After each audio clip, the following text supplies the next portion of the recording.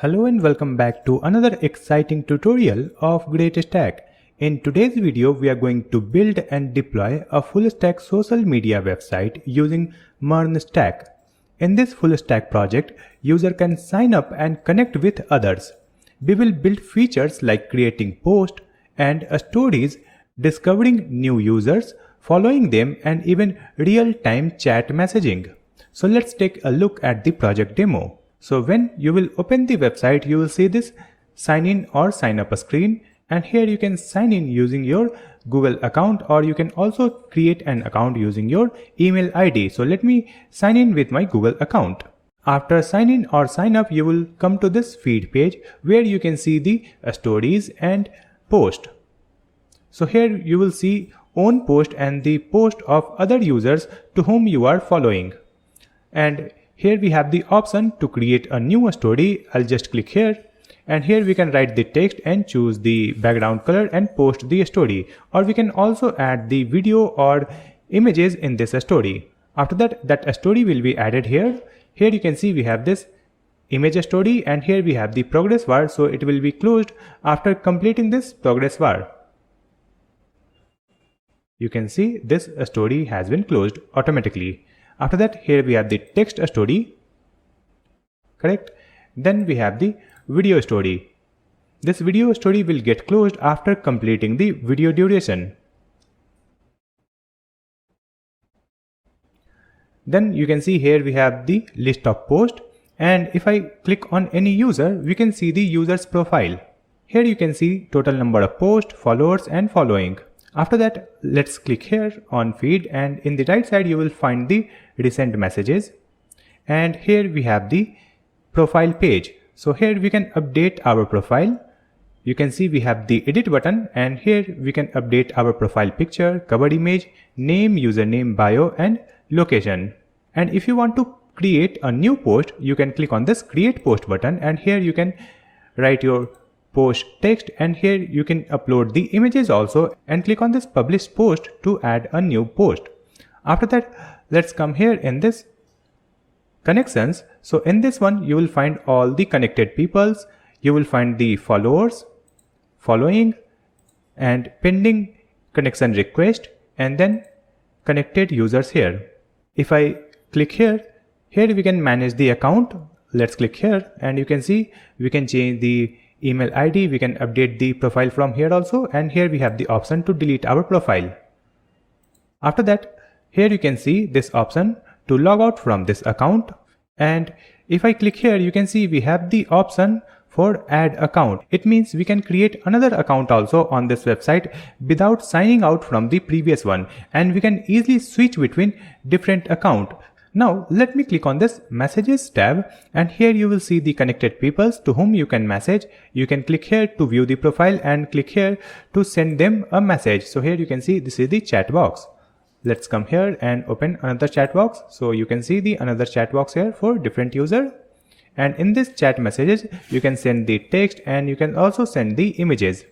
And after that, let's come here in this discover page, and in this search bar you can enter the name, email, or location, and you can find new people. So let me write a name.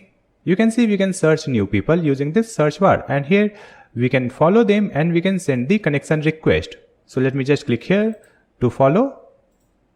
You can see the notification you are following this user, and we can also send them connection request. So I'll just click here. So you can see connection request sent successfully. Now let me try to send the message, but before sending the messages, this user needs to accept our connection request. So let me open this profile in a new tab. So here you can see we have this profile, and in this one if I go to connections, and here you can see we have this pending request from GreatStack. Let's click on this button accept. So you can see connection accepted successfully. And after that, if I come here in messages, here we have this profile, and we can click on this button to open the chat box, and now we can send the message here. So let's write one message. Hey, how are you doing? Now let's just click on this send button and come back to the previous profile.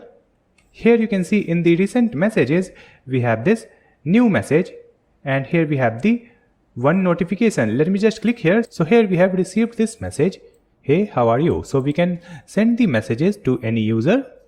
After that, let me click on this create post, and here I'll add the post text. This is another demo post. Then click on this icon to upload the images. So let me choose 2 images, and we can select multiple images here, and we can also remove the images using this cross icon. And if I click on this publish post, you can see the notification uploading, and after that you can see the notification post added, and you can see here we have a new post. So this is a fully functional social media application created using MongoDB, Express, React and Node.js. For making this user authentication, we are going to use Clerk that allow us to integrate multiple sign-up options like email sign-up, social media sign-up and phone number sign-up also. Using Clerk, we have also added multi-session sign-up that allow us to create multiple profiles on this website and easily switch between different accounts without signing out.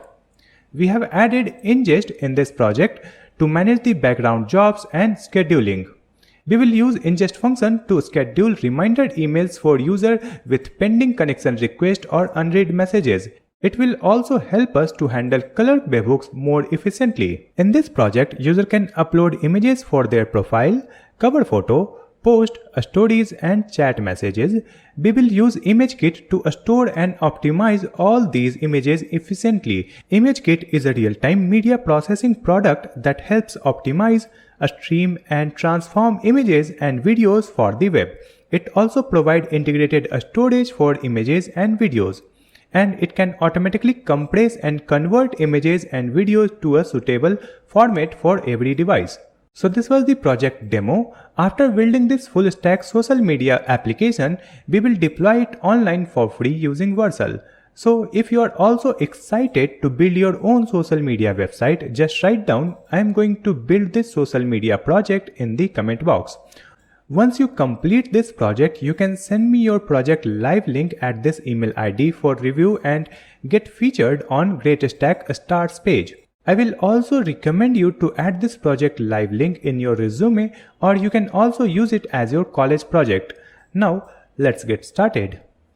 To create our full stack social media application, we will open the desktop screen, and here we will create a project folder. So let's create a folder, and here we'll add the project name, ping up. Now we'll open this folder in VS Code editor. So let's open it with VS Code.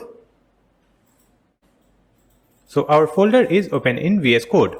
Now here we have to create a React project, and we will create the React project using Vite package. So first we'll open the terminal. So just click here, select new terminal, and in this terminal we will add the command npm create Vite at latest. So it will create a React project using this Vite. Now press enter. So it is asking to proceed. Let's press Y. After that, you can see it is asking for the project name. So in this full stack project, we will create the backend and front end. So we will create the front end in the client directory. So let's add client here. Then press enter. After that, here we have to choose the framework. So I'll choose React. Then we have to choose the variant. So here we will choose JavaScript. Now you can see in the left side we have this client folder, and in this client folder we have the files and folder structure for React project. Next we have to navigate into this client directory. So in this terminal, let's add cd client. So now you can see in this terminal we are in the client directory, right? Next, in this project we have to add the dependencies. For that we'll add npm install. So it will install all the dependencies for this project. And after installation we can start our front-end project. To start or run our front-end project, here we'll add npm run dev. That's it. Let me show you this command here. We have added npm run dev and press enter. So you can see our front end is running at this URL, that is localhost 5173. Now let me open this link in web browser. So you can see this is our basic Vite plus React project. It is successfully running in the web browser. Next we have to clear this project, right? So let me just come back here and we can hide this terminal and let's open this sidebar.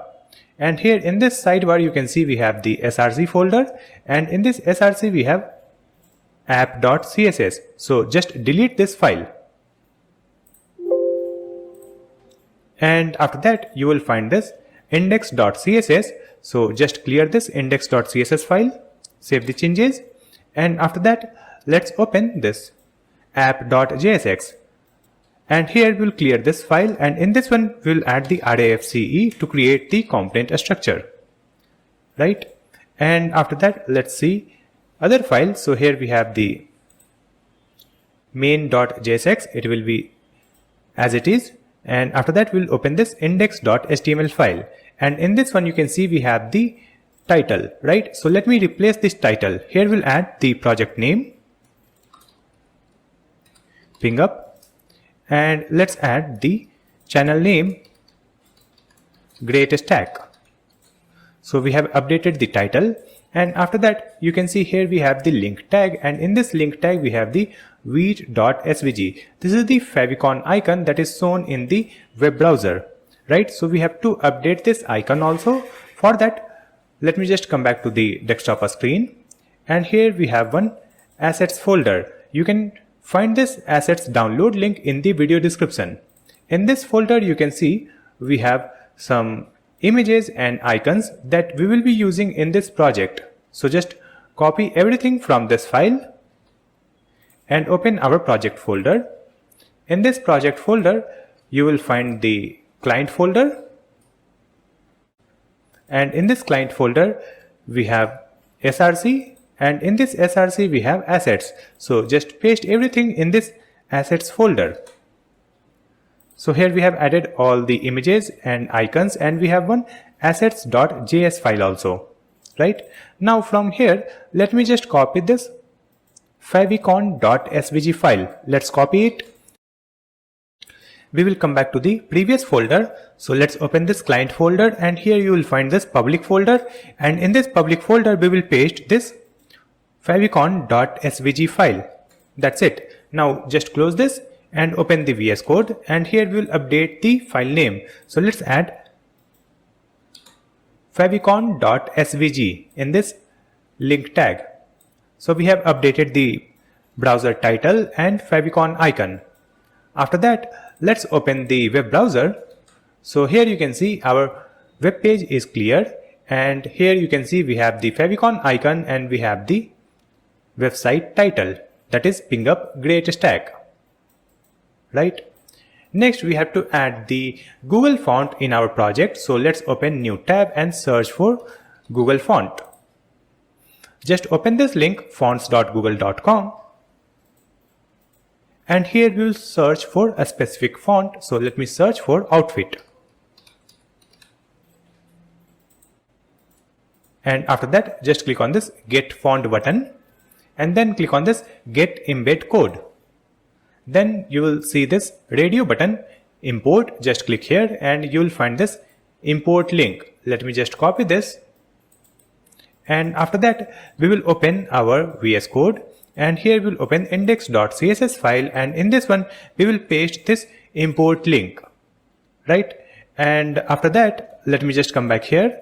You can see here we have the font family, right? So just copy this one, and we will apply this font family for entire application. So here we'll add a star that will select all the HTML tags. So here let's add font family outfit sans serif. So it will apply this font on entire application. After adding the Google font, next we have to add the Tailwind CSS in our React project. For that let's open the web browser, and here we will search for Tailwind CSS with Vite. and open this link. And here you can see the documentation to integrate Tailwind CSS in the React project created using the Vite package. So here you can see we have the first step to create a React project using Vite, and after that we have to install the Tailwind CSS. So just copy this command to install the Tailwind CSS. Let me just come back to the VS Code and open the terminal. In this terminal you can see the project is running, so first we'll add Ctrl+C to stop the project, and after that here we'll add this command npm install tailwind css at tailwind css/vite that we have just copied, and press enter. So it will install the Tailwind CSS, and let's see the next step. So here you can see the next step, we have to add this import statement in the Vite config file, and then we have to add this Tailwind CSS in this plugin, right? So let me just copy this import statement first and come back here in the VS Code, and in the left side you will find this vite.config.js file. Let's open this file, and here we'll paste this import statement. After that, in this plugins array you can see we have the React, right? Let me move it in the new line like this. So after React we'll add the comma, and here we have to add this Tailwind CSS. Just copy and paste it here. So we have added React and Tailwind CSS in this plugins. Save the changes. Now let's see the next step. So the next step is to import Tailwind CSS in the CSS file. So let's copy this one and come back here. And here we will open the index.css file. And here let's add this import statement just after this Google font. So we have imported the Tailwind CSS in the index.css file. After that, if you see the next step, we can start the project using npm run dev, and we can simply use the Tailwind classes in any HTML element. You can see we can write the Tailwind classes like this, correct? So after adding the Tailwind CSS, we can start the project, right? But before starting the project, let me add one other package also that we will use in this project. So here we'll install the Lucid React package. Using that we can add the icons. So here we'll add npm install and lucid-react. Press enter. Using this package we can add the icons in our project. Now this package has been installed. After that we can run our project. So just add npm run dev, press enter. So it will again start the project. So our project is running on the same URL. Now we can hide this like this. Save the changes and open the web page. So you can see here our web page is blank. So now we can create different components for our web page. But before creating any component, let me show you our UI design. So I'll open the Figma file, and here you can see this is the UI design for our social media application. Here we have multiple pages.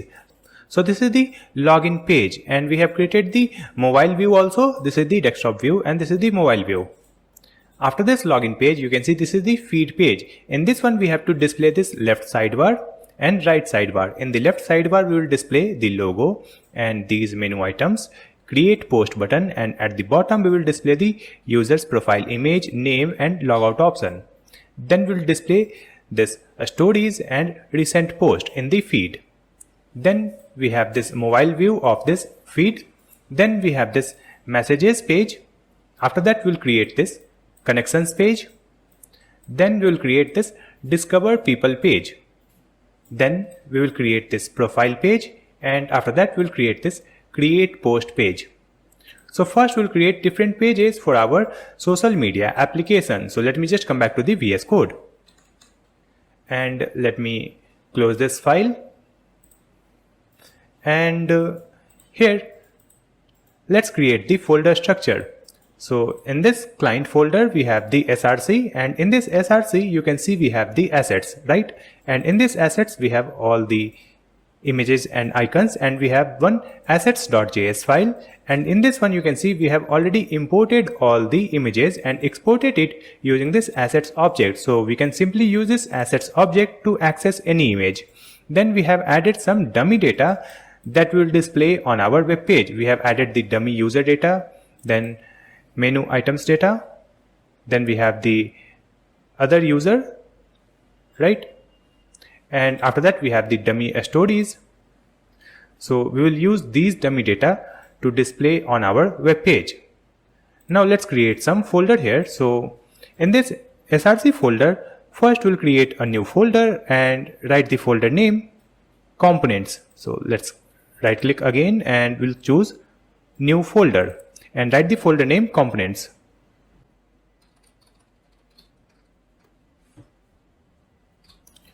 After that, let's create a new folder in this src and write the folder name pages, where we'll create all the pages of our application. Now let's create different pages here. So in this pages folder, first we have to create the login page. So let's add login.jsx, and here we'll add RAFCE to create the component structure. After that, you can see in this Figma design, we have to create this feed page. So just come here and we'll create a new file here and write the file name feed.jsx. Here also we'll add RAFCE to create the component structure. Now let's see the next page. So we have to create this messages page. So just come back and here we'll create a new file in this pages and write the file name messages.jsx. Then write RAFCE. Then let's see the next page. We have to create this connections page. So let's come back, create a new file here in this pages folder and write the file name connections.jsx and write RAFCE. After that, let's see the next page. So we have to create this discover page. Let's come back and create a new file discover.jsx. Create the component structure. Now let's see the next page. So we have to create this profile page. So let's come back and here we'll create profile.jsx file and create the component structure. Now let's see the next page. This is create post page, right? So just come back and here we'll create a new file create post.jsx. Here also we'll add RAFCE and created this component structure. After that, let's see the next page. So here you can see we have to create this chat box page. So let me just come back here and let's create a new file and write the file name chatbox.jsx. Here also we'll add RAFCE. Now we'll come back here and you can see in all these pages we have the same sidebar, right?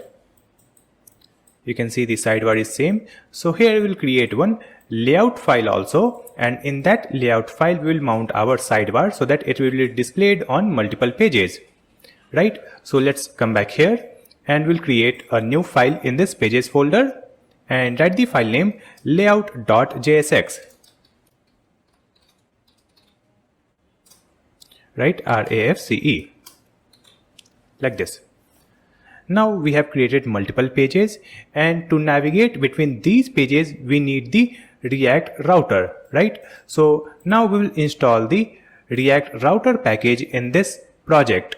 So let's open the terminal and we'll stop it using Ctrl+C, and after that here we'll add npm install and then write the package name, that is React router DOM.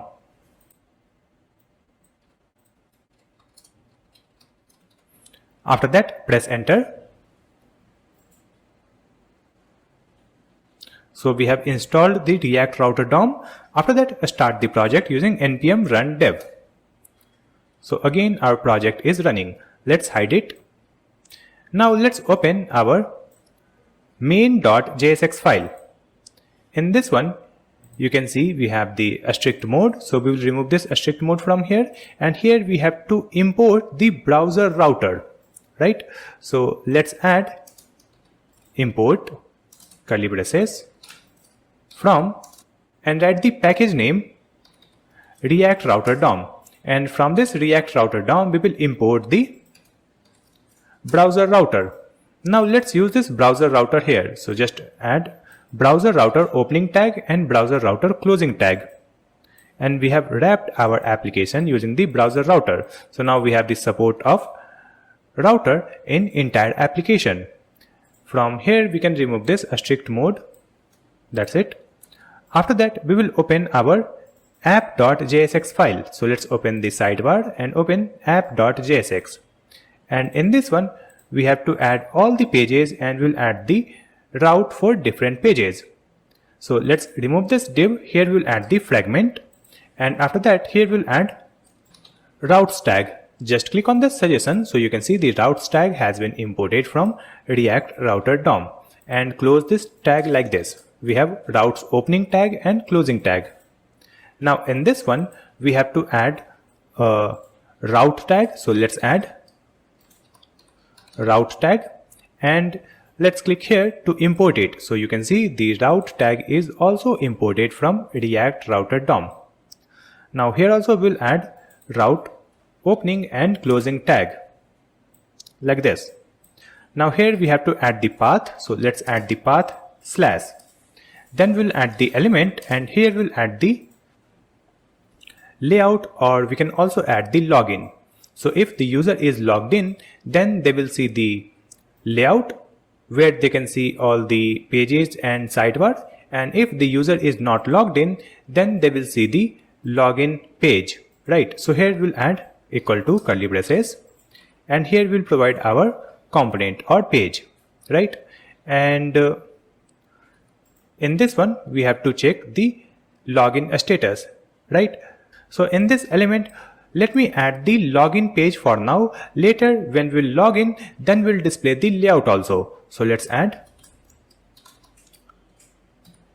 login page. You can see we are getting this suggestion. Just click here. So this login page has been imported from the pages folder slash login file, and close this tag like this. So we have added the at home path, it will display the login page, right? And after that here we'll add the other routes. So let's add route tag, and it will be self-closing.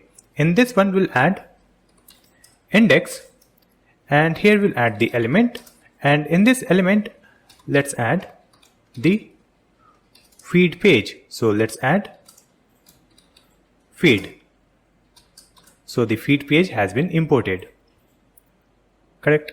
After that just duplicate this line, and here we'll add the next route. So in this one we have to add the path, and here let's add the path, that is messages, right? So when we will open this messages path, here we'll display the messages page. So just add messages. Let's click on this suggestion. So this messages page has been imported. Now duplicate this route, and here we'll add the next path. So let's add messages slash, and here we'll add the colon user ID like this. And when we will add the user ID in this path, then it will open the chat box so that we can chat with this particular user. So here we'll add the chat box. So the chat box has been imported.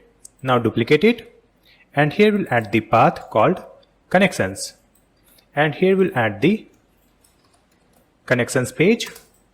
Then duplicate it. Here we'll add discover. So the path name is discover, and here we'll add the page discover.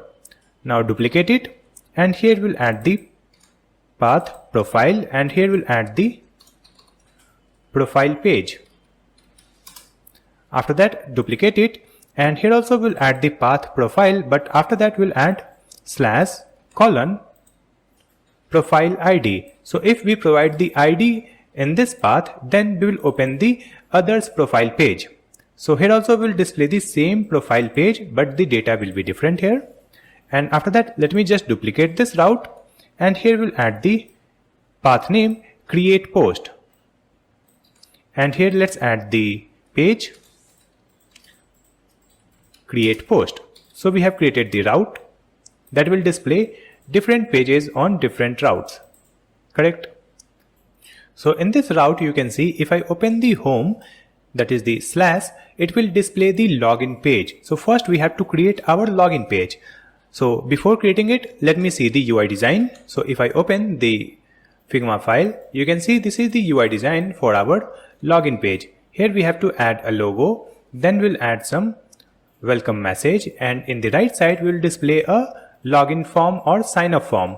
So to create it, let me just come back to the VS Code. And here we will open the pages folder and login.jsx file. Now in this one, we have to add some tailwind classes. So in this first div, we'll add the class name property, and here we'll add the minimum height. So the minimum height will be screen. So here we'll add min h a screen. After that, here we have to add the flex classes. So just add flex column, and for medium and above screen we'll add flex row, right? After that, here we have to add a background image, right? So let's add the comment here, background image, and after that here we'll add the image using this img tag, and in this one we'll add the src, and here we'll use the assets. So just add assets. We are not getting the suggestion, so let's open this sidebar, open this assets, and open assets.js file. And after that, if I open this login.jsx and if I type assets, we are getting this suggestion. Just click here. You can see the assets object has been imported from the assets file and assets folder. Now from this assets, we can access any image. So let's add the bg image from this assets. After that, here we have to add some classes. So just add the class name property, and in this one we'll make the position absolute. So let's add absolute. We'll add the top, left, z index, width will be full, height full, and object cover. After adding it, save the changes, and if I open the web page, here you can see it will display the background color on entire screen, right? Next we have to add the content on this screen. So first we'll display the logo, and after that in the left side we'll display some welcome text and small images. So let me just come back, and here after this image, let's add the comment, that is left side, and in the left side we have to add some branding text. So let's add branding, and we'll add this in the comment. So here we'll add the div for the left side. Now in this div, let's add some classes. So here we'll add the class name property and provide these tailwind classes. Now in this one, first we have to add the logo. So let's add the img tag again. We'll add the assets here, and from this assets we'll find the logo. And after that, for this logo we have to set the height. So let's add the class name property and provide these tailwind classes, height and object contain, right? And after that we have to add some content. So let's add the div here just after this img tag, and in this one we'll add another div, and here in this one we will add one img tag, and in this image tag let's add the assets dot group user, and in this one we have to add the height. So here we'll add the class name property and provide these classes. After that, in this div we have to add some classes. So just add the class name property in this one, and here also we'll add these tailwind classes, right? Now after this user image, here we'll add a div, and in this one we have to add the stars icon, right? So here we'll add a div, and in this one we'll add the curly braces array, and let's add 5, and then we'll add dot fill and provide 0. Then we'll add the map here, dot map, and here we'll add the arrow function. Now in this function parameter we'll add underscore comma I, that is the index. Now it will return one star icon, so just add this parenthesis, and here we'll add opening arrow star, and let's import this star from the Lucid React. Just click here, so it will get imported, and after that let's close this tag. Now in this star we have to add the key also, so just add the key, and in this key we'll add the I, right?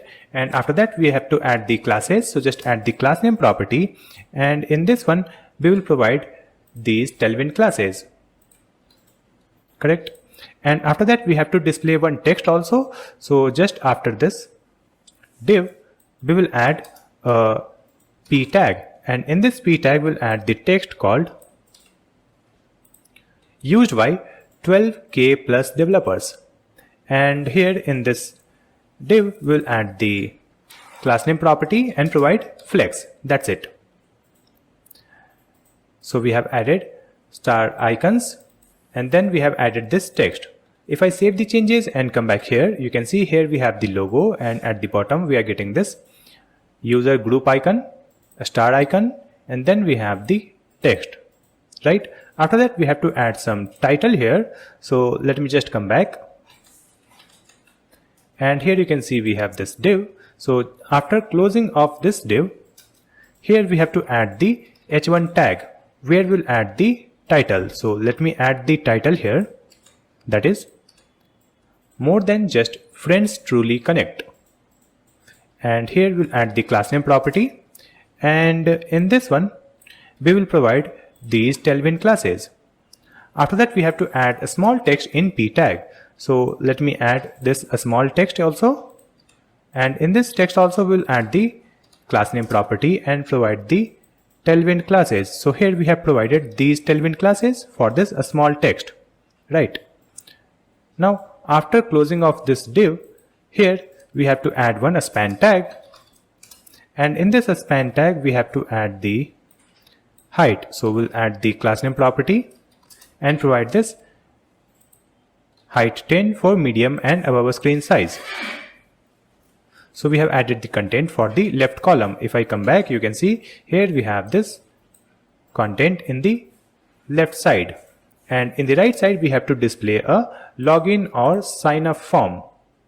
To add the content in the right side, let me just come back to the VS Code, and here you can see we have this closing div. So just before this last closing div, here we'll add the comment. So let me add the comment, right side login form, and here we'll add a div, and in this div let's add the class name, and here we'll add the flex1, so it will also use the equal space. So we have added flex1, then other flex classes, right? Save the changes and come back here. So you can see here we have the space available in the right side where we can add the login or sign up form. So to add the login and sign up feature in our application, we are going to use Clerk. Clerk is the most comprehensive user authentication and user management platform. It provides ready-to-use components like sign up, sign in, user button, and user profile. We can easily integrate these components in our React application. Using Clerk, we can easily integrate different sign up options, like we can sign up using email ID, social media accounts, or we can also sign up using phone. So to enable the user authentication in your React project, just click on the link given in the description and open this clerk.com, and here you need to create an account.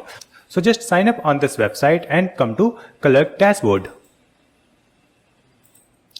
After sign up, you will see this screen, create application. So I'll just click here to create a new application, and here you need to enter the application name. So I'll write my project name here, ping up. And after that, here you can choose the sign in option. So I'll enable this email sign up, and I will also enable this phone number sign in. So let's enable it, and here we'll enable this Google sign in. Now just click on this create application.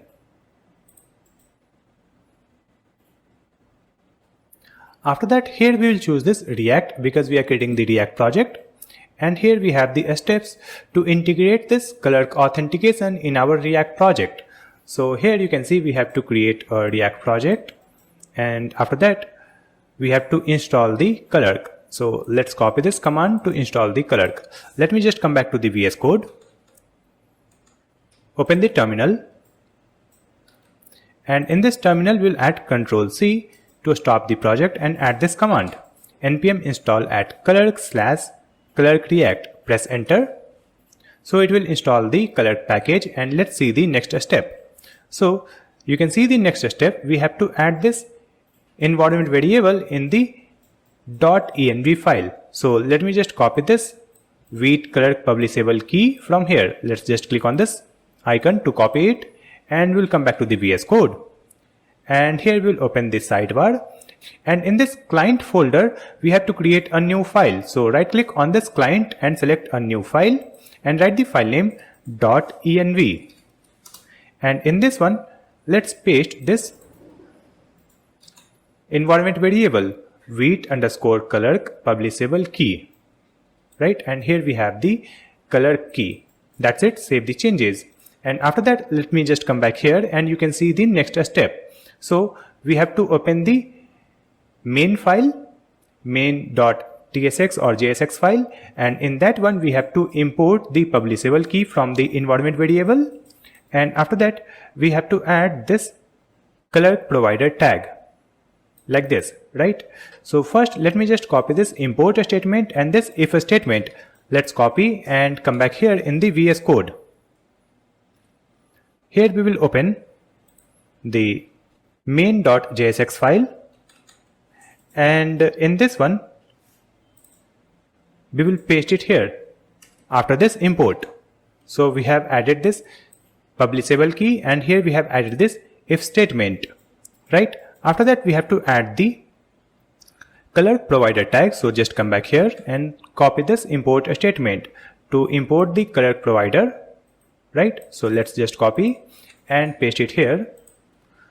You can see we have imported the Clerk provider tag from clerk/clerk react, and after that we have to add this here. You can see we have to wrap our application using this Clerk provider, and in this one we have to provide the publishable key, right? So let me just copy this and come back here. So in this one we will paste the code that we have just copied, and here let me add the browser router also. Let's move this browser router from here. So here let's add Clerk provider, and in this Clerk provider we have added the publishable key, and after that in this one we'll add the browser router and close it. And let's add the app component in this browser router. So here you can see the structure. First we have the Clerk provider. Inside this Clerk provider we have the browser router, and in this browser router we have our app. That's it. So we have added the Clerk in our project. After that, you can see we can use any of this component like sign out component, sign in button component, right? So we can use the Clerk component in our React application, right? So let me just come back here and let's start the project again. So here in this terminal we'll add npm run dev to start our project. Hide this terminal and let's open our login page. So here we have login.jsx, and in this div we have to mount the Clerk component to create the sign in or sign up form. So here let's scroll up, and here we will import the component from the Clerk. So let's add import curly braces from at Clerk/Clerk react, and in this one we will import the sign in component. Let me just copy this sign in component from here, scroll down, and within this div we will mount the sign in component like this. So here we have mounted the sign in component that we are getting from the Clerk. After that, let's save the changes and open the web page. It should display the sign in component here. You can see here we have the sign in component, and here we have the option to sign in using Google account, and we can also sign in using the email address, or we have the option to sign in using the phone. Let me just click here, and here we can enter the phone number for sign up. So it will send the OTP and we can sign in using the phone. And if I click on this sign up link, it will open this sign up form. And in this one you can see we have the option to sign up using Google account, and we can also sign up using the email ID and phone number and password, right? So let me sign up using the Google account. So I'll just click here. Let me choose my email ID and then click on continue. So after sign up using my Google account, it is asking for the phone number, but I don't want to show my phone number here. So I'll disable this phone number sign in feature from the Clerk dashboard. So let me open the Clerk dashboard, and let's open this configure. And here you can see we have the different sign up option and sign in option, right? So in this sign in option you can see we have the phone number enabled. So I'll disable this one and click on save, because I don't want to show my phone number here. And if I come to this user profile sign up, here also you can see we have this phone number. Let's disable it and click on save. So if you want to enable the phone sign in or sign up, you can enable from this Clerk dashboard in the configuration, right? And after that, let me just come back here and click on continue. So we have successfully created our account on this website. So after successful sign in or sign up, we have to hide this login page and we'll display our layout. So let me just come back to the VS Code and let's open the app.jsx file. In this one you can see at this home route we are displaying the login page, right? So here we'll check the user is logged in or not. So for that, here let's add import curly braces from at Clerk/Clerk React, and here we will get the use user, right? And after that, here before this return a statement, we'll add const curly braces user equal to use user function. That's it. So here we'll get the user. Now let's add it here in this element. So here we'll add this user question mark. So when the user is logged in, then we have to display the layout, right? So here let's add not of user. It means when the user is logged out, then we'll display the login page, and if the user is logged in, then we'll display the layout. So just add this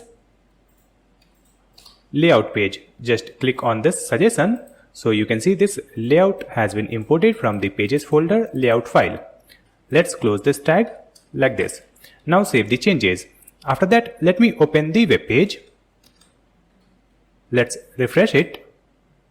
So you can see the login page is hidden, and here we have the white screen because we have not added any content in our layout file.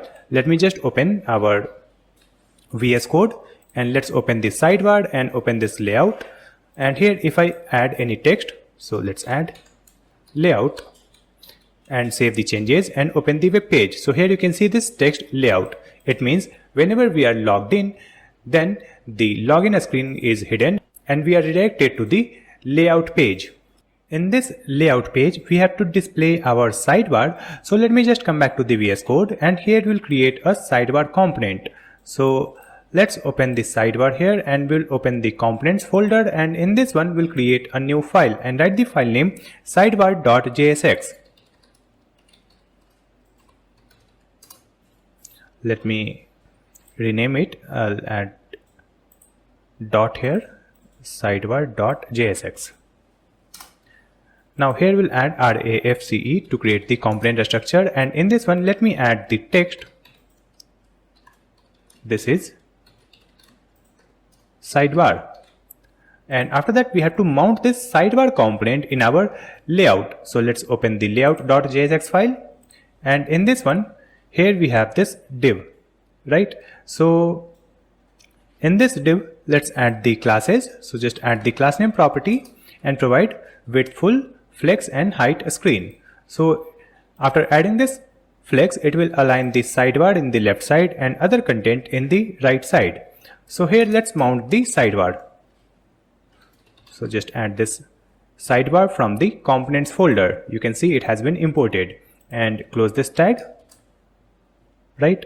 And after that, here we'll add a div. So this div will be displayed in the right side, and in this div let's add class name property and provide flex1, so it will use the entire space available in the row, and we have added the background color. And in this one, let me add the outlet. So let's add opening arrow, outlet, and import this outlet from the React router DOM. Let's click here. So the outlet has been imported, and close this tag. Correct. Now in this one we have to add the state. Using that we can open and close the sidebar, right? So before this return statement, let's add const and write the state name sidebar open, and after that we'll add the setter function set sidebar open equal to use a state and initialize it with false, right? And after that, let's come here after closing of this div, and here we'll add one curly braces, and in this one we'll add sidebar open question mark. So when the sidebar is open, in that case we'll display a cross icon to close the sidebar. So here let's add the opening arrow X, and let's import this X from the Lucid React. So it has been imported. Now in this one we'll add the classes also. So just add the class name property and provide these tailwind classes. Correct. After that, suppose the sidebar is already closed, then we will display the menu icon to open the sidebar. So here we have added the colon, and here let's add opening arrow menu, and let's import this menu icon from Lucid React like this. And after that, here also we'll add the class name property and provide these tailwind classes for this menu. And after that, here we have to add the onClick property also, that will open and close the sidebar. So here we'll add the onClick, and let's add the arrow function here, and this will call the setter function set sidebar open, and let's make it false because this is the cross icon. And let me just copy this onClick from here and paste it in this second one, and in this one we'll make it true. So it will open the sidebar when we click the menu icon, right? Now this sidebar will be displayed only when the user is logged in or user data is available, because in the left sidebar we'll display the user's full name, and we will display the profile icon, and we will display the username, right? So here let me get the user data from the assets. So let's add const user equal to dummy user data. Let's click here. So the dummy user data has been imported from the assets. Later when we'll create the backend, we'll get the user data from our backend, right? So here we are getting the user data from the dummy data that is stored in the assets, right? And after that, here we'll add the ternary operator. Let's add this user here and question mark. So when the user is available, it means when the user data is available, then we will display this div, right? Now suppose this user data is not available, in that case we will display the loading a screen. So after this we'll add colon, and here we'll add this parenthesis, and in this one let's add the text loading like this. But instead of this loading text, we'll create a loading component also. So let me just open this sidebar. In this components folder, we'll create a new file and write the file name loading.jsx, right? And here we have to create the loading animation. So just add RAFCE, and in this div let's add the classes. So here let's add the class name property and provide these tailwind classes, and after that we'll add one more div here, and in this one we'll add the class name property and here let's add width and height and rounded full so that it will be a circle. Then we have added the border 3, then border color, and the border top will be transparent, and we have added the spin animation, right?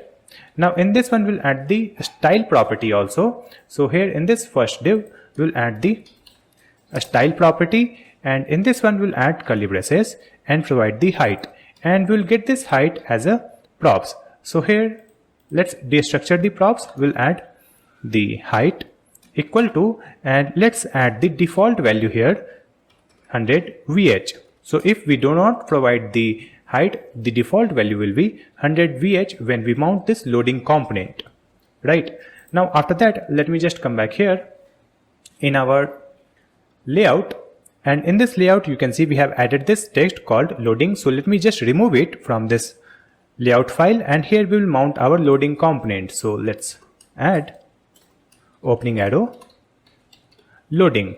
Let's click here to import this from the components folder. So we have mounted the loading component also in this layout. So when the user data will be available, it will display this div that contains the sidebar, and after that in the right side it will display the content using this outlet that will display the other pages that we have mounted in this app. So if I open the messages, it will display the message page, and in the left side it will display the sidebar, right? Now let me just come back to the web page. So here you can see we have this message, this is sidebar. So now we have to create our sidebar, as you can see in this Figma design. Here you can see in this sidebar we have this logo, then we have these menu items with icon, and then we have this create post button, and at the bottom we have to add this user's profile icon, and then we'll add the user's full name, then username, and this icon to log out from the account, right? So to create it, let me just come back here and let's open the sidebar.jsx file. Now in this one, let me remove this dummy text from here, and here we have this div. So in this one, let's add the class name property, and here we have to add the curly braces backticks, and in this one let's add these tailwind classes, correct? And after that, here we have to add the props also. So you can see we have mounted the sidebar component in our layout, right? So in this layout, when we mount this component, we will pass the props. So here in this sidebar, let me add some space here so that you can see clearly. So in this sidebar component, let's add the props sidebar open equal to sidebar open. Then we'll add setter function set sidebar open equal to set sidebar open. Now we will destructure this props here in our sidebar.jsx file, and here let's add curly braces and provide this sidebar open and set sidebar open. Now whenever this sidebar is open and closed, we will add different classes. So here after adding these classes, we'll add $, curly braces, and here we'll add sidebar open. If it is true, in that case let's add translate x 0, right? And if it is false, we'll add the colon here, and here let's add max sm translate x full, that is minus translate x full, correct? And after that, here let's add the transition, and we'll add the duration and timeout function. So just add transition all, duration, and is in out. That's it. Now after that, here we'll come to this div, and in this div we have to add another div, and here let's add the width. So the width will be full, so simply add the class name property and provide the width full. And in this one we have to add our logo, so we'll add the img tag, and in this image tag let's add the assets dot logo.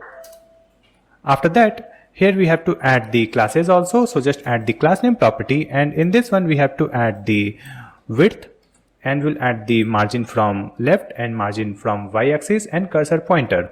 After that, here we have to add the onClick property also. Let's add the onClick, and in this one we'll add the arrow function, and when we click on this logo it will open the home page, right? So here we have to use the navigate function. So let's come here before this return statement, and here let's add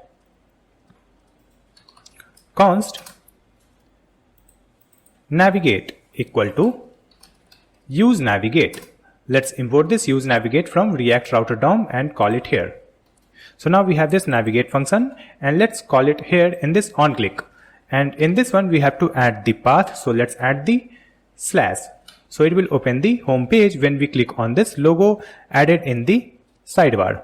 After that, we have to add one horizontal line. So here let's add the HR tag, and in this HR tag we have to add the classes. So let's add the class name property and provide these classes.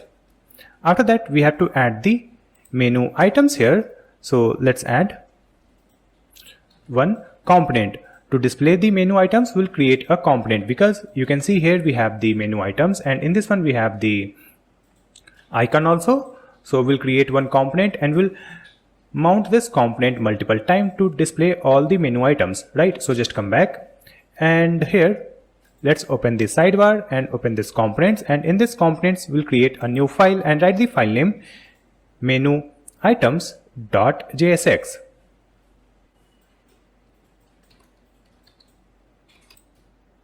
Now in this one we'll add RAFCE to create the component structure, and after that here we'll get the data from props. So here let's add setter function set sidebar open, and after that here we have the return statement. So in this one we have this div, so just add the class name property and provide these tailwind classes. Then we'll add the curly braces, and here we will use the menu item data that is available in our assets. So just add menu items data. Let's click here. So the menu items data has been imported from the assets file, and after that this is an array. So here we can use the map method. So just add map, and after that in this one we have to add one arrow function, and here we'll add this parenthesis. So this will return the navlink tag. So just add navlink tag from React Router DOM. It has been imported from React Router DOM, and let's close this navlink tag like this. So we have navlink opening and closing tag.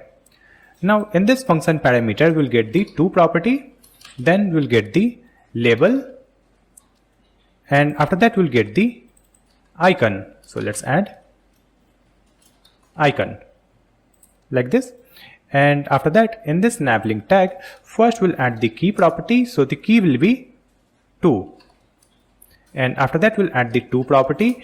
It is also 2, and then we'll add the end. So let's add the end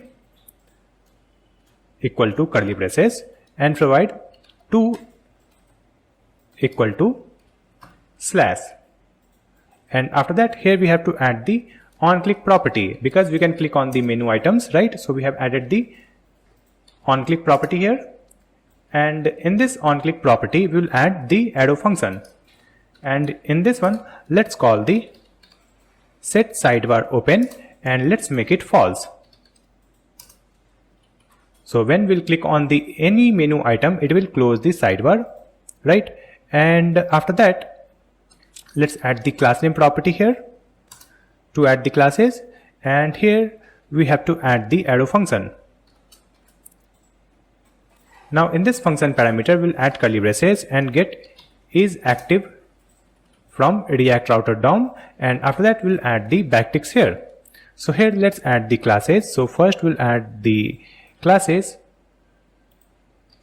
like this, and after that we'll add the dynamic classes based on this is active. So just add $ curly braces is active. When it is true, then we have to add the background indigo 50 and then text indigo 700. After that we'll add the colon here, and here we'll add other classes when it is false. So here we have added the other classes when the is active is false, correct? Now Within this navlink tag, we have to add one icon. So let's add the opening arrow. We'll add icon and close this tag. Now after that, here we'll add the class name property also, and let's add the classes. So here we have to add the width and height. And after adding this icon, we can display the menu text, right? So just add curly braces and provide the label here. So we have created this menu items component, right? And when we'll mount this component and provide the props, then we can display the menu items in the sidebar. Now let me just come back here in the sidebar.jsx file. And here after this HR tag, we have to mount this component. So let's add opening arrow, menu items. So let's import it. We have imported this menu items, and after that in this one we have to add the props. So just add set sidebar open equal to set sidebar open. That's it. Now save the changes and open the web page. Let me refresh it. So here we are getting the blank screen. So let me inspect it. Let's open console. So you can see we are getting some error in this menu items file. So let me just come back. Let's open menu items, and here you can see we are getting these data in the function parameters. So let's add the curly braces like this. Here we have added the curly braces, and after that let's save the changes. Now you can see in the left sidebar we have the logo, and then we have the menu items like feed, messages, connections, discover and profile. And if I click on any one, you can see if I click on messages, the path is changing. You can see the path, we are at /messages, and this one becomes colorful, and you can see the background becomes colorful here. If I click on connections, you can see this background becomes colorful, and you can see the URL. So we can navigate to different pages using these menu items, and it is also highlighting the active page using this background color in the menu item, right? And after that, if I open the Figma design, you can see here we have to create a button called create post. So let me just come back here in the VS Code, and let's open the sidebar.jsx file, and here we have mounted our menu items. So after that we have to add the link tag. So let's open tag here and we'll add link. Let's click here to import this link from React Router DOM. Now let's add the closing tag also, and within this we have to add one icon. So just add opening arrow. Let me add a space here. Then we'll add circle plus. Let's import this circle plus from Lucid React. So we have imported this icon and close this tag, and here we have to add the classes. So we'll add the width and height for this icon, and after that we have to add the text also. So the text is create post, right? And after that in this link tag we'll add the to property, and in this to property we'll add the path. So just add /create post. So when we'll click on this button, it will open this page create post. Now we'll add the classes also to design this button. So here we have added the class name property and provided these tailwind classes in this link tag, right? After that, let's save the changes and open the web page. So here you can see we have this create post button in this left sidebar. After that, at the bottom we have to display the user profile icon, and when we'll click on that profile icon, it should open the profile details. For that we will use the user button component from our Clerk, right? So let me just come back, and here you can see we have this div, and then we have this last closing div. So before this last closing div, we'll add another div. Now in this one we have to add the classes. So let's add the class name property and provide these tailwind classes. Next we have to add another div here. So just add another div, and in this one we have to add the flex. So let's add the class name property and provide these flex classes, and here we have to add the user button. that is the user profile icon, and when we click here it will open the profile details, right? So first we have to import it from Clerk. So let's scroll up, and here we'll add import, and we'll import the curly braces from Clerk React, and in this one let's import the user button, right? And after that we'll also import the use Clerk like this. Now just copy this user button and mount it here in this div. So let's add opening arrow and provide this user button and close this tag. So we have mounted the user button here, and after this user button we have to add the user's full name, and we'll display the username also. So let's add a div, and in this div we'll add the h1 tag, and here let's add the full name. So here we have to get the user data from our assets, right? So let's scroll up, and after this navigate, we'll add the const user equal to dummy user data. So the dummy user data has been imported, and after that let's add the const curly braces sign out, and let's get this sign out from the use Clerk and call this use Clerk. You can see we have already imported this use Clerk here from Clerk/Clerk React. Now let's scroll down, and in this h1 we have to display the full name. So here we'll add the user dot full name property, right? And after that here we have to add the p tag, and in this p tag will display the username. So first we have to add the @ symbol, then curly braces, and provide the user. Then we'll add the username property. So it will display the username here with @ symbol. Now we'll add the classes also. So in this name we'll add the class name property and provide these classes, and in this p tag also we'll add the class name and provide these tailwind classes like this. And after adding this div, here we have to add the logout link also, correct? So let me add it here. Here we have this div, and before this closing div we will add opening arrow logout, and let's import this logout from Lucid React. So we have imported the icon, close this tag, and in this icon we have to add the classes. So just add the class name property and provide these tailwind classes, and then we have to add the onClick property also. So let's add the onClick property, and here we'll provide this sign out function. That's it. Now save the changes and let's open the web page.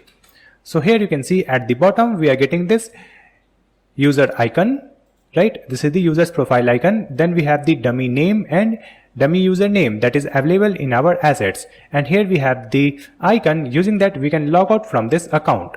Now if I click on this user's profile icon or image, it will open this pop-up, and in this one you can see we have the option for sign out, and here we have the option for manage account. Let me just click on this manage account, and here you can see we have the profile manage option where we can update the profile image, we can update the name, and we can also update the email ID. Then we have the security, and in this one we can set the password, we can delete the account, right? So this profile component is provided by Clerk, correct? Now in this one we have already signed up, and then we are getting this option, but here we have one more option provided by Clerk. We can integrate the multi-session sign up. Let me open the Clerk dashboard, and let's come here in this configure, and after that we'll come here in this sessions. Here you can see multi-session handling. Let me enable it, then click OK, then click on save. After adding it, if I come back here, refresh this web page, and now if I click on this user profile image, here you can see we have the option called add account. So here we can add another account also. If I click here, you can see we can sign up or sign in using new account, right? So without signing out from the previous account, we can sign in using any other account also, and we can easily switch between different accounts using this multi-session signup. So in same application, we can create multiple account, right? Using this multi-session Clerk feature. Now let me test this logout feature also. If I click on this icon, you can see we are logged out, and here we are getting the login form again. And if I click on this login with Google, you can see we are logged in and we are back to this layout. And if I click on this user profile image, here also we have the sign out option, correct? So we have completed our sidebar. Next we have to create the feed page here in the right side. To create this feed page, let's see the UI design. So in this UI design, you can see here we have the stories at the top, and after that we have the list of posts, right? So we will create the separate component for this stories, and then we'll create one component for this post, and we'll map all the posts one by one, right? And in the right sidebar, we will display the sponsored message with image, and below that we'll display the recent messages, correct? So here in this feed page, we have to create two columns. In the first one, we'll display the story and post, and in the right side, we'll display one sponsored image and text and recent messages. So let me just come back to the VS Code. Let's open this sidebar, and from here, let's open this pages folder, and in this pages, we have the feed.jsx file. Let's open it. Now in this feed.jsx file, we will create one state. So let's add const feed, or let's add feeds, and write the setter function set feeds equal to use state, and let's initialize it with empty array, and then we'll create the function that will add the feeds data in this state, right? So here we'll add const fetch feeds equal to, and create the asynchronous arrow function, and in this one we will use the setter function set feeds, and here let's add the dummy post data from the assets. So just add dummy post data. Let's click on this suggestion. So you can see the dummy post data has been imported from the assets folder, assets file, and after that here we have to call this function. So let's add use effect. And in this use effect, we have to add the arrow function, and here we'll add the dependency array. So just add comma and provide the empty array. Now in this function, simply call this fetch feeds function. That's it. Now whenever the component gets loaded, it will take some time to execute this function and get the feeds data. So till then, we have to display the loading animation. So here we'll create one loading state. So let me just duplicate it. And here we'll add the state name loading. Then we'll add the setter function set loading and initialize it with false, or let me initialize it with true, because by default it will display the loading animation until it loads the post data, right? So we have initialized it using the true. And after that, let's come here in this return statement. Now here let's add return not of loading. It means when the loading is false, so in that case only we will display the content, right? And if the loading is true, in that case we have to display the loading animation. So after this closing parenthesis, we'll add colon, and here we'll add loading component. We are not getting the suggestion for this loading component. So let me open this component from here. We have this loading.jsx. Let's open it, and after that we'll come back to the feed page. So let's open feed, and here now if I type loading, we are getting the suggestion. So let's click here. So it has been imported. So first it will display the loading animation until it fetch the dummy post data, right? And here we are getting this warning. So here we have to add question mark after this not of loading. So it will be a ternary operator. Now it is correct. Now we have to display the content in this div. So in this div, let's add the classes, so just add the class name property, and here we have to provide the tailwind classes. So we have provided these tailwind classes in this div, correct? Now after that, here we have to display the stories first, correct? And after that we'll display the post list. So just add the comment here, that is stories and post list. Let me add it in the comment, and we will display it in a div like this. So in this div we will display the stories and post list, and after that we'll create one more div. So here we'll add the comment, that is right sidebar, and in this right sidebar let's add a div, correct? Now let's come here in the first div, and in this first one we'll add the stories first. So let's add the text stories here, and after that here we'll add a div, and in this div we will display list of post, correct? Now in this div we have to add some classes. So we'll add the class name property and provide the padding 4 and a space by 6 like this. Now if I save the changes and come back here on our web page,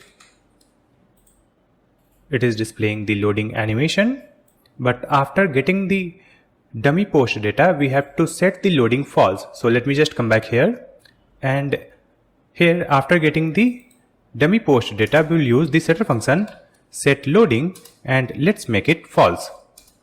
Save the changes and again open the web page. So here you can see we have the stories here, text, and then we have the list of post, correct?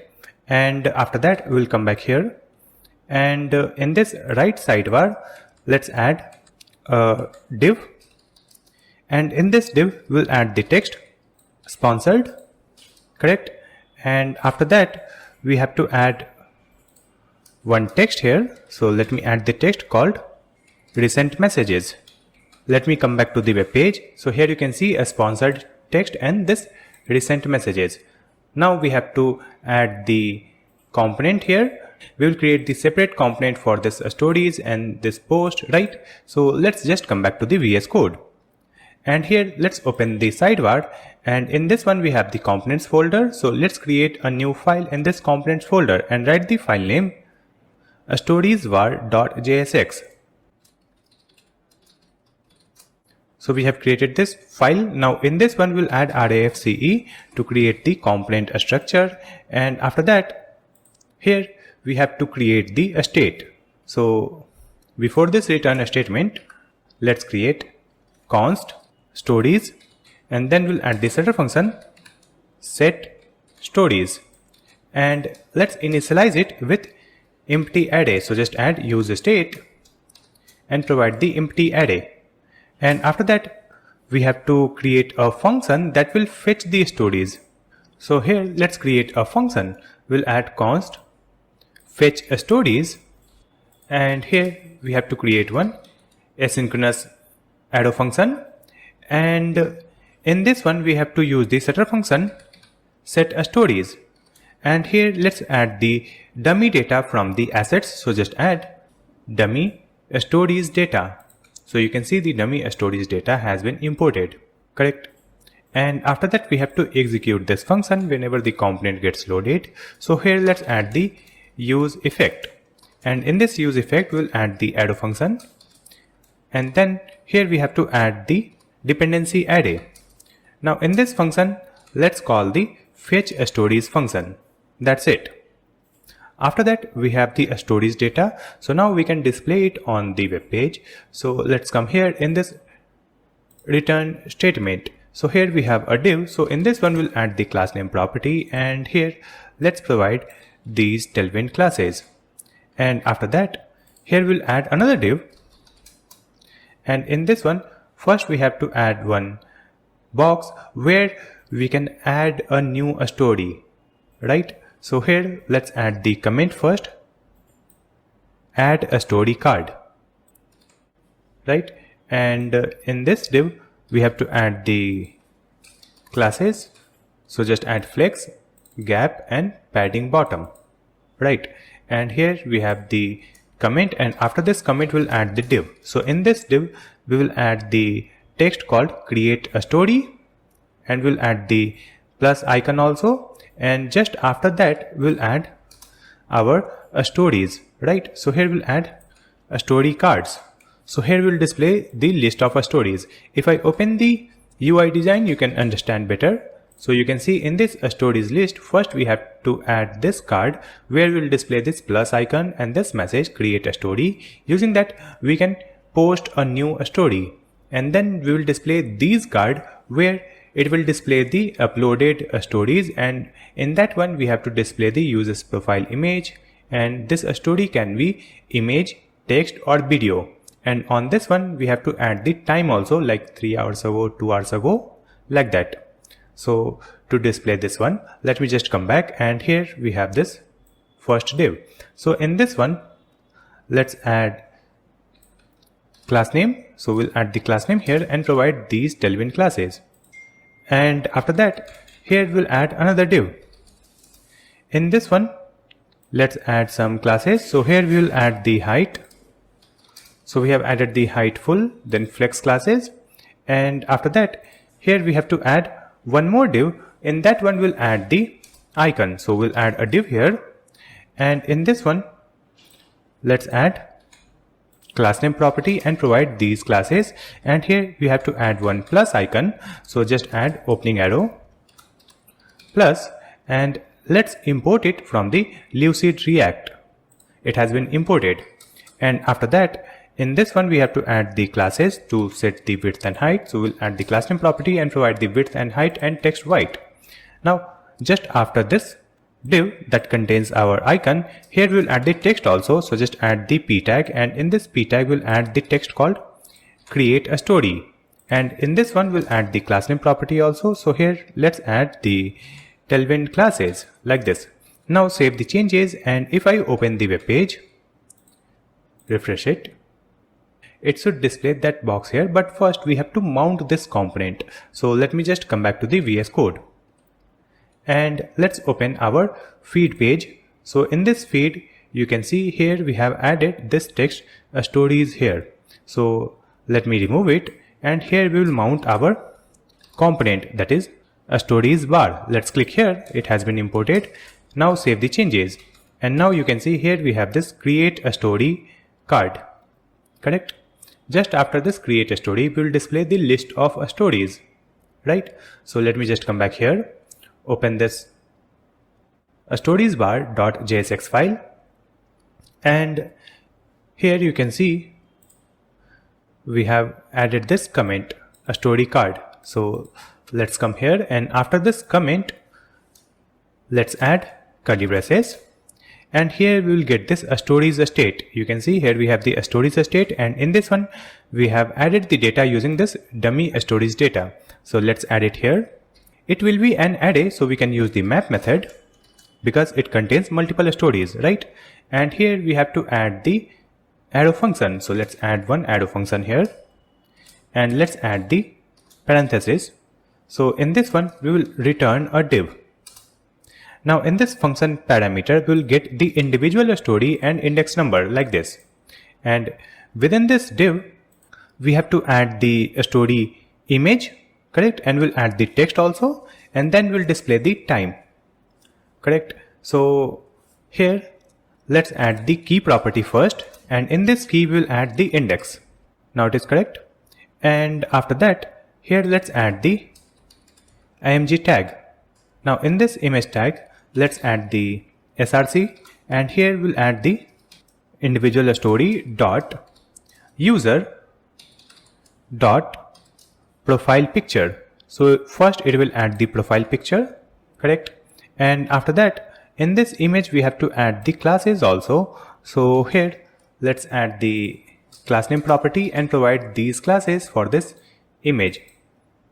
So it will be a circle, correct? And after that, here we have to add the text. So just add the p tag, and in this one we have to display the story content. So just add the story dot content property, correct? Now in this p tag also we'll add the classes. So here we'll add the class name property, and in this one let's add these tailwind classes, correct? Now after this story content, we have to display the time. like when this story was published, right? So here we have to add the p tag. Now in this p tag, let's add curly braces, and here let's add the story dot created at property, like this. And in this one also we have to add some classes, so we'll add the class name and provide these classes, correct? Now if I save the changes and open the web page, let me refresh it. So we don't have any story here. So these stories are hidden behind this sidebar because we have added the position absolute here. If I open this VS Code, you can see in this one we have added position absolute and provided this left 3, right, top 3. So it is hidden behind that sidebar. So we have to add the classes in the parent div so that it will be aligned on proper position. So here in this div we'll add the class name, and here we'll add curly braces backticks. Now in this one, let me add these classes like this. Now if I save the changes and come back here, so here you can see we have multiple stories, right? Now in the first one you can see we have the user's profile image, and then we have the story text, correct? And then we have this time. So we have to change this time format. It should display the timing like 1 day ago, like 1 hour ago, 3 hours ago, 30 minutes ago, like that. So to display the timing like that, we have to add one package. So let me just come back to the VS Code and let's open the terminal. Now in this terminal, we have to add the command to add a new package. So here, let me add Control C, and here we'll add npm install and write the package name moment. Press enter. So it has been installed, and after that let's add npm run dev to start our project. So now our front-end project is running. Let's hide this terminal, and now we can use this moment package in this file, right? So here let's add import moment from moment package, correct? After getting it, let's come here where we have to display the time. So here you can see we are displaying the story dot created at, right? So here let me remove this, and first we'll add the moment here, and in this moment we have to provide our story dot created at, that is the time, and after that we'll add dot from now method. That's it. Now save the changes and come back here. So here you can see we are getting the time like this, a day ago, correct? Now if I scroll this, you can see here we have multiple stories, and in some story you can see this story text, but in some other stories you can see the content is blank. We have only profile image and time, but we don't have any story content because these are image story or video story, correct? So we have to add the code to display the video and images, right? But before that, let me show you our dummy data. So let's open the VS Code, and if I open the assets, here we have the assets.js file, and in this one we have the dummy user data, then we have the dummy user dummy stories data. So in this dummy stories data, you can see we have the user, and after that we have this content. In this content you can see we have this text, so it is displayed in the first story, right? Then we have the media type, it is text, right? And after that we have the created at. So in this one you can see we have the created at property, and this is the old date. So if I make it 26, that is the today's date, and if I save the changes and let me update this time also, so here I'll write 06, save the changes, and if I open the web page and refresh it, it is displaying in 2 hours. So let me just come back and I'll update this one. I'll write 2, save the changes, and let me just come back here. So you can see 4 hours ago. So if we update the time here, we can see the time like this, 4 hours ago, 1 day ago, 2 days ago. Let me change the old date in this one. If I make it 24, save the changes, come back here, you can see this is 2 days ago, right? Now let me just come back and I'll show you the media type. So in the second one, you can see the type is image, and here we have the image URL. In the next one, you can see the media type is video, and this is the video URL, correct? So we have to display the image also and video also based on this media type, right? For that, let me just come back here in the storiesbar.jsx file, and in this one, after adding this p, here we'll add the curly braces, and in this one we have to check the media type. So just add the stories dot media type property equal to image. So when the media type is equal to image, so in that case we have to add question mark. So when it is true, here we have to display the image tag, right? So just add the img tag here, and here we'll add the src, and let's add curly braces and provide the individual story, and here also we'll add the individual story. So just add a story dot media type. Now in this story we will get the image or media URL property. So just add the media URL, correct? So we have the image URL, and after that in this image we'll add the classes also. So just add the class name property here, and let's provide these classes. So if the media type is image, then this image tag will be displayed, and now we'll add the colon. Suppose the media type is not equal to image, so in that case we'll display the video tag. So just add the opening arrow, video, or let me write like this, video, right? And after that here we have the src, and in this src let me add a story dot media URL, and it will be self-closing tag like this. Remove this closing video tag, correct? Now for this video also we have to add some classes. So just add the class name property and provide these classes for this video tag. So if the media type is image, we will display the img tag, and if the media type is not equal to image, then we will display the video tag, right? But these images or video will be displayed when the media type is not equal to text, right? So before this curly braces, here let's add one more curly braces, and in this one first we'll check the story dot media type not equal to text. So when it is not equal to text, then we'll add the AND operator and parenthesis, and in this one we have to add a div. Now within this div we will provide this image and video tag. So just move this curly braces within this div like this. Now it is correct. And after that in this div we have to add the classes. So just add the class name property and provide these tailwind classes. Now save the changes and let's open the web page. So here you can see we have all the stories, right? In the first one we have the text, in the second one we have the image, and here also we have the image, and this is the video actually. So if I click here it should play the video, right? But for that we have to create a model.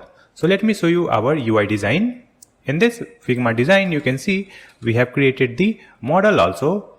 So in this Figma design, if I scroll, here you can see we have this model called create a story, correct? So using this one we can create new story.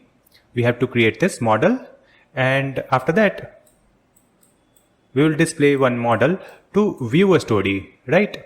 So if I click on any story, it will start playing the video or display the image, or it will display the complete text, right? So we have to create two model here. So I'll just come back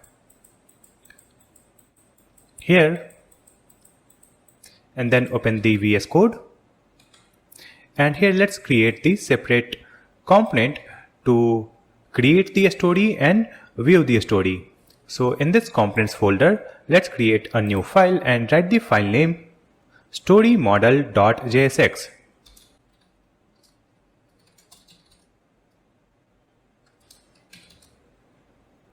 In this one, we'll add RAFCE to create the component structure.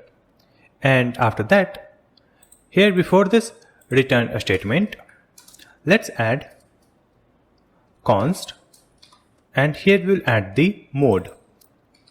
So let's add the state variable name mode, and the setter function name is set mode. And let's initialize it using use state, and in this one we'll add the initial value text. So we will initialize it using text. So while creating the story, we can set the mode text, or it can be media also, where we can upload the image or file, right? So by default the mode will be text, and after that we'll add one state for background, right? So just add const background and set background equal to use state, and here we will initialize it with one color code. So let me create one array here. Let's add const and write the bg colors equal to an array, and in this array let me add multiple color code that user can use to create their story. So we have added multiple colors in this array. Now let's initialize it with first color. So we'll add the bg colors index 0.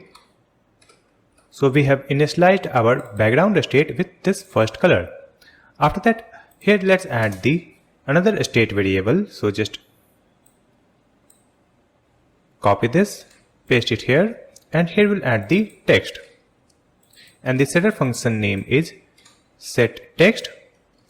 So when we'll write any text, that will be stored in this text state variable, and let's initialize it with empty string. Now duplicate it, and here we'll add the next state, that is media, and the setter function name is set media, correct? And here we'll initialize it using null. After that, duplicate it. Here we will add the preview URL like this, and the setter function name is set preview URL. So when we choose any media file like image or video, we will create the preview URL also, and let's initialize it using null. That's it. After that, we'll create one function using that we can handle the media upload. So let's add const and write the function name handle media upload equal to arrow function, and in this function parameter we will get the event, right? And after that, here let's add const file equal to e.target.files question mark dot index 0. So it will add the first image here, and after that let's add the if statement if we get the file. So in that case we will use the setter function called set media, and in this one we will provide this file, right? And after that we will create the preview URL also. So let's use the setter function set preview URL, and in this one let's add the URL dot create object URL and provide our file. So now we have created the URL for the media file, correct? And after that, here we'll create one more function, that is handle create a story. So just add const handle create a story equal to async arrow function.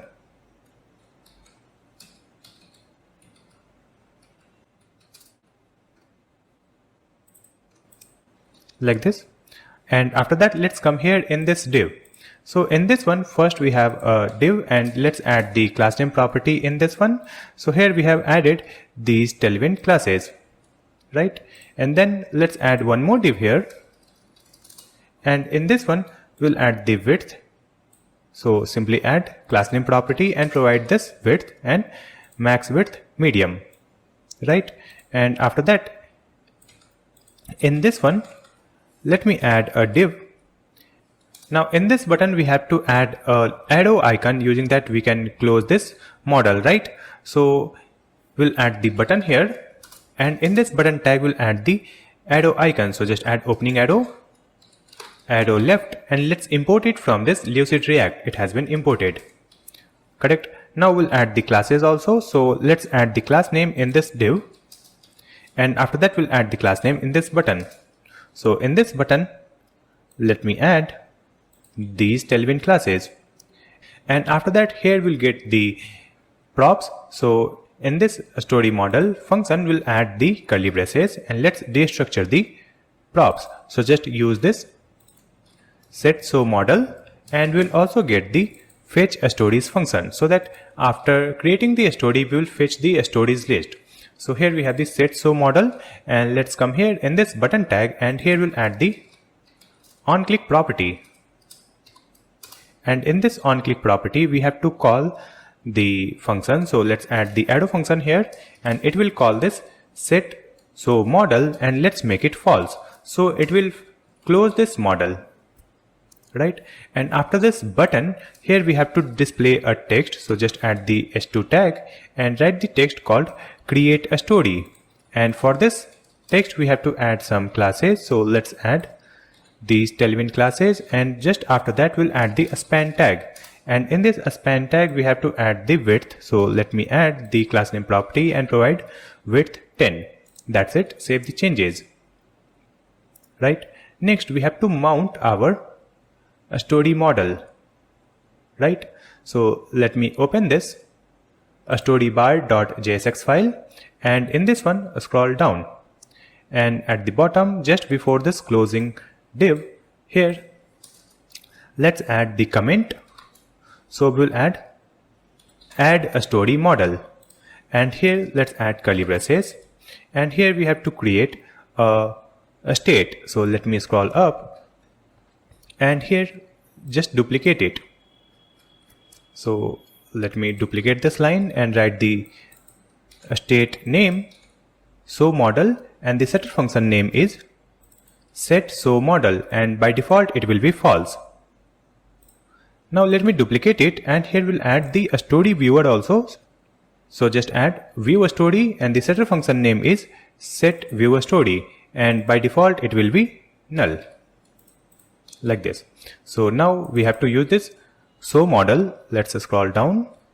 Here we'll add if the so model is true. So just add so model and operator, and then we'll display our component. So just add a story model.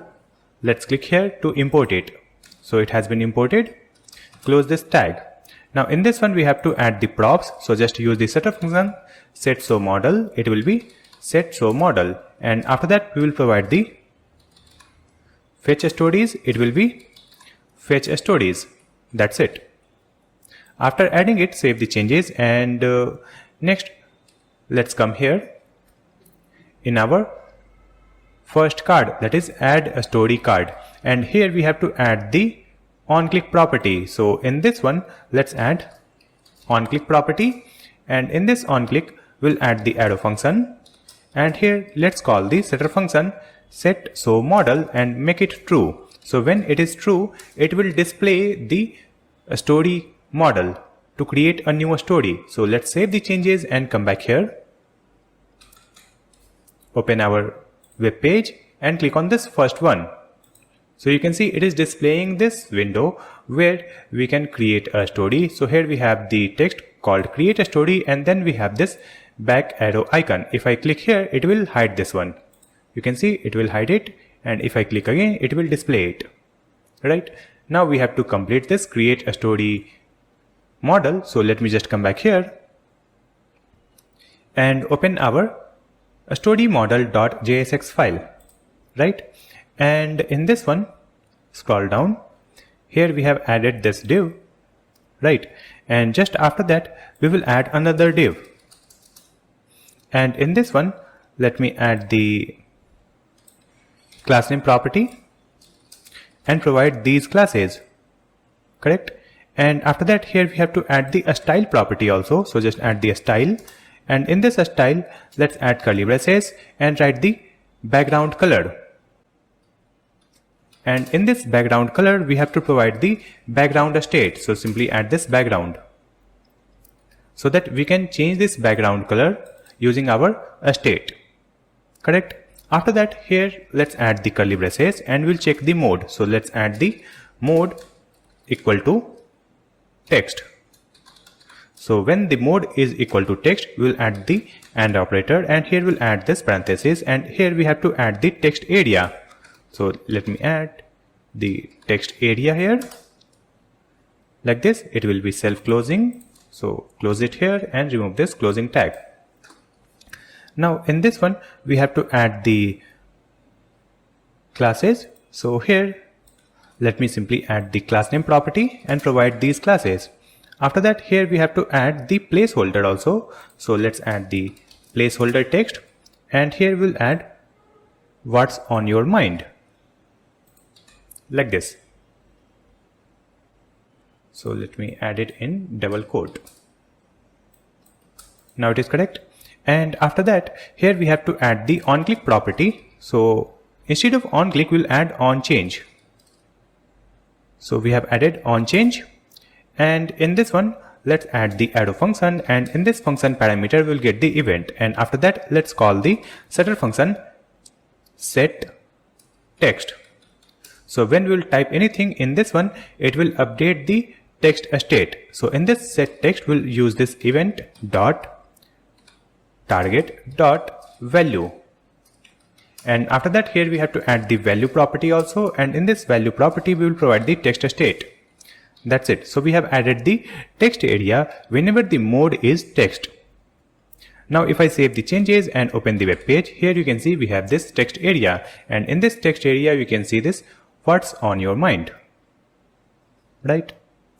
Now suppose the mode is equal to media, and we have the media URL also. So instead of this one, we have to display the image or video, right? So we'll come back here, and here let's add the curly braces, and here we'll check for the mode.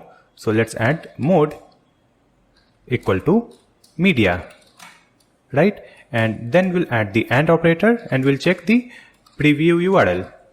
So if the preview URL is available, then we'll add the AND operator, and here we'll add this parenthesis. So in this one, we have to check the media. If it is available, then we'll add the dot type dot starts with. So if the media type starts with image, right? So in that case, we have to display the img tag, right? So here we'll add the question mark and provide this parenthesis, and here let's add the img tag. Now in this image src, we will add the preview URL, correct? And after that, here we have to add the classes also for this image. So just add the class name property and provide these classes. Now suppose the media type does not start with image. So in that case, it will be a video, right? So here we'll add the colon and provide this parenthesis. And in this one, we have to display the video tag. So just add the video and close this tag here and remove this closing video tag. Now in this src, again we'll add the preview URL. So just add curly braces and provide the preview URL, and here also we'll add the class name property and provide the classes. So here we have added these tailwind classes, like this. So when the mode is equal to media, either it will display the image or video, right? Now after closing of this div, here we have to add another div. So here let me add a div, and in this one we have to display different colors to switch the background color. So here let's add the class name property, and here let's add flex margin top, and we'll add the gap too. Then we'll add the curly braces and use the bg colors array, and then we'll use the map method, and in this one let's add the arrow function and provide this parenthesis, and in this one we'll return the button tag. Now in this function parameter, we will get the individual color like this, and after that in this button we have to display the background color. So let me add the self-closing button tag here, like this. Now in this button we'll add the key property, and in this key property let's provide the color because these are unique. And after that we'll add the classes here, so just add the class name property, and in this one let's add width and height, and then we'll add the rounded full so that it will be a circle, correct, and cursor pointer. And after that we have to add the style property so that we can provide the background color. So just add the curly braces and provide background color, and the background color will be color that we are getting from this parameter, right? And after that here we have to add the onClick property, so just add the onClick here, and in this one let's call the arrow function, and this will call the setter function set background, and in this one just add this color that we are getting from the function parameter. That's it. So here it will display multiple small icon where we'll display different color, and it will set the background color also. Save the changes and come back here. So here at the bottom you can see we have different colors in the circle, and if I click here it is updating the background color of our text area so that we can add different color in our text story, right? After that let me just come back here, and just after closing of this div, here we'll create another div, and in this one just add the classes. So here we'll add flex, gap, and margin top. After that here we have to add a button, so let's add the button tag. Now in this button tag we have to add the text called text, and we'll add the text icon also. So let's add opening arrow, text icon. Let's click here to import it from the Lucid React. If I scroll up, you can see the text icon has been imported from the Lucid React, and after that here we have to add the text also. So let's add text, and here in this icon we'll add the size, and let's add the size 18. Save the changes and open the web page. So here you can see we have the text icon and this text, right? And after that we have to design this button, so just come back and let's add the classes in this button. So just add the class name property, and here we'll add backticks and provide these classes. And after that here we'll add $ curly braces to insert the template literal, and here let's add the mode. So it will check for the mode equal to text. So if it is true, in that case we have to add the background white and text black like this. Then we'll add the colon. If it is false, then we'll add background zinc 800 like this. Save the changes. And after that in this button we have to add the onClick property also. So just add the onClick and provide one arrow function, and it will call the set mode and set media, right? So just add the curly braces here, and first it will call the set mode, and in this one just provide text. So it will set the mode text, and after that we'll add semicolon and provide the set media, and in this set media just add null and then semicolon and provide the set preview URL, and here also it will provide null. That's it. Now let's save the changes and open the web page. So here you can see we have this button called text. After that let me show you the UI design. So if I open the Figma file,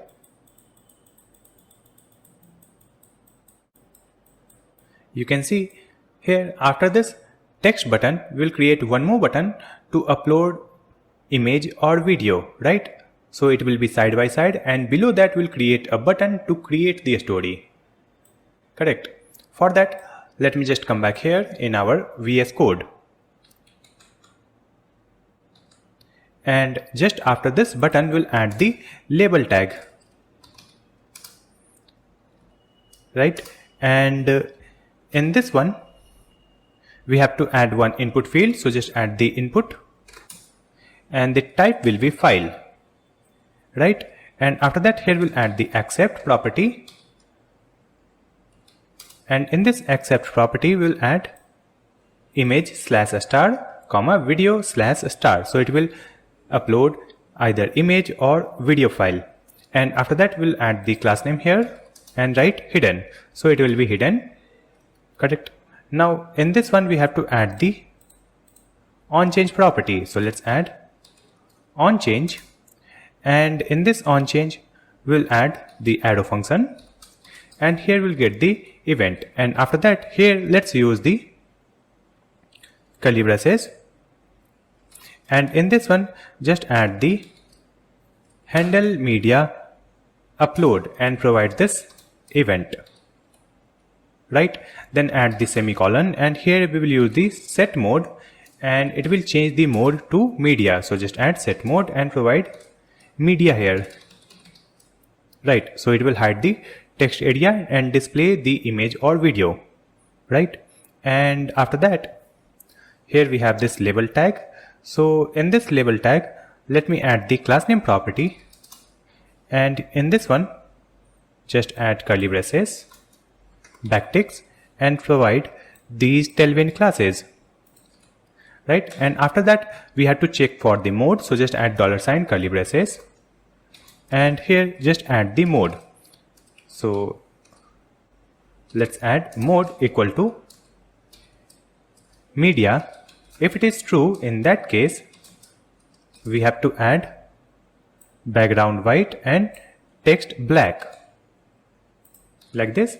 And if it is false, so in that case, we will add background zinc 800.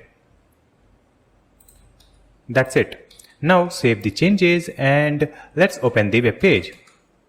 So here we have this another button, and in this one we have to add the icon and text. So let's come back, and here after this input field, let's add the icon. Let's add upload. Let's click on this upload from Lucid React. It has been imported. And after that, here we have to add the size. So let's add the size 18. Then we have to add the text also. So just add the text called photo/video. Like this. Save the changes and come back here. So here you can see we have this text button and photo video button. Correct? Now in this text button also we have to add the cursor pointer. So here we have the classes, right? So in this one we'll add cursor pointer, like this. Save the changes, come back here. Now if I click on this photo video button, you can see it will open this window to upload any media file. So let me choose this one, click on open, and now you can see the image file is displayed here, and you can see the color has been updated for these button, right? And if I click on this text, it will become the text story, and here we have the text area to write our text, right? And in this text area we can write anything, like this. Let me delete it. And if I click on this button, we can upload any video also. So right now I don't have any video file here, so I'll skip this one. You can upload either video or image, and you will see the preview here.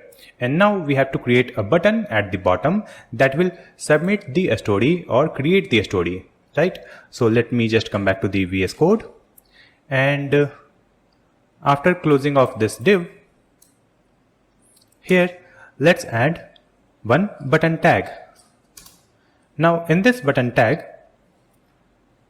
we have to add the icon. So let's add opening arrow, a sparkle, import it from the Lucid React, and this icon has been imported, and here we'll add this size. So let's add the size 18, and after that we have to add the text called create a story. Next we have to design this button. So in this one we'll add the class name property, and here let's add these tailwind classes, like this. Save the changes and come back here. So here you can see we have this create a story button, right? Now when we click on this button, it should call the handle create a story function. If I come back here, you can see here we have the handle create a story. We will complete this function when we'll create the backend and we have the APIs, right? So here we have added the empty function, and this function will be called when we click on this button, right? And when we click on this button, it should send the notification also, and to display the notification we are going to use the React hot toast. So let me open the terminal and stop this terminal. So here we'll add Control C to stop this project using this terminal, and here we'll add the package name. So just add npm install and add the package React hot toast. So we have installed this package. Using that we can display the toast notification, and after that we'll start the project using npm run dev.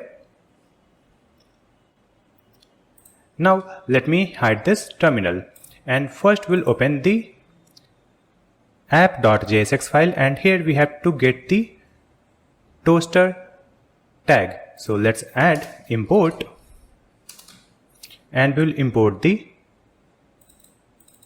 toaster. So just add curly braces toaster from and provide the package name React hot toast, and let's provide this toaster tag here after this fragment. So just add toaster and close this tag like this. So now we can use the toast notification in any file, right? So let me just come back here in the story model. Let me show you where it is. Here we have the story model that we are creating, and in this one here we have the button, right? So in this button let's add the onClick property, and in this onClick let's add the arrow function, and here let's add toast. So just click here to import the toast from the React hot toast, and after that we'll add dot promise, and in this one we'll call this handle create a story, and then we'll add the comma and provide one object, and in this object let's add the loading, and when it is loading it will display the saving like this. And after that here we'll add the comma and provide success. So when the response will be success, then we'll display the message called a story added. So just add p tag and provide a story added and comma. After that we'll add the next property error. So when we get the error, here we'll display the error message. So just add arrow function, and then we'll add the p tag, and in this p tag we'll add e.message. That's it. Now save the changes. So we have created this create a story model where we can write the text and choose the background color, and we can create the story. You can see the story added for now because we have not added any logic in this one. You can see we have this function, that is the empty function. So here it is giving the success response, and after that it is displaying this notification a story added, right? Now we have created this create a story model. After that we have to create this model to display the stories added here. If I click on any story, it should display the story, either it is text, image or video. So for that also we have to create a model. To create the story viewer model, let me just come back to the VS Code. And in this sidebar, here we have the components folder. So in this one, let's create a new file and write the file name storyviewer.jsx. And here we'll add RAFCE to create the component structure. Now we have to mount this component in our stories bar. Let's open storiesbar.jsx, and here at the bottom you can see we have mounted the story model to create a new story, and here only we will mount the another component that will display the story. So let me add the comment first. We'll add view a story model, and after that here let's add the curly braces, and here we have to check the view a story state. If it is true, then only we will mount this component. So just mount the story viewer model. Let's click here to import it. It has been imported, and close this tag. Here we have to provide the props. So just add view a story and it will be view a story, and then provide the setter function also in the props. So set view a story, it will be set view story. That's it. So we have provided the view story and set view story in the props, correct?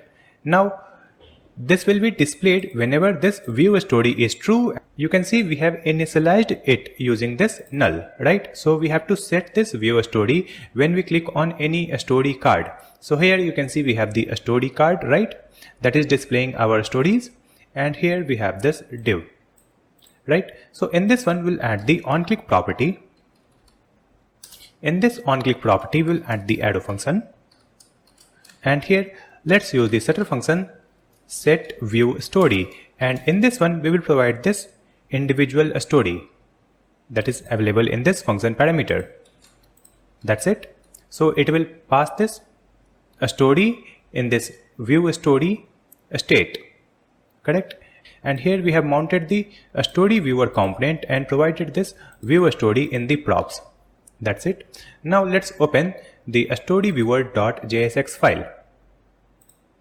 And in this one you can see we have this return statement, and here we have a div. So in this one we'll add the classes. So just add the class name property and let's provide these classes. After that, here we have to add the style property that will add the background color. So just add curly braces and provide the background color here. And in this background color we will get the color from our story, right? So here we have to get the story from the props, right? So let's destructure the props here. We'll add view story, and then we'll add the setter function set view story that we are getting from the props, right? Now let's add it here in this style property. So here we'll add view story dot media type. So we will check the media type, and if the media type is equal to text, then only we have to add the color, right? So let's add the question mark. If it is true, in that case we'll add the view story dot background color property, and after that here we'll add colon, and if it is false then we'll simply add this color code that will add the black background, right? After that, let's add one progress bar here. So here we'll add the comment. Let's add the comment progress bar, and here we'll add a div. Now in this div, just add the class name property and provide these tailwind classes, and then let's add another div here. And in this one also we have to add the classes. So let's add the class name property, and here let's set the height, background white, transition all, duration and linear. Then we have to add the width here. So the width will be dynamic. So here let's add a style property, and in this style property we'll add curly braces and provide the width like this. And after that, let me add the width here, that is 50, right? We can change it later. We will change the width from 0 to 100 so that it will display the progress bar from 0 to 100. After adding it, save the changes, and if I come back here, now if I click on this story, you can see here we are getting the same background color. Let me refresh it and click on the second story. So here we have the black background because the media type is image, right? Now let me just come back, and after that here we have to create another div. So after this progress bar, let's add the comment, and here we'll add user info in the top left like this. And here let's add a div where we'll display the user's info. So in this div we'll add the classes. So just add the class name property and provide these classes, right? And after that, here we have to add the img, and in this image src we have to display the user's profile image. So just add the view story dot user property, and if it is available then we'll find the profile picture, right? So just find the profile picture from this user. After that, here we have to add the classes for this profile image. So in this one we have added these tailwind classes. Now after that we have to display the user's name also. So here let's add a div, and in this div we'll add the span tag, and in this span tag we'll add curly braces and provide the view story dot user question mark dot full name, like this. And after that we have to add one icon also. So let's add opening arrow badge check. So let's import this icon from Lucid React. So we have added the icon, and now we'll set this size. So let's add this size 18. And after that we'll add the classes in this div that contains the name and icon. So here we'll add the class name property and provide these classes. Now save the changes and open the web page. If I click here, you can see here we have the profile details. We have the profile image, name, and this badge icon, right? Now let me just come back. And after that, here we have to create a close button.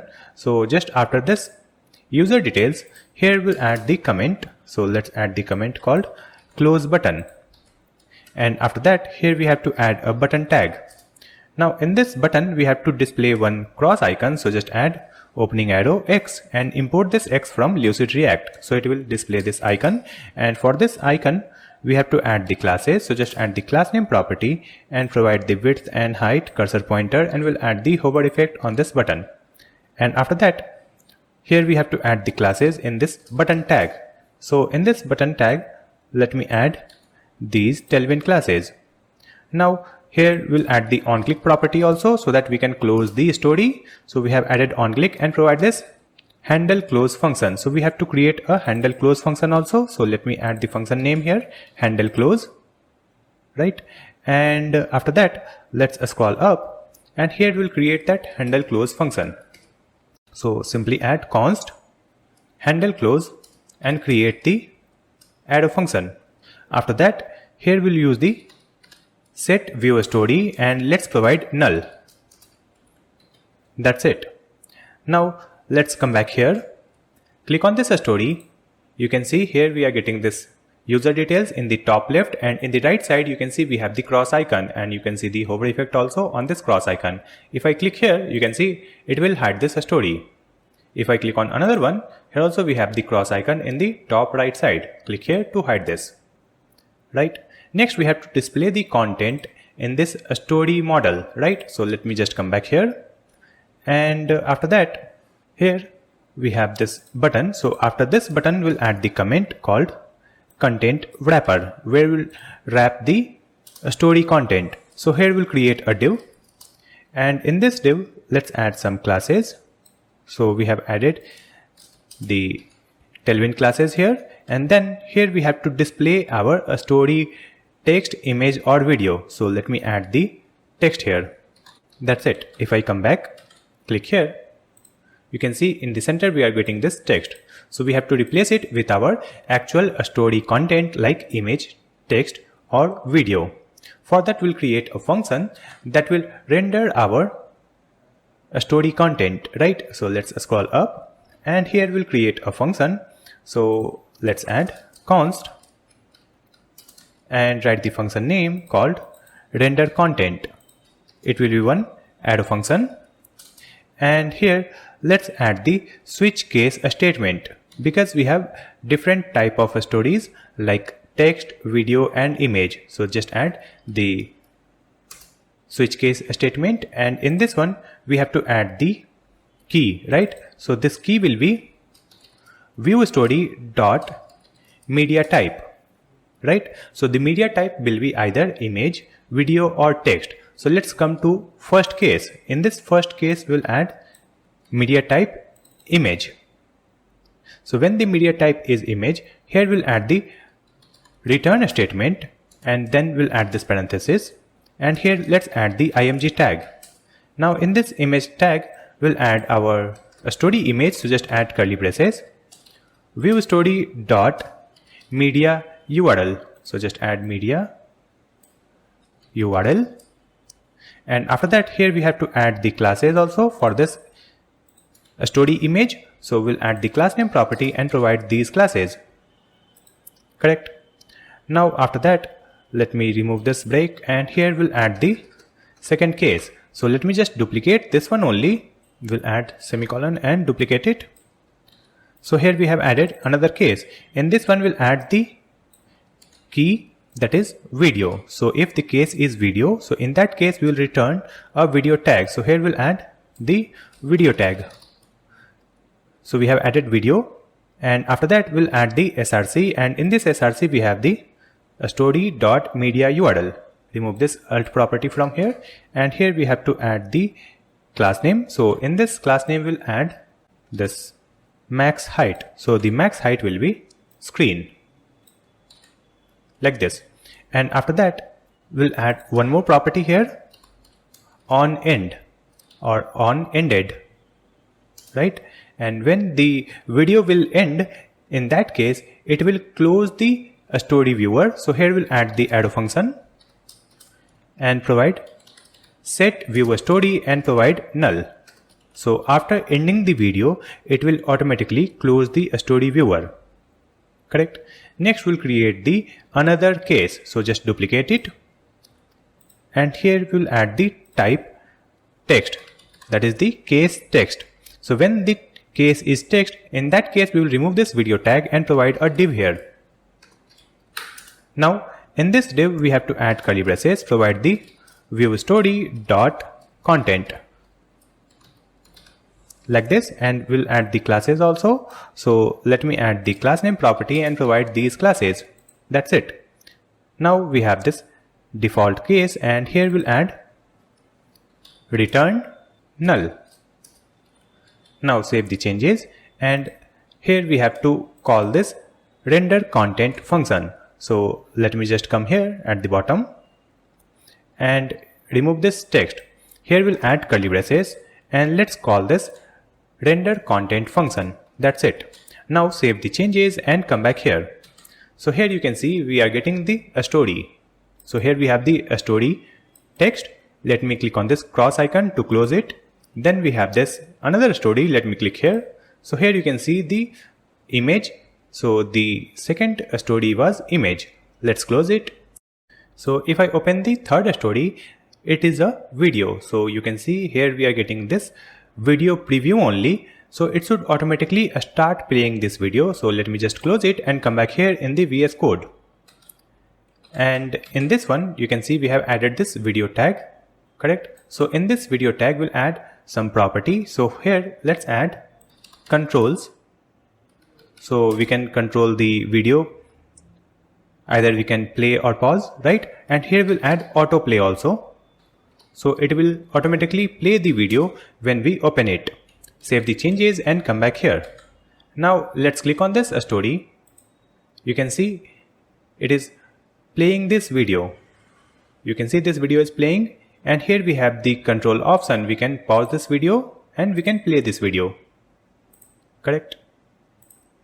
Let me click on the next story. This is an image, and let's see the next story. This is the text story. Let's see the next one. Here we have the text story, right? So this story feature is working fine. So here we have added one more feature, that is when the video will end, it will automatically close the story model. Let me click on this story, which is an video. So it will start playing this video, and you can see I am not touching any close button. It will automatically close this when the video ends. You can see the story model has been closed, right? That is the story viewer model.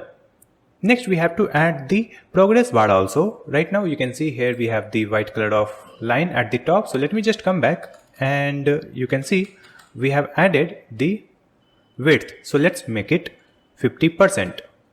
Style width 50% and come back here. So here you can see we have this white color of line till 50%, and then we have the gray color, right? Let me reduce it. I'll make it 30. We have added 30% and come back here. You can see the progress bar till 30%. So we have to create this progress bar that will be displayed for 10 seconds. It will start from 0 and it will go to 100%, and after that it will automatically close the story after 10 seconds when it is a text story and image story. right? So it should automatically close the story after 10 seconds. For that, let me just come back here, and here we have to create one state. So let's create a state. Here we'll add const progress, and the setup function name is set progress, and here we'll add use state and import the use state from React, and let's initialize it using 0. So initially the progress will be 0, so it will start from 0 and go to 100. Now here we have to create a use effect. So let's add one use effect here, and in this one we'll create a arrow function that will be executed whenever this component gets mounted, right?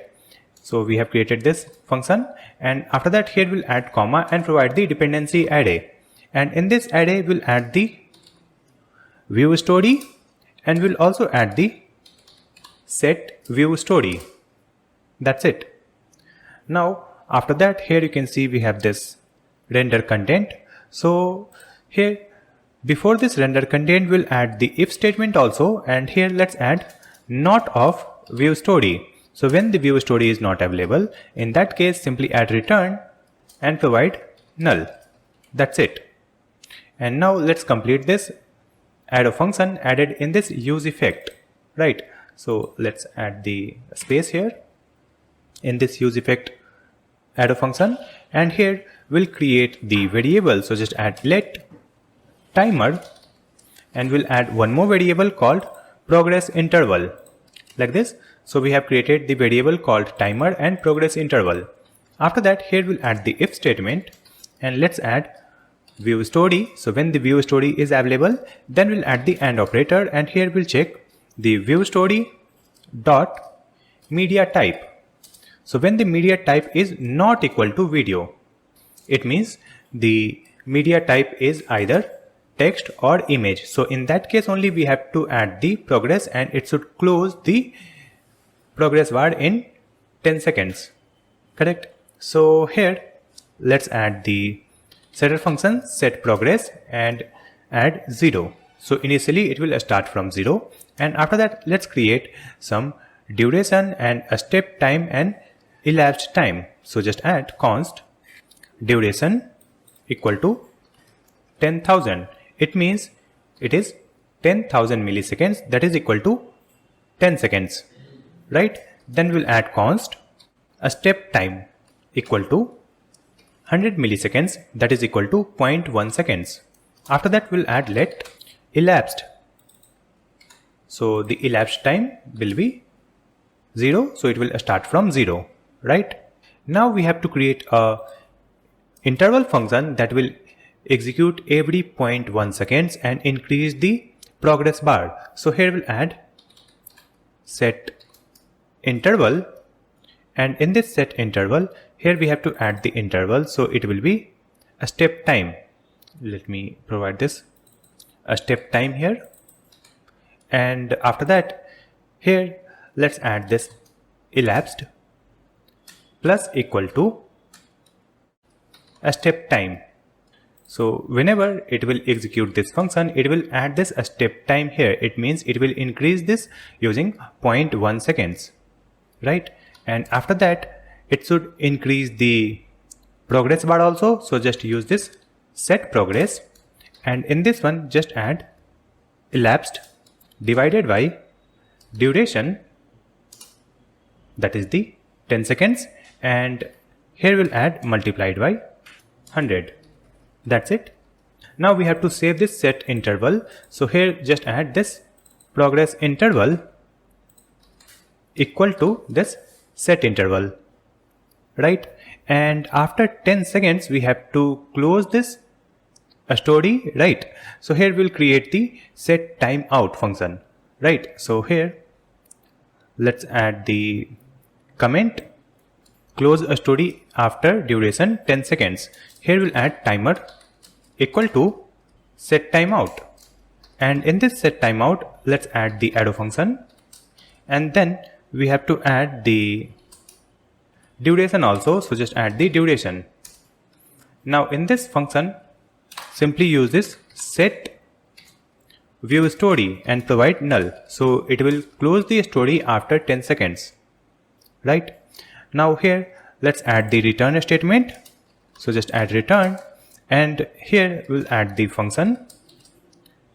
And in this one, we'll add clear timeout and provide this timer. After that, we'll add clear time interval and provide this progress interval. That's it. Next, we have to use this progress state. Let me just copy it and come here. You can see here we have this progress bar, correct? So in this one, we have added the manual value, that is 30%. So let me remove it, and here let me add backticks, $, curly braces, and provide this progress and then add %. That's it. Save the changes, and now let's open the web page. And if I click on this first one, that is the text story, you can see this progress bar is increasing in every 0.1 seconds, and it will go to 100%, and after that it will close the story automatically. You can see the story has been closed. Now let's open this next one, that is the image story. Click here. You can see it is increasing the progress bar, and after completing the progress bar, it will close the story in 10 seconds. And if I open the video story, it will open the story until this video end. After ending the video, it will automatically close the story. That's it. So it is working fine. Next, we have to hide this horizontal scroll bar from this story section, right? For that, let me just come back to the VS Code, and let's open our storiesbar.jsx file. And in this one, you can see in the first div, here we have added no scroll bar class name. We have already added this class name here, but we have not defined the properties for this class name. So let me just copy no scroll bar class name and open our index.css file. And in this one, we have to add the CSS properties for this class name. So just add dot no scroll bar colon WebKit scroll bar. And here let's add display none. That's it. Save the changes and open the web page. Now you can see that horizontal scroll bar is hidden, and we can scroll this using this shift. Press shift and move your cursor wheel. So we can scroll this stories list using the shift and mouse wheel, correct? And we can view the story like this. It will automatically close it after 10 seconds. And we can create the story using this button. If I click here, it will open this model to create a text story, or we can also create the video or image story, right? Now we have to create our list post. So here we will display the list of post. To display the post list here, let's see the UI design. So if I open this Figma file, in this one you can see below this story we have the post, right? And here we have the list of post. Now let's see the first one. So in this first post card, you can see we have the user's profile details, then we have the post content, then we have the post image, and at the bottom we have the action buttons like, comment and share, right? And we have to create this post card component, and in this component we will pass the post data as props. So let's create a new component. So let me just come back to the VS Code, and here we have the components folder. So in this one, let's create a new file and write the file name postcard.jsx. Now we'll add RAFCE to create the component structure. And after that, here we'll get the post data from props. So let's add curly braces and get the post here. Now we have the post data. After that, here in this div, let's add the classes. So just add the class name property. And in this one, we have to add the background. Then we'll add the border radius using this rounded XL and shadow. And we will add some padding, space from y-axis. Then we have the width and max width, right? And after that, in this div we have to create the first section. So the first section is the user info, right? So here let me add the comment called user info. Correct. Now here let's add a div where we will display the user information. So in this div we'll add some classes. So let's add the class name property and provide these classes. And after that, in this one we have to add the user's profile image using the img tag. In this image src, let's get the post that we are getting from the props, and in this post we will get the user property, and in this user property we will get the profile picture property. So let's add the profile picture. After that, here we have to add the classes for this user profile image. So just add the class name property and provide these tailwind classes. Next we have to display the user's full name, right? And with that we'll add the check icon also, and after that we'll display the post creation date. Correct. So here let's add a div. Now within this div, let's add the first div that contains the full name and check icon. So here we'll add the span tag, and in this span tag we'll add curly braces, and here we'll add the post dot user dot full name property. So here we'll display the full name. After this full name we have to display the check icon. So just add opening arrow, badge, check. So we are not getting any suggestion here, so let's add the import statement here. Here let's add import curly braces and from, and provide the package name, that is Lucid React. And after that, here if I type badge check, you can see we are getting the suggestion. Let's click here to import this icon. You can see it has been imported. Now let's close this tag, and in this one we'll add the classes. So just add the class name property, and here we'll add the width, height and text color like this. Save the changes, and in this div that contains both text and icon, we have to add the classes. So just add the class name property and we will provide the flex classes. So just add these tailwind classes here. Now after closing of this div, here we have to add another div. In this div we have to display the username, and after that we will display the post time, right? So let's add @ and after that we'll add the curly braces. Here let's add the post dot user property, and in this user property we will get the username property. So it will display the username with @ symbol, and after that here we'll add the dot, and after that we have to display the post time. Correct. So here we'll add the curly braces, and let's add the post dot created at. So it will give the date and time. Correct. Next we have to display the time here in the format like 10 hours ago, 1 day ago, 2 days ago, like that. For that again we will use the moment package, right? So let's import the moment here, or let me write it here directly. So we are not getting this suggestion here, so let me first import the moment package. Here let's add import moment from moment package, and after that let's come here. Here we'll add the space and provide moment, and after that in this one we have to provide our time. So just add this post dot created at in this one. Correct. And at the end here we'll add dot from now and call this method. That's it. Save the changes. So here we have added the user details. Now in this div also we'll add the classes. So just add the class name property here, and here let's add text color and text small. That's it. So we have added the user details in this postcard. Now let's mount this postcard in our feed page. So let's open feed.jsx, and in this one here you can see we have added a stories and post list, and after that you can see in this div we have to display list of post, right? So in this div let's add curly braces and provide feeds like this. You can see here we have the feeds state. Correct. And in this one let's add the map method, And in this map method, we'll add the arrow function. And here we'll add this parenthesis.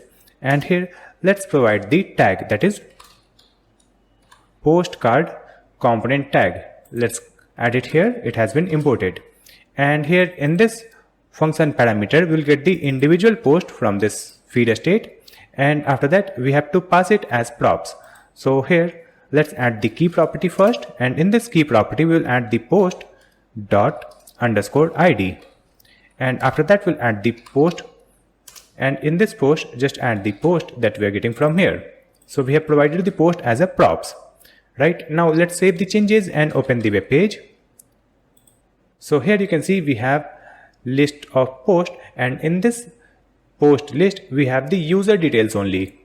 Right here you can see the user name, then profile picture, then check icon, then we have the username and time, like 11 days ago, 18 days ago, like that. Next we have to display the content. Right, so let's just come back here and open the postcard.jsx file. So here we have added the user info in this card, and after this user info we have to add the content. So it is closing here. So just after this div, let's add the comment. So here we'll add the comment called content, and in this one we'll add the curly braces, and here let's add post dot content. So if this post.content is available, then only it will display the content here. So just add the AND operator. So when this post.content is available, then only we will provide the div. So here we'll add the div tag like this, and it will be self-closing div tag. You can see we have added self-closing div, and in this one we have to add the class name property, and in this class name property let's add these tailwind classes. Right, and after that we'll add one more property here. So before closing of this tag here, let's add dangerously set inner HTML equal to one object, and in this one we'll add another object, and here we'll add underscore. It will be double underscore HTML and colon, and provide the value here. So it will be post.content. That's it. Save the changes, and after adding it, let me open the web page. So here you can see we have these content for each post. Right, in this one we don't have the content. It means here we only have the image, right? So in some post we have the text, and in some post we don't have the content text. Now let's add the image here. So let me just come back, and after this content we have to display the image. So here let's add the comment called images, and here we will add a div, and in this div we'll add the classes first. So just add the class name property and provide the grid layout, because in one post there could be multiple images. So here we'll add curly braces, provide the post dot image URLs dot map method, and in this one we have to add the arrow function. Here we'll add the parenthesis, and in this function parameter we'll get the individual image, and then we'll get the index number. Now here let's return the img tag. Now in this image tag we have to add the URL. So let's add the img here, correct? And after that we have to add the key property. So in this key property we'll add the index. Then we have to add the classes. So let's add the class name property, and here we'll add the curly braces, backticks, and provide these tailwind classes. After that here we'll add $sign curly braces, and here we'll check for the length. So we'll check the length of this image URLs array, right? So just add post.image underscore URLs dot length equal to 1. So when the length is equal to 1, then only we'll add this class name. So let's add call a span to and height auto. That's it. Save the changes, and after adding it, if I open the web page, here you can see we have the post image also, right? Let me scroll down. In the second one we don't have the image, in the third one we don't have the image, in fourth one we have only image, we don't have the text. So these images are visible, right? And after that you can see this image looks plain, right? But here we have the hashtag, here also we have the hashtag like hashtag team, hashtag products, right? So we have to add the color for these text. If I open the UI design, so in this UI design you can see we have the color in this text where we have added the hashtag, correct? If I open the next post, you can see here also we have the color where we have added the hashtag, right? So to add this color, let me just come back to the VS Code. Let's scroll up and here let's create a variable. So before this return statement, let's add const and write post with hashtags equal to, let's use the post that we are getting from the props, then we'll add dot content, then dot replace. So here we'll use the replace method, and in this one we have to add slash and this parenthesis. In this one we'll add hashtag, then backslash, then we'll add w plus, then we'll add slash g.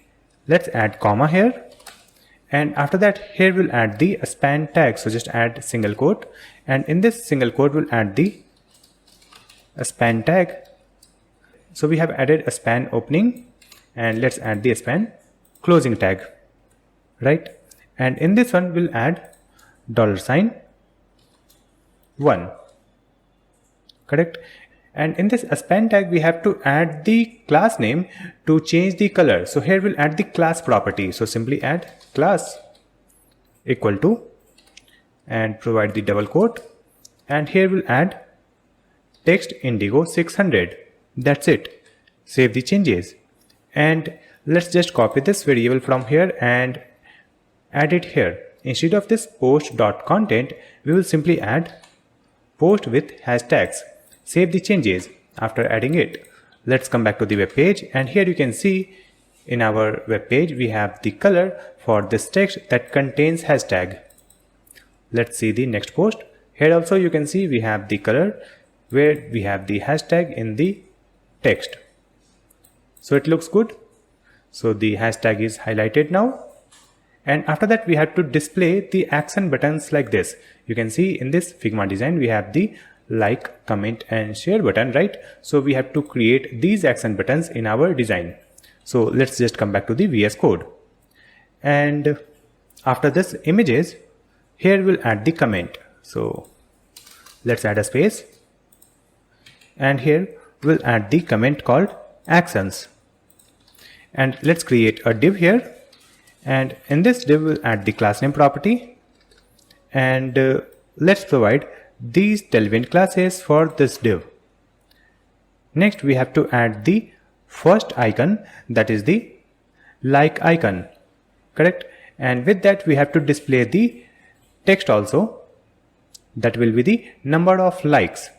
So let's group it in a div. So here we'll add a div, and in this one first we have to add the icon. So just add heart. Let's click here to import the heart icon from Lucid React, and after that here we'll add the class name property, and let's add curly braces, backticks, and provide width, height and cursor pointer, and after that we'll add $ curly braces.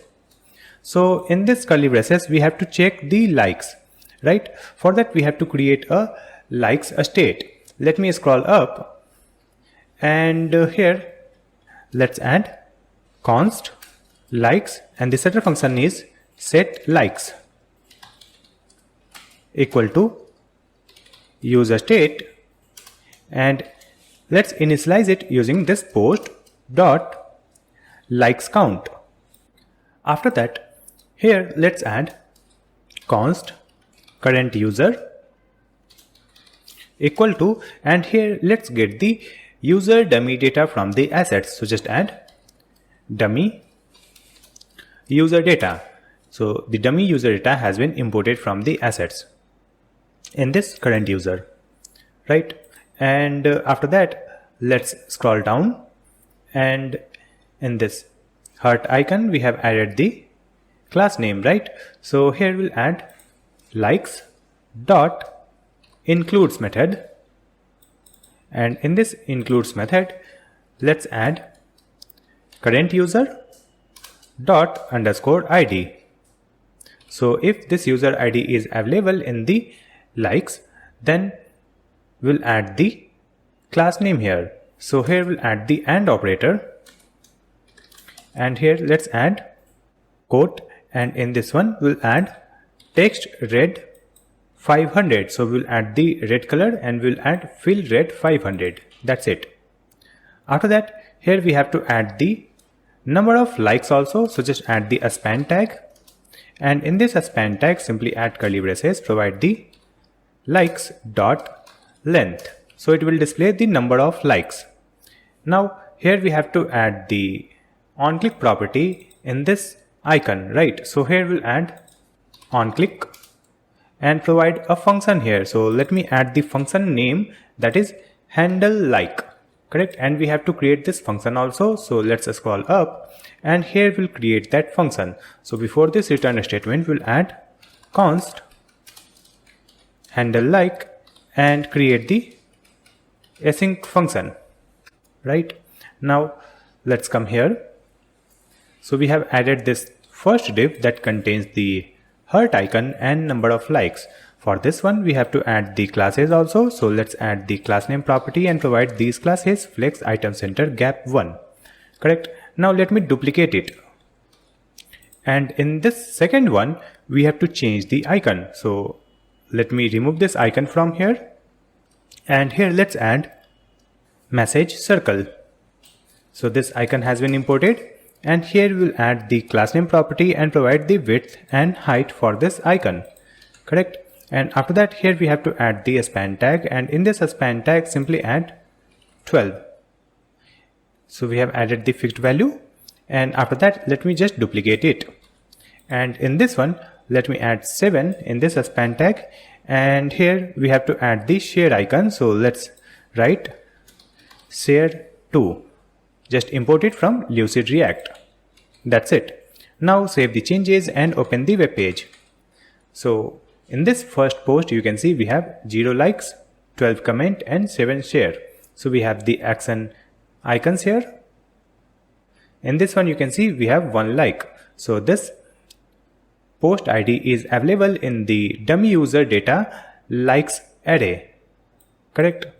So this action button is also added, and we have completed our post list for our feed page, right? Now in this feed page we have to add the content in the right side. So in the right side you can see we have to display the sponsored banner here, where we have added the text called sponsored. And here we have to add the recent messages also. So for this sponsored message we have to add the content in the feed page. So let's open the feed.jsx file, and it is here.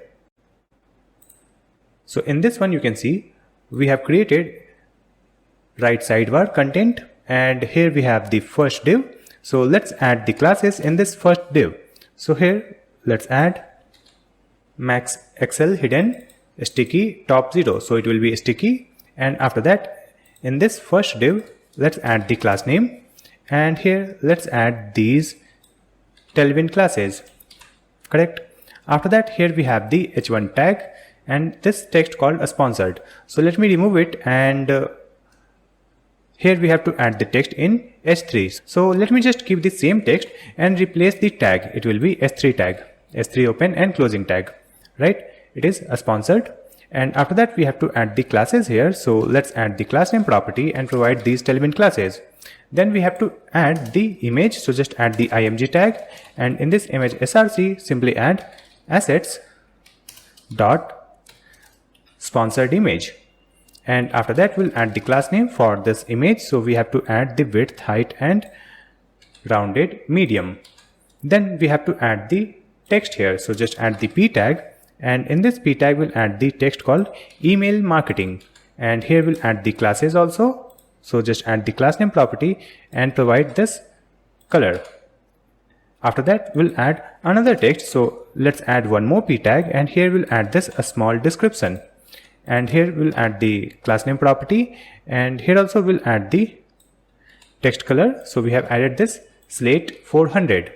Now save the changes and come back here. So you can see in this right side we have this a sponsored banner, correct? And after that we have to display this recent messages.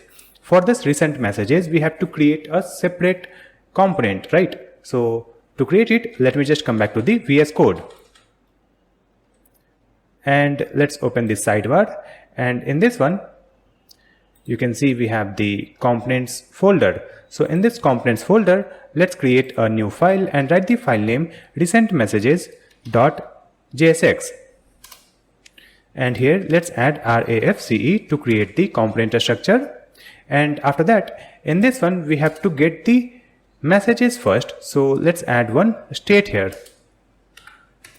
called messages, right? So just add const messages, and the setter function name is set messages equal to use state, and let's initialize it using empty array.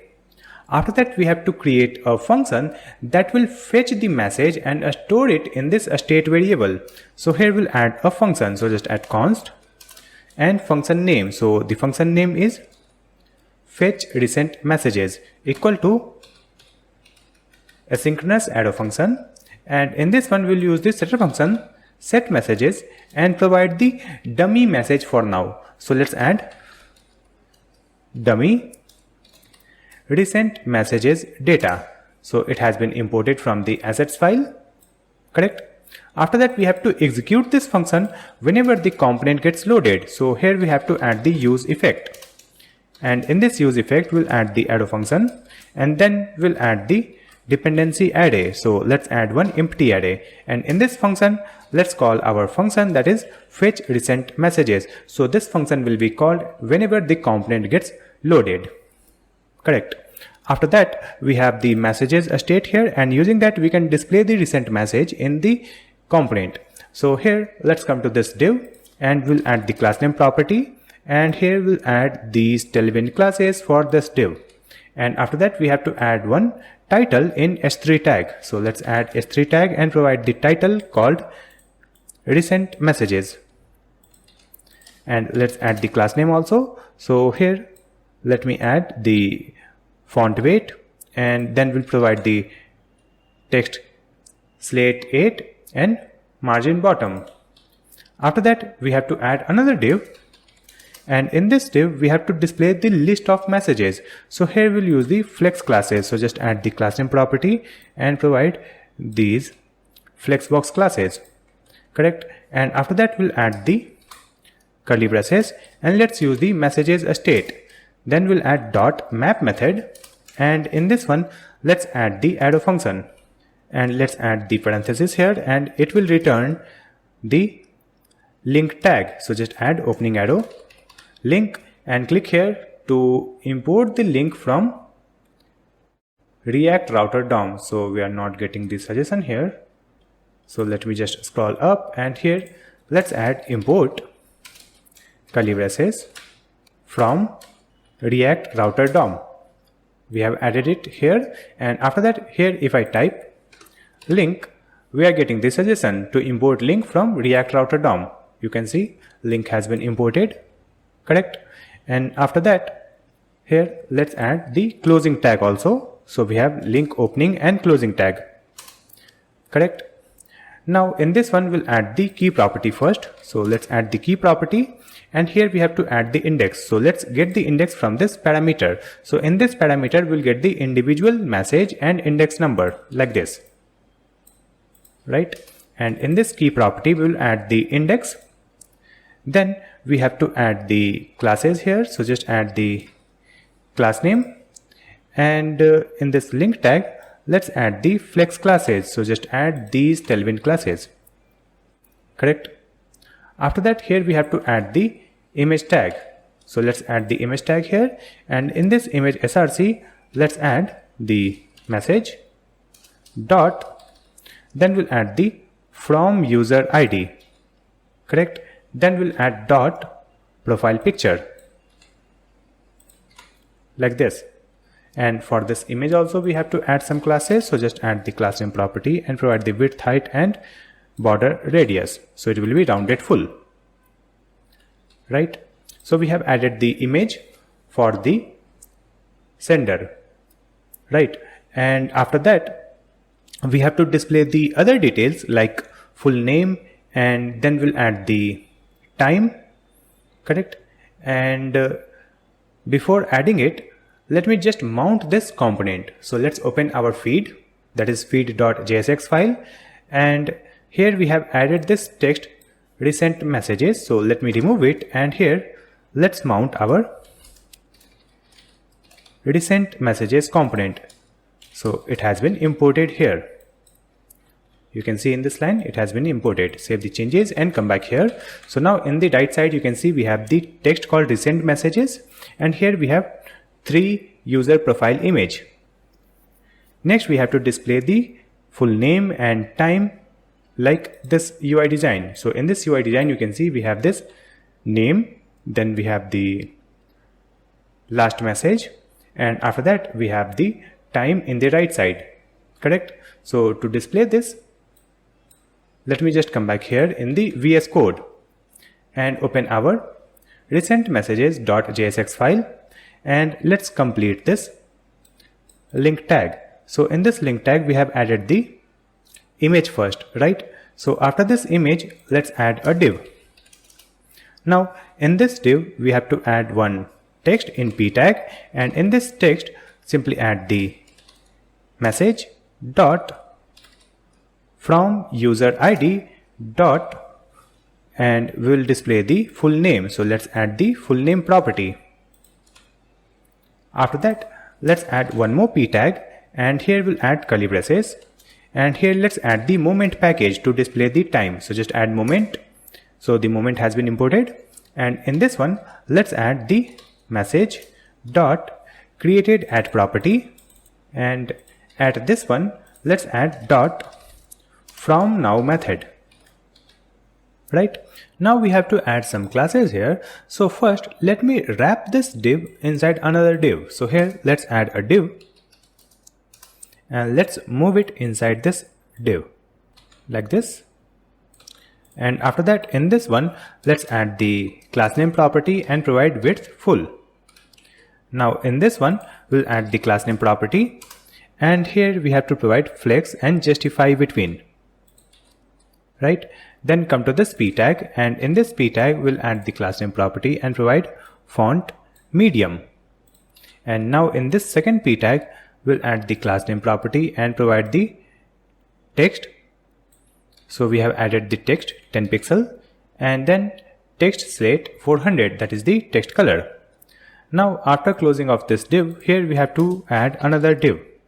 So in this one we have to display the message, right? So here let's add p tag, and in this p tag we'll add curly braces, and let's use the message dot text property. So if it is available, in that case we'll add the message dot text, right? And after that we'll add colon, and here let's add media. Suppose the message text is not available, it means there is some image, right? So here we will add text called media. After that let's add the classes also. So here we'll add the class name property in this div and provide these tailwind classes, and let's add the text color in this p tag. So we'll add class name and provide this color, right? Next we have to add the notification icon here, like when we have the unseen message, right? So let's add curly braces, and let's add not of message dot seen. Then we'll add the AND operator.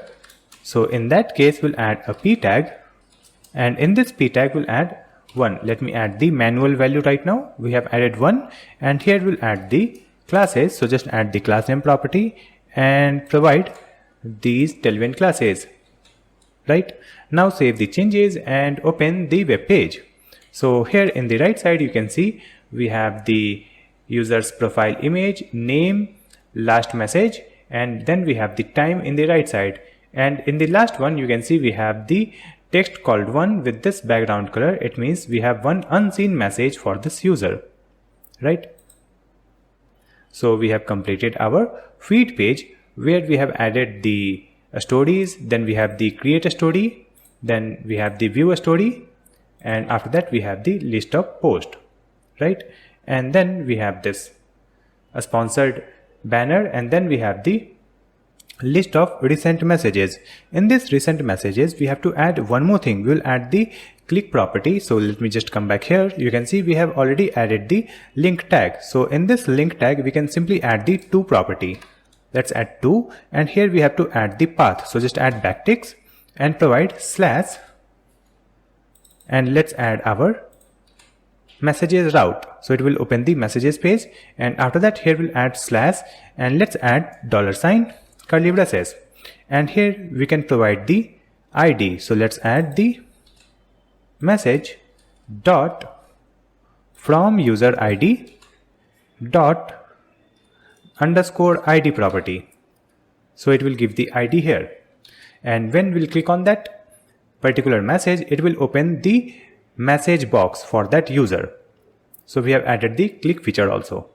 So finally we have completed our feed page. After that, let's see our UI design. So this is the Figma design. In this one, you can see next we have to create this message page, and in this message page you can see we will display the list of messages where we have to add the user's image, name and username, and then we'll display these text, and in the right side we'll display the chat icon and this view icon, that is the eye icon, right? So to create it, let me just come back to the VS Code. Here we will open the sidebar, and in this pages folder you can see we have the messages.jsx file. So in this page we'll add the code to create our messages page like this one, where we'll add the title, subtitle, and then we'll display the list of users, and we will display only those users who is added in the connections, right? So let me just come back here, and here in this div we'll add the class name property, and let's add these Tailwind classes, and after that here we'll add the another div. In this one, let me add the class name property again and provide these classes. Now here we have to add the title first. So first we'll add the title and subtitle. So let's add the comment, and here we'll add the div that contains our title and subtitle, and we'll add the title in h1 tag. So let's add the h1 tag, and here we'll add the text called messages. Then we'll add the text in p tag, and here we'll add the text called talk to your friends and family. After that, here we have to add the classes. So let's add the class name property in this div and provide margin bottom 8. Then we'll add the classes in this title. So just add the class name property and provide this classes, and then we'll add the classes in this p tag. So just add the class name property and provide this classes, right? After that, if I open the web page, and here let me open the messages from here. From this sidebar, we'll click on this messages. So you can see we are on the messages path, and here we have the text called messages and talk to your family. After that, we have to display the list of connections, right? So just come back here, and after closing of this title div, here we have to add the comment. So let's add connected users. Here we'll get the connected user data from our dummy data. So let's add a div here, and in this div we have to add the classes. So just add class name property and provide the Tailwind classes. After that, let's add curly braces and use the dummy data. So just add dummy connections data dot map method, and here we'll add the arrow function.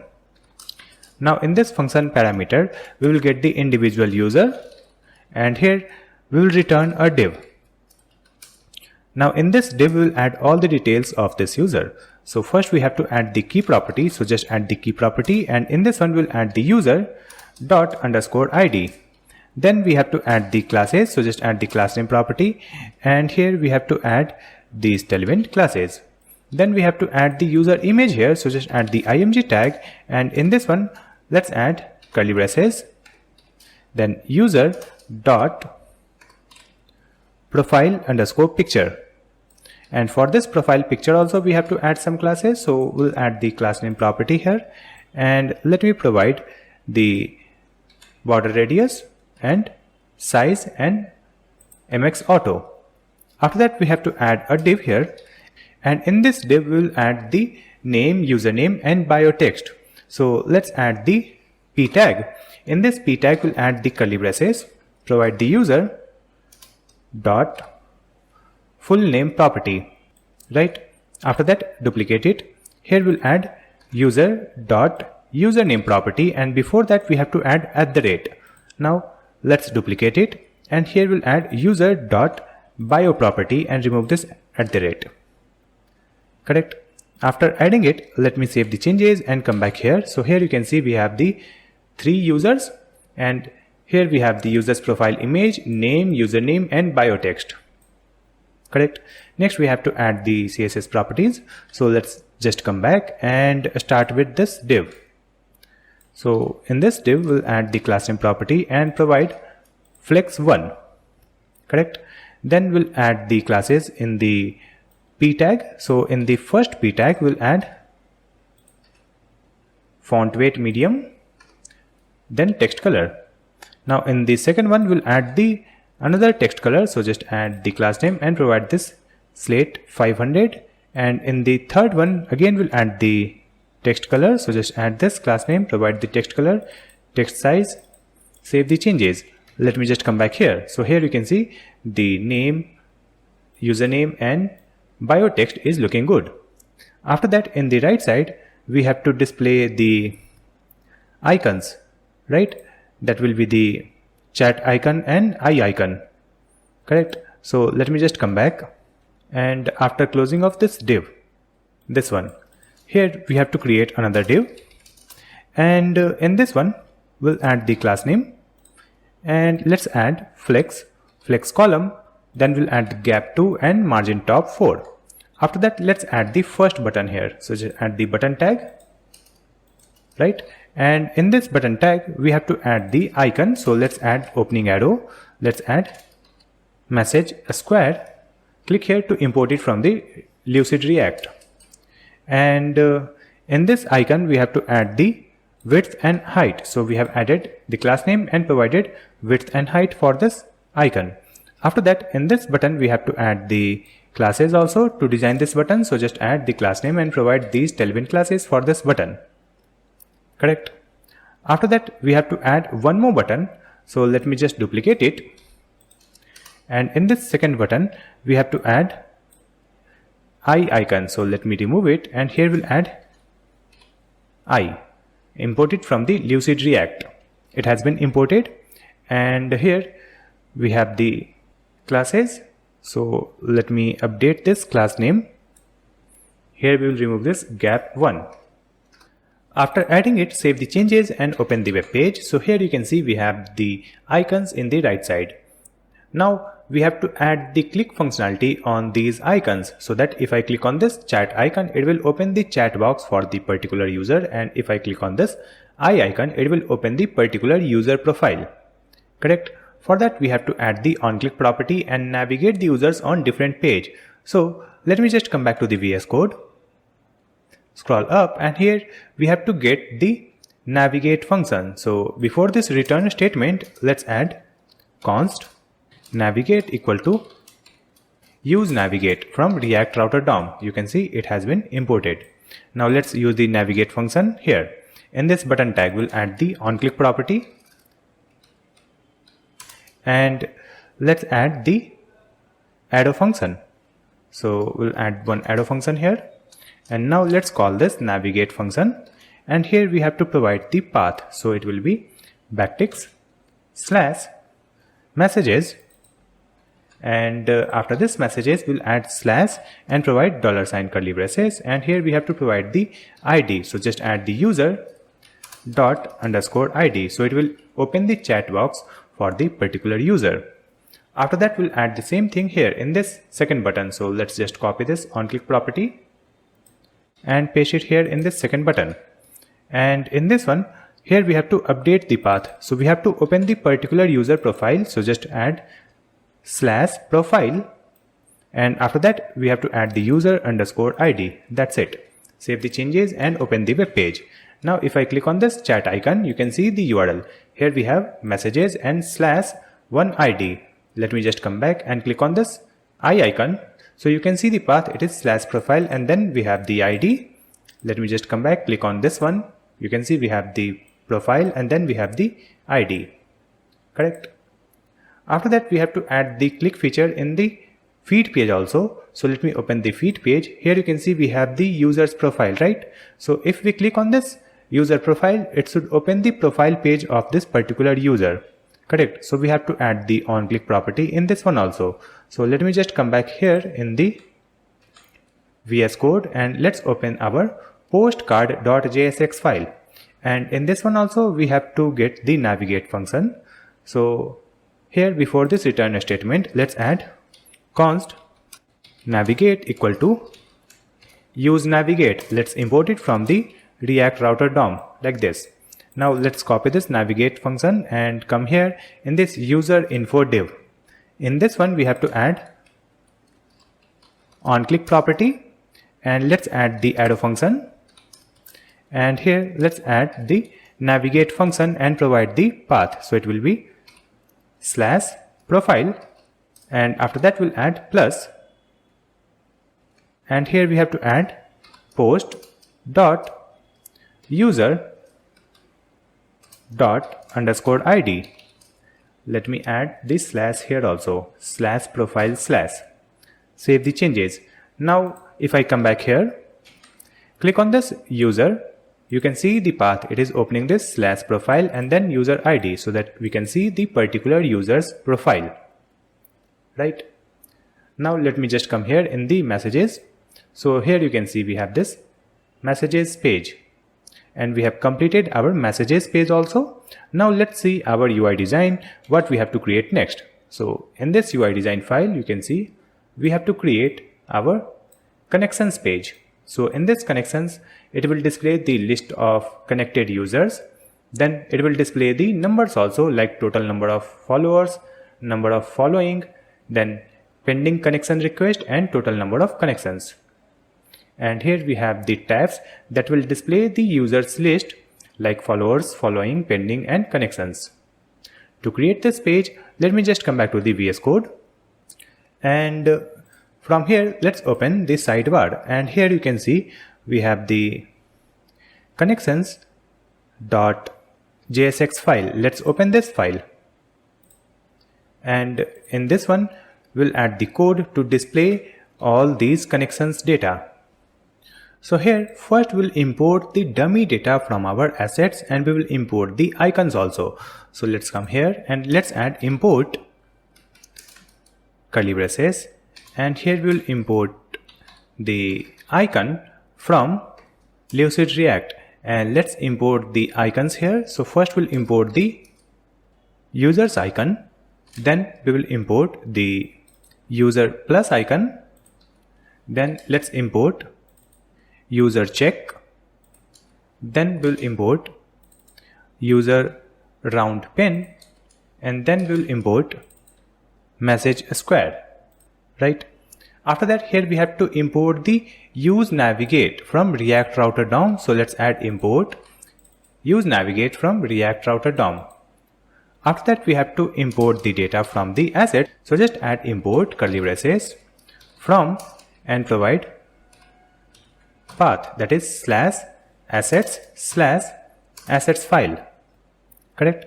Now in this assets file we have the dummy data, like we have the dummy connections data, dummy followers data, dummy following data and dummy pending connections data. So we'll add the space here, and let's first import the dummy connections data and import it as, let's add the as and provide connections.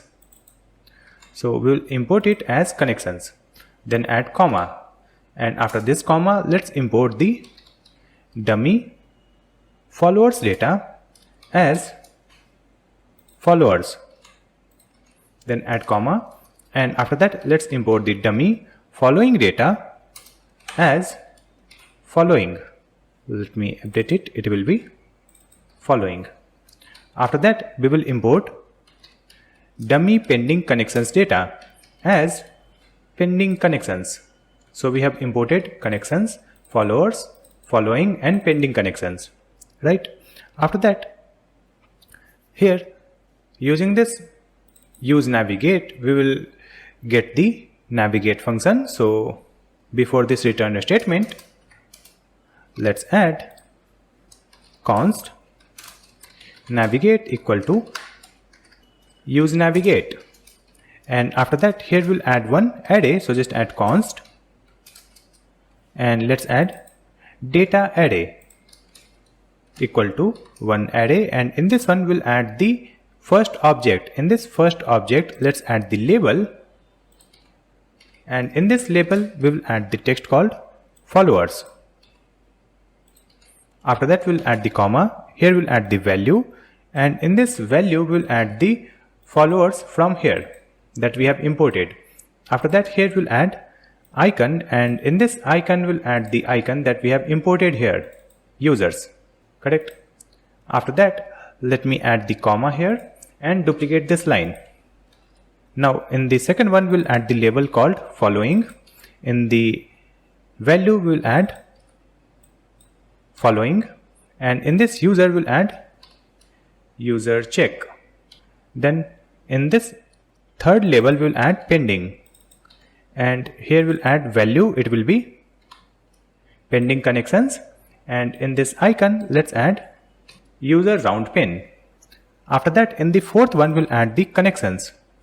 So the label is connections, and here in this value we'll add connections, and in this icon let's add user plus. That's it. So we have created this data array, and after that we can display it on our web page. So let's come here. In this return statement we have the div. So in this div first we'll add the class name property, and let's add these tailwind classes for this div. After that we'll add another div here, and here also we'll add some classes. So let's add the class name property and provide these classes. Now within this div first we have to add the title and description. So first we'll add the comment here. So the comment is title, and we'll add the same title that we have added in the previous page, that is messages. So just open it and copy this code. Let me just open the connections.jsx file and paste it here. So here we have added a div where you can see we have added title and text h1 and p tag, correct? And after that here we have to update the content, so it will be connections, and after that we'll add the description here. So we have updated the title and description. Now we have to display the cards where we'll display the number of connection request, number of connected user, number of followers and number of following. So here we'll add the comment, that is counts, and let's add a div. So in this one let's add the classes first. So just add class name property and provide these classes. After that here we have to add curly braces, and let's use the data array that we have created. Then dot map method, and here we'll add the arrow function, and in this one we will return a div. Now in this function parameter we will get individual item and index number, and in this div we will add the key property, and in this key property we will add index number.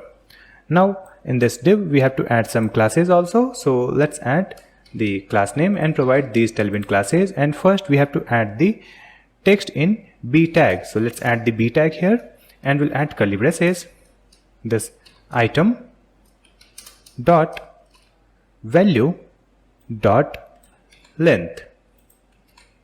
After that here we have to add the text in p tag, and in this one we'll add curly braces item.label, and in this label we have to change the color, so we'll add the class name property and provide this text slate 600. Now save the changes and open the web page. So here we'll open this connections page from this sidebar. So in this page you can see we have the title, description, and here we have these boxes where you can see the number of followers, following, pending, and connections. It means connected users, right?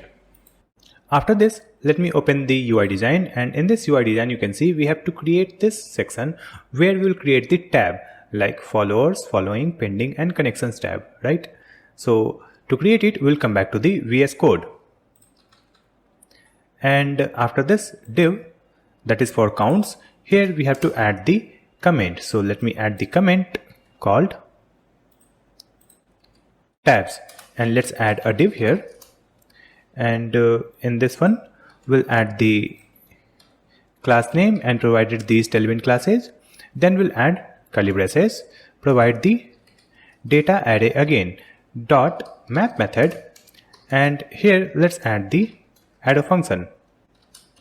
Now here we have to return a button tag, so just add a button tag, and in this button tag let's add the key property, and in this key property we have to add the tab. So let's get the tab from this parameter. From this function parameter we'll get individual tab data, and here let's add this tab, and let's add dot label. So the label will be displayed as the tab text. After that, here we have to add the classes also, so just add the class name property, and let's add curly braces backticks, and here we'll add these tailwind classes, correct? After that we have to check the current tab, right? So for that we have to create the state here, so scroll up, and here we'll add const current tab, then setter function name is set current tab equal to use a state, and initialize it with followers, so it will display the list of followers, correct? Now let's come here, and here we'll check the current tab, so let's add $sign curly braces and provide current tab equal to this tab dot label property. If it is true, in that case we have to add some classes, so let me add these tailwind classes, and if it is false, here we'll add colon, and let's add other classes, so here we'll add these classes in this else condition. That's it. Now within this button tag we have to add the icon, so here we'll add opening arrow tab dot icon. Let's close it. We will add the self closing tag like this, and in this one we have to add the classes also, so just add the class name property and provide the width and height, correct? After that, here we have to add the label text, so just add a span tag here, so let me add a span, and we'll add curly braces, provide tab dot label, so the label text will be added here, and in this one we have to add the margin from the left side, so just add this ml1 in the class name. After that, here we'll add curly braces, and let's use the tab dot count, and let's add not equal to undefined, so in that case only we will add one span tag, so here we'll add a span tag, and in this span tag we'll add curly braces, provide the tab dot count. Now we'll add the classes also, so here let's add the class name property and provide these classes. That's it. Now we have to add the onClick property also. Using that we can change the current tab. So here in this button we'll add the onClick property, then we'll add the arrow function, and here we'll use the setter function. set current tab and provide the tab dot label. That's it. Now save the changes and come back here. So here you can see we have the icons and text, and if I click on any one, it will update the tab. You can see the color is changing for the active tab. It means current tab. If I click on following, it is highlighted. If I click on connections, it is highlighted. Let me add the cursor pointer also in this button. So here, let's add cursor pointer. Now it is good. After adding it, again open the UI design. So in this one you can see we have to display the user's profile, right? We will display the user profile of followers, following, connected users and pending request. So to display it, let me just come back here in the VS Code, and after this tab, here let's add the comment. So we'll add the comment called connections, and here let's add a div. Now in this one we'll add the class name property, and here let's add flex, flex wrap, gap 6 and margin top 6. That's it. And after that, in this one let's add the array. So just add curly braces, data array dot find. So let's add the find method, and here let's add the arrow function, and here we'll add the individual item, and it will return the item dot label equal to current tab dot value dot map, and in this value we'll get the number of users, right? So here we'll add the map, and let's add the arrow function in this map. So here we'll get the individual user, and here we'll add the parenthesis. So it will return a div that will display the user profile, right? So here in this div we'll add the key property, and in this key we'll add the user dot underscore ID, and after that we'll add the classes in this div. So here we have to add these tailwind classes. Now in this one, first we have to add the user's image. So just add the img tag, and in this image tag we'll add src, it will be curly braces, the user dot profile picture, and for this user profile picture we have to add the classes also. So we have added these tailwind classes for this profile picture. Next we have to add the other details like full name, username, bio, right? And then we'll display buttons. So here after this image let's add a div, and in this div we'll add flex1. So simply add class name, provide flex1, and then we'll add the text in p tag.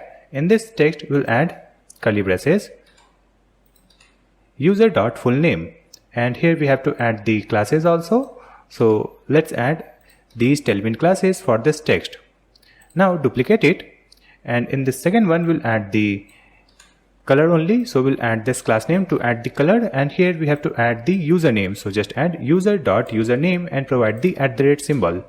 Now duplicate it, and in this third one we have to add the bio. So just add user dot bio, remove this @, and in this bio we have to add dot slice method so that we can display the small bio text. So just add 0 to 30, so it will display 30 character, and after that here we'll add this triple dot, right?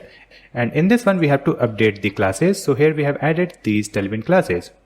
After that we have to add a div here. So after closing of this p tag, let's add a div. In this div we'll add the buttons. So we'll align the buttons side by side. So we'll add the class name and provide these classes.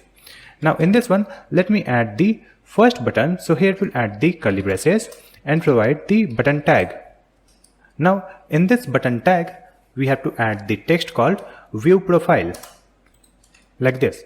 And after that in this one we'll add the classes also. So just add the class name, and let's provide these tailwind classes for this button.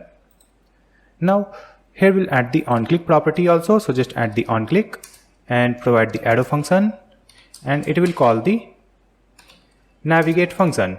and it will open the user's profile page. So just add path. So just add backticks / profile / then $ curly braces and provide the user ._id.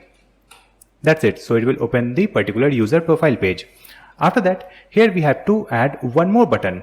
So whenever user is following, then we will display the unfollow button, and when the user have the pending request, then we'll display the accept button, and if the user is already in the connection, then we'll display the message button.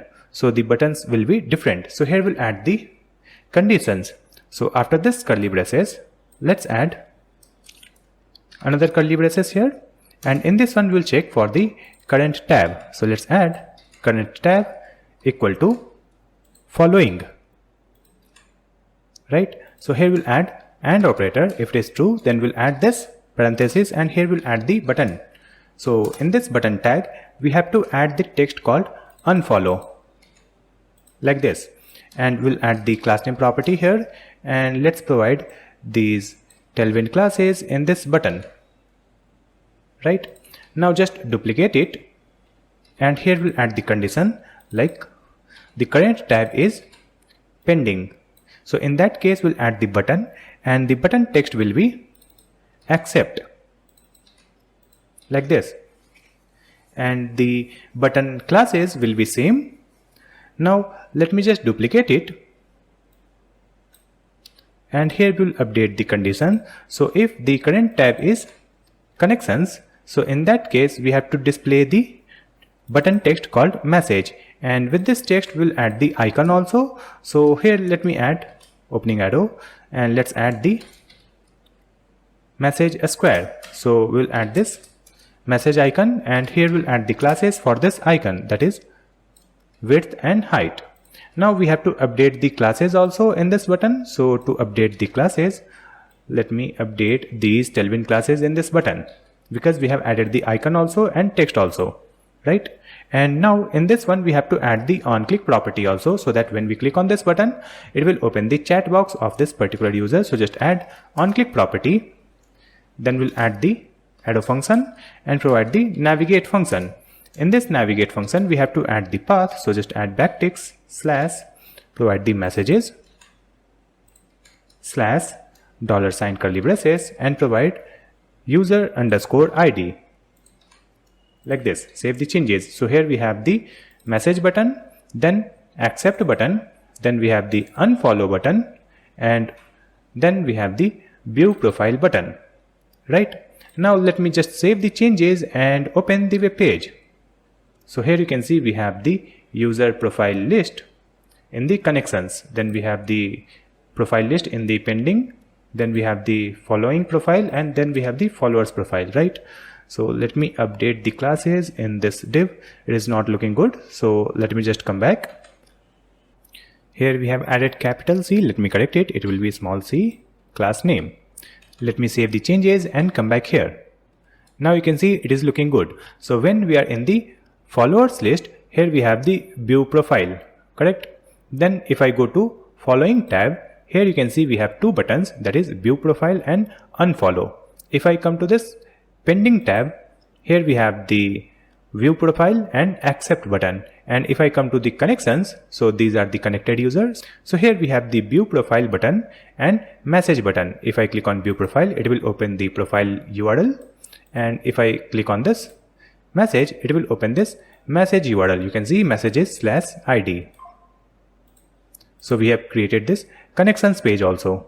After creating this connections page, let's see the UI design. So in this one, you can see we have to create this discover page. In this discover page, we have to add the same title description. Then we have to add a search bar. So we'll create one input state to store the input field data for search. And then we have to display the user's profile card. So we'll create the separate component for the profile card and mount it here. And we'll add the search functionality.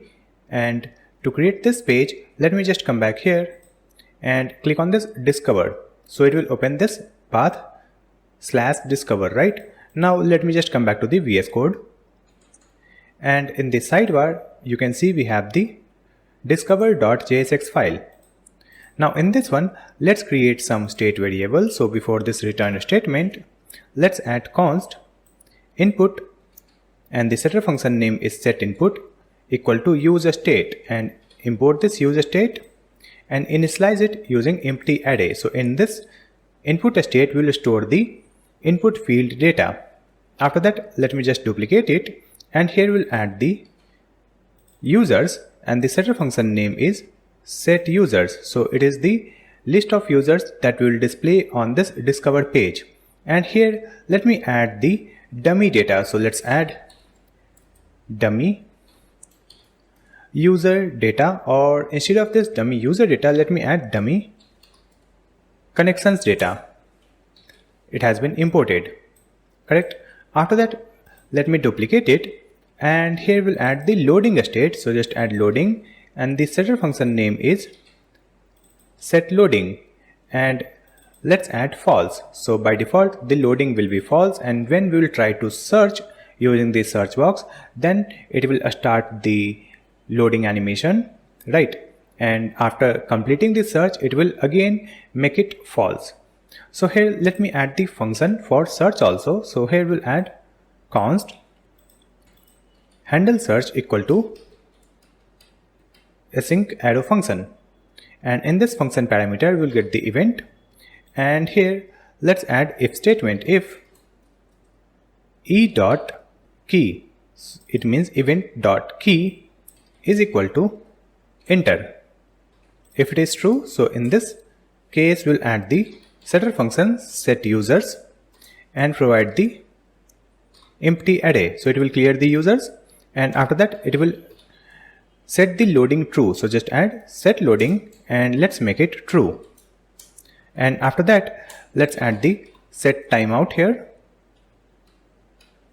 and in this set timeout we'll add the arrow function that will be executed, and here we'll add the time. So let's add 1000 milliseconds, and in this function let's use the setter function setUsers, and here let me simply provide the dummy data again. So just add dummy connections data, and after that let's make the loading false. So just add set loading and make it false. That's it. So now we have the users data. After that, let's come here in this return statement. Here we have a div, so we'll provide a class name in this div, and let me provide these relevant classes, and in this one we'll add one more div, and in this one we have to add the class name property, and here also we'll provide some classes. So we have added these classes. After that we have to add the title as we have added in the previous pages. So just open the connections.jsx file. From here let me just copy this title. Let's just copy and paste it in this discover like this. So we have added the title here, and in this one you can see we have the title text. So just update this title text. After that we'll update the description also. So let me update this description. So we have updated the title and description. Save the changes and come back here. So on this path /discover, you can see discover people and this small description. Next we have to add a search bar. So just come back, and after this title let me add the comment. So here we'll add the comment called search, and then we have to add a div, and in this div first we'll add some classes. So we'll add the class name property and provide these classes. Now in this one let's add another div. Here we'll add some padding. So just add class name padding 6. Now in this one let's add one more div, and in this one let's add the class name and provide the position here. So we'll add relative, correct? After that here we have to add the search icon. So let's add opening arrow search and import it from the Lucid React. It has been imported, and here we'll add the classes for this icon. So let me add the class name property and provide these classes. After that we have to add the input field. So just add input, the type will be text, right? And after that here we have to add the placeholder. So let me add the placeholder and provide this text in the placeholder. After that, we'll add the classes here. So just add the class name property, and in this one we will provide these tailwind classes for this input field. After that, we have to make this input field a controlled input field. So here we'll add the onChange property. In this onChange, let's add the arrow function, and in this function parameter we'll get the event, and after that here let's add the setter function set input and provide the event.target.value. Then we'll add the value property also, and in this value property we'll add the input state. Then we have to add the onKeyUp property, and here we'll simply call the handle search function that we have just created above. So we have added this search box also. After that, if I save the changes and come back here, you can see here we have the search box, and in this one you can see we have this placeholder text, and here we have the search icon also, correct? Next we have to add the list of users, and to display the list of users we have to add the profile card, that is the user profile card. So let me just come back and let's open the sidebar, and in this components let's create a new file and write the file name, that is usercard.jsx. So we have created this file. Now we'll add RAFCE to create the component structure, and in this one let me get the dummy data from the assets. So just add const current user equal to dummy user data. So the dummy user data has been imported, right? After that, here we have to add a function. So let me add the function here, that is const handle follow, because we'll create the follow button. So here we'll add asynchronous arrow function like this, and after that we'll add one more function. So just duplicate it, and here we'll add the function name handle connection request. That's it. And after that, let's come here in this div. So in this div, first we'll add the classes. So just add the class name property here and provide these classes. After that, in this div we'll add the key property also, and in this key property we will get the user, and from this user we'll find the ID, and we'll get this user from the props. So here let's destructure the props. So just add curly braces user, and now let's add this user here. In this key we'll add user._id like this. Now in this one let's add the first div, and in this one we have to add the user image. So we'll add the img tag, and let's add the user dot profile picture, correct? And for this user we have to add the classes also. So let's add the class name property and provide these classes for this image. After that, we have to display the user's full name. So we'll add the p tag, and in this one we'll add curly braces user dot full name, and for this full name let's add the classes and provide these classes. After that, here just add curly braces and provide user dot username. So if the username is available, then only we'll add this AND operator and provide this p tag, and in this p tag we'll add curly braces user dot username like this. Now here we have to add the classes. So we'll add the class name property in this p tag and provide these tailwind classes. After that, let me just duplicate it. Here we'll add user dot bio property, and when it is true, then we'll add the p tag, and in this p tag let me update the classes. So here we have added these classes, and after that here we have to display user dot bio. Remove this @ That's it. So we have added the user image, full name, username, and bio text. After that, let me add the classes in this div. So in this div we'll add the class name property and provide text center. That's it. After adding it, let me mount this component. So we'll open our discover.jsx file, and in this one you can see we have already added this div for search box, correct? So after this search box we have to add another div. So here let's add a div. In this one, we'll add curly braces, provide the users. Right here you can see we have the users state. So we are using this users dot map method, and let's add the arrow function, and in this function parameter we'll get the individual user, and after that here we will return a component. So let's add our user card component that we have just created. So it has been imported. Here we have to add the props, so just add user, it will be user, and after that here we have to add the key property also. So in this key property, let's add the user dot underscore ID. That's it. Now in this div we'll add some classes to align all the users list. So we'll add flex, flex wrap, and gap 6. That's it. Next, here we have to add the curly braces. Just after this closing div we'll add curly braces, and let's add loading.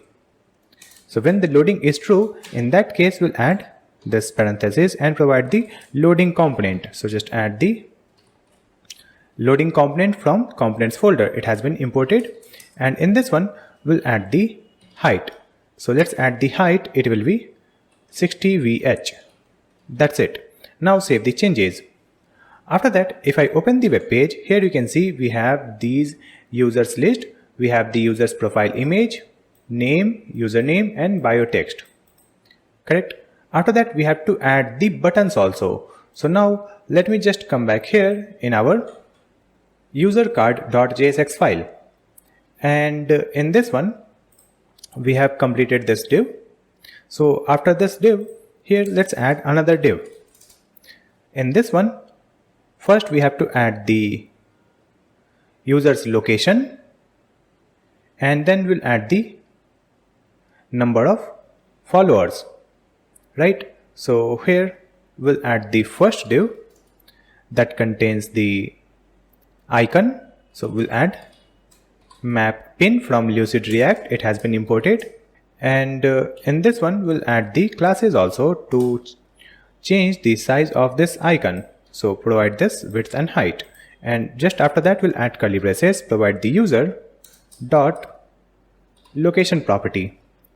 So it will display the location here with this icon, and in this one let me add the classes also. So here we'll add the class name property and provide these classes. Correct? Next we have to duplicate this div, and in this one we have to add the number of followers. So here let me remove it, and we'll add the span tag. Now in this span tag we have to add the user. So let's move it here. We'll add curly braces user dot followers, and from this followers we'll get the length. So just add dot length, and after that at the end we'll add followers like this. So it will display total number of followers, right? And this will display the location with icon. Now here we have this div that contains the location and followers. So here let me add the classes for this parent div. So we'll add the class name here and provide these classes, save the changes, and come back to the web page. So here you can see we have the location, then we have followers. So here we have 2 followers, and this is the location name and location icon. Correct? After that, here we have to add the buttons. So we'll come back here, and after closing of this div, here let's add another div. Now in this one simply add class name property and provide these classes. Now in this one let's add the buttons. So first we'll add the comment here for follow button and write the button text. So we have added the button tag here. Now in this one we have to add the icon also. So just add user plus. So we'll import the user plus from Lucid React, and after that let's close this tag, and in this one we have to add the width and height. So we'll add width and height 4. Correct? And after that we'll add the curly braces and provide the current user dot, or before this we'll add the question mark also, and here just add question mark dot following dot includes, and here we'll add user dot underscore ID.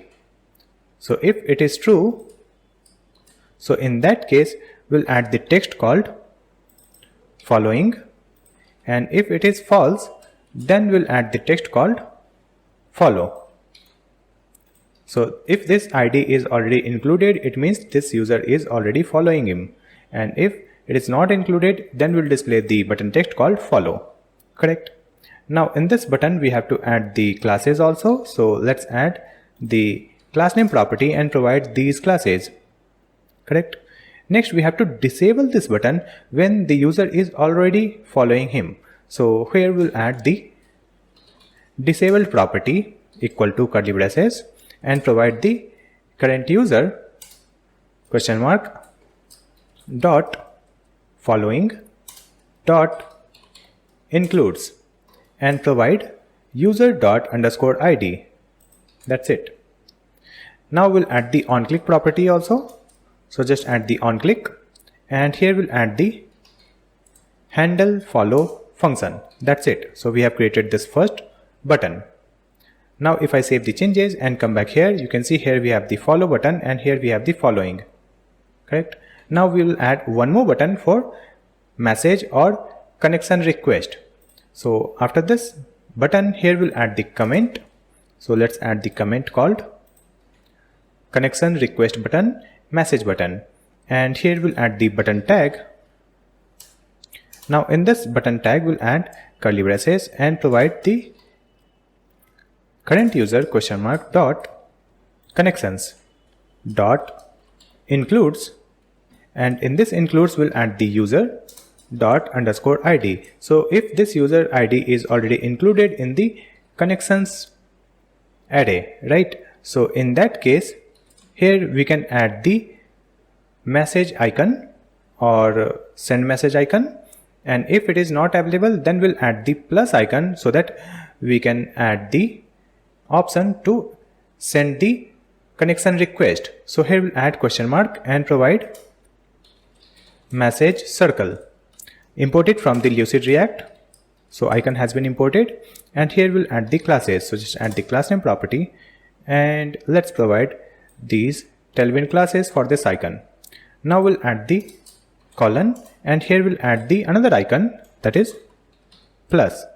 Let's import it from the Lucid React, and here we'll add the classes. So just add the class name property, and here also we'll add the classes like this. Save the changes. Now here we have to add the onClick property on this button, but before that let me add the classes on this button. So we'll add class name and provide these classes. Correct? And after that here we'll add onClick, and in this onClick let's add handle connection request. Now save the changes and let's open the web page. So here you can see we have two buttons. First one is follow and this one is plus. It means we can send the connection request, and in the second one you can see we have the following, and here we have the message icon. So this user is already in the connection, and if it is in the connection we can simply message them. So here we have the message icon. Correct? Now if I open the UI design, so in this design also you can see we have the same icon for message and connection request, and here we have the follow text, and here we have the following text. So it is looking good. So we have completed our discover page also, right? Now after that, if I open the UI design, here you can see we have to create this profile page. Correct? So in this profile page we have to create this section where we'll display the background color, or we can display the image here. Then we have the profile image. Here we have the name, username, bio, location, and join date, and then we have total number of posts, total number of followers, and total number of following. And after that we have the list of posts, and we have the tab also to switch between post, media, and likes. Correct? So we have to create this profile page. For that, let me just come here and let's open the VS Code.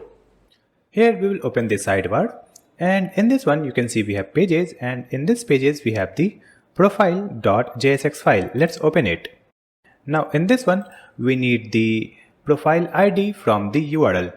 If I open the web page and click on this profile, you can see here we have the path /profile. So when we are on this /profile, we have to display the profile page of the logged in user. And when we have some ID after this profile, if I open this connections, click on this view profile, you can see here we have some ID. Let me click on this one. Here also you can see we have some ID. If I come to home page, click here, you can see here we have the profile and then some ID. So when we are getting some ID in this URL, we have to display the profile details of this other user, right? So here let me just come back, and here we'll check for the use params.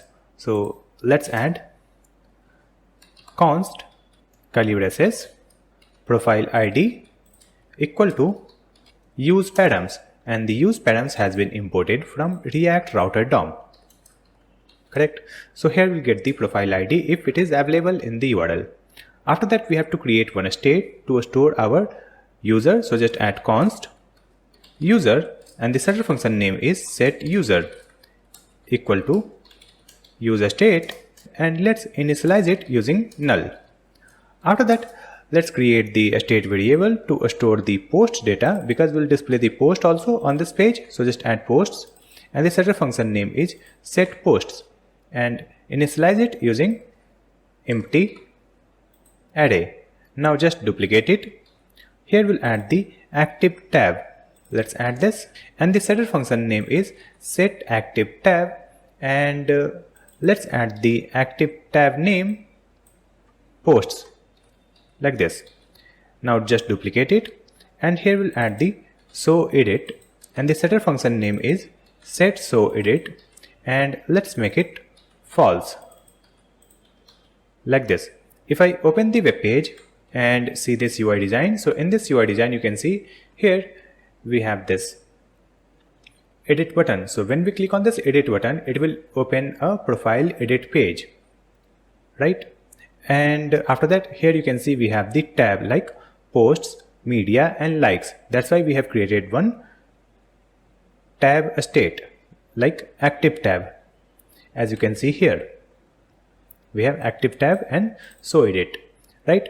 Now we have to create a function that will fetch the user data, right? So here let's add the const function name is fetch user equal to asynchronous arrow function, and in this one let me use the dummy user. So just add set user and provide dummy user data, and the dummy user data has been imported. After that let's add the setter function called set post, and in this one let's add dummy posts data. That's it. Next we have to execute this function whenever the component gets loaded. So here just add use effect, and in this one let's add the arrow function, and after that here we have to add the dependency array, so it will be empty array. Now in this function we have to call this fetch user. Let's call it here. That's it. So whenever the component gets loaded, it will execute this function that will fetch the user and post, right? Now let's come here in this return statement. Here we'll add the user question mark. So when the user is available, then we'll display this div, correct? Now suppose the user is not available, so in that case here we'll add colon parenthesis, and in this one let's add the loading component. We'll click here to import the loading component from components folder. It has been imported, right? Now let's come here in this div. So in this div we have to add some classes. So just add the class name property here and provide these classes, and in this one we'll add one more div. In this one we'll add the class name property and provide these classes. After that we have to create the profile header section where we'll add the cover photo, right? So here let me add the comment first, that is profile card, and in this one let's add a div. So in this div, we'll add the background. So we'll add the class name property, provide the background white, rounded 2XL, shadow, overflow, hidden. Now in this one, we have to add the covered photo or cover image. So we'll add the comment here called cover photo. And here, let's add a div. So in this div, we'll add some classes. So we'll add the class name property and provide these tailwind classes. Next, here we'll add the curly braces. Let's use the user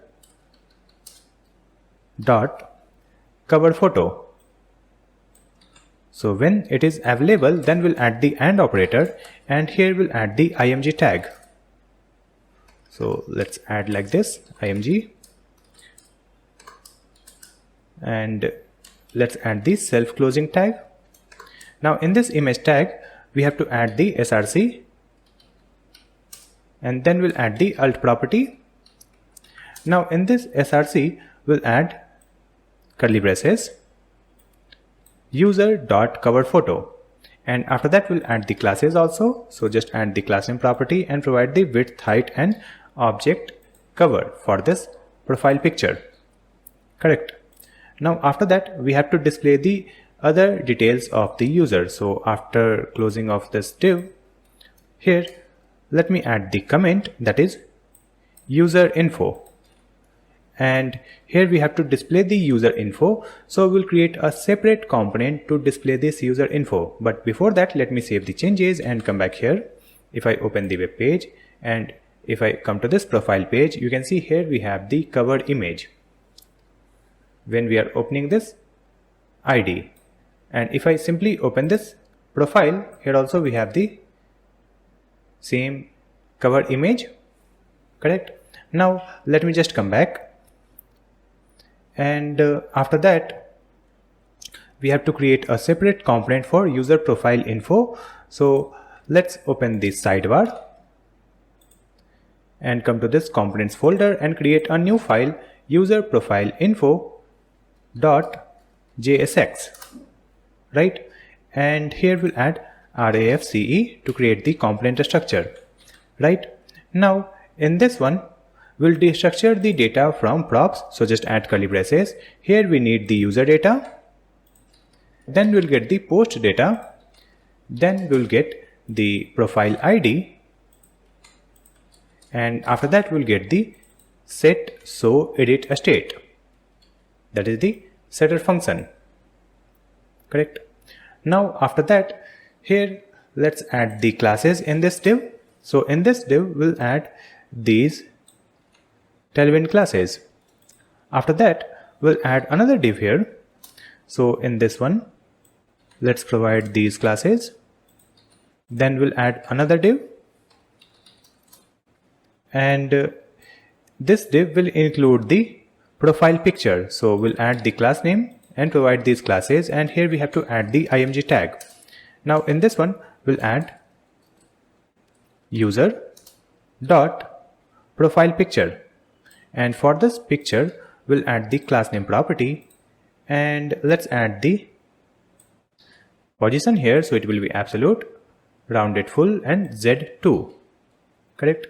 Now this div includes the profile image. So after this profile image, here we have to add another div like this. Now in this one, we'll add the class name property and provide these classes. Then let's add another div here. So we'll add a div tag and provide these classes here. Now in this one, let's add the another div. So we'll add a div here, and here we have to add the user's full name. Then we'll add the icon, that is user is verified. Correct. So we have to group it in a div. So we'll add a div here, and let's add classes. So here we'll add this class name and provide these classes, and then we'll add the name in h1 tag. So in this h1 tag, we'll add curly braces, user dot full name, and for this name we have to add some CSS properties. So provide these tailwind classes, and then we have to add the icon. So just add opening arrow, verified, And let's import this icon from Lucid React. It has been imported, and we'll add the classes for this icon also. So for this icon, we'll set the width, height, and we'll set the text color. That's it. After that, here we have this closing div. So here only we'll add the p tag. In this p tag, we have to display the username, right? So here we'll add curly braces. Let's check the user.username property. If it is true, then we'll add backticks @ curly braces and provide user.username. And if it is not available, then we'll add the colon here, and let's add a username like this.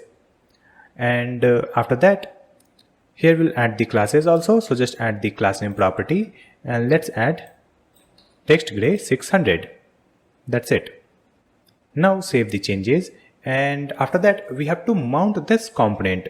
So let me just come back to our profile.jsx file. So in this profile.jsx, here we have added the comment user info. So after this user info, let's add user profile info component. You can see this component has been imported, and here we have to provide the props. So just add the user, it will be user. Then we have to provide the posts, it will be posts. Then we have to provide profile ID, it will be profile ID, and then we will provide the setter function set so edit, it will be set so edit. That's it. So we have mounted this component here. After that, if I open the web page, here you can see we have this profile image, then name, verified icon, and this username. Correct? After that, let me just come back here in our user profile info.jsx file. And after closing of this div, here let me add the comment. So here let's add, if user is not on others profile, that means he is opening his profile, so we will give edit button, right?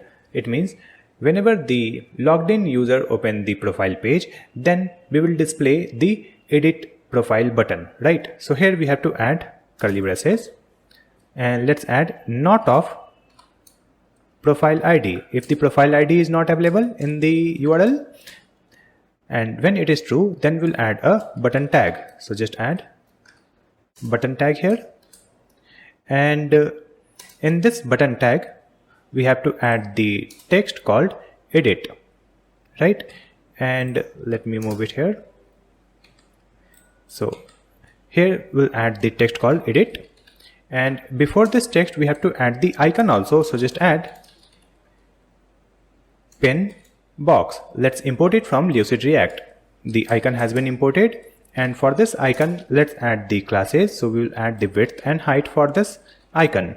After that, here we have to add the classes for this button. So in this button tag we'll add the class name property and provide these classes, and then we have to add the on click property here, so we can click on this button. So just add on click, and in this on click we'll add the arrow function, and here let's call the setter function set so edit, and let's make it true.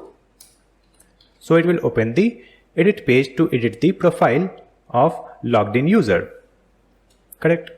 And after that, here we have to display the user's bio. Correct? So after closing of this div, here we'll add the p tag, and in this p tag we'll add user.bio, and in this one we'll add the classes also. So let's add these tailwind classes for user bio, right? Now just after this we have to add a div. So let's add a div here, and in this one we have to display the user's location, and then we have to display the joined date, right? So here in this div, let's add the class name property and provide these tailwind classes. Then we'll add the span tag. Now in this span tag we have to add the location icon, so just add map pin. So this icon has been imported, and for this icon let's add the width and height. So we'll add the class name and provide the width and height. After that we'll add the location here, so just add user.location question mark. So if the location is available, then we will display user.location, and if it is not available, then we'll add the text called add location, like this. And after that, in this span we'll add the class name property, and here let's add these tailwind classes. Now we have to add this same thing again, so just duplicate this span tag, and in this one these classes will be same, and here we have to update the icon, so it will be calendar icon. Calendar icon has been imported from the Lucid React. The height and width will be same, and after that here let's add the text called joined. So let me remove it and just add joined, and after that let's add the span tag, and in this span tag we'll add curly braces and provide the moment package. So just import the moment package, then we'll add the user dot created at property. After that here we'll add dot from now method. That's it. Now here we have to add the font weight, so let's add the class name property and provide font medium. That's it. Save the changes and let's open the web page. So here you can see we have the profile bio, then we have the location and joined date. So it is 18 days ago, and here we have the edit icon or edit button, correct? On this edit button we'll add the cursor pointer also. So here on this button let's add cursor pointer. Now it looks good. And after that here we have to display the total number of posts. So you can see the UI design. Here we have to display the total number of posts, total number of followers, and total number of following. So to display it, let me just come back to the VS Code, and in this user profile info.jsx file, here we have added this div that contains the location and join date, correct? So after closing of this div, here we have to add another div, and in this one let me add the classes. So just add the class name property and provide these classes, and after that here we'll add a div. Now in this one we'll add the span tag. Now in this span tag we have to add posts.length, so it will display total number of posts, and for this text we'll add the classes and provide these tailwind classes, right? After this length we have to display the text also, so we'll add the span tag again, and in this one let's add the classes and provide these classes. Here we'll add the text called posts. Save the changes. Now we have to duplicate it, so let's duplicate this complete div, and in the second one we have to add this user dot followers dot length, and after that here we have to add the text called followers, right? Now again duplicate this div,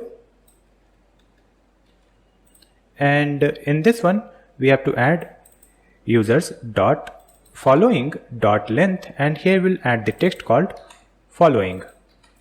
That's it. Save the changes, and now let's open the web page. So here we have the 6 posts, then 2 followers, 2 following. It is looking good. So we have created this profile info section, right? After that we have to display this tab, and below this tab we will display the post, and when we'll click on this second tab, that is media, then we'll display the media, right? So let me just come back here in our VS Code, and from here we'll open the profile.jsx file, and in this one we have mounted this user profile info component, and here we are closing this div. So after closing of this div, here let's add the comment. So here we'll add the comment called tabs, and here we have to create the tab. So just add a div, and in this div we'll add the margin from the top, so we will add the class name and provide margin top 6. Then we'll add another div here that contains all the tabs, so here we'll add the class name and provide these classes. Then we have to add the curly braces, and here we have to create one array. So here let's add the array and provide these elements, that is posts, media and likes. Now we'll add the map method, so just add dot map, and in this one we'll add the arrow function, and let's add the parenthesis, so it will return a button tag. Now in this function parameter we'll get the individual tab name, so here let's add the key property. So in this one we'll add the key property and the key will be tab. After that, in this button we have to add the classes also, so just add the class name property. Here we'll add curly braces, backticks. We will provide these classes, correct? And after that, here we are checking for the active tab. So if the active tab equal to tab, in that case we'll add this class name, and if it is false we'll add this class name. So we have added the ternary operator here to add the classes. And after that, in this button we have to add curly braces and provide the tab dot char at 0, and after that we'll add dot to uppercase, and after that we'll add plus and provide the tab dot slice, and let's add 1. Save the changes. Here we have added the class name and we have added extra quote, so just correct it. Now save the changes. After that, let me open the web page, and here you can see we have these tabs. If I click on the second one, you can see it should display the color here. So we have to add the on click property also, so let me just come back, and in this button we'll add on click property, and in this on click let's add one arrow function, and here we'll use the setter function, set active tab, and just provide the tab here. That's it. Save the changes, and now let's come here. Let's click on this media. You can see it is active tab. If I click on likes, this one is active, so it is working fine. Next we have to display the list of posts here. So we'll come back to the VS Code, and after closing of this div, that is here we'll add one comment. So let's add the comment called posts, and here let's add curly braces, provide active tab is equal to this posts. Then only we have to display the post list, right? So we'll add the AND operator, and after that here we'll add this parenthesis and provide a div here. Now in this div we have to add curly braces, provide the posts state dot map method, and here we'll add the arrow function. In this function parameter we'll get the individual post, and after that here we can mount our post card component. So just add post card, it has been imported, right? And in this post card component we have to add the key property. So let's add the key, it will be post dot underscore id, and then we have to add the props. So just add post, it will be post. That's it. Now here we have to add the classes in the div that contains all post list. So just add the class name and provide these tailwind classes for this div. Now let's save the changes and come back here. You can see here we have the list of posts, correct? And if I click on this media, these posts are hidden. If I click on post, it is displayed, right? Now let me just come back and let's check the active tab. So here we'll add the comment.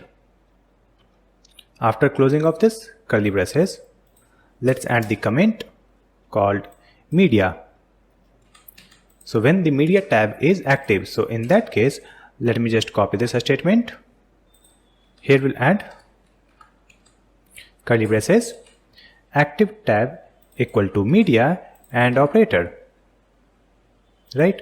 And then we'll add the parenthesis, and here let's add a div like this. So in this div Again we'll add the classes, so we'll add the class name property and provide these classes, and within this div let's add curly braces and use the posts dot filter. So we will filter the post here where we have the image available in the post, right? So just add filter and add the arrow function and provide the post here, and it will return post dot image urls dot length greater than 0. So where the image URL length is greater than 0, it will return that, and here we'll add the map method, and then we'll add the arrow function, and in this one we'll get the post, and after that here we'll add the parenthesis, and let's add the fragment here. Now in this fragment we'll add curly braces, and let's add the post dot image urls dot map method, and in this one we'll add the arrow function again, and here we'll add the image, then we'll get the index number, and after that here we'll return the parenthesis and provide the link tag. So just add link and import it from the React router DOM. So just add the link opening and closing tag, right? Now within this we'll add the img tag, so let's add img, and in this image src let's add curly braces and provide image, then we'll add the key property. So in this key property we'll add index, and then we have to add the classes, so just add the class name property, and let's add these classes for this image, correct? And after that we have to add the text in p tag, so here we'll add the text in p tag and it will be posted, and then we have to display the post date, so just add curly braces, and let's use the moment package dot, or here we'll add this parenthesis, and in this one we'll add the post dot created at, then we'll add dot from now, like this, and now we'll add the classes in this p tag. So here we'll add the class name property and provide these classes for this p tag, correct? And after that here we have the link tag, so in this link tag we'll add the target, and in this target we'll add underscore blank, then we have to add the to property, so just add the to property, so the to will be image, then we have to add the key property, so the key will be index, like this, and after that we'll add the classes also. So let's add the class name and provide these classes relative and group. Now save the changes and now open the web page.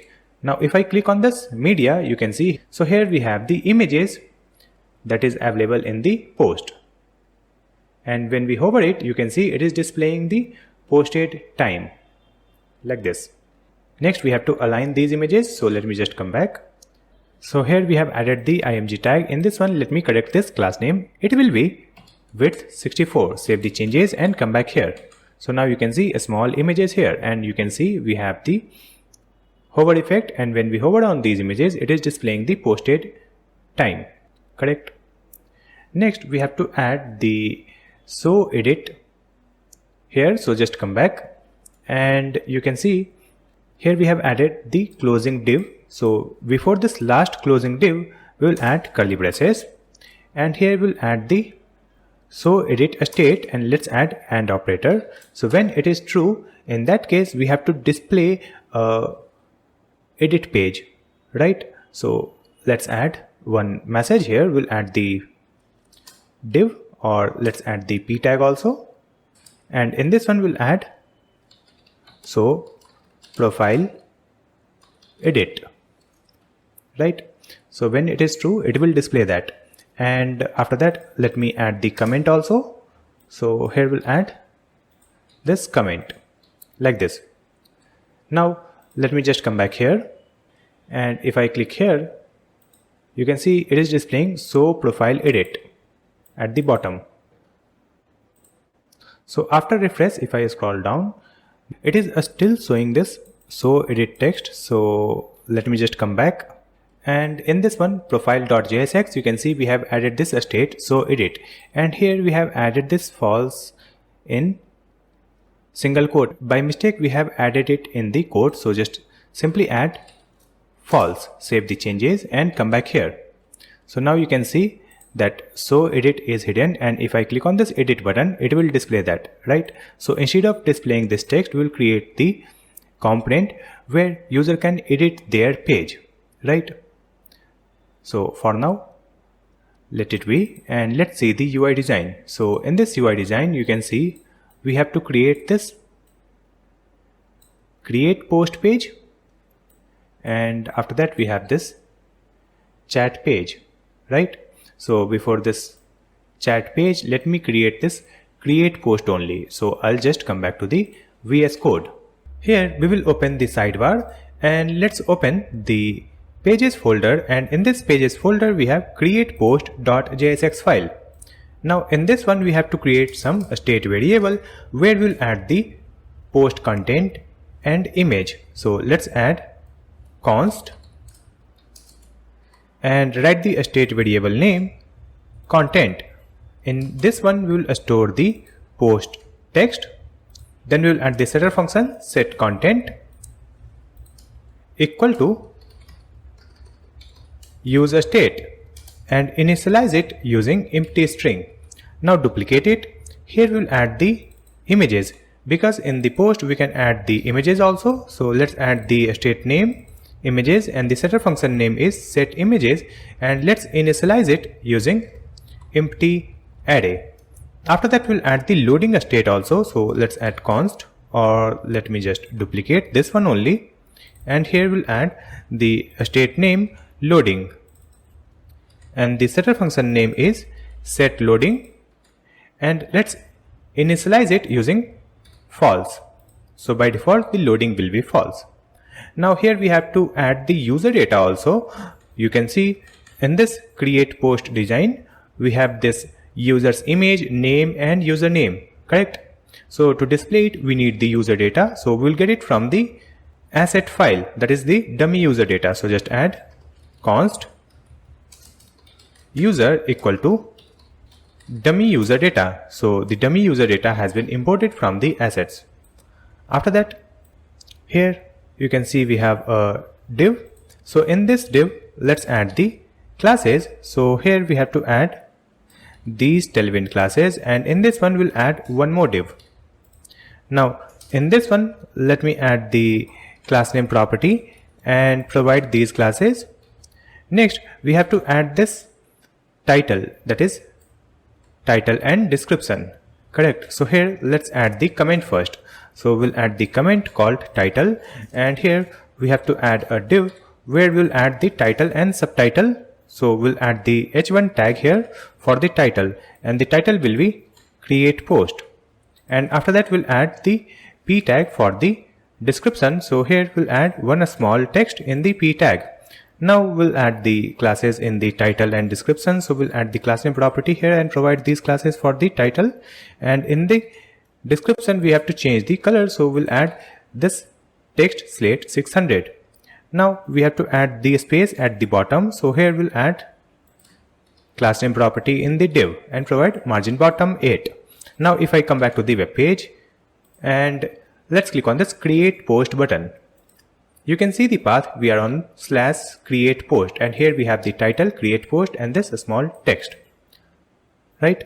After that let me just come back here, and after closing off this div, here let's add the comment called form, and we'll add a div here, and in this one let me add the class name property and provide these classes.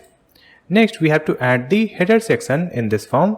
In the header we have to add the profile image, name and username. So let's add a div here, and in this one we have to add the image. So just add the img tag, and here let's add curly braces, then add the user dot profile picture, and for this profile picture we have to add the classes also. So here I'm going to add the class name property and provide this classes for the profile picture. After this profile picture we have to display the name and username. So we'll add a div. In this div, we'll add the h2 tag where we'll display the user's full name. So let's add user.fullname in curly braces. Then let's add the p tag here, and in this p tag we have to display the username. So we'll add the @, then add curly braces user.username, right? Next we have to add the classes for the name and username. So we will add the class name here, and let's add the class name in the username also. So we'll add these classes here. That's it. Now here we have this div, that is the header. So in this one we'll add the class name property, and let's provide these classes so it will align the user profile image and name and username side by side. If I save the changes and come back here, you can see here we have the profile image, name and username. Next we have to add the text area where we can add the post content. So let me just come back here in the VS Code, and after this header we'll add the space, and let's add the comment here called text area, and here we'll add the text area tag. Let me correct it. So we have added the text area tag. It will be self-closing like this. And here let me remove this one, and here we'll add the class name property, and in this one let me provide these classes. After that we have to add the placeholder here. So we'll add the placeholder property and provide this text in the placeholder. Let me add in double quote. After that, here we have to add the onChange property also. So just add onChange, and in this one we'll add the arrow function, and here we'll add the event in the parameter, and let's call the setter function set content and provide e.target.value property, and then we'll add the value also, and in this value we'll add the content. So whenever we'll add any text in the text area, that will get saved in the content state. Correct. After that we have to add the images.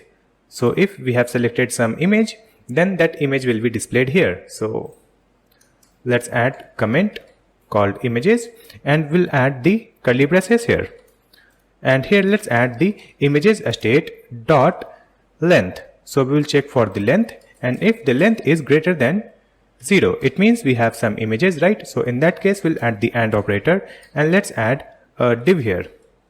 So we'll add div open and closing tag. Now in this div, let me add the curly braces and provide the images dot map method, and in this map method we'll add the arrow function to display each images one by one. So here we'll add the single image and index number using I. Then we'll add this parenthesis and return the div here. Now in this div, first we have to add the key property. So the key will be I, and then we'll add the class name property here and provide relative and group. Now within this div we'll add the img tag to display the image, and let's add the URL dot create object URL and provide the image. After that we'll add the classes. So just add the class name property and provide the width and rounded medium. Then we'll add the another div here after this image. So let's add a div, and in this one we have to add the cross icon. So let's add X. You can see we are getting the suggestion to import it from the Lucid React. So it has been imported, and after that in this icon we have to add the width, height and color. So we'll add these classes. Now in this div we'll add some classes also. So let's add the class name property and provide this tailwind classes. Correct.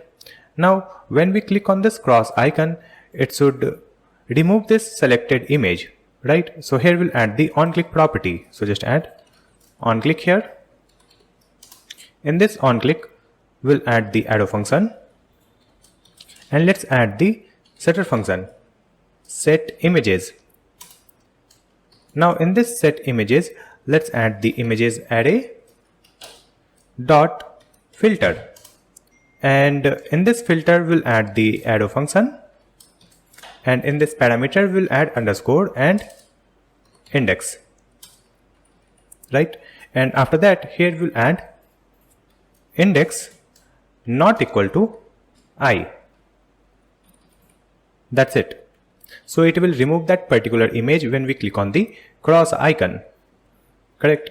And after that, let me add the class name in this div. So here we'll add the class name property, and let's provide these tailwind classes: flex, flex wrap, gap 2, and margin top 4, right? And after that, let me save the changes. And if I open the web page, here you can see we have the object console.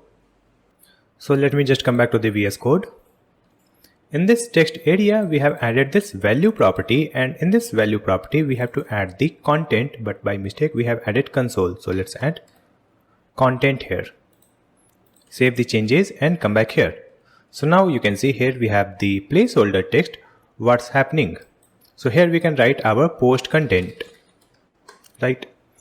Next, we have to add this horizontal line, and we'll add this image icon so we can upload the images in this post, and then we'll add this publish post button.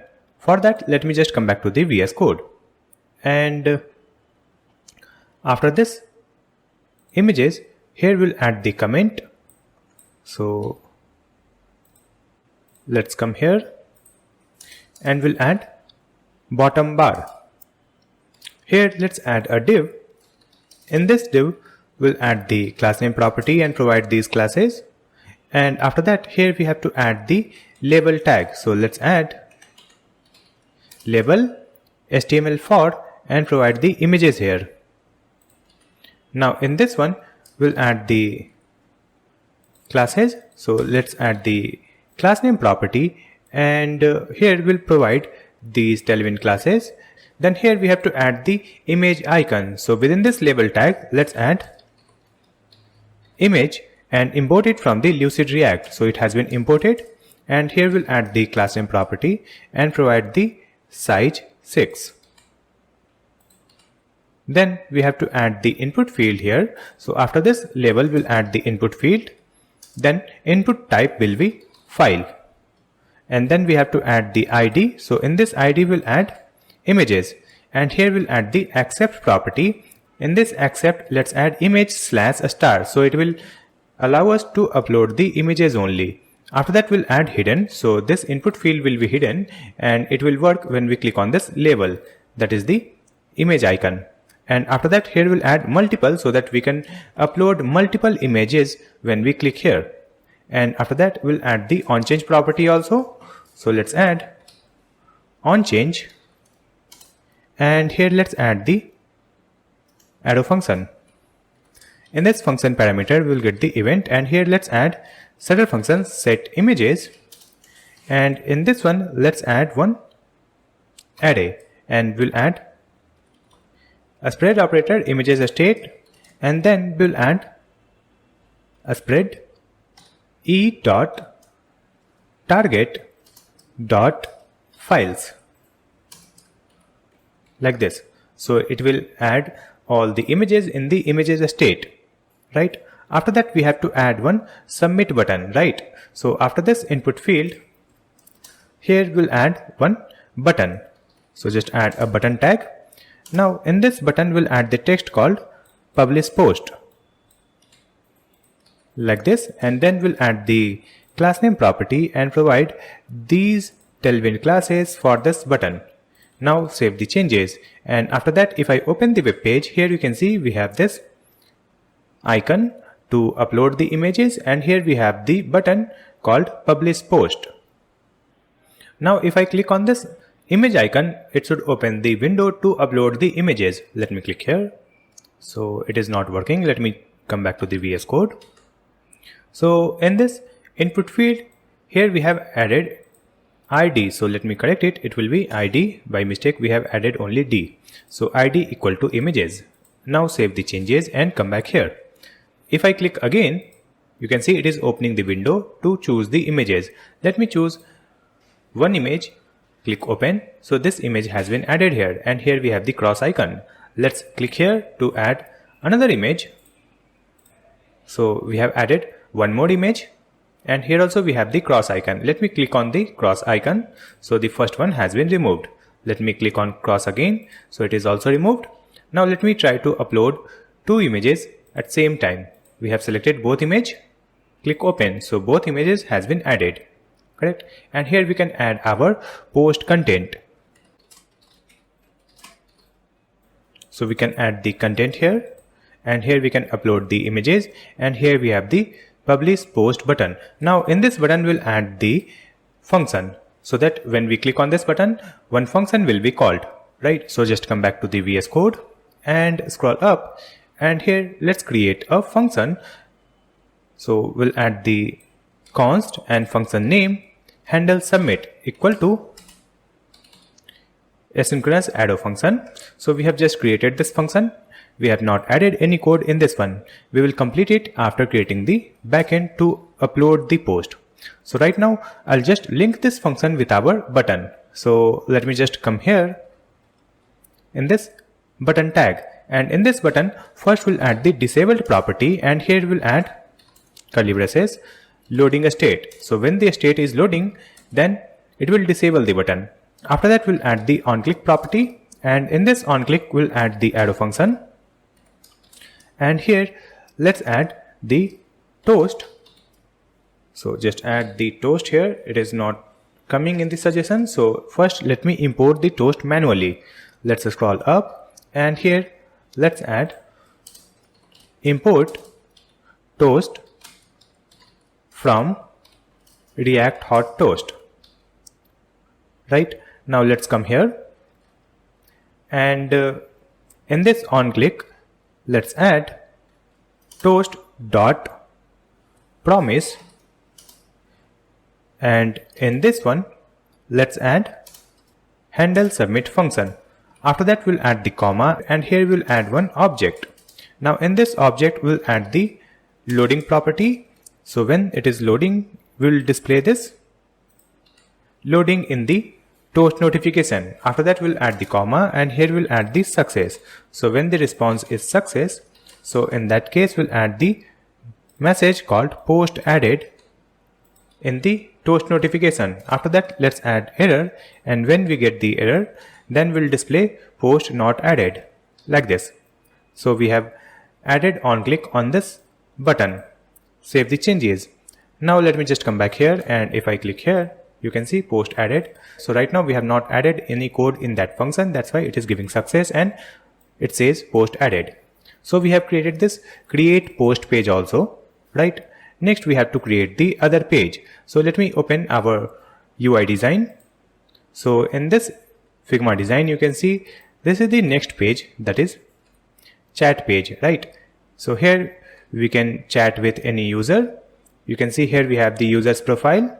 Then we have the sender messages here, and here we have the receiver's message, and at the bottom we have this input field where we can type the message and we can also send the image, and here we have this send icon. So we have to create this chat box, correct? For that, let me just come back to the VS Code, and let's open the sidebar, and here you can see we have the chatbox.jsx file, right?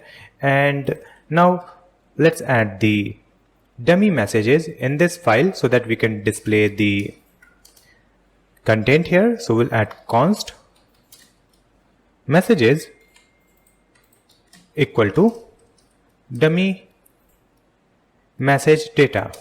So this dummy message data has been imported from the assets. After that, here we'll add the state to store the input field text, right? So we'll add const text, and the setter function name is setText equal to use state, and initialize it using empty string. Now let's duplicate it. Here we'll add the image, and the setter function name is setImage, and initialize it using null. After that, let's duplicate it, and here we'll add the user, and the setter function name is setUser, and here let's initialize it using the dummy user data. So the dummy user data has been imported from the assets. After that, here we will create one useRef. So let's add const message end ref equal to useRef, and let's add null. So here we have imported useRef from React. Correct. After that, here we'll create a function also, that is send message. So just add const send message equal to asynchronous arrow function. That's it. So in this message in ref will store the last message, right? So that we have to scroll the web page whenever we get a new message, and we'll scroll to the view, right? So for that, here we have to add the use effect. In this use effect, let's add the arrow function and provide the dependency array, and in this dependency array we'll add the messages. Now in this one, let's call this message end ref dot current dot, or we'll add the question mark dot. So if it is available, then dot scroll into view. Then here we'll add the curly braces and provide the behavior. So the behavior will be smooth, so it will scroll it and with smooth scroll effect. That's it. Now let's display our chat box here. So it will be displayed whenever the user data is available. So here we'll add user, then and operator, right? Now in this div we'll add the class name property, and let's add the flex classes here. So we'll add flex column, and height will be screen. Then we'll add another div here, and in this div we have to add the classes. So just add the class name property also and provide these classes in this div. Now here we have to add the image. So we'll add the img tag, and in this image tag we have to add the user's profile image. So let's add curly braces user.profile picture. Then we'll add the classes here. So we'll add the class name property and provide these classes. Then we have to display the user's name and username. It means user's full name and username. So we'll add a div here, and in this div let me add the p tag, and in this p tag we have added this user.fullname with font medium. Now we have to add the username here. So let's add the p tag again, and in this one we have added this @user.username, and here we have added the small text, then text color and margin top. That's it. Now save the changes, and let me just come back here, and let's come here in the messages. Let's click here on this message icon. So it is opening this chat box. You can see the URL called messages, and then we have the user ID. So here you can see we have the user's profile image, name and username, right? After that, let me just come back to the VS Code. So we have created this div. So after this div, here we'll add another div. So here let's add a div.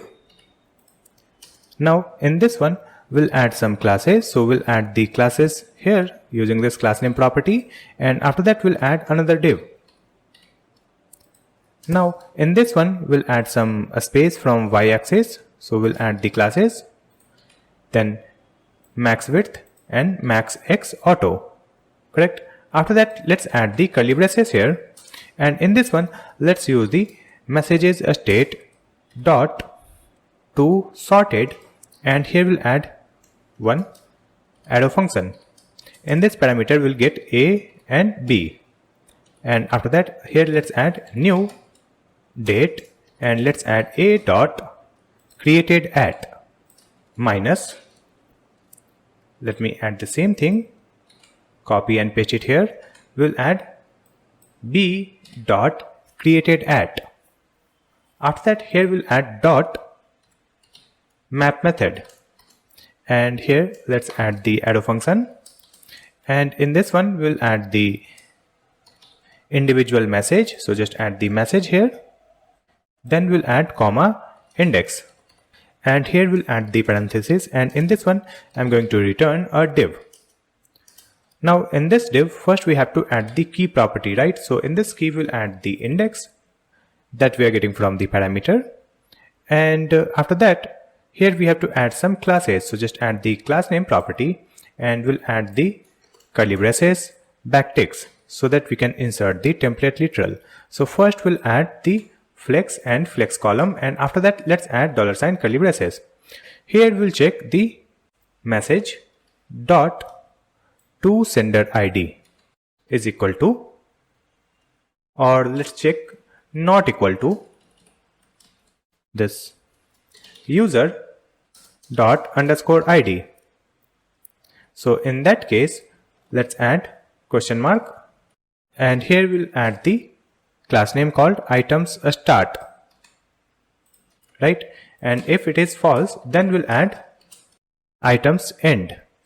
So it will display the receiver's message in the left side and sender message in the right side. After that, here we'll add another div, and in this one we have to add our message. So let's add p tag, and in this p tag we'll add the message dot text, correct?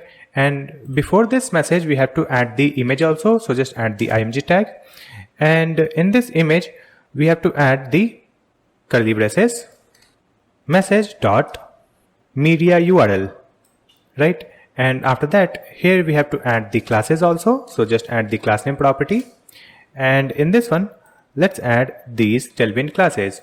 Now suppose the image is not added in the message, then it will be hidden. For that, here we have to add the curly braces, and let's add the message dot message type equal to image.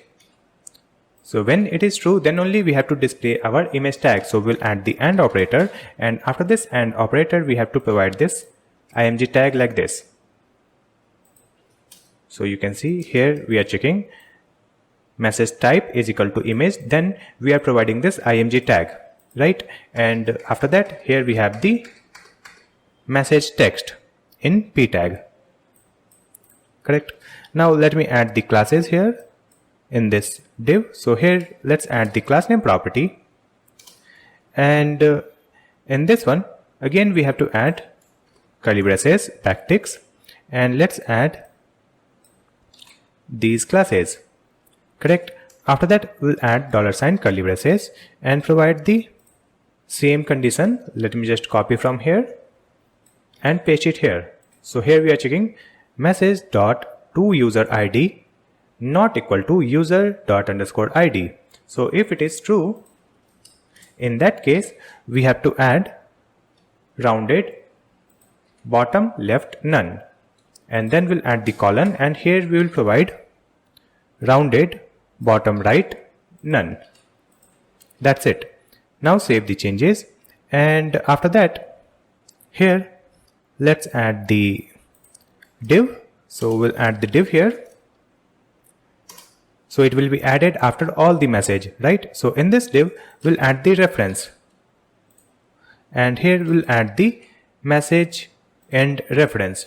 So here this div will be added after displaying all the messages, and using this it will scroll the web page so that all the messages will be visible, right? Now let me remove this, and here we'll add this self closing tag like this, correct? After that, let me save the changes and open the web page.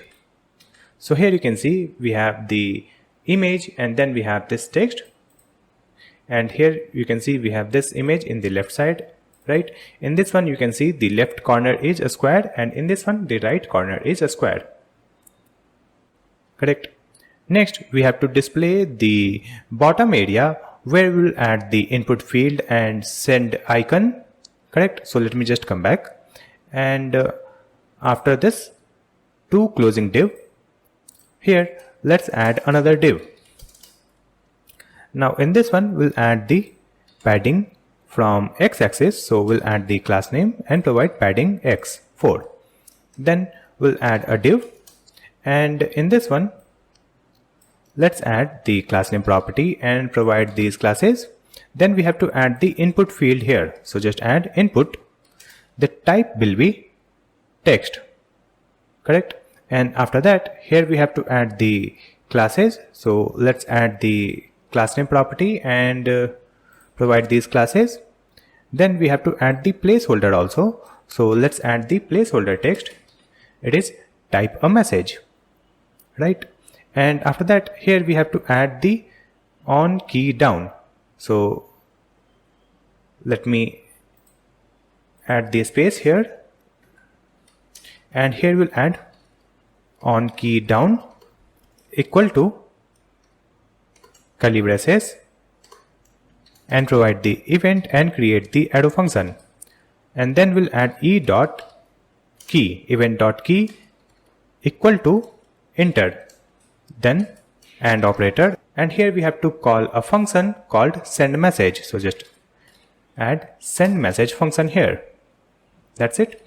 After that, here we have to add the onChange property also. So just add onChange.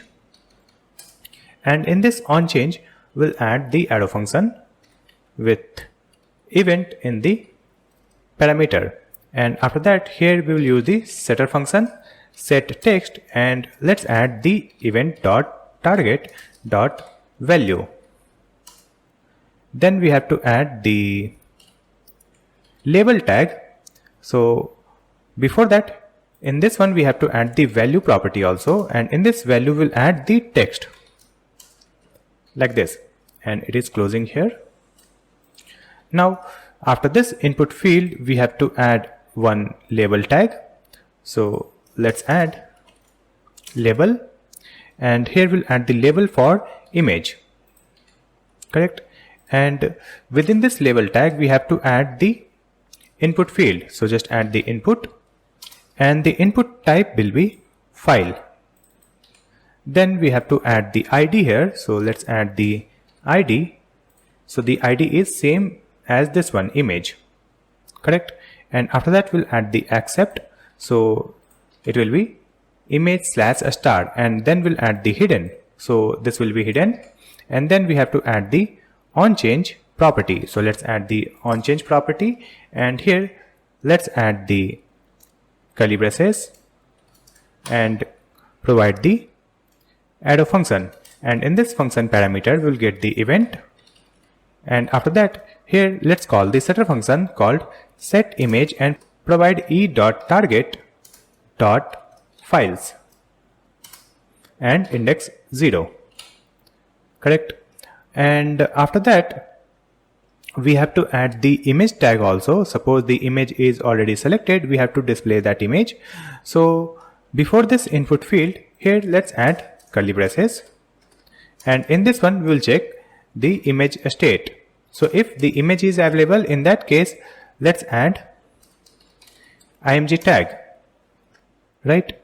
And if the image is not available, then we'll add the colon.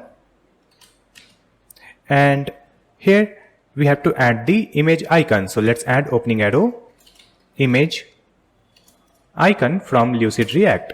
It has been imported, and for this icon we have to add the size and color and cursor pointer. So let's add the classes here like this. So let me move it in the new line like this. So if the image state is available, we will display this image tag, and if the image state is not available, we will display this icon. And now in this one, let's add the selected image. So we'll add curly braces, provide the URL dot create object URL, and provide the image state, right?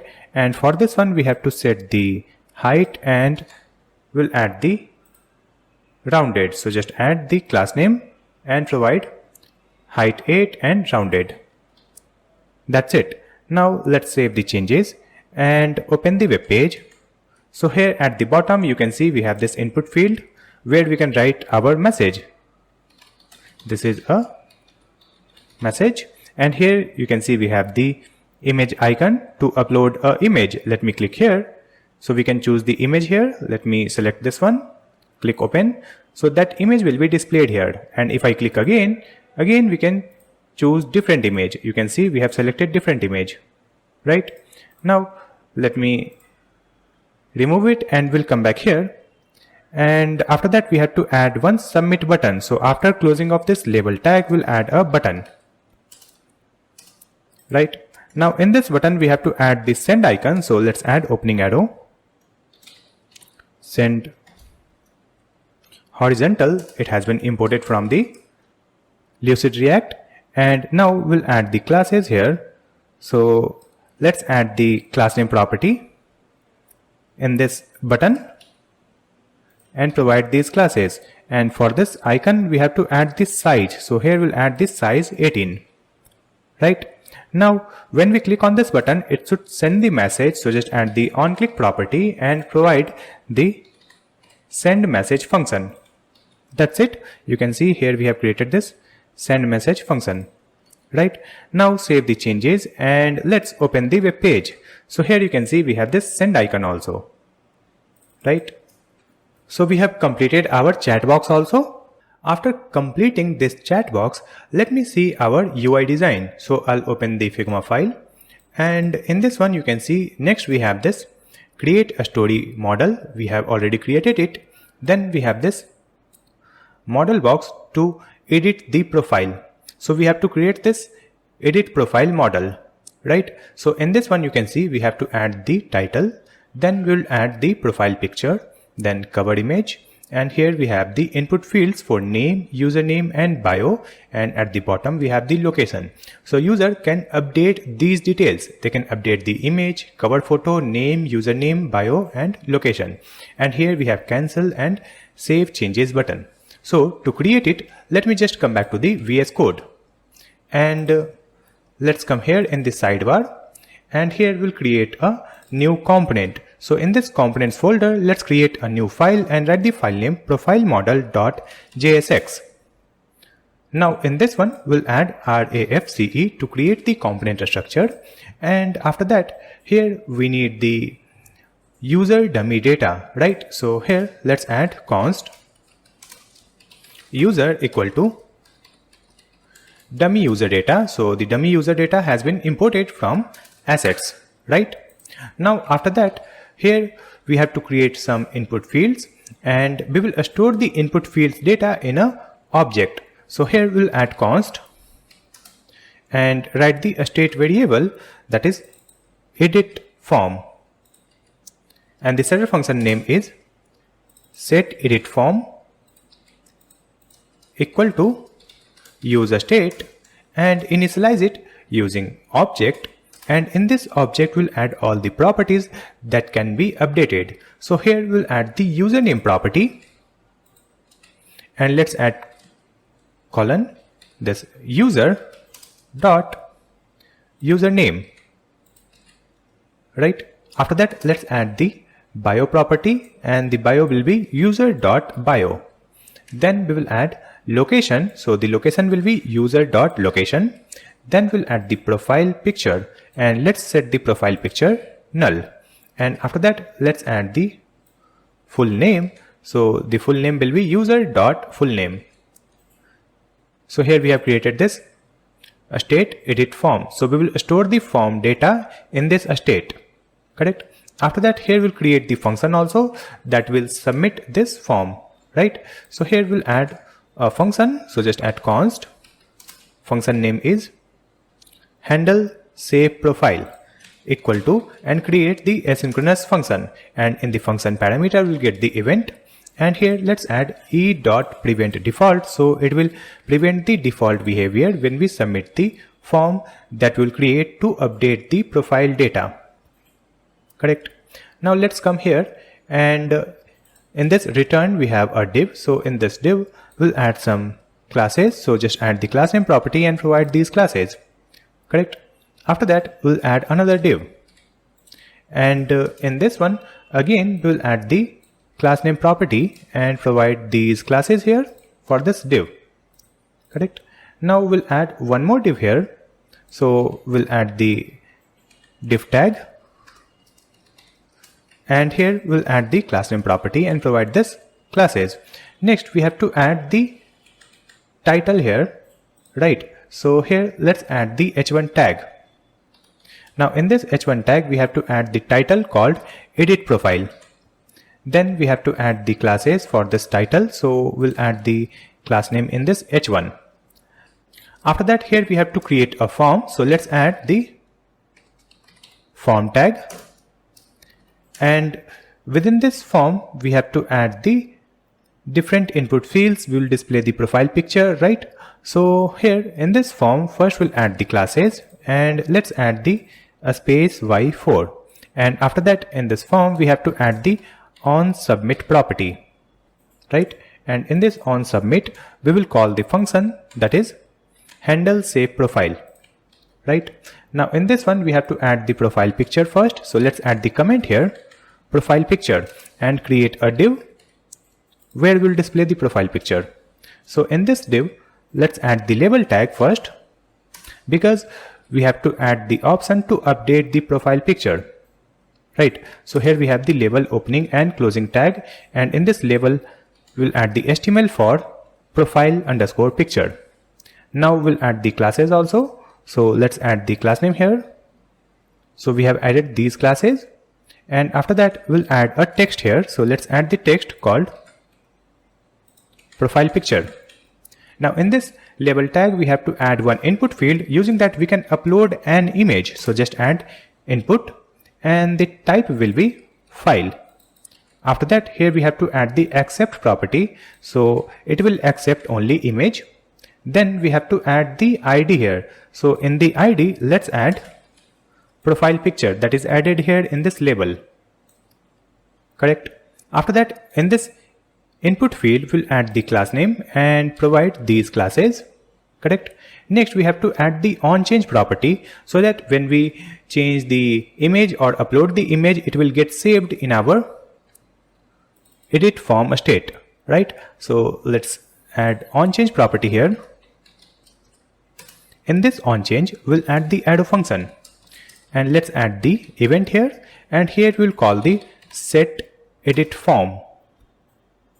Now in this one, we'll add one object and use the spread operator, edit form state, then add comma, and after that let's add the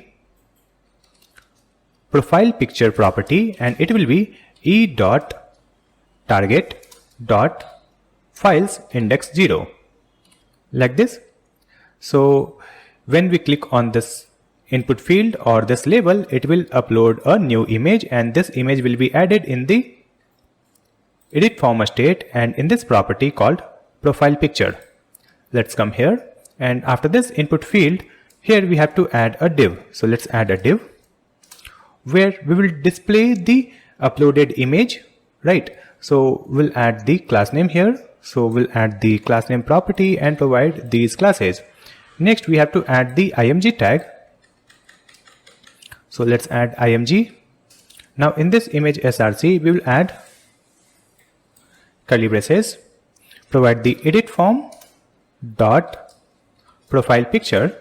So if it is available, in that case we have to generate the URL. So just add URL dot create object URL, and here let's provide this edit form dot profile underscore picture. Let's copy and paste it here in this create object URL, right?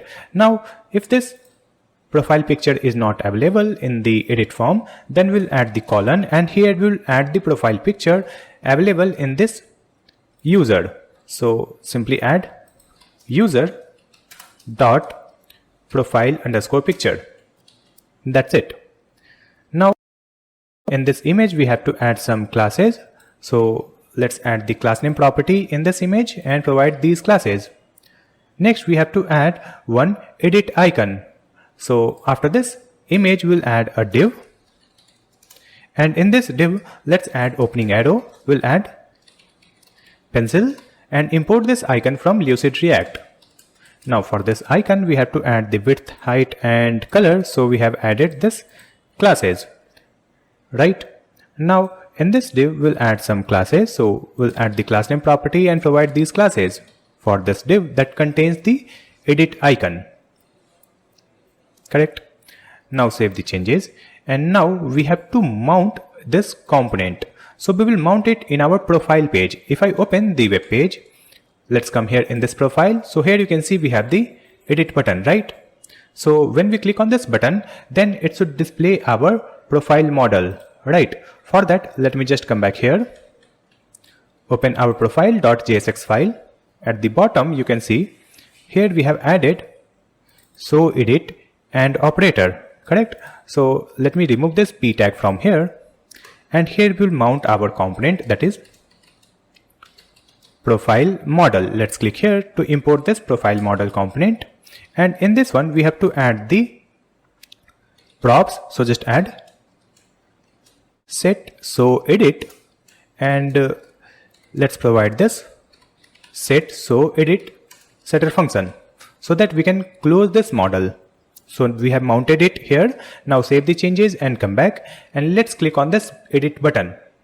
So you can see it is displaying this model where we have the title, then here we have the text called profile picture, here we have the input field, then we have the profile picture here, and here we have the pencil icon to edit this profile picture. We have to update the CSS properties here. So let me just come back. Let's open the profile model.jsx file. Let's scroll down. So here you can see we have added this div that contains this label, correct? So in this div, let's add the class name property and provide these classes, correct? And after that, if I come back, let me refresh it, click on this edit icon. Still we have to update some CSS properties. So let me just come back to the VS Code. Here you can see we have this input field, and we have to hide this input field. So in this one, let's add hidden. That's it. Save the changes and open the web page.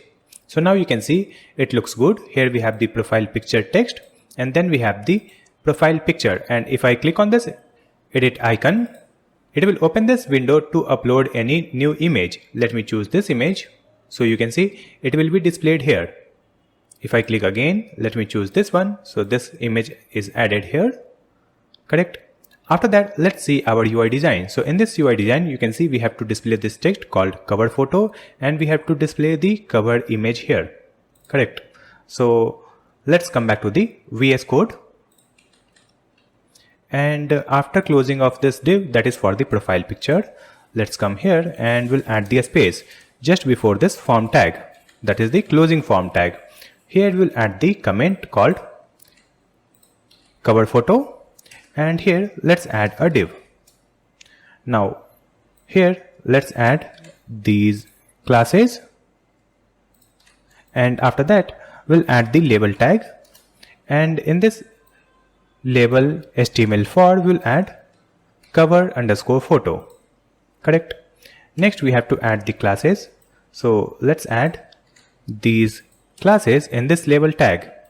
Now in this label tag we have to add the text called cover photo. Then we will add the input field. So let me just copy this input field from here. Let's just copy and paste it here, correct? Now in this input field, let's add the property hidden, then type will be file, and then we have to add the accept, it will be image, correct? And after that we have to add the ID, right? So in this ID, let me add the cover photo right here, that is available here. So we have added this cover photo in this ID, and after that we have to add the on change. So in this on change we will use the same setter function set edit form, and here we'll add a spread operator edit form. Then we have to update the cover photo here. So let me scroll up. So in this edit form we have added the username, bio, location, profile picture and full name. Here we'll add one more property. So let me just duplicate it, and it will be cover photo, and the cover photo will be null, like this. And we have to update this cover photo using this input field. So here let's add setter function and provide this cover photo, and it will be e.target.files and index 0, correct? And after that we'll add one div here. So after closing of this input field, let's add a div. Now in this div we have to add the selected image, correct? So we'll add the img tag, and let's add the curly braces and provide the edit form dot cover photo question mark. So if it is available, then we'll add the URL dot create object URL and provide the edit form dot cover photo. And if it is not available, so in that case we'll add colon and provide the user dot cover photo, like this, correct?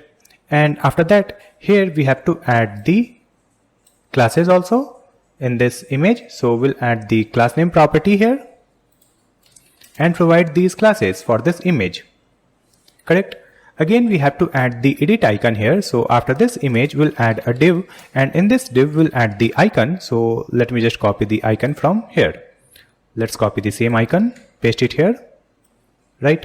Here we have the same width, height and color. Next we'll add the classes in this div. So we'll add the class name property and provide these classes in this div. Now after adding it, save the changes and let's open the web page. So here you can see we have the text called cover photo, and then we have this image, right? And if I click here, it is opening this window to select any image. Let me choose this one. So this image will be displayed here. Let's click again and select this one. So now this image is displayed, correct? But when we hover on this image, the edit icon is not visible. So let me just come back. And here you can see we have this div. So in this one, we'll add the class name property. And here let's add group cover / relative. Save the changes and come back here. Now you can see if I hover it, we have the edit icon. And when we click here, it will open the window to upload the image. It is working fine, right? Next, let's see the UI design. So after that, we have to display this input field for the name, username, bio, and then we have to add the location, right? So let me just come back to the VS Code. And here, after closing of this div, that is for the cover photo, here we'll create another div before this closing form tag. Now in this one, we'll add the label. So just add the label tag here. And in this label tag, we'll add the classes. So let's remove this and provide the class name property, provide these classes. And within this label tag, we'll add the text called name, right? And after that, we have to add the input field. So just add the input, type will be text. And here we have to add some classes also. So let's add the class name property here, provide these classes. Then we have to add the placeholder text. So in the placeholder, let's write, please enter your full name. And after that, we have to update this data in the edit form state whenever we will make any changes. So just use the onChange property. And in this onChange, let's add the arrow function with the event in the parameter.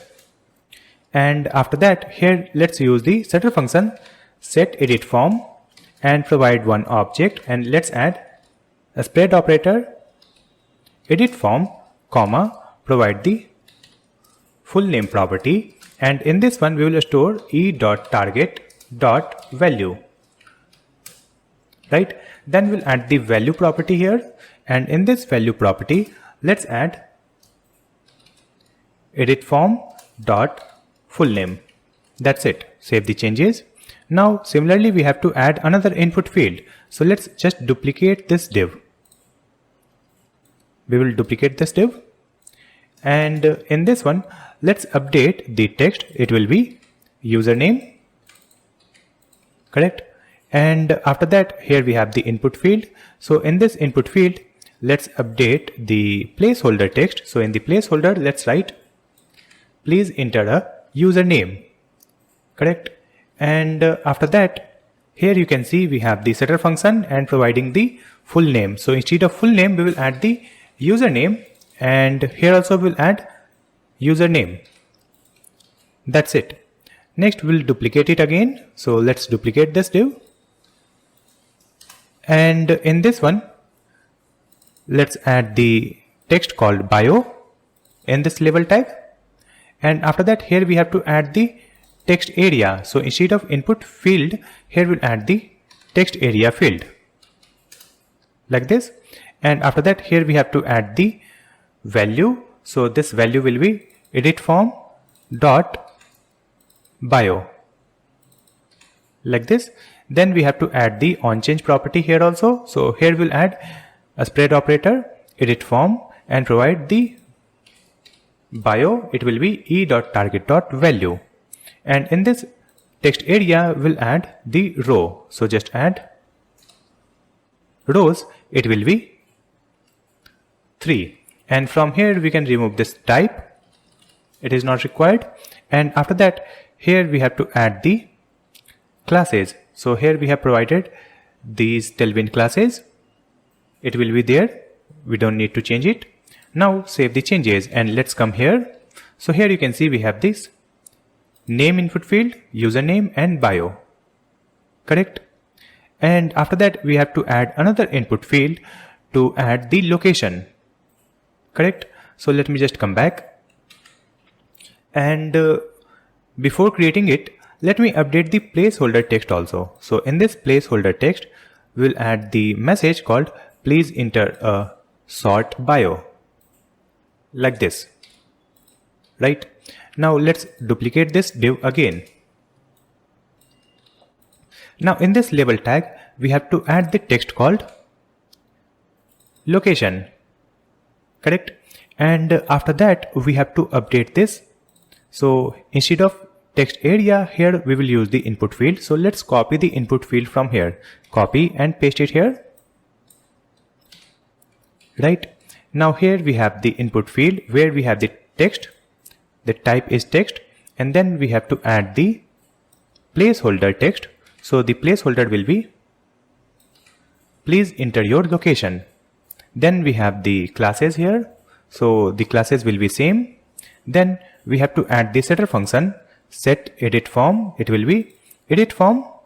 Then location property, it will be e.target.value. And in this value, let's add edit form dot location. Correct?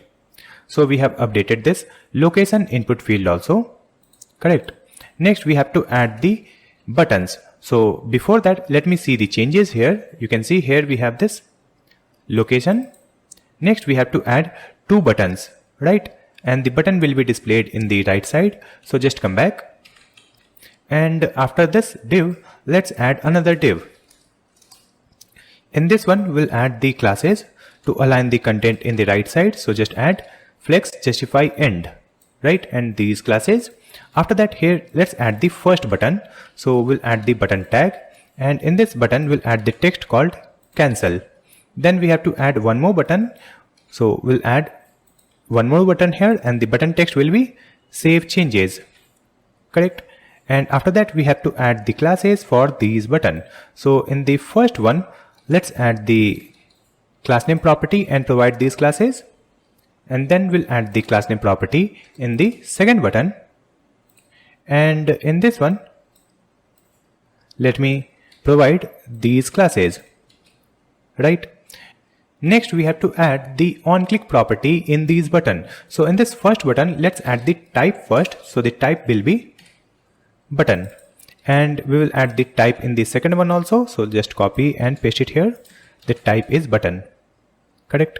Now in this one, let's use the onClick property. So just add onClick.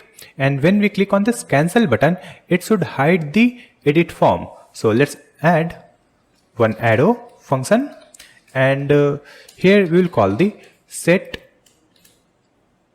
so edit. So we have to get this set so edit from the props, right? So let's scroll up, and here we will destructure the props. So just add set so edit. We are passing it as a props when we mount this component. Now let's add it here. So in this onClick, let's add set so edit. And let's make it false. So it will hide this form to edit the form. Correct? Now save the changes. After that, in this second button, we will not add any onClick property because we have already added the onSubmit here in this form tag. In this form tag, we have added onSubmit that will handle this form submit, right? So here we have to change this. Instead of type button, here we will add the type submit. So when we click on this button, it will submit this form. That's it. Now save the changes and let's come back here. And here in this form, you can see we have this cancel button and save changes button, correct? Now in this cancel button, we have to add the cursor pointer. So let me just copy and paste it here. We will come back here. So here you can see we have the cancel and save changes button.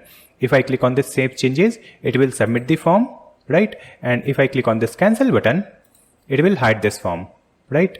So we have created this model. Using that, we can update the profile data, right?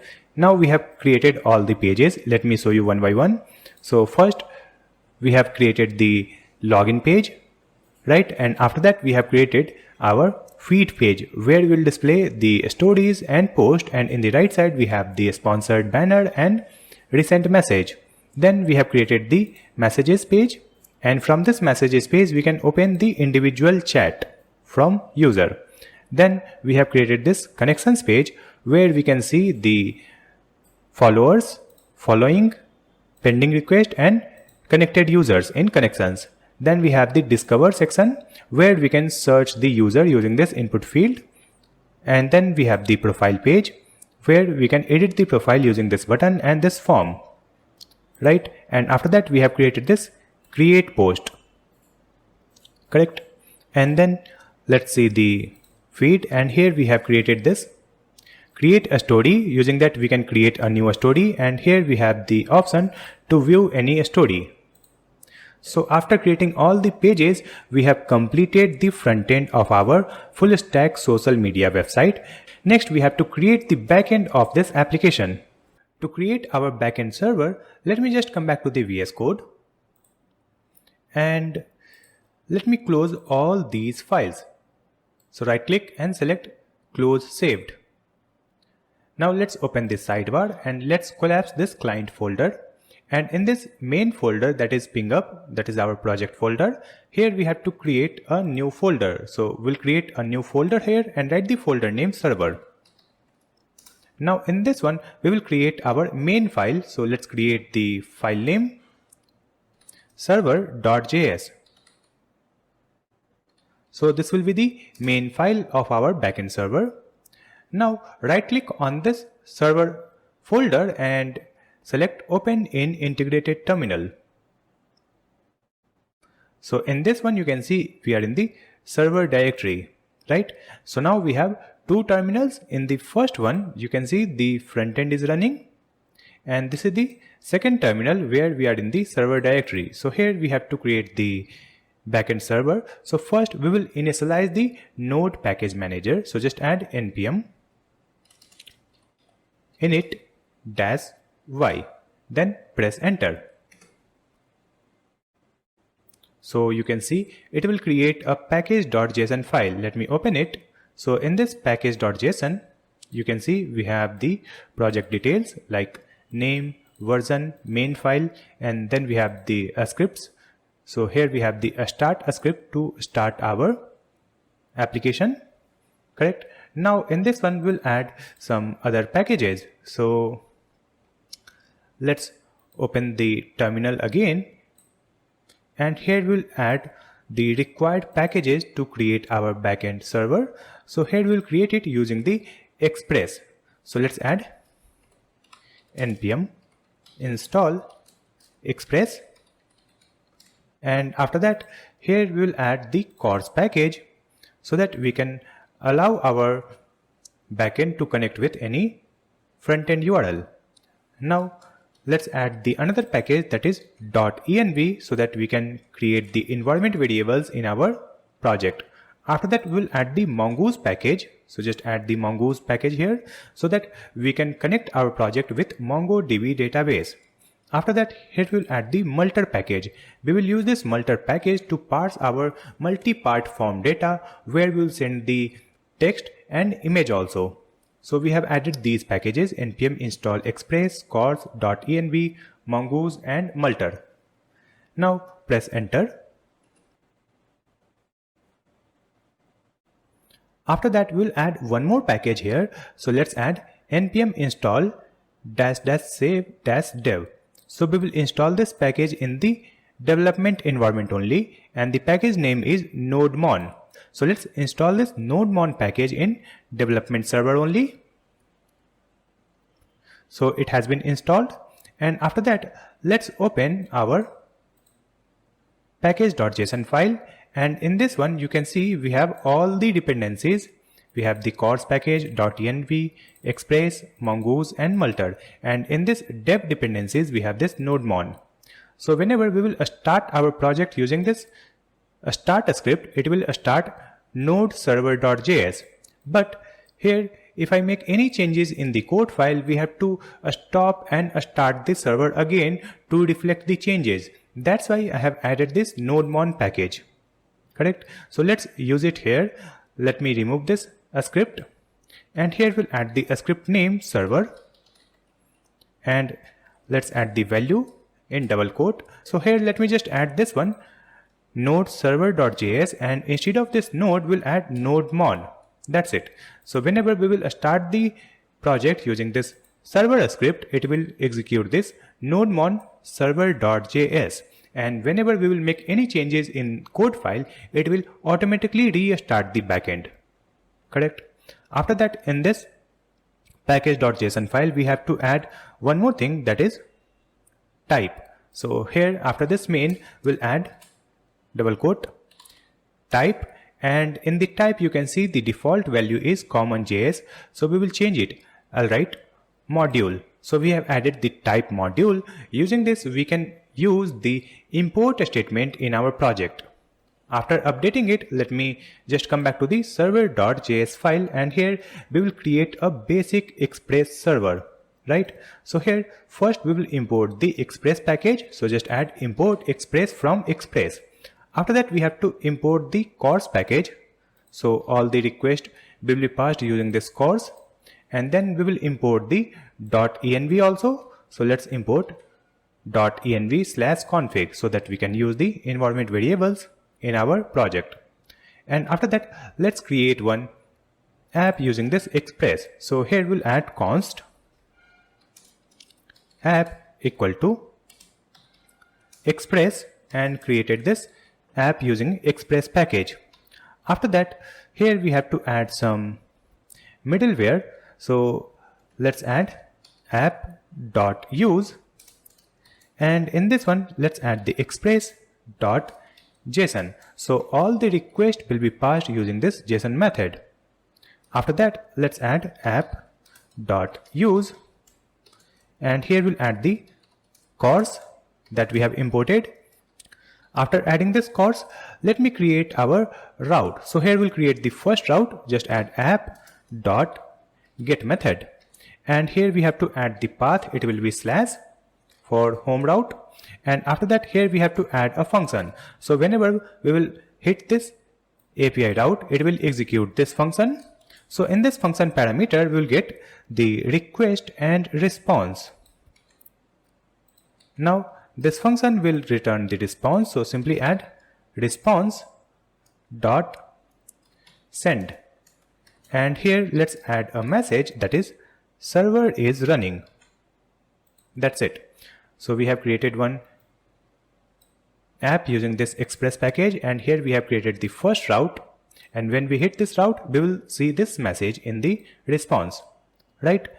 After that, to start this application we need a port number. So here let's add const port equal to process.env.port. So if the port is available in the environment variable, that will be used, else we will start the backend using 4000 port number, right? And after that here we'll add app.listen to start our application. So in this app.listen, first we have to provide the port, then we will provide the arrow function, And in this arrow function, simply add console log. And in this console log, let me add the message that is server is running. And after that, we have to add the port number also. So we'll write server is running on port and provide this port number 4000. So let me add it in backticks like this. And after that, here we'll add $, curly braces, and provide this port. That's it. Save the changes. Now we can start our application. For that, let's open the terminal. We are in the backend directory in this terminal, and here let's add npm run server. After adding this, let's press enter. So here you can see the message server is running on port 4000. Correct? Now let me hide it and we will open the web page. And let's open localhost :4000, and here you can see this message server is running. So it means we have successfully started our basic Express application. Now we have to connect our project with MongoDB database. So let's open new tab and search for MongoDB Atlas and open this Atlas database. And here you need to create an account. So I'll just click on this link, sign in, and click on this sign up link to create a new account, or you can click on this Google icon to sign up using your Google account. So I'll log in with my existing account. So I'll just click here and let me log in on this MongoDB Atlas. After sign up, you need to answer some onboarding questions, and then you will see this screen to add your project name. So I'll write ping up and click on next, and then click on create project. After that, you will see this option to create a cluster. So just click on this create button. And after that, here you need to choose this free plan. So just choose this free option. And here you can choose the cloud provider. So I'll choose Google Cloud. And from this drop down, you can choose the nearest region. Then click on create deployment button.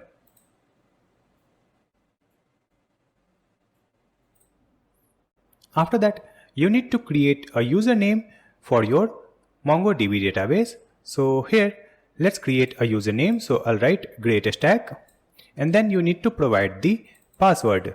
So here I'll write a simple password. Let me write GreatStack123, or you can also use the auto-generated password. Never use the @ symbol in this password, else it will give an error. So I'm using a simple password, and let's click on this button, create database user. So it will create a user for this database. Now just click on this button, choose a connection method. After that, let's click here on drivers. Then here we'll choose Mongoose. After that, you can see the step npm install mongoose. So we have already installed the mongoose package. Then you will find this connection string, right?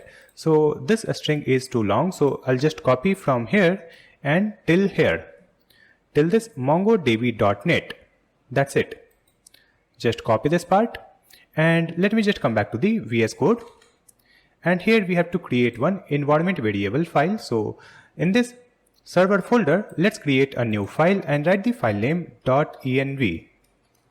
And here we have to create one environment variable. So let's add MongoDB_URI equal to, and provide this connection string. So you can see here we have added the environment variable and added this connection string here. So you can see the connection string, it is starting from MongoDB plus srv, and it will end using this mongodb.net, nothing else. Then we have the username here, that is the database username, and this is the password that we have just created. Now save the changes, and after that we can connect with our MongoDB database. But before that, let me just come back here and click on this button done. And from this sidebar, let's open network access. Let's click here. And in this one, you will find your current IP address. So just click on delete. And after that, click on this add IP address and click on this button allow access from anywhere. So it will add this 00 IP address. Simply click on confirm. So it will add this IP address so that you can connect with your database from any IP address. So you can see it is updating this status. Right now it is pending. So just wait for this status to be active. Now the status is active. So let me just come back to the VS Code. And let's open the sidebar. And in this sidebar, you can see here we have the server folder. So in this one, we will create a configuration folder. So let's create a new folder here and write the folder name configs. So in this one, we will store all the configuration files. So in this one, let's create a new file and write the file name db.js, where we will add the configuration to connect with MongoDB database. So here we will import the Mongoose package. So just add import Mongoose from Mongoose. And after that, here we'll create one function. So just add const connect db and create the asynchronous arrow function. Now in this function, we have to add try catch statement, and in this try block we'll add await and provide the mongoose dot connect. And here we have to provide our connection string. So just add backticks, $, curly braces, and provide the connection string added here, that is MongoDB URL, right? So let's come here, we'll add process.env dot and the environment variable name, that is MongoDB URI, right? And after that, here we have to add slash and provide any project name. So here we'll add project name, ping up. So it will create a database with this name, right? Now, whenever we will be connected, we need to display a message. So here we'll create one event. So just add mongoose dot connection dot on. And here let's add the event called connected. So when this event will happen, it will execute this function. So we'll create a function here, and in this function simply add console log, and here we will add a message. So the message is database connected. That's it. Now if we get any error, then catch block will be executed. So in this catch block, let me add the console log. So here we'll add console log and provide this error dot message. So we have created this function here for connecting with database. Now we will export this function from here. So just add export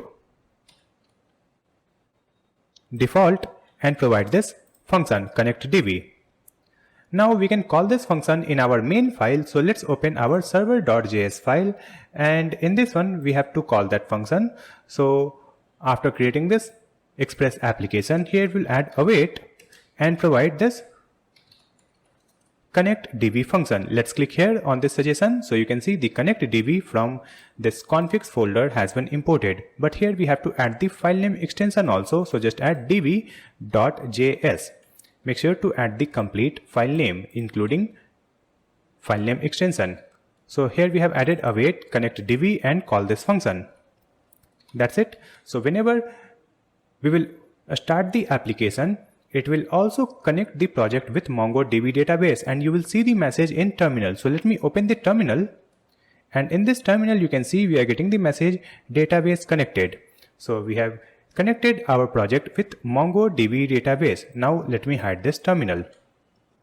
Next, we have to store the user data in the MongoDB database, and to store any data in the MongoDB database, we have to create a model, right? So let's open the sidebar, and in this server folder, let's create a new folder and write the folder name models.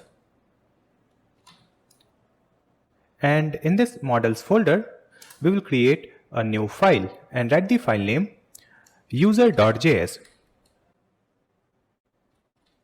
So in this one, we will create the user model, right? So here let's add import mongoose from mongoose package.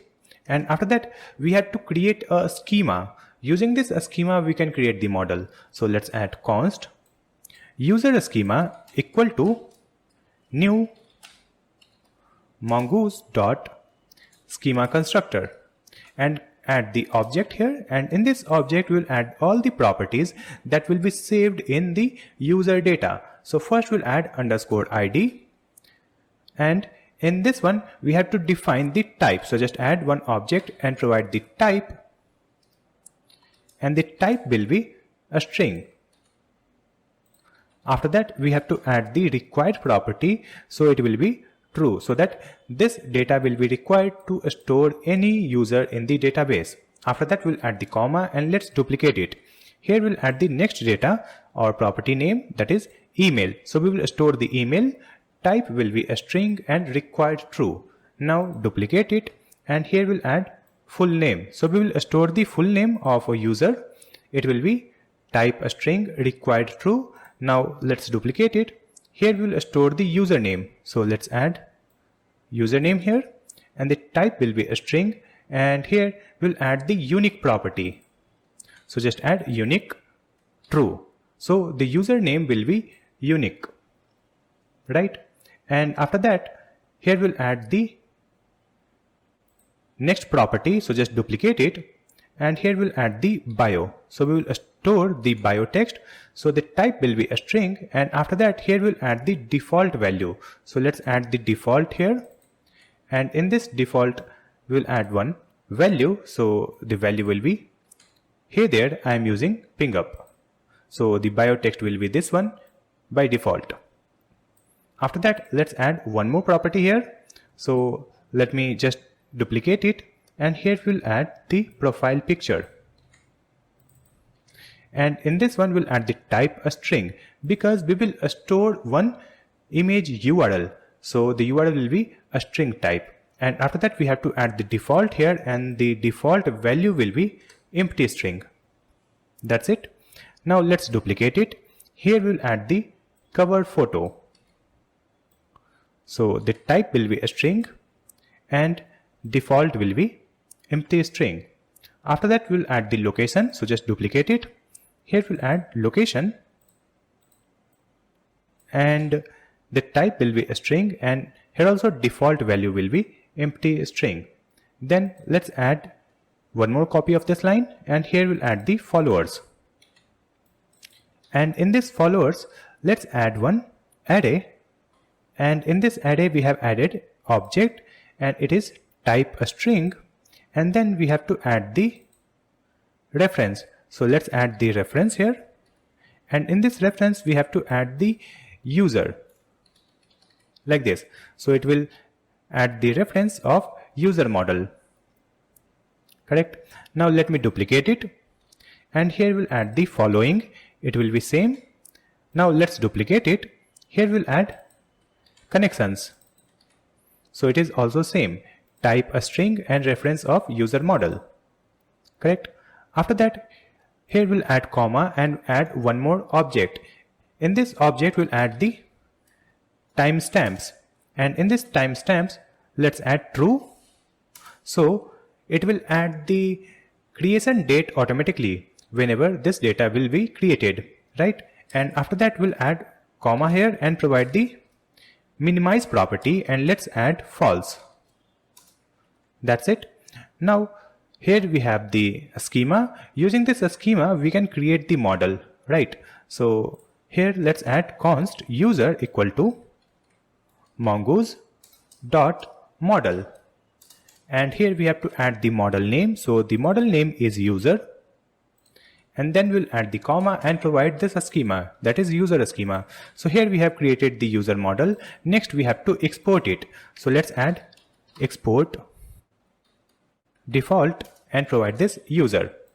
So we have created a user model and exported it so that we can use it in any other file, right?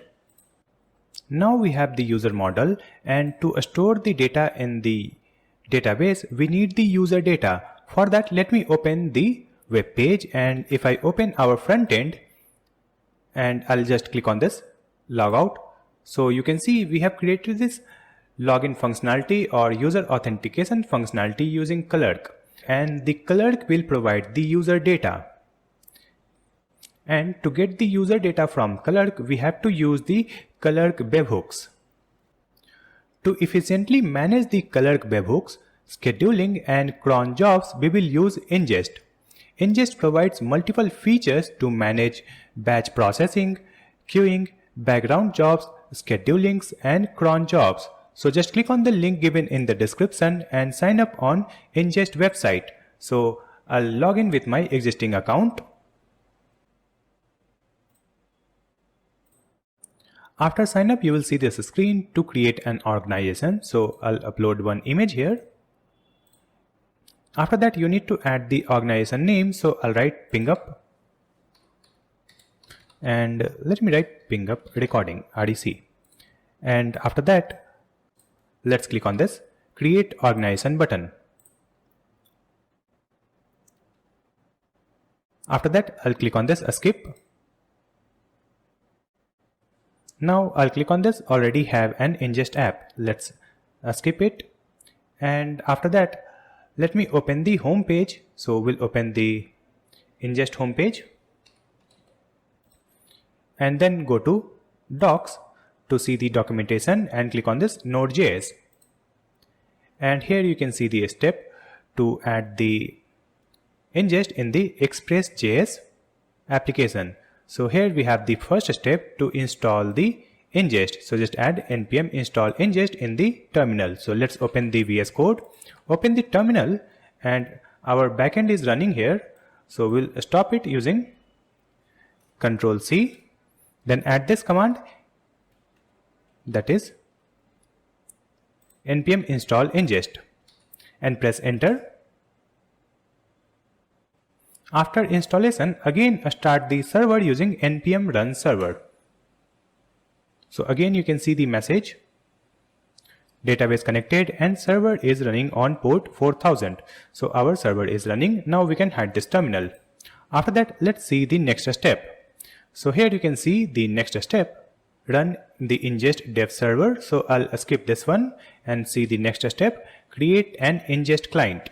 So we have to create the ingest client using this ingest package, and here we have to create the ingest functions also, and then we have to set up the HTTP endpoint for this ingest using this code, right? So let's copy this one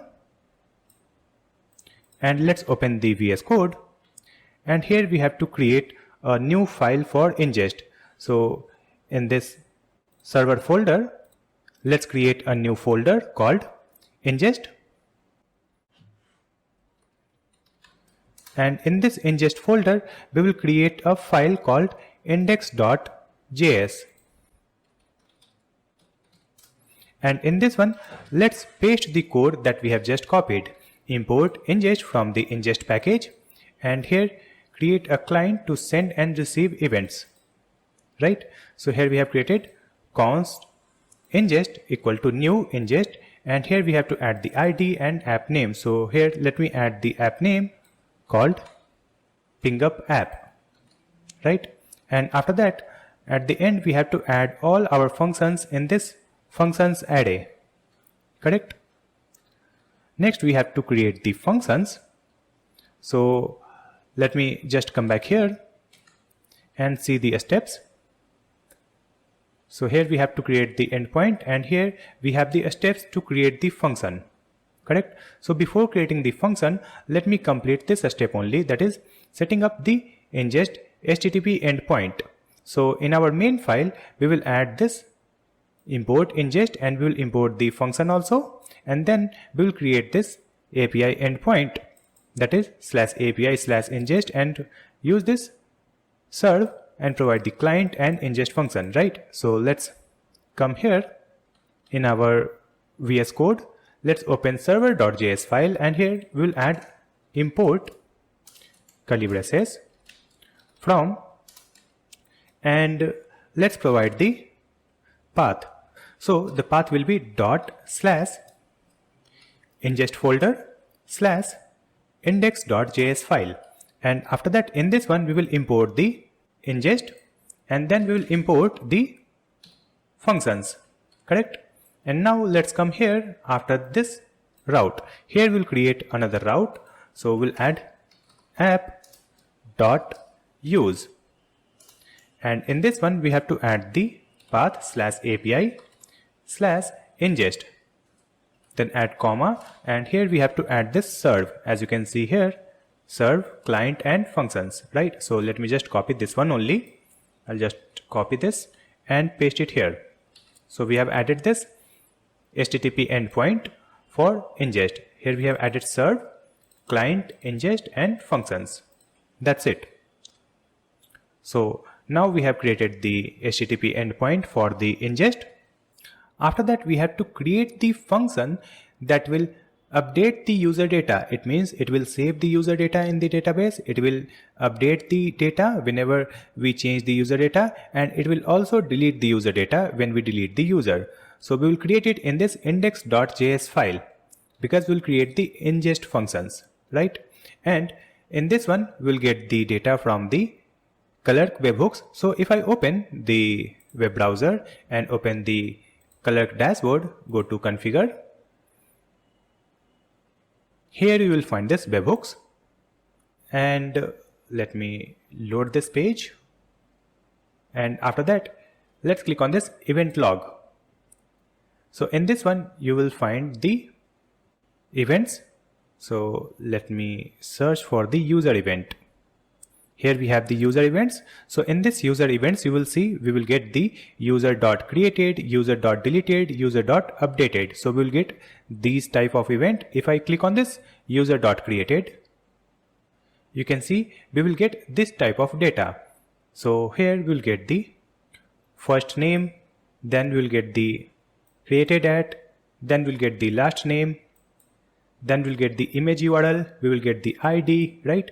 So we'll get all the data like this when we get this user.created event, right?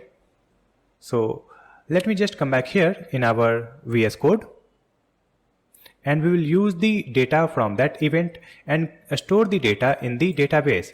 So here, let's add the ingest function. So first we'll add the comment here, that is ingest function to save user data to a database. And to create this function, let me just come back here in the ingest documentation, and you can see here we have the steps to create a function, right? So to create a function, we need to use this create function method, ingest.create function. Here we have to add the ID and event, and then we have to write our function here, correct? And after that, we have to add this function in this functions array. That's it. So let's follow the same thing. We'll come back here in our VS Code, and let's create a function called sync user creation. So we'll add const sync user creation, and we'll add the ingest dot create function. And in this one, let's add one object where we'll add the ID. So let me add the ID here, that is sync user from Clerk. After that, we'll add the comma and provide one more object, and in this one we'll add the event,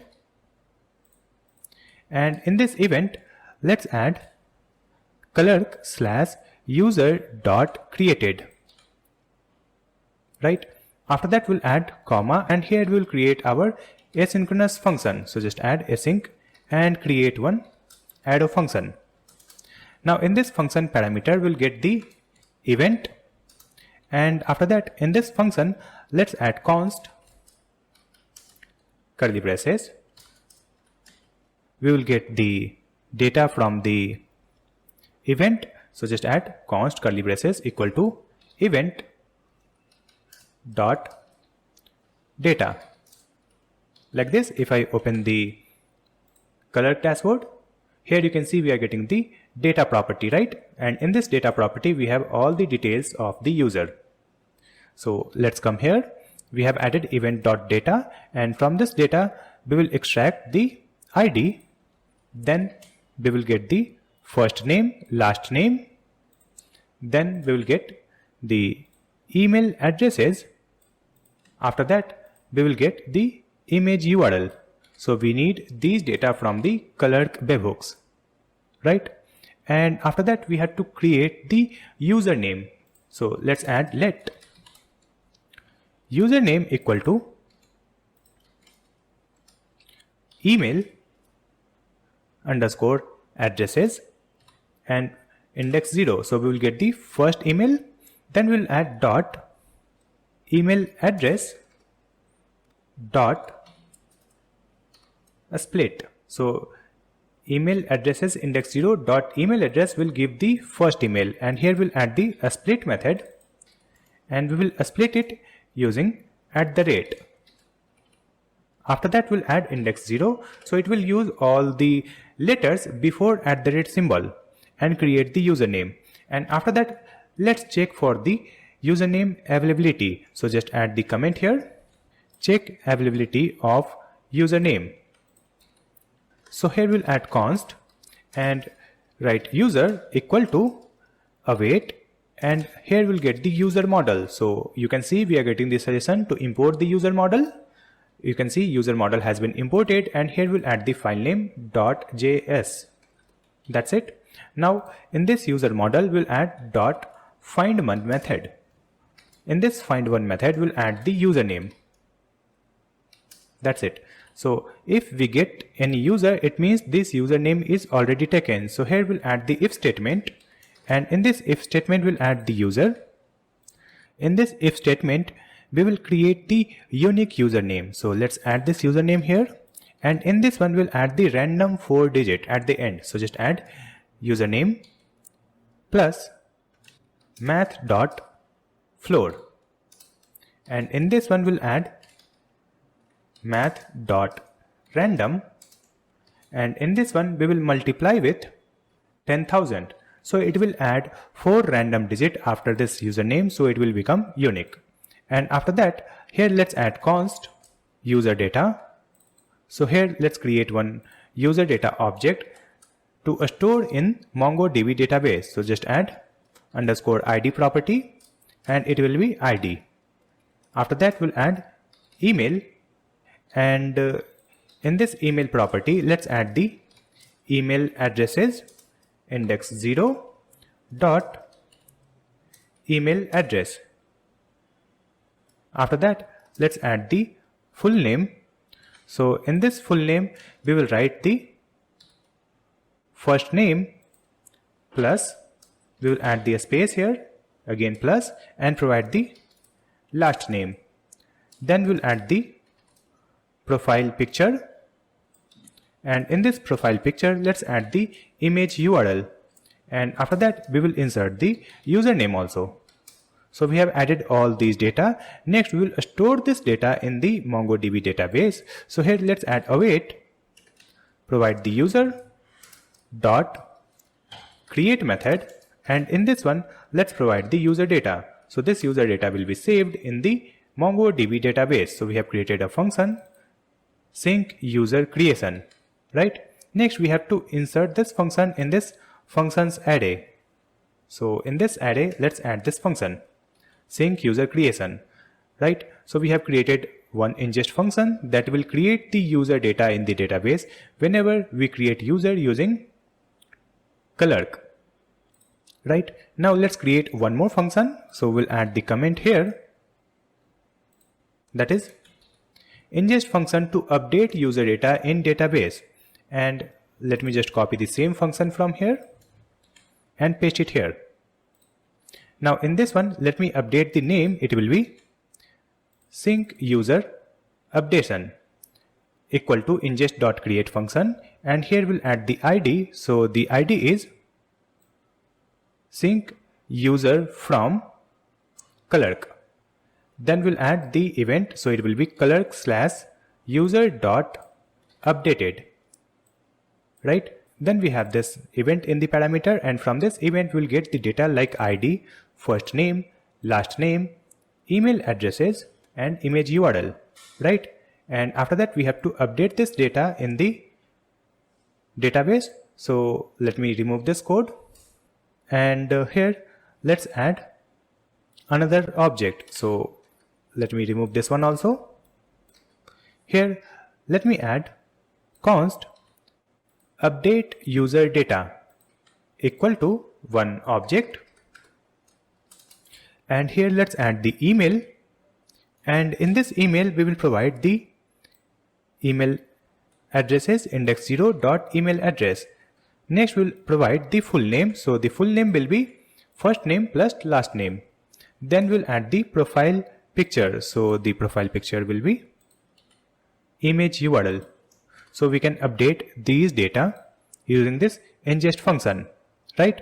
And after that we have to update it in the database. So just add await user dot find by ID and update, and let's provide the ID here. And after that we will provide the user, or let's provide the updated user data. So it will update the data in the database, and next we'll add this function in this array. So just add comma and provide this function. Now let me add one more function that will delete the user, right? So here let me add the same thing, just copy and paste it here, and here we'll update the comment. So the comment is ingest function to delete user from database, and here we'll add the function name sync user deletion. Sync user deletion, it will be ingest.create function, and let's add the ID. So the ID is delete user with Clerk. You can see we are using the unique ID. In the first one we have sync user from Clerk, then we have update user from Clerk, and here we have the delete user with Clerk.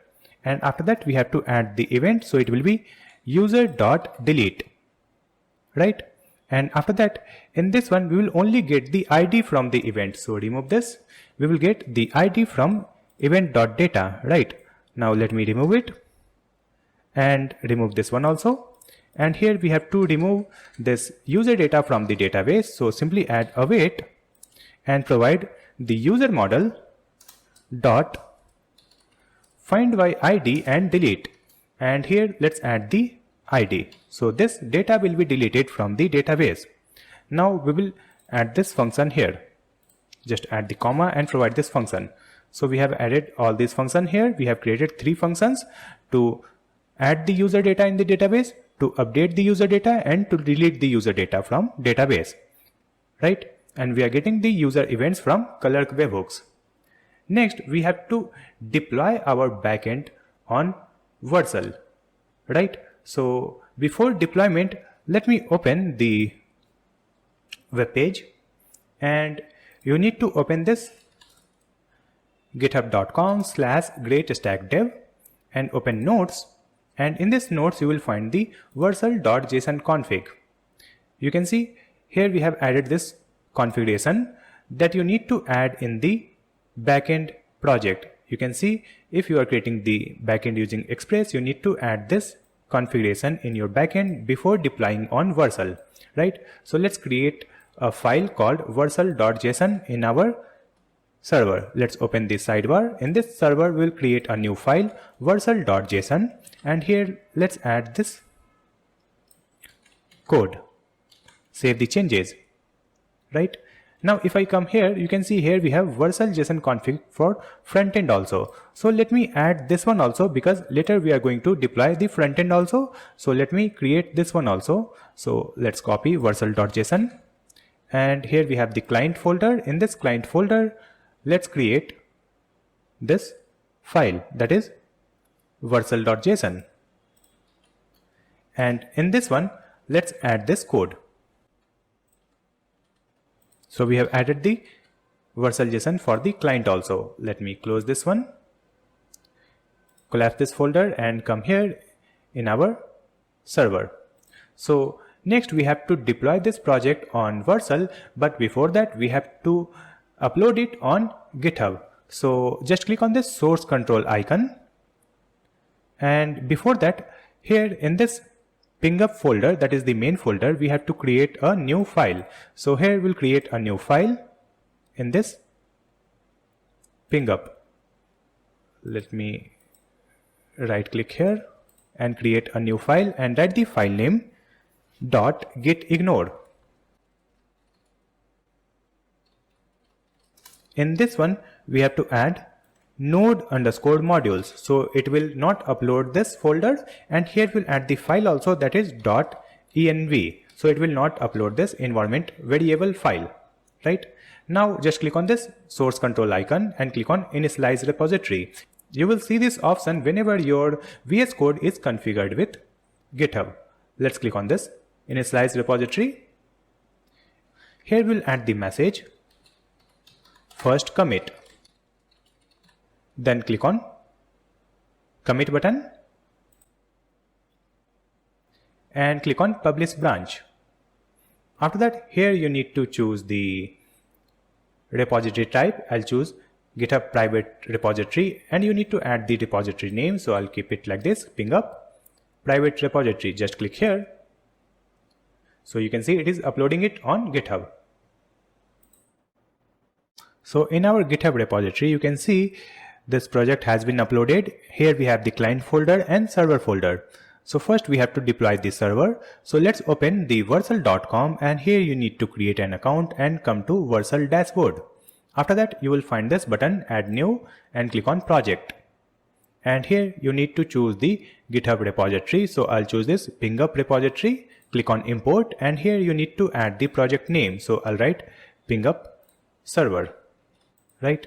And after that, here you need to choose the root directory. So I'll just click on this edit and choose the server directory and click on continue. And after that, here we have to add the environment variables also. And if I open our server, here we have .env. So in this one, we have not added the environment variable. So let me just come back. And first we'll open the INNGEST. And in this one, you can see we have this key. Let's click here. Here we will find this event key and sign in key, right? So let me click on this event key and let's click here.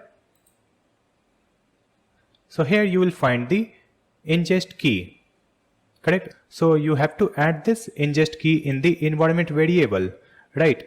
So this is the event key. So let me just come back to the VS Code and in this one, here let me add the environment variable name, that is ingest event key, right?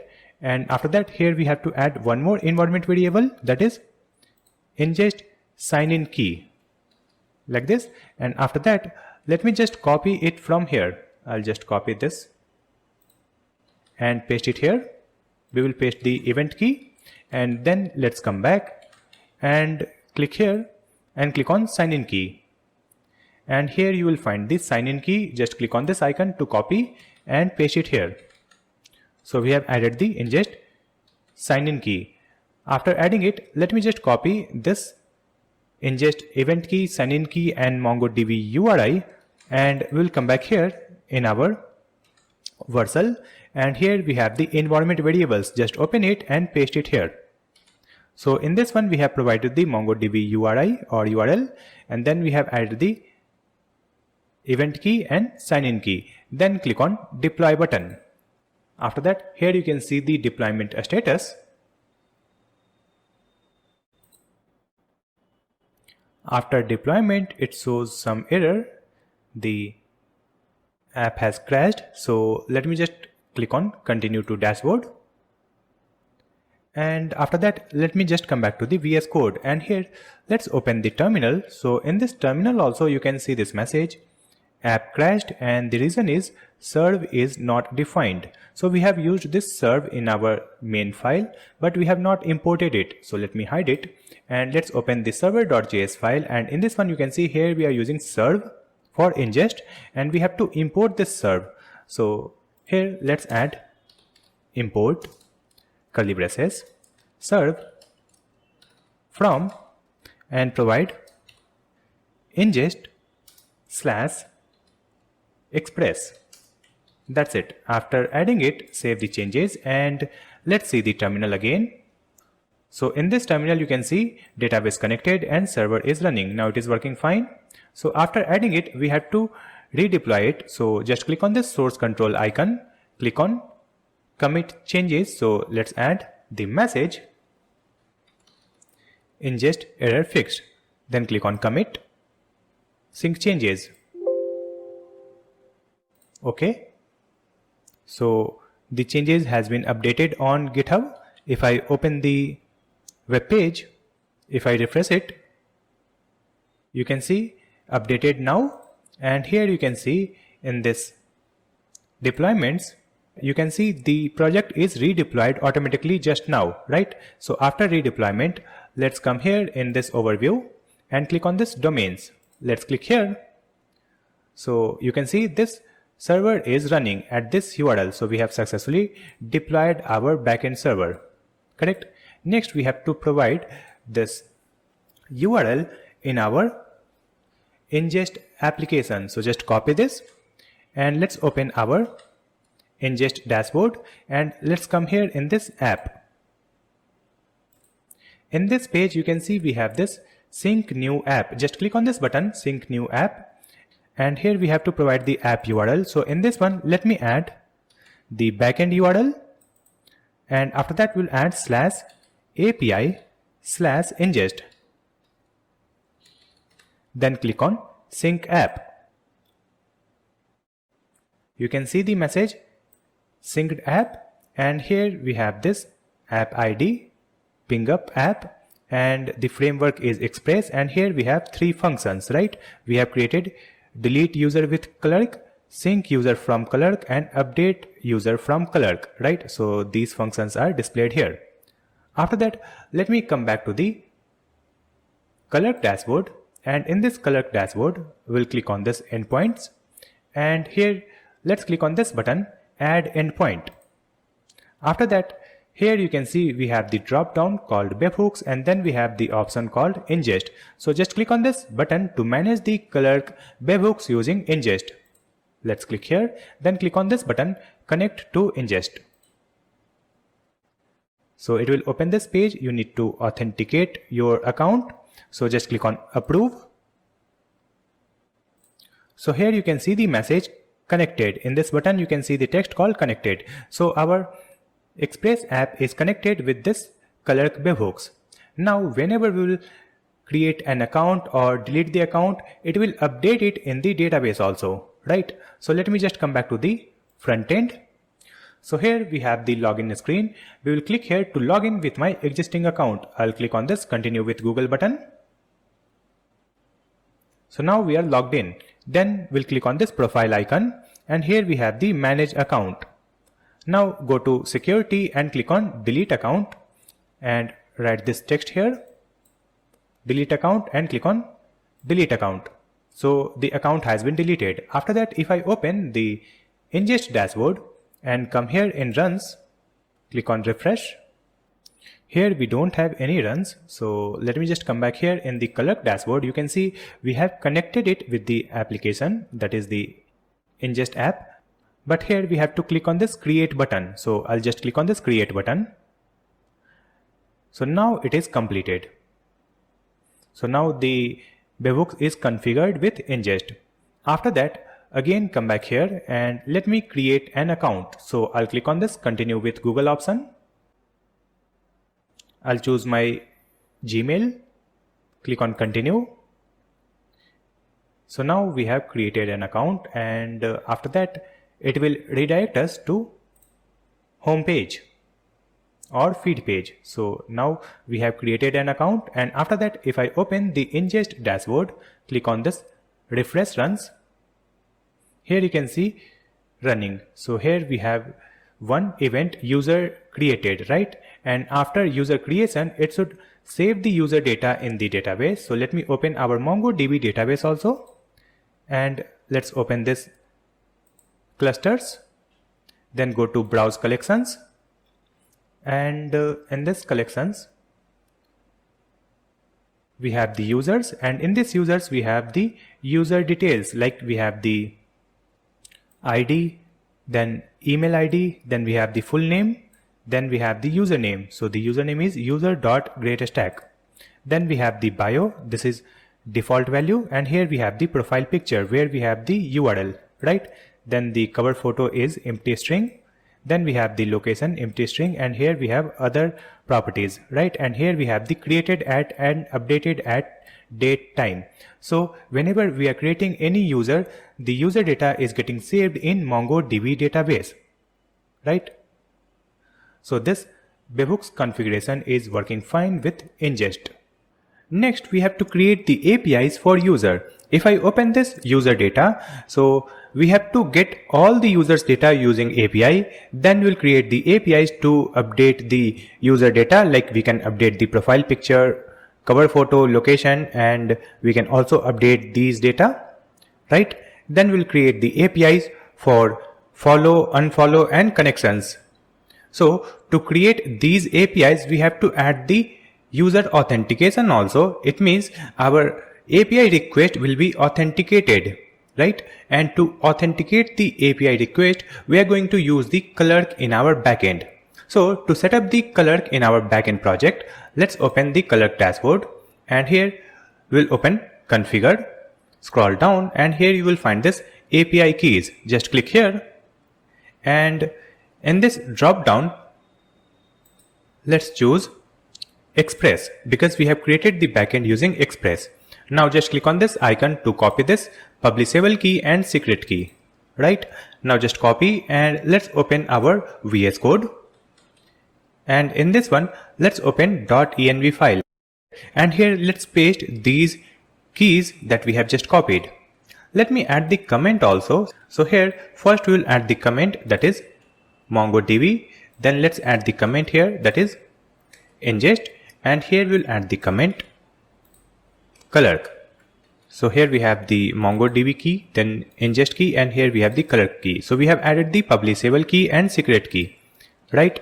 And after that, let's see here, we'll open the Clerk homepage and then go to documentation. Just click on go to docs. So it will open clerk.com/docs, and in this drop down you need to choose Express. After that, here you can see the steps to install the Clerk in your Express application. So just copy this command and come back to the VS Code. Now let's open the terminal.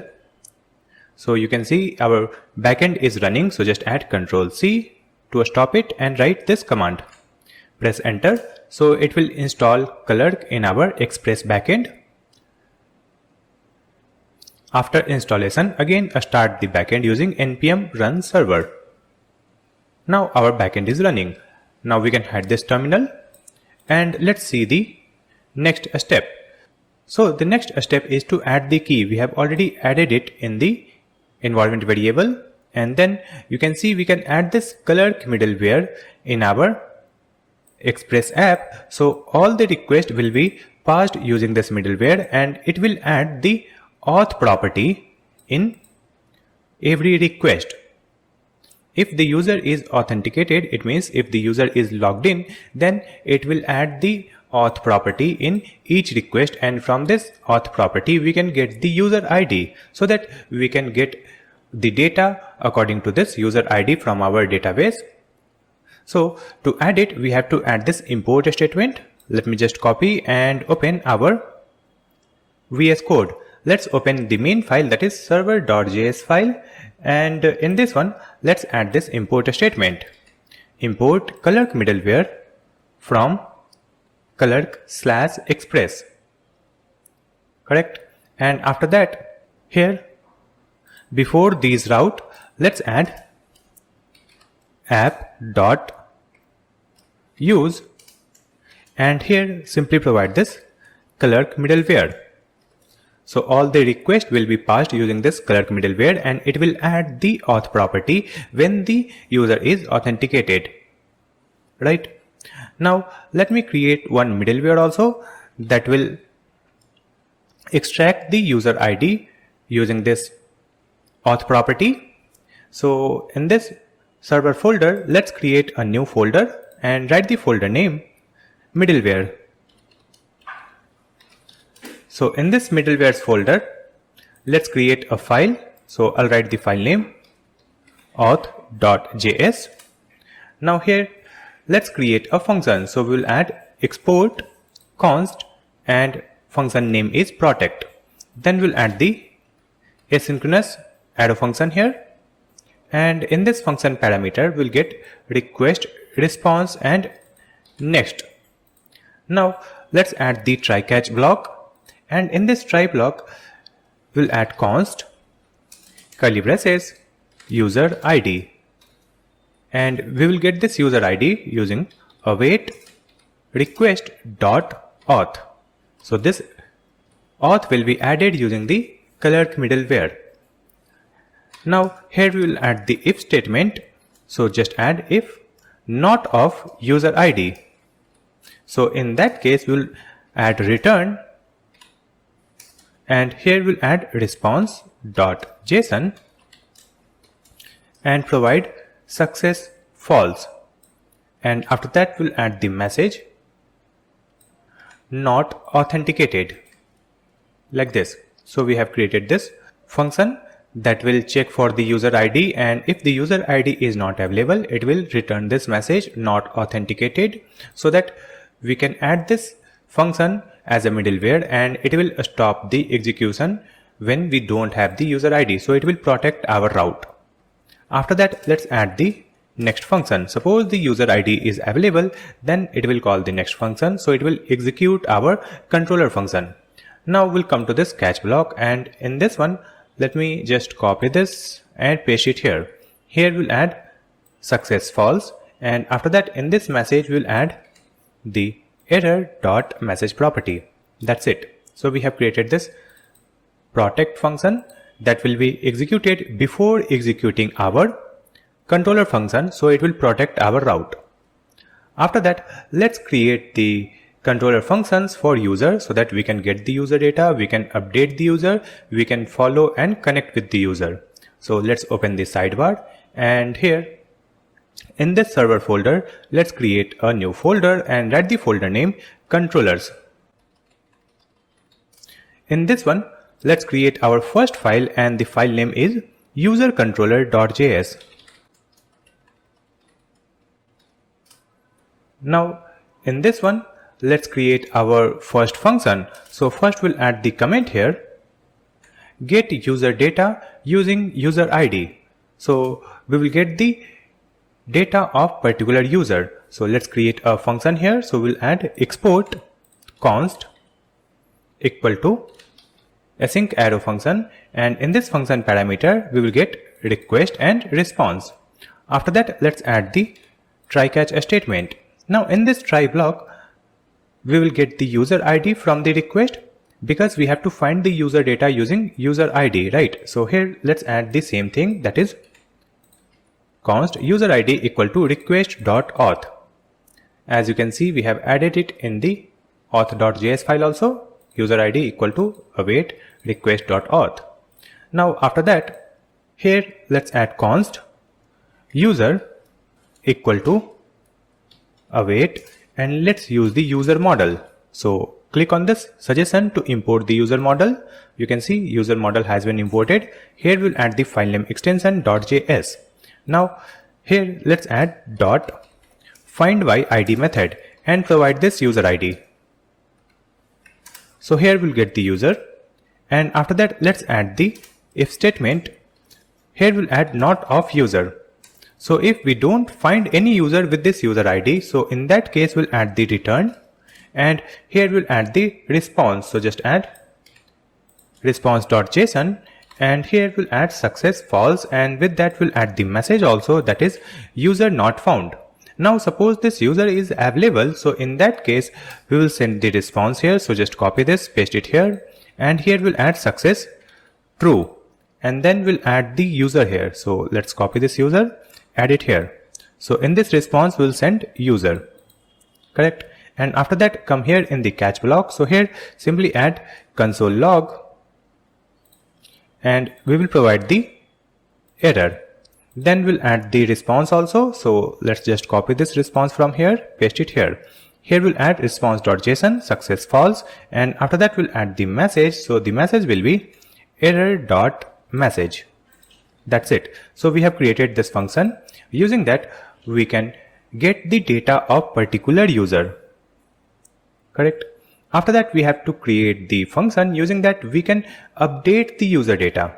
So let me just copy this, paste it here, and before that we have to add the comment also. So let me add the comment update user data, and here we'll add the function name update user data. It will be asynchronous arrow function. Here we'll get the user ID using request.auth, And after that we have to get other data from the body that will be updated. So just add const curly braces and let's get the username. Then we'll get the bio, location and full name. And let's get it using request.body, right? And after that, here we will find this user using this user ID. So let's add await user.findById and provide this user ID. And let's store it in a variable called temp user. So just add this temp user here because we have to update the user data, right? Now after that, here let's add not of username, and here let's add the username equal to temp user dot username. So in this statement we are checking if the username is not provided in this request body, then we will add the existing username in this username property, right? Using this username equal to temp user dot username. After that, let me remove this statement from here, from this try block, and now let's create one updated data. So here we'll add const updated data equal to one object, and here we'll add this username. Then we'll add the bio. After that we'll add the location. Then we'll add the full name. So this is the updated data that we can update in the database. But here, suppose the username is provided in the request body, right? So we have to update the username also, correct? But before updating the username, we have to check the username is available or not. So before this updated data, here let's add the if statement, and in this one let's add the temp user dot username not equal to this username that is provided in the body. It means the user has provided a new username in the request. So we have to check this username is taken by any other user or not. So let's add const user equal to user model dot find one, and here let's add the curly braces and provide the username, right? So here we'll add the if statement and write user.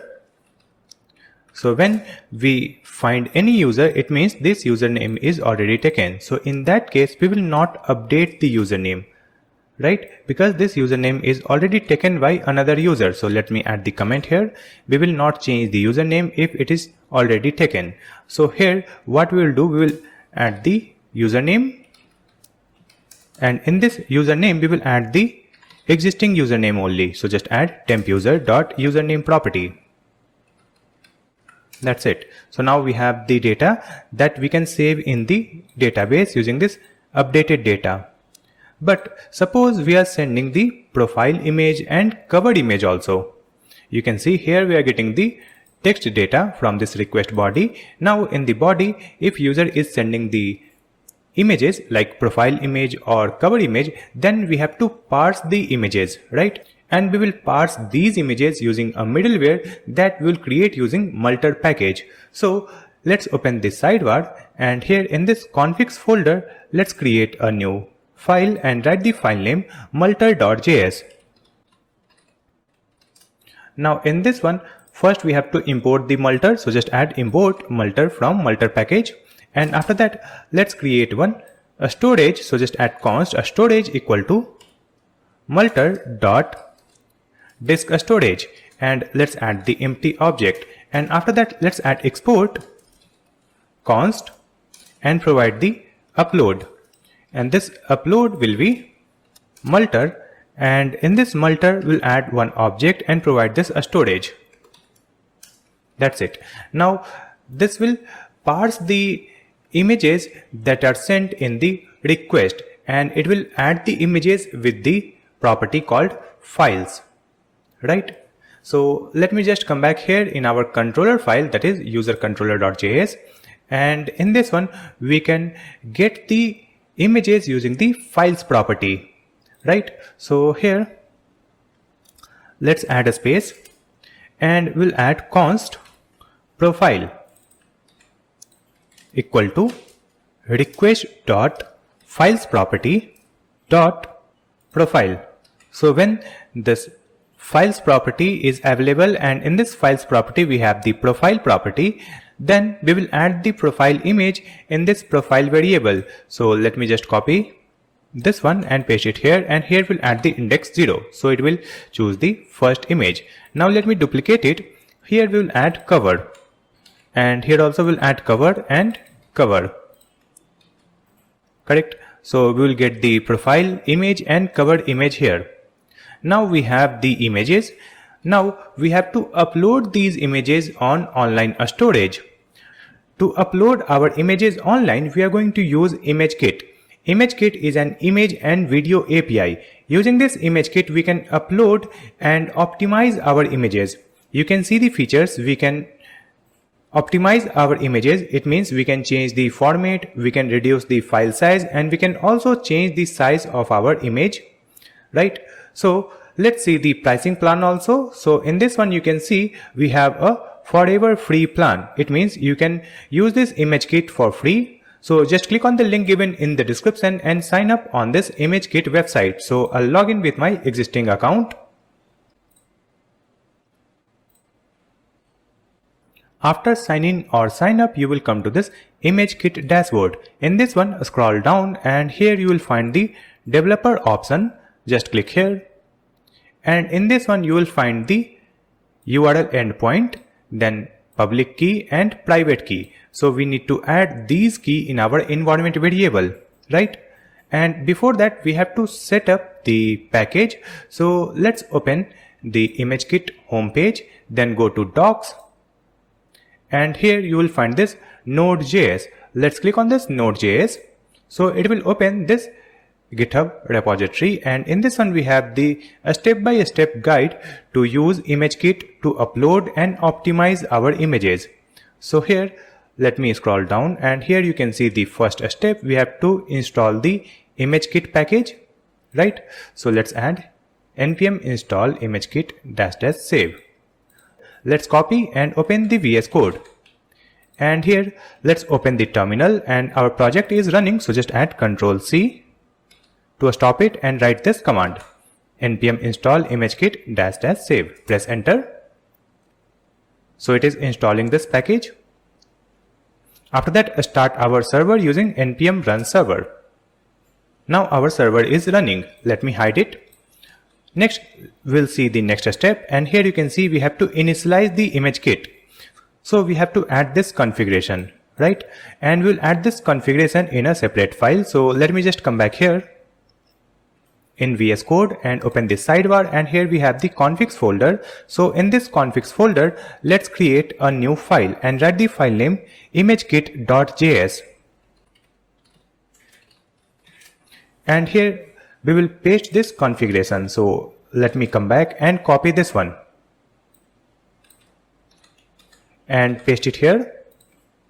Remove this require statement. So here we have imported the ImageKit from ImageKit package, and after that we have created the ImageKit instance using this new ImageKit. And in this one we have to provide the public key, private key and URL endpoint. So we will get these key from our environment variable, right? We need the ImageKit public key, private key and URL endpoint, right? So let me just come back here in our .env file, and here at the end let's add the comment first. So here we'll add the comment ImageKit, and then let's add the environment variable name, that is ImageKit public key. Then let's add ImageKit private key. Then we will add ImageKit URL endpoint, and let's paste the value here. So we'll come back to the ImageKit dashboard, and in this dashboard you will find the public key. Let's copy it and paste it here. After that, let me add it in quote like this. Now we will come back here and just copy this private key also. So I'll click on this eye icon. Then we have to confirm the password here. So let me add my password.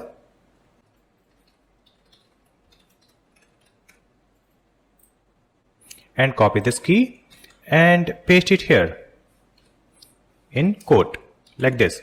After that, we have to add the URL endpoint. So here we have the URL endpoint. Let me just copy this one also and paste it here in this quote. So we have added the ImageKit public key, private key and URL endpoint, right? And after adding it, let's come here in our configuration and we'll provide the keys here using our environment variable. So here let's add process.env.environment variable name. So the name is ImageKit public key. Let's copy and paste it here. Now we'll copy this one, paste it in the second line, and here we have to provide the private key. So let's copy the name ImageKit private key and paste it here. Now let me just copy this part, paste it here, and let's copy the environment variable name and add it here. So we have provided the ImageKit public key, private key and URL endpoint from the environment variable. After that, we have to export it from this file so that we can use it in any other file. So let's add export default and ImageKit. That's it. So we have created the configuration, and after that, let's see the next step. So in this documentation, you can see we have to upload the file first. So here we have the file upload, right? Let me just click on this one called file upload. So you can see the step. Here we have to add the ImageKit.upload method, and in this one we have to provide the file. It could be a URL, or we can provide the base 64 image or binary image, right? So first we'll convert our images in base 64. Then we have to add the other details, like we can add the file name, we can add the extensions, transformations, right? So let me just come back here in our controller file. So here we have the user controller.js file where we have to upload the images, right? So here we'll add the if statement and write if profile. Suppose the profile image is available. So in that case, let's convert it in the buffer image or base 64 image. So here let's add const buffer equal to file system. We have to import the file system here. So let's scroll up, and here we'll add import fs from fs. That's it. And let's come here and we will add fs dot read file sync. And in this one, let's add the profile dot path. So here we will get the buffer, and after that we can send it in the ImageKit upload method. In this ImageKit upload method, we can provide this buffer image, and with that we will provide the file name also, right? And from there we will get the response. So we'll come back here and let's add const response equal to await ImageKit. Let's click here to import the ImageKit. You can see it has been imported from configs folder ImageKit.js file. Now here we'll add dot upload method. In this one, let's add the object, and here we have to add the file. So the file will be buffer, correct? And after that, here we have to add the file name. And in this file name, let's provide the profile dot original name. So it will upload the image and we'll get the response. After getting this response, we have to create the URL, right? So here you can see the next step. So here we have the documentation for URL generation. Let's click here. So it will scroll the web page to this section, URL generation, and in this one you can see we have to use this ImageKit.url, and in this URL we have to add the path, and after that we can add the transformations. If I want to change the height, width, quality, then we can add it in this transformation. Let me scroll down. So here you can see the list of transformations supported. So we can transform the height, width, aspect ratio, quality, crop mode, radius, background, right? So we can transform these properties, right?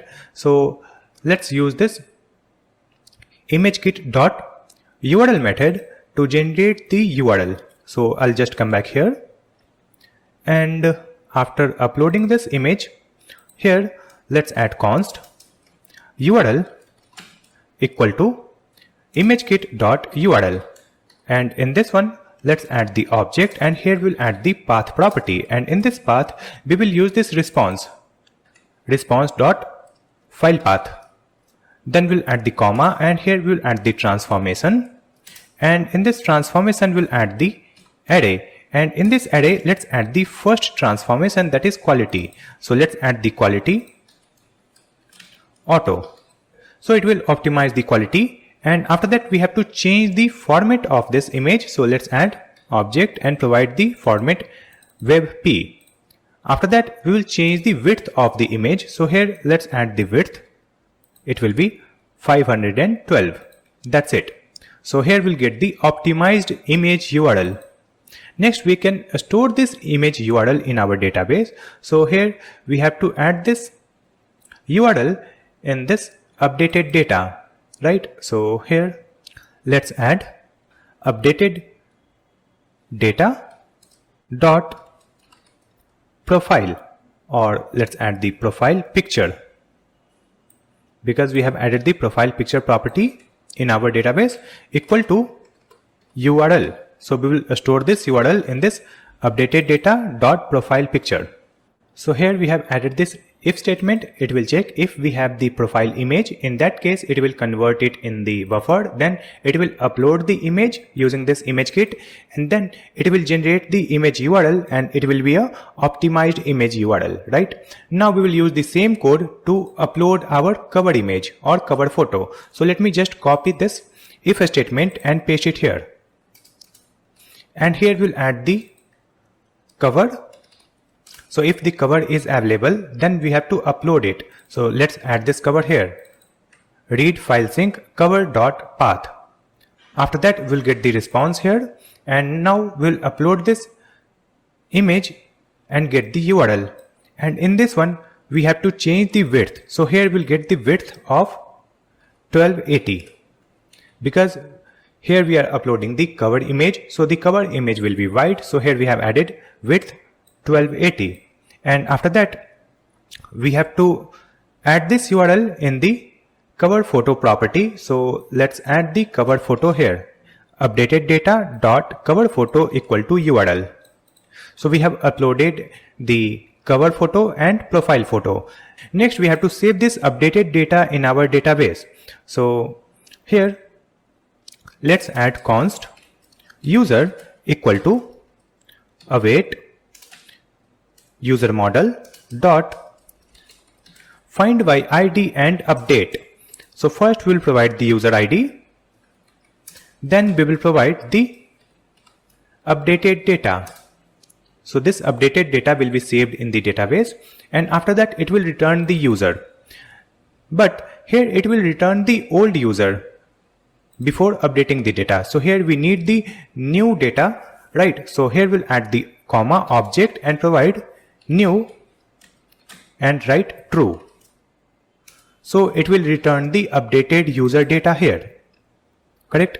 Next we have to send this user data in the response. So let's add response.json and provide the object. In this object we'll add the success true, and after that we'll add this user. Then we have to add the message also. So in this message we will write profile updated successfully. So we have created this function. Using that we can update the user profile. We have created the function called update user data. Correct? Now we have to create the next function. So let's scroll down, and here let me add the comment: find user using username, email, location and name. Here we have to create a function. So let me just copy the first function. Let me just copy this and paste it here. In this one we will update the name. So the function name is discover users, and in this one we will clear this try block, and we will only keep this one user ID from request.auth. Correct? And after that we will get the input data, because we will use this function to discover user when we enter the keyword in the search bar. So we will get the keyword data here. So let's add const input equal to request dot body. After that we have to find all users, and in that one we will find the users related to this search keyword. Correct? So let's add const all users equal to await, and here we'll add the user dot find,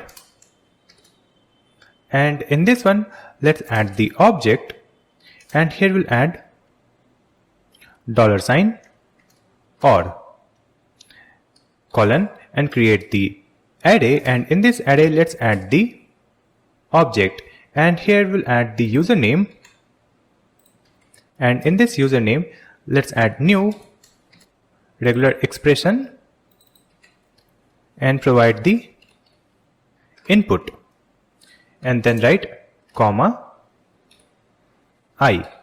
After that let's add the comma, duplicate this line. Here we'll add the email, then duplicate it. Here we'll add the full name, duplicate it, and then we'll add the location. So if this input data is available in the username, email, full name or location in any of this property, then it will be added in this all users data, right? And from this all users data we have to remove this particular user that is already logged in. It means this user is searching for other users, right? So we have to exclude this user from this all users list. So here we'll add const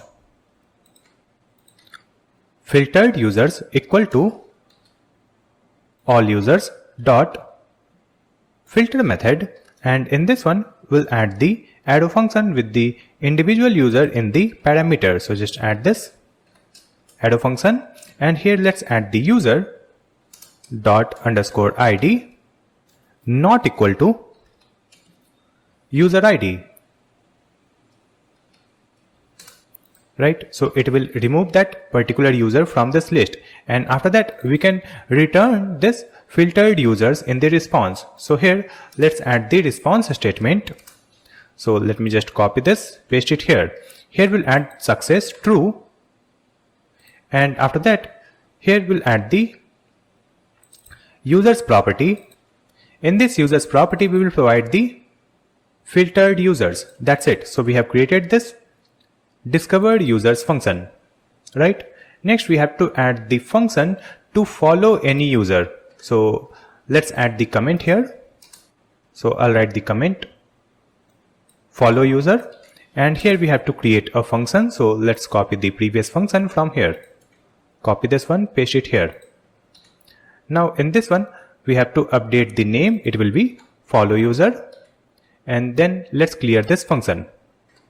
So we'll clear this try block, and after that here we'll get the user ID from request auth, and then we'll get the ID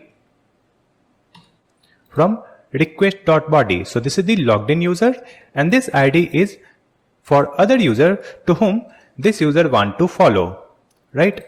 So let's add const user equal to await user model dot find by ID and provide the user ID. So it will give the logged in user data, and after that here let's add the if statement, and in this one we'll add the user dot following. So we have the following property, then we'll add dot includes and provide this ID. It means if this ID is already included in this followings array, it means this user is already following that user. So here we'll add the return statement, and let's add response.json, and we'll add the object here and write success false, and with that we'll add the message also, and in this message let's write you are already following this user. Let me move this closing parenthesis here. So here we are checking if this ID is already included. It means the user is already following them. So we have added this return statement and this message, you are already following this user. Now suppose this ID is not included. In that case, we will add this ID in the following list.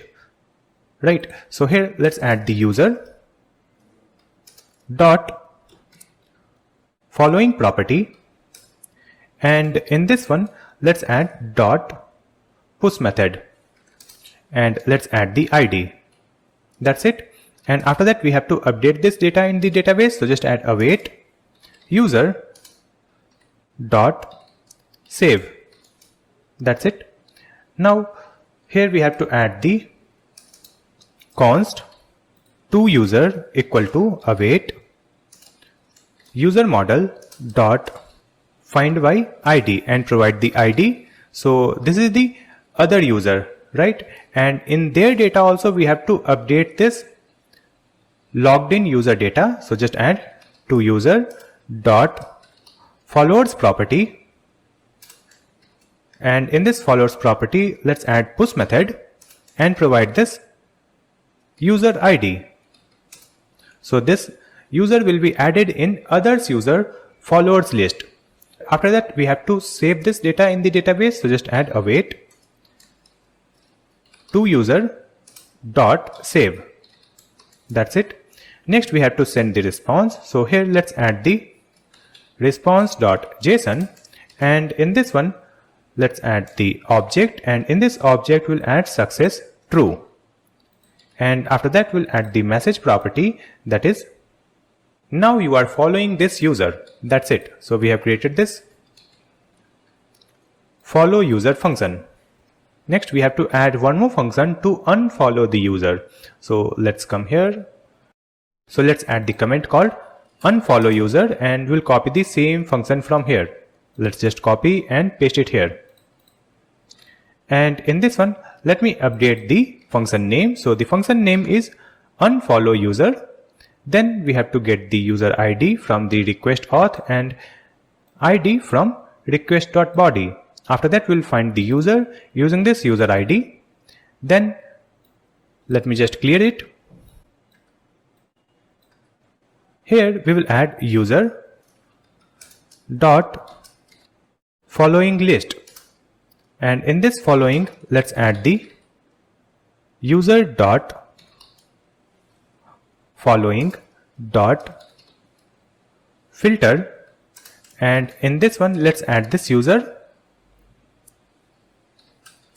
and write user not equal to ID.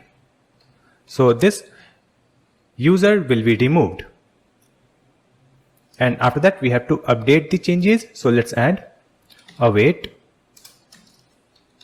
user dot save. That's it. Now we have to remove this ID from the other user also. So here let's add this line, copy and paste it here, and in this one we'll add the name to user, and here we have to add the ID. Correct. And let me remove the space from here, and we'll copy this to line. Let me just copy and paste it here. Here we'll add to user, and here we'll add the followers, and here we'll add to user dot followers dot filter. It will be user not equal to user ID, and after that here just add to user dot save. So it will save the data in database. After that we can send the response. So here we'll add success true, and with that we will add the message, that is, you are no longer following this user. Save the changes. So we have created the unfollow user function. So here we have created this user unfollow function, then follow user function, then discover user function, and we have created this user update or update user data function, and then get user data function. Next we have to create the API routes or HTTP endpoint. For that we have to create the routes file. So in this sidebar we have the server folder. So in this server folder, let's create a new folder called routes. In this one, let's create our first route file, that is userroutes.js. So we'll create a new file here, userroutes.js. Now in this one we have to create the router using Express. So just add import Express from Express package, and after that here we have to create the router. So just add const user router equal to express dot router. Now in this router we have to create the URL endpoint or API endpoint. So just add the user router dot get method. So in this user route dot get, we don't have to provide any data because we are creating the API to get the user data. So here we'll add the path /data and write the function, that is get user data. So this get user data function has been imported from the controllers folder user controller file. So let me add the file name extension .js, user controller.js. Now we have to protect our route. It means the logged in user can only access this routes to get the user data. So here we have to add the middleware called protect. So just add protect, click here. So this protect has been imported from the middleware's auth.js, right? And here we will add the comma. That's it. So we have created the first endpoint. Now let me duplicate it, and here we'll add the type post. So we have added user route dot post, and here we have to add the path called update. Using that we can update the user data. So we have added /update. Then here we have to add the protect also, and then we'll add the function. So the function name is update user data. Click here. So the update user data has been imported. Now in this one we have to provide the image also, that will be profile image and cover image, correct? So here we have to add the middleware that we have created using Multer, correct? So at this endpoint here, let's add a space and provide upload, and click on this suggestion to import the upload from configs folder Multer file. So let's add multer.js file. Now in this upload we have to add dot fields, and let's add one array, and here we'll add the object. So let's add the field name. So the name will be profile, like this, and after that here we have to add comma, and then we'll add the max count 1. So we can upload only one image for profile. Now after this object we'll add the comma, and here we'll add one more object. So let me just copy and paste it here, and in this one we have to add the name. So the name will be cover, where we'll send the cover image, and here also we have the max count 1. That's it. So this will parse the profile image and cover image using the Multer package, and after that here we have to add comma before protect. That's it. So we have created another route also where we can update the user data. Now here we'll add one more route. So let me just copy this user router and paste it here. We have added user router dot post method, and here we will add the path. So the path will be discover, and then we'll add this protect and provide the controller function, that is discover users controller function. It has been imported. Now let me just duplicate this line, and here also we'll add user router dot post method and provide the path, that is follow, right? And in this one we'll add the controller function, that is follow user. So the follow user has been imported. Now let's duplicate this line, and here we'll add the path called unfollow. It is also post, and here we'll add the function unfollow user. So this unfollow user function has been imported. So we have created these API endpoint. Now we have to export this router from this file. So here at the end we'll add export default and provide this user router. Next we have to add this user router in our main file. So let's open our server.js file, and in this one, after this route, let's add app.use, and in this one let's add the path /API/user, then we'll add comma and provide the user router. Let's click on this suggestion. So the user router is added here, and here you can see user router has been imported from the routes folder user routes.js file. That's it. So we have created these routes, that is getting the user data, update the user data, discover user, follow user, and unfollow user, right? Now we can test these API endpoint, and to test it we will use the Postman application. So let me open Postman application. Now in this one we will create a new request. So I'll click on this plus icon, and here we have to add the API endpoint. So let's add http://localhost:4000 because our backend is running at 4000. Then we'll add /API/user, then we'll add /data. As you can see here, we have added data, and in this server.js file we have /API/user, correct?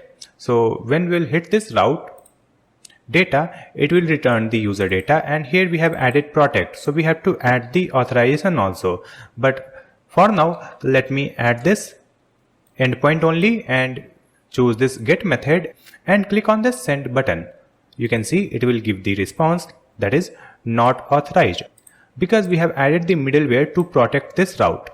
You can see the response not authorized.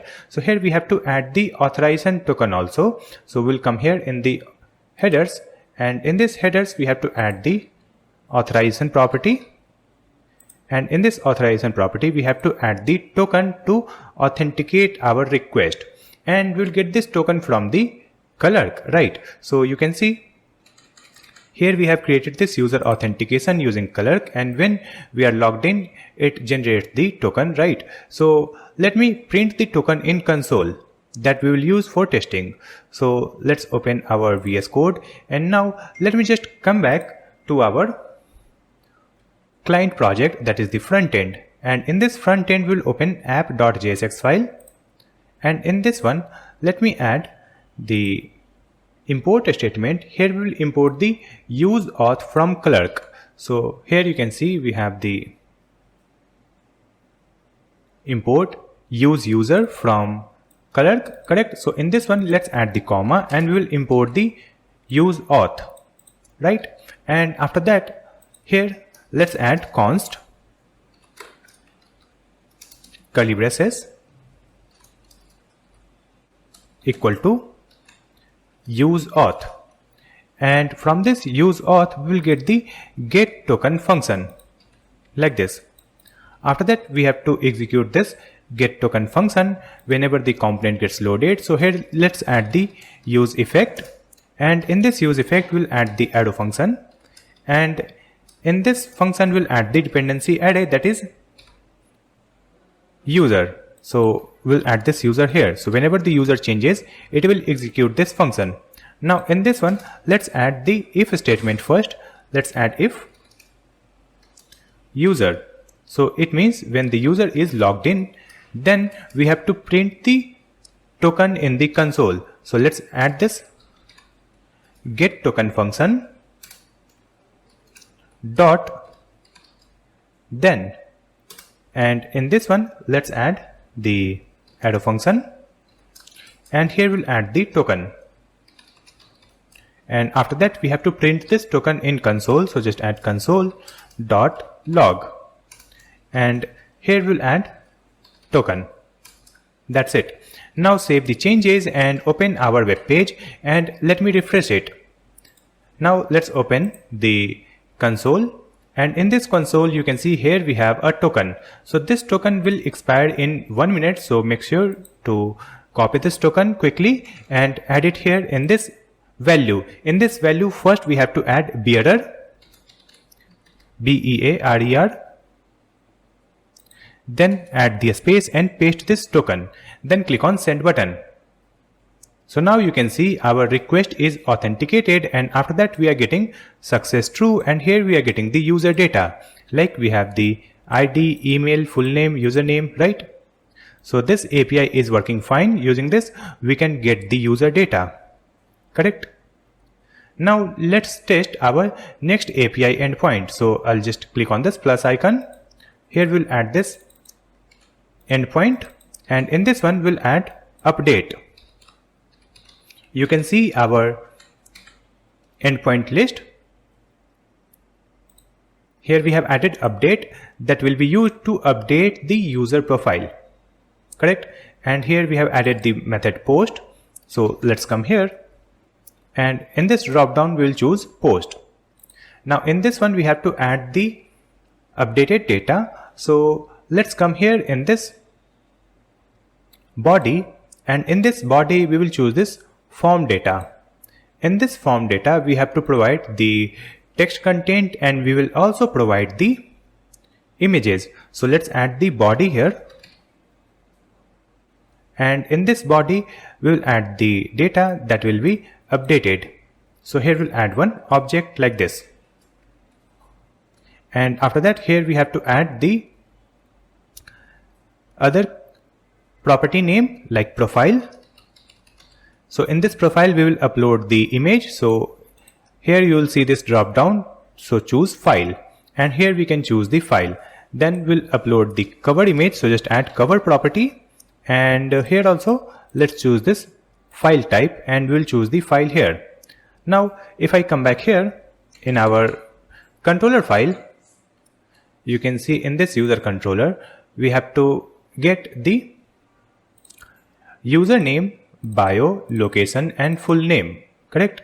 So let me just copy this and come here. Let's add it here. So in this one let's add the username. I'll write the double quote and provide the username here. So let's add a new username. So I'll simply write GreatStack. After that here we will update the bio. So let's add the double quote here and then colon and provide double quote, and in this one we'll add the bio text. So just add this is an updated bio text. Then we'll add the location, so we'll add it in double quote, and we'll add colon and provide double quote here, and in this one let's add the location Bangalore. Then we'll add the full name in double quote, so just add the full name here, colon, and let's add double quote and provide the full name GreatStack, like this. So we have provided this data, that is the text data, and here we have provided the property called profile and cover. So in this one let's choose the image. So I'll just click here and choose one image. So I will choose the image from our project folder So here we have the profile image. Let me choose this one, and let's click on this one and choose the cover image. So I'll choose this cover image. You can see these images are attached. Now we have to send this request, but we have to authenticate the request again. So here open the headers, and in this headers we'll add the authorization property, and here we have to add bearer, and then we have to provide the token, correct? And the token will get expired after 1 minute. So let's come here and click on refresh to generate a new token. So the new token has been generated. Let me just copy this token and paste it here and click on this send button. Here we are getting success false, assignment to constant variable. So to fix it, let me just come back to the VS Code, and in this one we will open user controller.js file, and here you can see we have this function called update user data, and in this one we are getting the data from the request body, and here we have added const. So let me change it to let, because we are updating this username here, right? So let me add the let here, save the changes, so it will automatically restart the backend, and now we can test our API. So again come here and click on refresh to generate the new token. Let me just copy the token, come here and paste the new token here. Then click on send button. So now you can see here we have received the response, and you can see the success true. It means we have successfully updated the user profile. Here you can see the message also, profile updated successfully, right? And after updating the profile, it is returning the user data also. So in this one you can see the full name GreatStack. Here we have the username, then we have the bio. So this bio is old one, but after that let's see this profile picture. So here we have the image URL, and here also we have the image URL in cover. So you can see this is the ImageKit URL. Let me copy this link and let's open the web browser and open this link here. Let me again copy it.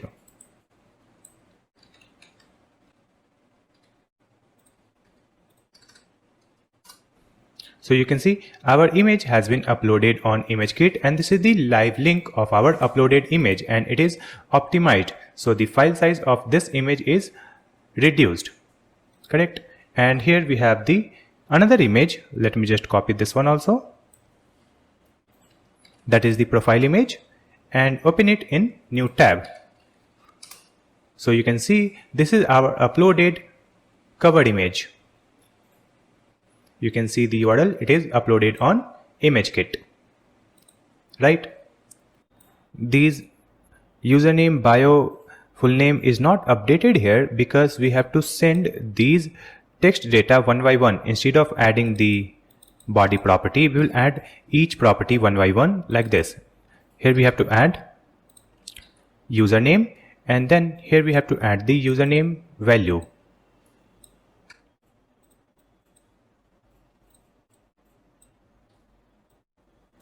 Like this. Now let's add one more property here, that is bio, and here we'll add the bio text. Then we'll add the next property. So let's add location, and here we'll add the location Bangalore. Then we'll add the full name. Let's add the full name here, and we'll add the new name. So you can see here we have GreatStack. So let me change it. I'll write GreatStack dev like this. So we have added the username, bio, location, full name, and let me move it here. So you can see all the text properties. Then we have two image files, that is profile and cover. So we have already uploaded the profile image and cover image, so we can remove it also, or we can send it, so it will again update the profile of user. So now after adding the data like this, if I click on send button, but before that let me provide the new token. Let me just copy this, provide the new token. So let's copy and paste it here in the headers after this bearer. Click on send button. Now let me see this response. Here we are getting success true, and this time you can see the name has been updated. It is GreatStack dev, and here we have updated the bio, and here we have the username. It is user.greatstack. So maybe we have not provided it. Let me check it here. Here we have added the username GreatStack. It is not updated, but you can see the bio has been updated. This is an updated bio text. It should update the username also. That is not updated. So let me just come back to the VS Code, and here you can see in this controller file we have this update user data function, and in this one we have added this user model. So before this user model we have to add await. That's it. Save the changes. Now it will automatically restart the backend, so we can send the request again. So let me generate a new token here. Refresh it to generate a new token, and after that let's come here and provide the authorization in this headers, and here we have to add the new token after bearer. Click on send button.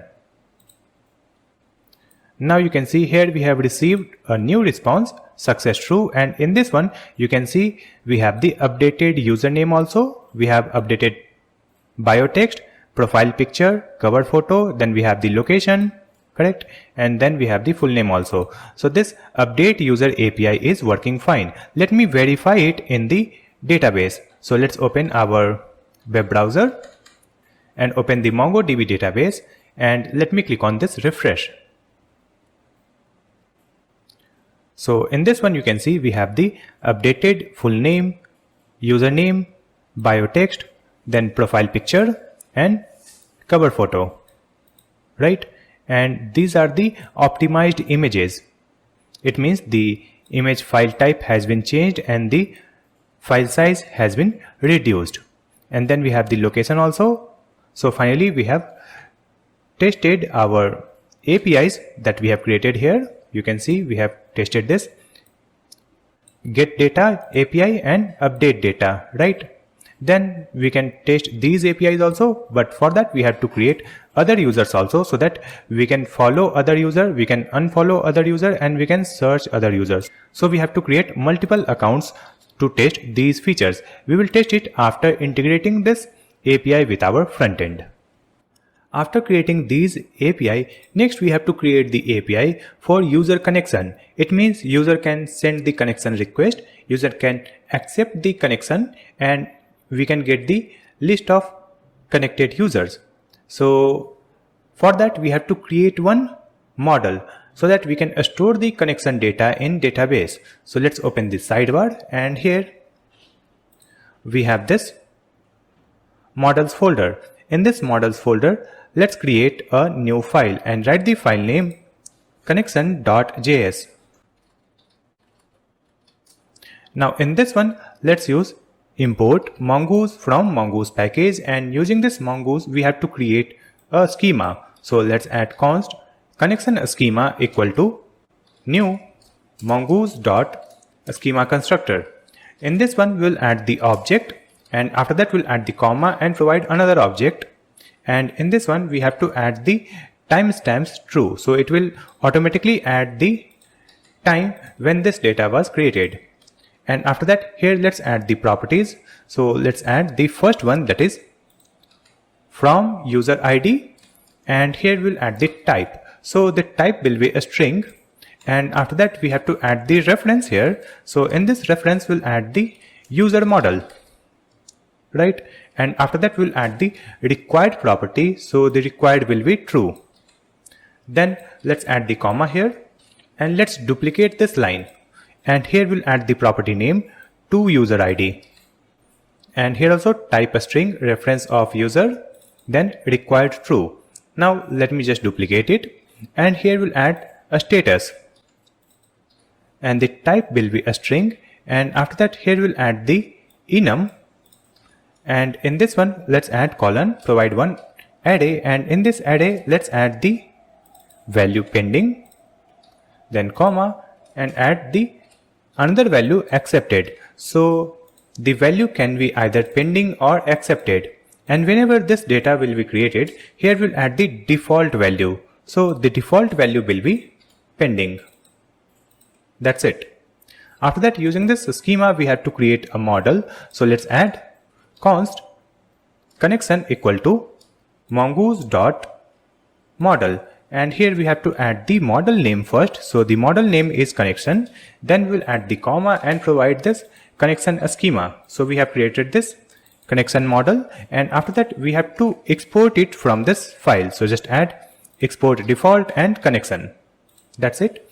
Now using this connection model, we can store the connection data in our MongoDB database. Now let me just come back to our user controller.js file, and here we'll create the controller function to send the connection request or get the connected user list and accept the connection. So here we have to add the comment first. So let me scroll down. Here we'll add the comment called send connection request, and let's create a function here. So I'll write const, and we'll export this function. So just add export const send connection request equal to async arrow function, and in this function parameter we will get request and response, correct? And after that here we'll add the try catch statement, and in this try block let's add const curly braces user ID, and the user ID will be request.auth. After that here we need the ID of other user. So let me just copy from here, copy and paste it here, right? So here we have the ID of logged in user and other user. After that here we have to check the number of connection requests sent using this user ID, because user can send only 20 requests in last 24 hours, right? So here we'll add the comment, check if user has sent more than 20 connection requests in the last 24 hours, and here we'll add the const last 24 hours equal to new date, and in this one let's add date dot now, and in this one let's add minus 24 multiplied by 60, 60 and 1000, right? And after that here we have to find the connection stored in the database. So here let's add const connection request equal to await. Let's use the connection model. So we'll add the connection model here. You can see it has been imported from the models folder connection.js file. It is correct. Let's come here at the bottom, and here let's add dot find method, and in this find method we'll add the object. Here we'll add the from user ID. So the from user ID will be this one, user ID. After that here we have to add the comma, and let's add the created at property. So let's add the created at, and in this one let's add the object and provide greater than last 24 hours, correct? And here we have to check the count. So let's add the if statement, and we'll add this connection requests dot length, and we'll add greater equal to 20. So if the length is greater or equal to 20, in that case we will send the response. So just add return statement, and here we'll add response.json, and in this one we'll add the success false, because we cannot send the connection request here because the user has already sent the 20 requests in last 24 hours. Here we'll add the message. So the message is you have sent more than 20 connection requests in the last 24 hours. Correct? Now suppose the number of connection requests is less than 20. So in that case they can send the connection request, right? But here we have to check if the user is already connected or not. So here we'll add the comment. Check if users are already connected. So here just add const connection equal to await and use the connection model dot find one. And in this one let's add the object, and here let's add or, and we'll add the array, and in this array let's add the object. Here we'll add from user ID, and the from user ID will be user ID. Then we'll add the comma to user ID, and it will be ID. After that let's duplicate this line, and here we'll add the ID, and in this one we'll add the user ID like this. So if any of this is available, it means the user is already connected, right? So after adding it, let's come here and we'll add the if statement. We'll add not of connection, right? So when we don't have any connection, then we will send the connection request. So just add await connection dot create, and in this one let's add the object, and in this one we'll add the from user ID. It will be user ID. Then we'll add the comma to user ID, and it will be ID, right? Now here we have to send the response also. So let's add return response.json. Let me just copy from here, paste it here. In this one we'll add success true, and after that we have to add the message, that is connection request sent successfully, right? Now suppose this is false, so in that case here we have to add the else statement. So we'll add the else statement here, and in this case let's add the else if. We'll add the else if here, and let's add the condition, that is connection, and suppose the connection is there, and here we'll add and operator, connection dot status equal to accepted. We will check the status also. If the status is accepted, it means the user is already connected. So here we have to send the response. So let me just copy this and paste it here, and here we'll write return response.json success false, and we'll add the message you are already connected with this user, like this. After that here we'll add the return statement, and in this one we'll add response.json. So let me just copy and paste it here. In this one let's add success false, and here we'll add the message connection request pending, like this. That's it. Now save the changes. So let's understand this function again. So first it will get the user ID from request auth and other user ID from body, and after that it will check for the number of connection requests made in last 24 hours. If it is less than 20, then only it will come here, and it will check for the connection, that is if the user is already connected or not, right? So in that case, suppose this connection data is not available, then it will simply send the response connection request sent, and it will be added in the database also using this connection.create.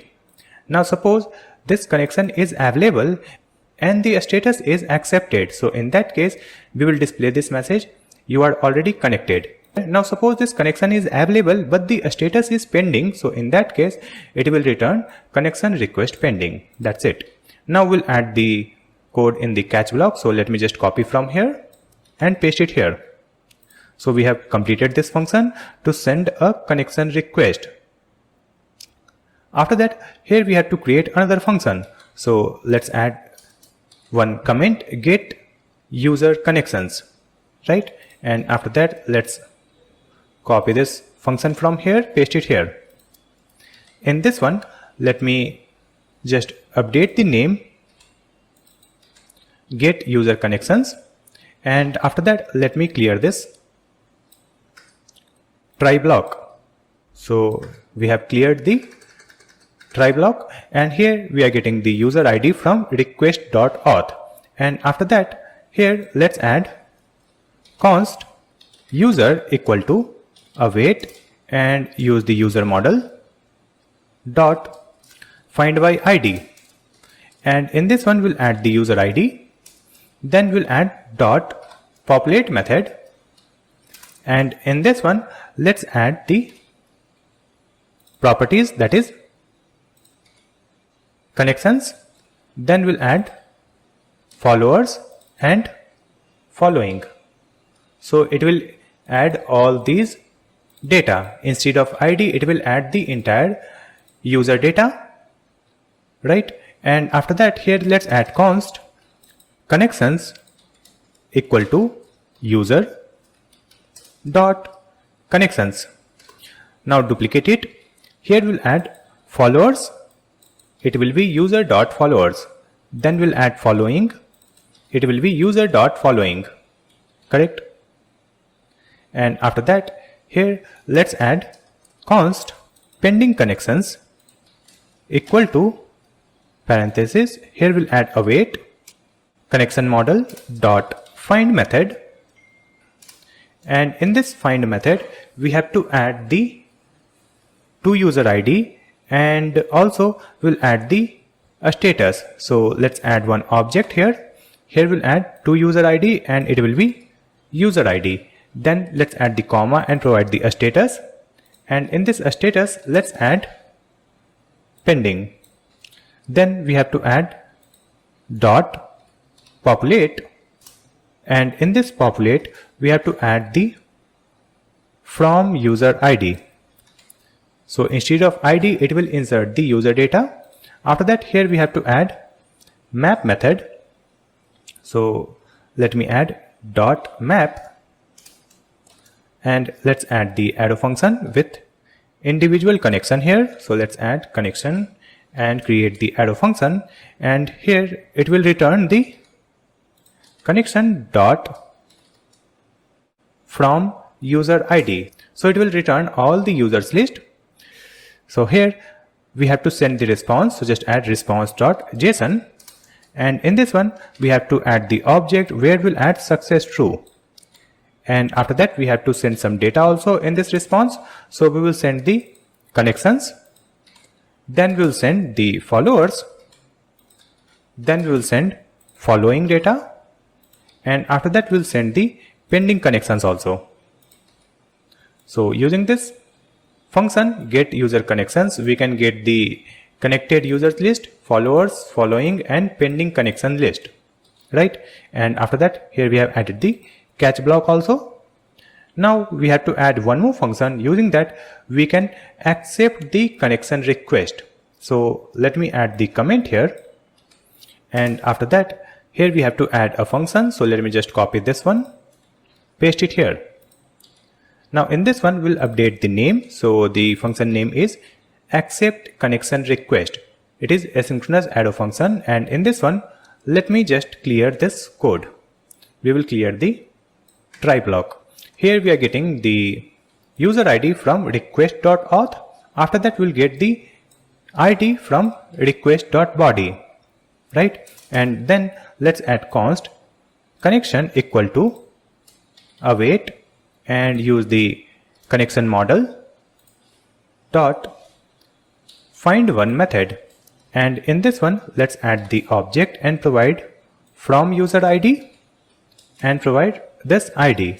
Then we'll add to user ID, and in this one let's provide user ID, correct? And after that, here we'll add the if statement. We will check not of this connection. Suppose we could not find any connection, then we'll send the response here. So let's add return, and we'll add response.json success false, connection not found.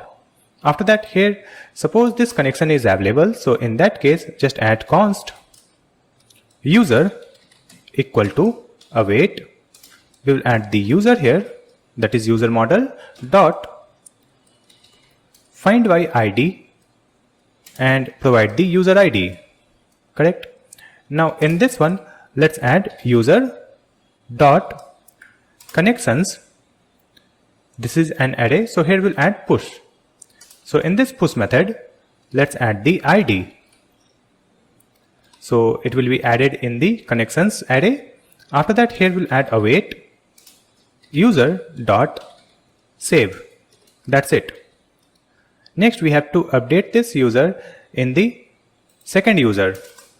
So let me just copy this code, paste it here, and in this one let's add to user equal to await user dot find by ID and provide the ID here. Then let's add to user dot connections dot push and provide the ID, but instead of ID here we'll add user ID, and then write await to user dot save. That's it. Then we have to change the status also. So here we have the connection, right? Here we have this connection, so let's add it here. Connection dot status property equal to accepted, correct? And after that let's add await connection dot save, so it will save the data in database. Next we can send the response. So here let's add response.json success true, and with that we'll add the message also, that is connection accepted successfully. That's it. So we have created this function to accept the connection request. After creating these controller function, now we'll create the API endpoint using these controller function. So let's open our user routes.js file, and in this one we'll create the new API endpoint. So here let's add user router dot post method, and then let's add the path. So the path is connect. It means sending the connection request. Here we'll add the comma and provide the protect middleware to protect this route, and after that we'll add the controller function send connection request. So this send connection request has been imported. Now let me duplicate it.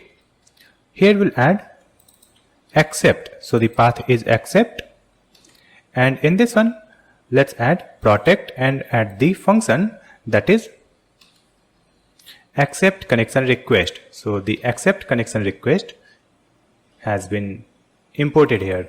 After that, here we have to add one more route, so just add user router dot get method. Here we are using the get method because we will not send any data here, so simply add path, that is connections, so it will return the connections list.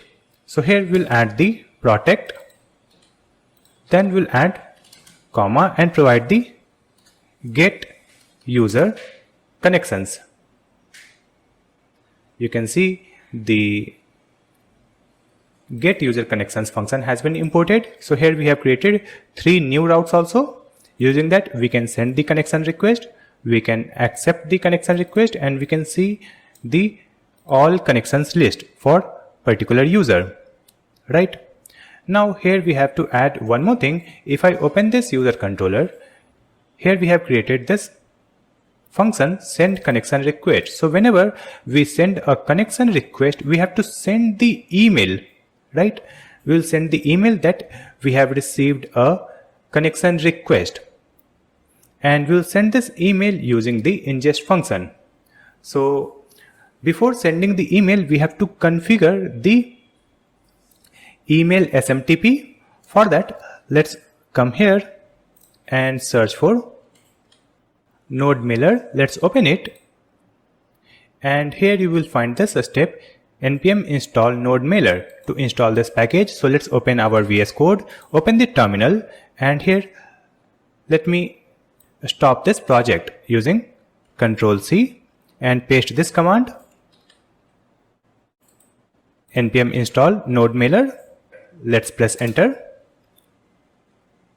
So the node mailer package has been installed, and now let's start the project using npm run server. So it will start the backend server again. You can see the message here, server is running on port 4000. Now let's hide it, and after that let's see the step to use this node mailer for sending the email. So here you can see we have to create the transporter, right? So here we have the code to create the transporter, right? And using this transporter we can send the email using this send mail method, right? And in this send mail we have to provide the from to subject text, and we can also provide the HTML content. So to set up it, let me just come back to our VS Code and open the sidebar, and here you can see we have the configs folders. In this one we'll create a new file and write the file name nodemailer.js. Here let's import the node mailer package. So just add import node mailer from node mailer, and after that let's add the comment called create transporter object using SMTP settings, right?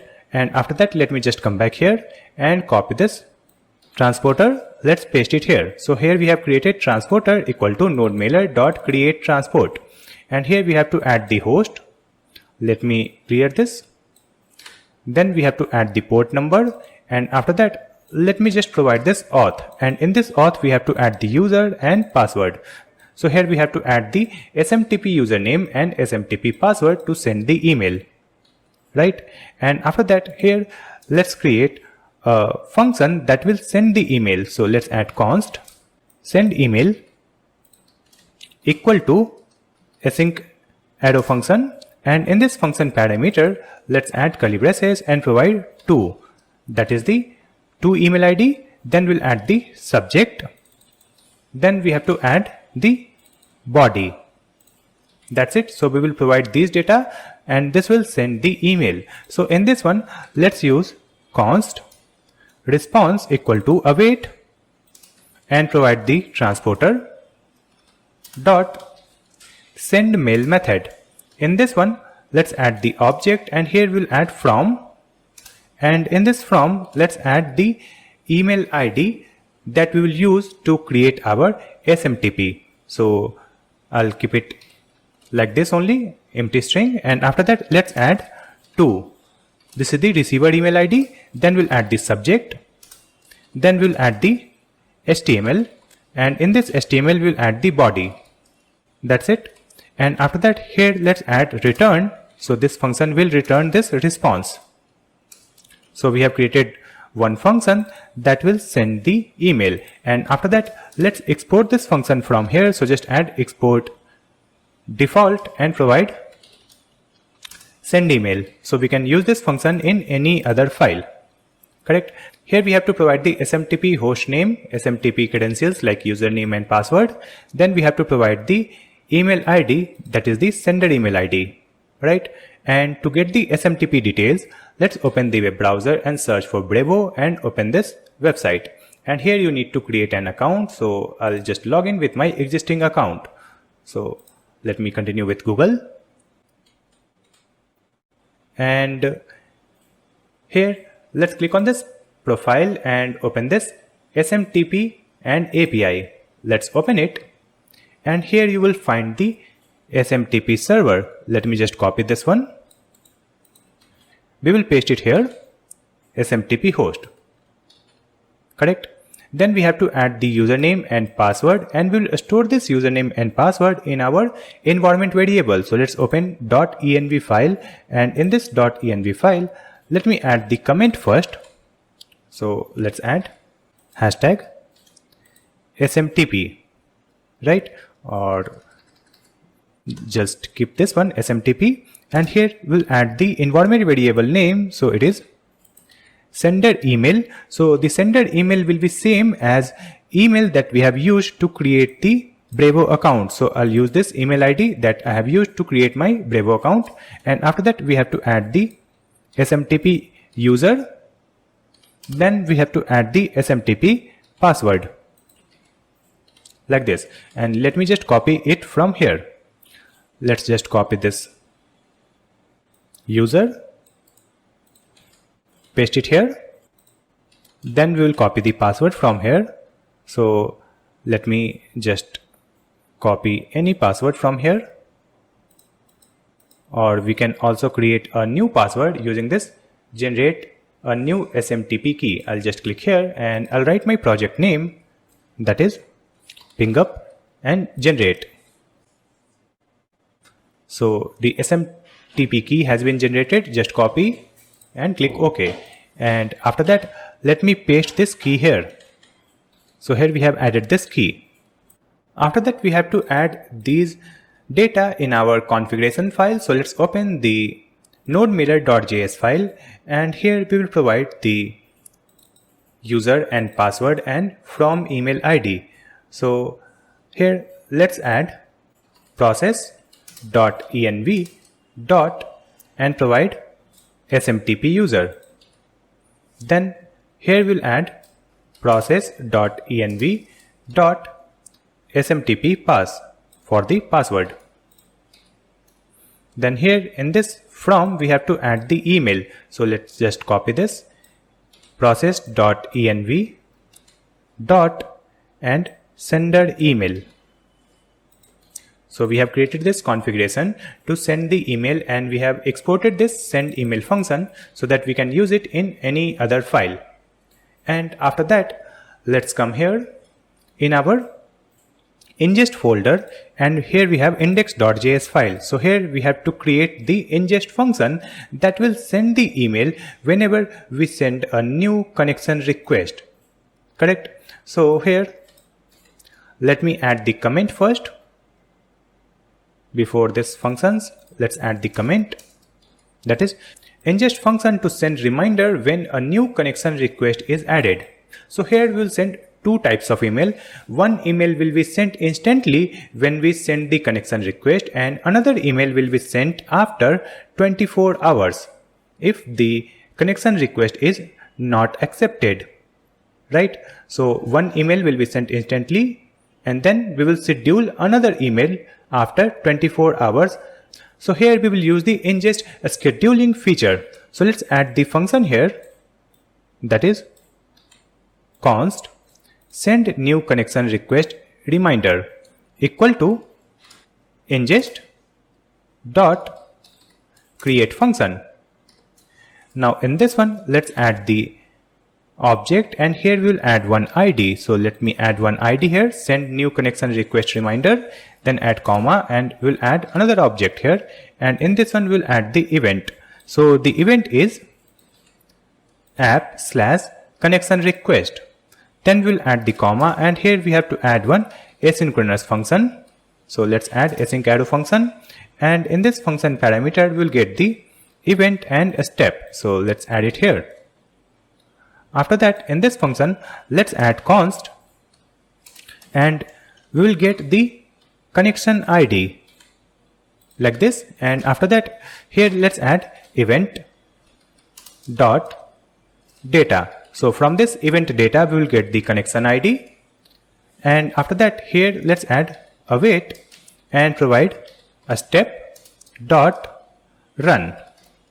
And in this one, let's add the text send connection request email, and after that we'll add the comma and provide asynchronous arrow function. And in this function, let's add const and provide connection equal to await. Then we'll add the connection model. So let's click on this one. So the connection model has been imported here from models folder.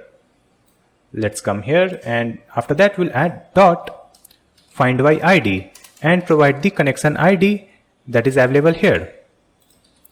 Now in this one we'll add dot populate, and let's add the property name, that is from user ID. Then we'll add a space and provide to user ID like this. So it will add the complete user data instead of user ID. After that, here let's add the const and generate the subject. So we'll add the subject here equal to, we'll add backticks. Here you can write your own message in the subject. So I'll write this message with icon, new connection request. After that, we have to add the body, and in this body we will add our message that will be sent on email. So here also we'll add the backticks, and here you can write your own text in the body. So here we have created a template. So I'll just paste this template created in HTML. So here we are sending this HTML template where you can see I am sending the text called hi. Then from here we are getting the full name using this connection to user ID and full name. Then we have added the from user ID and full name. So here we have the sender name and receiver name. Then we have added the front-end URL so that in the email they will receive the link also to check the pending connection request. So here we have to add process.env.frontend URL. So we have to add the front-end URL in our environment variable. So let me open the environment variable here, and let's just open .env, and here at the top let's add front-end URL equal to and provide the front-end URL. So our front-end is running at localhost port 5173, and here we'll add the comment also, that is front-end URL. That's it. So in the email they will receive the link also so that they can click and check the pending request. Now let me just come back to the page where we are creating the ingest function. So here we are sending this data in the body. So it will send the subject body in our send mail function. So here we have to call our send mail function. So after creating this data, let's add await send email. You can see we are getting the suggestion to import it. Just click here. So you can see this send email has been imported from configs folder nodemailer.js file, right? And let's come here. In this one we have to provide one object, and in this object let's add the to property, and this to will be connection dot to user ID dot email, right? After that, here we have to add the subject, then we'll add the body. That's it. So it will send the email. Next we have to send another email after 24 hours. So this function will be scheduled for 24 hours. It will be sleeping for 24 hours, and it will check after 24 hours whether the request is accepted or not. And if the request is still pending, then only it will send the email reminder, right?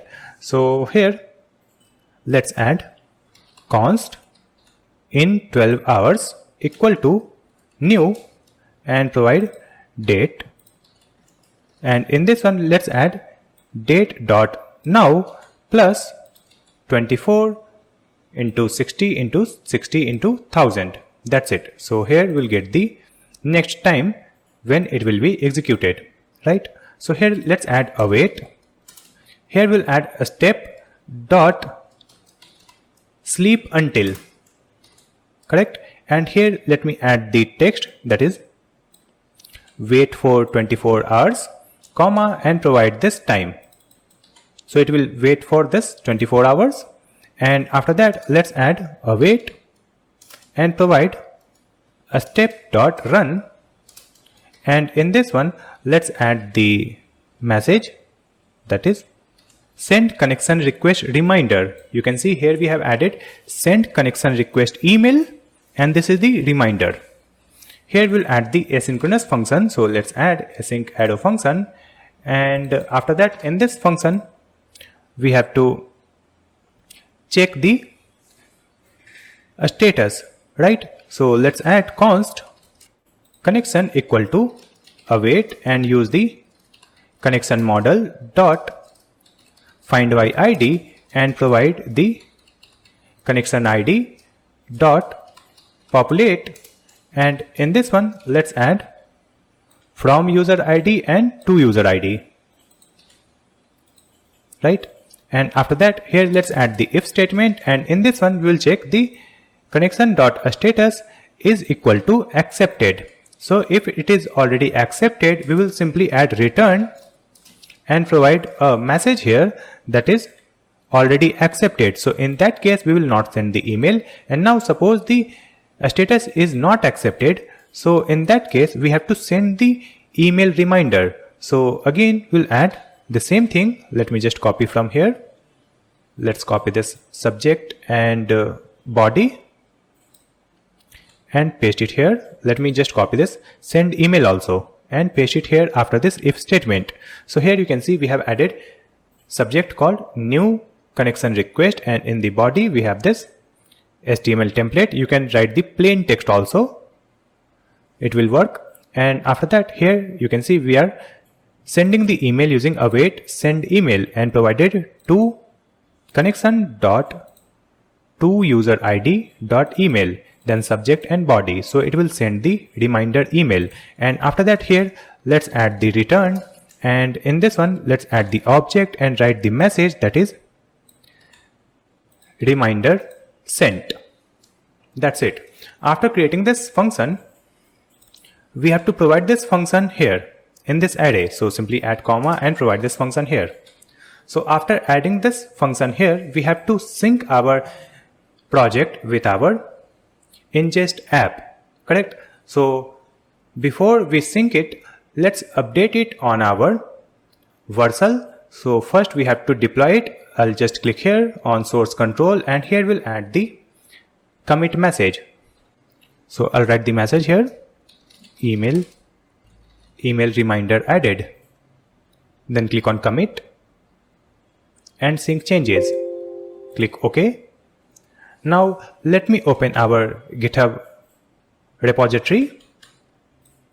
So here you can see the update. It has been updated just now. And after that, if I open the Vercel dashboard and go to this deployments, you can see it is redeployed again. But here we have to update the environment variables also. So let me just come back to the VS Code, open the .env file and copy everything from here. And let's come here.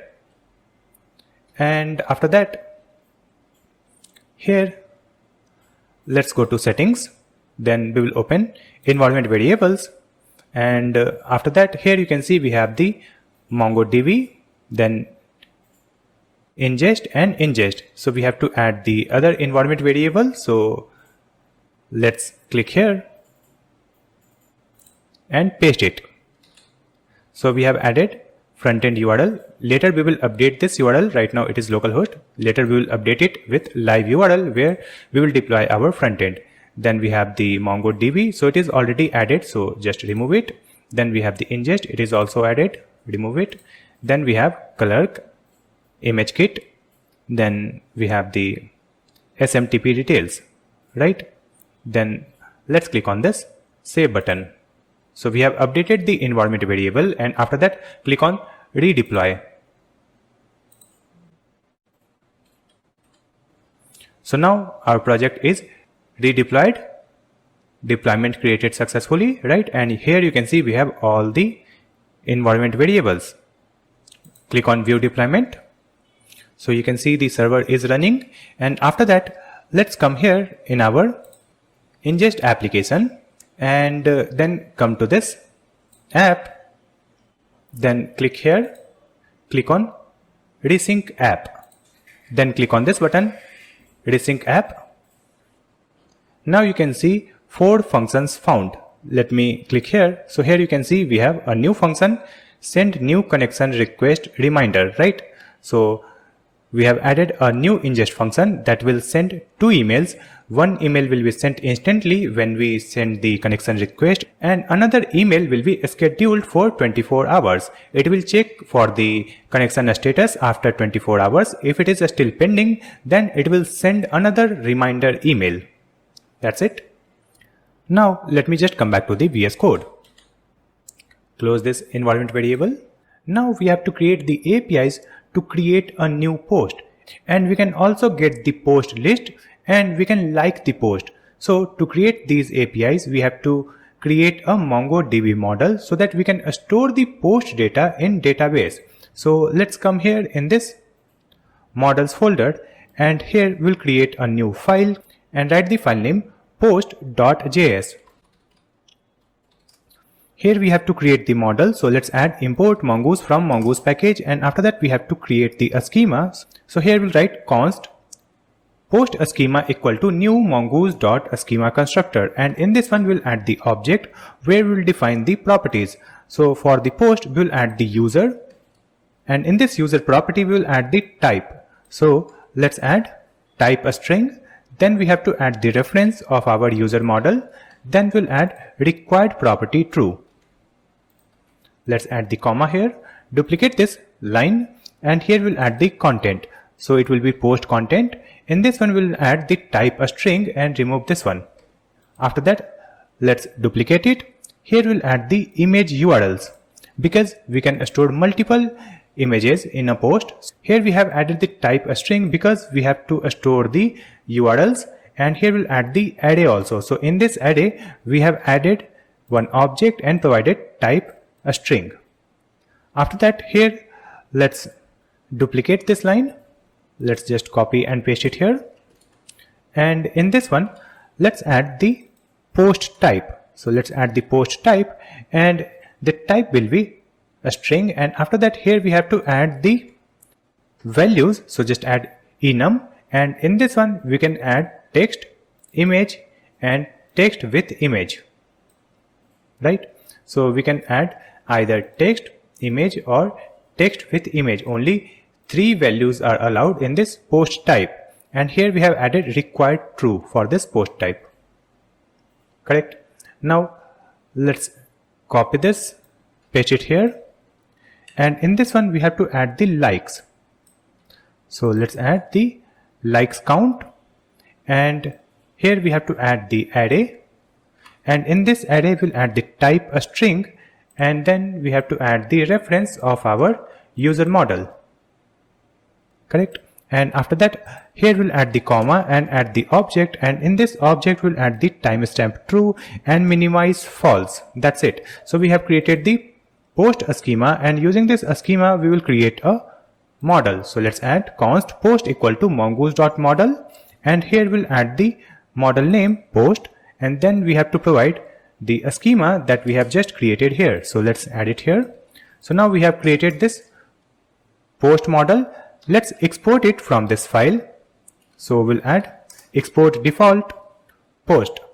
So we have created the post model. Using that we can store the data in database. So in this one we have to store the user data, then content, then image URLs, then post type, and after that we have to store the likes count. Correct. Now save the changes. After that, let's create the controller function. For that we have to create a new file in our controller folder. So let's create a new file here and write the file name postcontroller.js. In this one, let me add the comment first. So the comment is add post. Here we have to create a function. Using that we can add a new post. So just add export const add post equal to asynchronous arrow function, and in this function parameter we will get the request and response, right? And after that, in this one we have to add the try catch statement, and in this try block we will get the user ID from the request auth, and after that we have to get the content and post type from the request body. So when we will call this API we have to provide the content and post type, right? And after that, here we'll add the const images, and it will be request dot files. So if we provide the images in the post, then these images will be added in the files property using the multer middleware. After that, here we'll add let image URLs equal to an array, correct? And here we'll add the if statement, and here let's add the images dot length. It means we have some images here, so in that case here we will use this image URLs, and in this one we will store the individual image URL after uploading it on ImageKit. So here we have to upload our images on ImageKit one by one. So here let's add await promise dot all, and in this one let's add this images dot map method.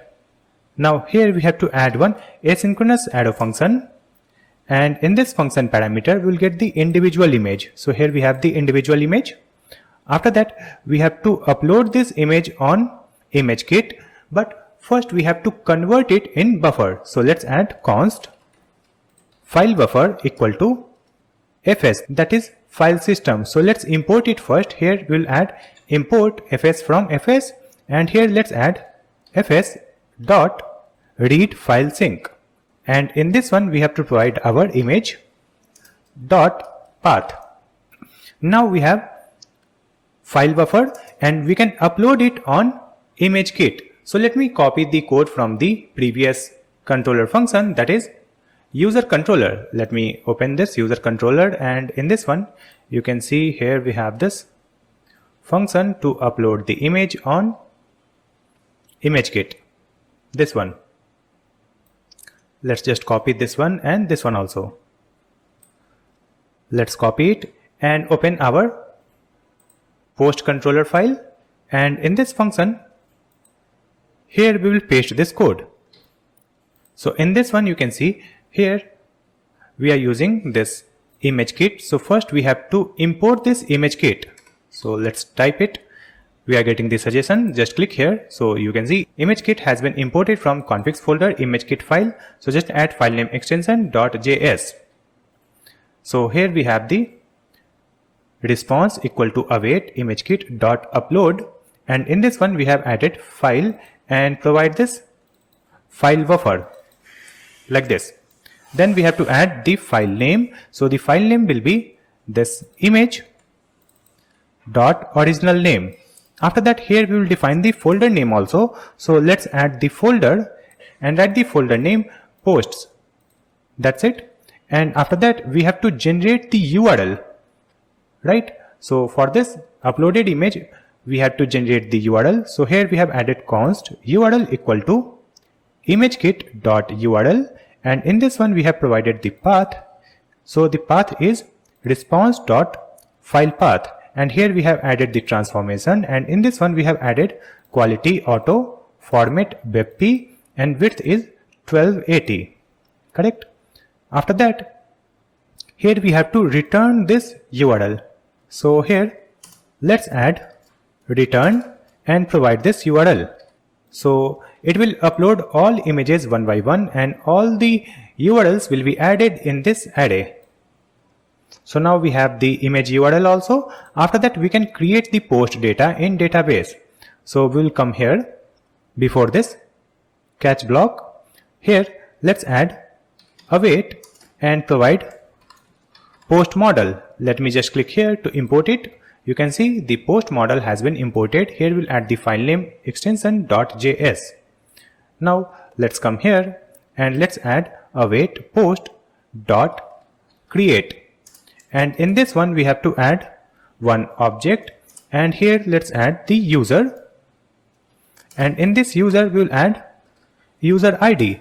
Then we have to add the content, then we have to add the image URLs, then we'll add the post type. That's it. So it will update the post data, or it will save the post data in database. Next we have to send the response. So here let's add response.json success true, and with that we'll send the message post created successfully. Now we have to add the statement in this catch block. So in this catch block, let's add console log error, and after that we'll send the response also. So let's add response.json, and success will be false, and message is error.message. That's it. So here we have created this function. Using that we can add a new post. Now we will create the next function, that is get post. So here let's add the comment get post, and after that here we have to create a function. So let me just copy this, paste it here, and here we'll update the function name, that is get feed posts, right? And here we have to add the try catch block. So just add this try catch statement and copy this statement from catch block, paste it here. Now in this try block we will get the user ID from request auth, and after that here we'll find this user in our database. So let's add const user equal to await and provide the user model. Let's click here to import the user model. If I scroll up, you can see the user model has been imported. Now here let's add dot find by ID and provide this user ID, right? Now we have to find the connected users and followings. So here let me add the comment user connections and following. Here let's add const user IDs equal to array, and let's add the user ID comma a spread operator, provide the user dot connections, then we'll add the comma a spread operator user dot following. That's it. And after that here we'll add const posts equal to await, then post model dot find method, and in this one we'll add the object and provide the user, and in this user let's add curly braces $in user IDs. That's it. So it will get all the post, and after that here we have to add populate method, and in this populate method we have to add the user property, then we have to add dot sort method, and in this sort method we'll add one object and provide created at -1. Then we have to add response here. So here let's add response.json, and in this one let's add one object. Here we'll add success true, and after that we will return this post, that is here. So let's add it here. So we have created a function that will send the post data for feed, and in this post data they can see their own post and post of the user to whom he is connected or following. That's it. Now we'll create one more function to like any post. So let's add the comment here like post, and after that here we'll create the function. So just copy this one, paste it here, and after that let's rename this function name. So we'll add the function name like post, and after that let me clear this try block, and in this try block first we are getting the user ID from request auth, and after that we need the post ID from request body. So let's add const post ID equal to request.body, and after that here let's add const post equal to await, and we'll add the post model dot find by ID and provide this post ID that we are getting from the body, and after that here we'll add the if statement, and let's add post dot likes count dot includes and provide this user ID. So in that case we will send the message called post unliked. It means the post is already liked, right? Because this ID is already included. So here just add post dot like counts equal to post dot like count dot filter, And in this filter, we'll add the arrow function using the user in the parameter. And here let's add the user not equal to user ID.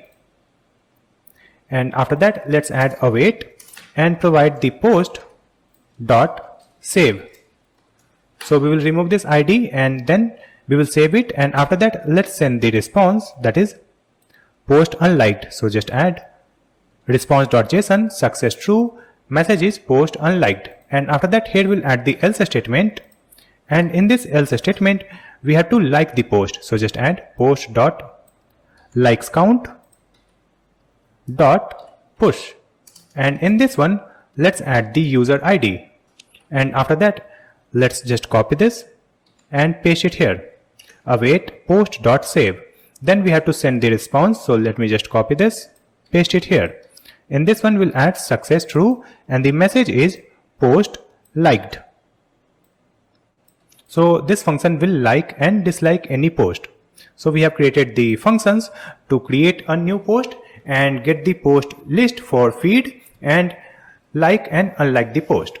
Now we have to create the API endpoint using these functions. So we have to create a route. So in our routes folder, we'll create a new file. So let's open the routes folder. We'll create a new file here and write the file name postroutes.js. Now in this one, let's add one router. So we have to create the router using Express. So we have imported Express from Express package, and after that let's create the post router. So just add const post router equal to express dot router. Now in this one we have to add different endpoint. So let's add the post router here dot post method and provide the path. So the path will be add. Using that we can add a new post. Then we have to add the upload middleware. So just click here. So this upload has been imported from configs folder multer file. So just add multer.js. Then we have to add the array here. So just add dot array. And in this one, let's add the property name called images, and maximum we can add 4 images. So just add 4. Correct. Then we'll add comma and provide the protect middleware. So this protect has been imported from middleware and auth.js file. Then we have to add the controller function, that is add post. So this add post has been imported from controllers post controller.js file. So we have created this route. Now let's duplicate it, and here we'll add feed. So the path is feed, and here we'll add the method get. That's it, because we don't have to send any data here. So here we have added feed. Here we'll add this protect middleware. Then we'll add the controller function get feed post. So it has been imported. Now let's duplicate it, and here we'll add the post method. We have updated this method, and here we'll add like. So this will be used for post like and unlike. Here we have added protect middleware, and then let's add the function like post. So this function has been imported. So here we have created 3 API endpoint, and now we'll export this router from here. So just add export default and post router. Right. Now we have to add this router in our main file. So let's open the server.js file, and here at the end let's add app.use, and in this one we have to add the path. So here we'll add the path /API/post, and then we'll add the comma and provide the router. So just add post router, just click here. So this post router has been imported from routes postroutes.js.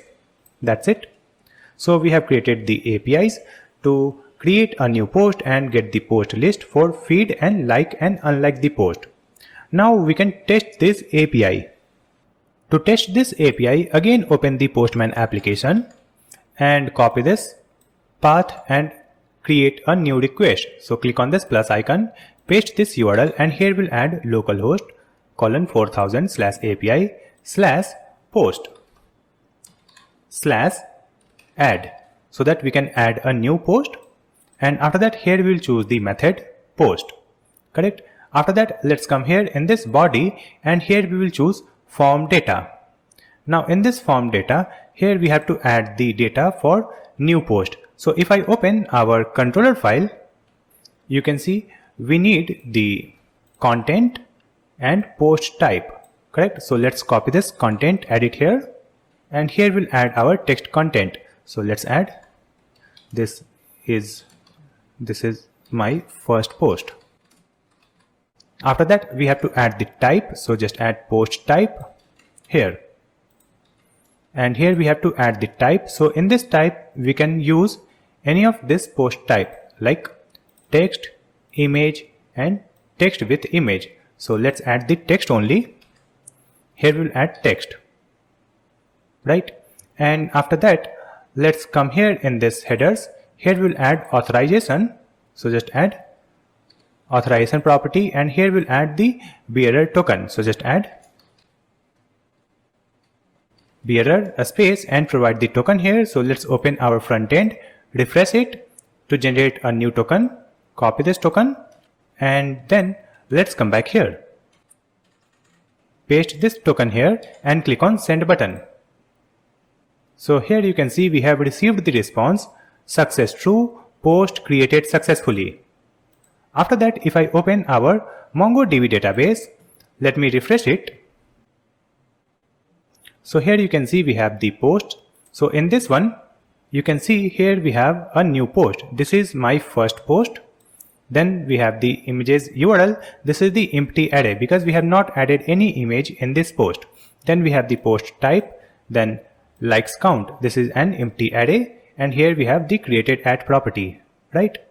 Now let me add the image post. So I'll just come back, and here let me just copy this type text with image. I'll just copy this and come back here, and here we'll add the type.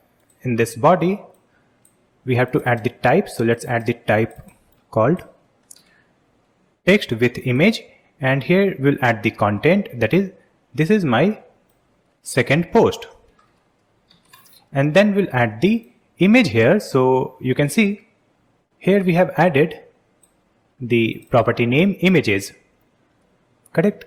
So we have to send the images using this property name. So let me just copy it and come here.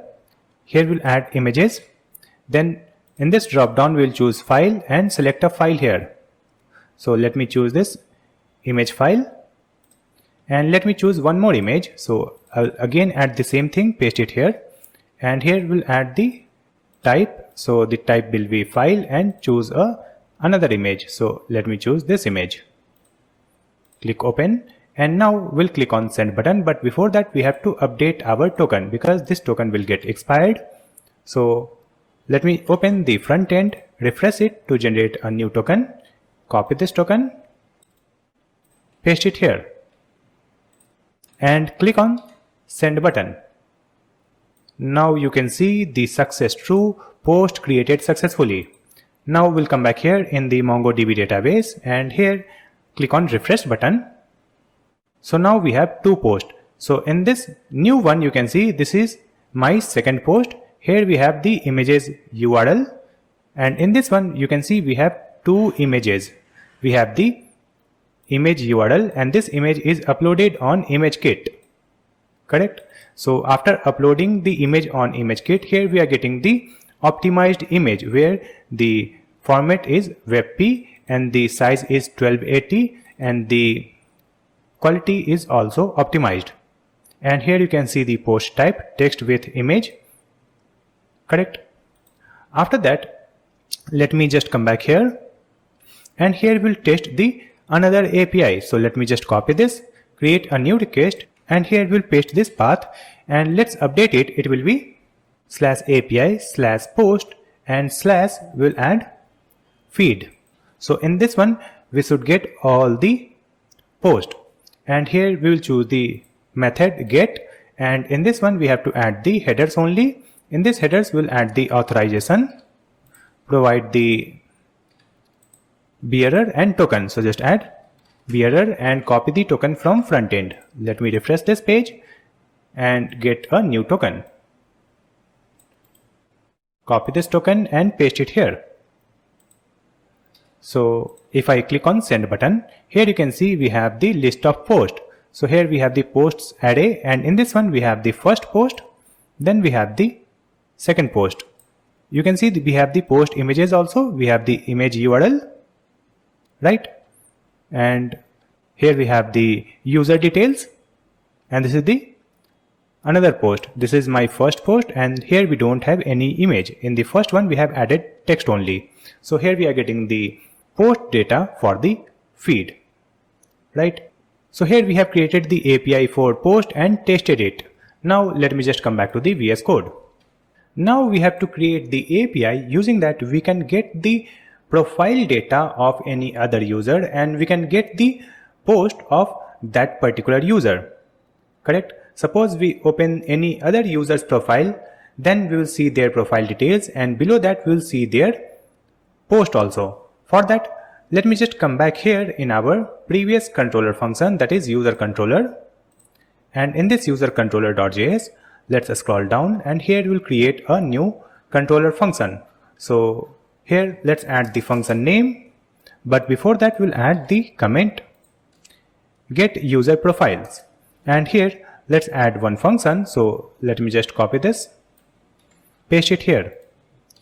So here we have created one arrow function and write the function name get user profiles, correct? And after that, here we have to add the try catch statement, and in this catch block we will paste this code.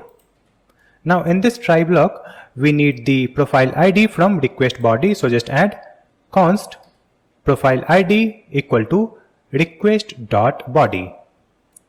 After that, here we have to find the profile using this profile ID, so just add const profile equal to await, and let's use the user model dot find by ID, and in this one we have to provide this profile ID.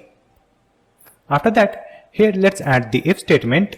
We will check not of profile. It means we could not find any profile with this ID, so in that case we will return one response. So simply add return response.json success false, and the message is profile not found, correct? And after that, suppose this profile is available, so in that case we have to find the post also for this particular user. So let's add const posts equal to await and provide this post model. Let me just click here to import the post model. If I scroll up, you can see the post model has been imported from model/post.js file. Now here let's add post.find method, and in this one we have to add the object where we'll add the user equal to or user colon profile ID. Then we'll add the populate, and in this populate we have to add the user property, so it will add the user data instead of user ID. After that, we can send the response, so let's add response.json, and in this one we'll add success true, and after that we have to send the profile here, so let's add the profile. Then we have to send the post, so just copy and paste it here. So here we have created this function that will give the profile details and post of that particular user to display on the profile page, right? Now for this controller function we have to create the API endpoint.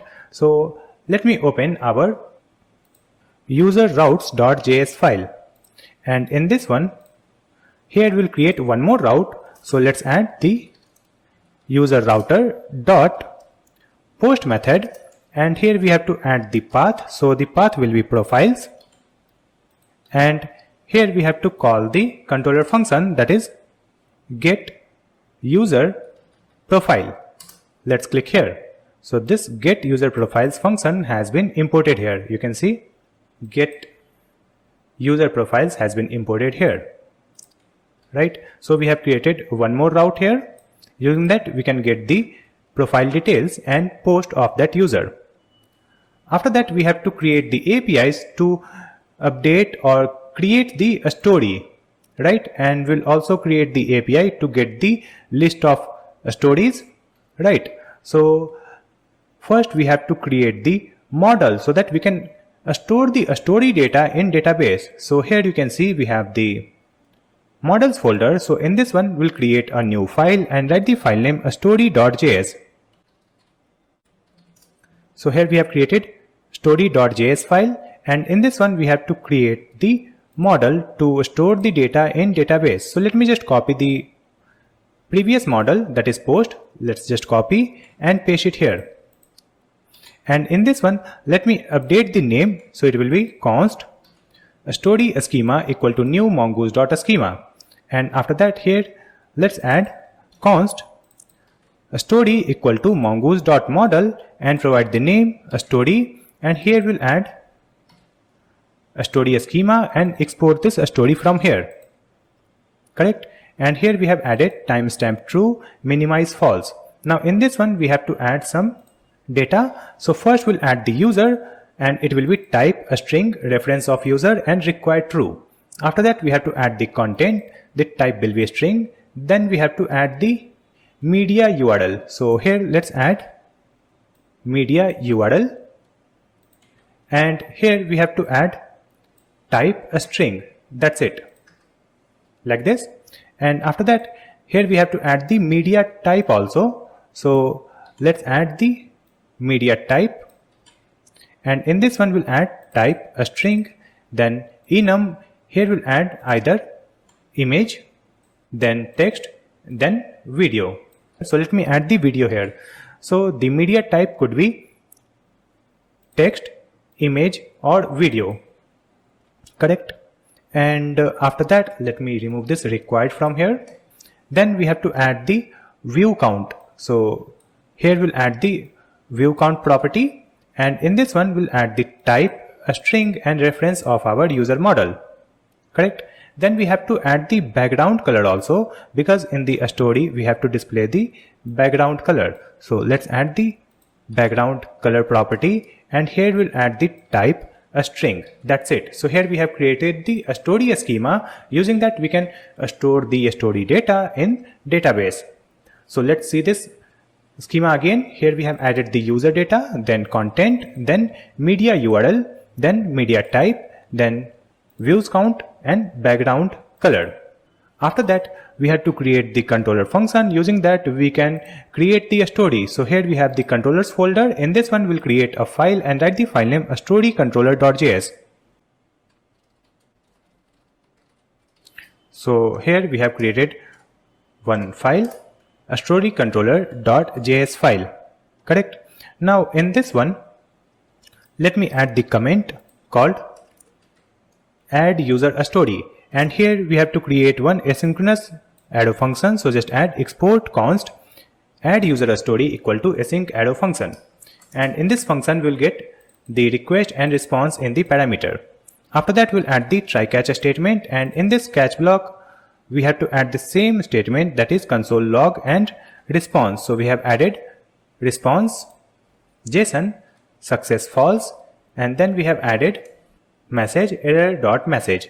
Now let's come to this try block. Now in this try block, we will get the user ID, right? So let's get the user ID from request.auth, and after that we need some data from request body. So here we'll add const curly braces equal to request.body. So from request body we will get some data. So here we'll get the content, then we will get the media type, and after that we'll get background color, right?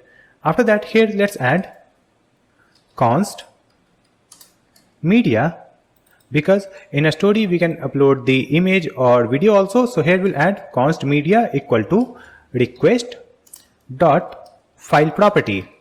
So it will be added using the upload middleware created using Multer. So that will handle this file. After that, we have to create the media URL. So this media will be uploaded on ImageKit, and then we will generate the URL. So here let's add let media URL equal to empty string, right? And after that, here let's add the comment. So here we'll add the comment called upload media to ImageKit, and here we'll add the if statement, and in this one let's add the media type equal to image if the media type is equal to image, or we'll add media type is equal to video. So in that case, let's add const, and we have to create the file buffer equal to fs. So we have to import the fs here. So let's add import fs from fs, that is file system. Then we'll add dot read file sync, and in this one let's add the media dot path. Then we have to upload it using ImageKit upload function. So here we'll add const response equal to await and provide the ImageKit. So we are getting the suggestion, just click here. So the ImageKit has been imported. Here we'll add the file name extension .js. Now here we'll add dot upload method, and in this one we have to add the object where we'll add the file. So the file will be file buffer. Then we'll add the file name. So the file name is media dot original name. That's it. And after that, here let's add media URL equal to response dot URL. From this response we'll get one URL, correct? Here I am directly adding this URL, or instead of this one you can also optimize the media as we did in the post. First we have uploaded the post image, then we have created the optimized image, and we get the optimized image URL. So you can also optimize this media here, but I'll just keep this URL like this. And after that we have to store this story data in MongoDB database. So here let's add the comment called create a story. So let's add const a story equal to await and a story model.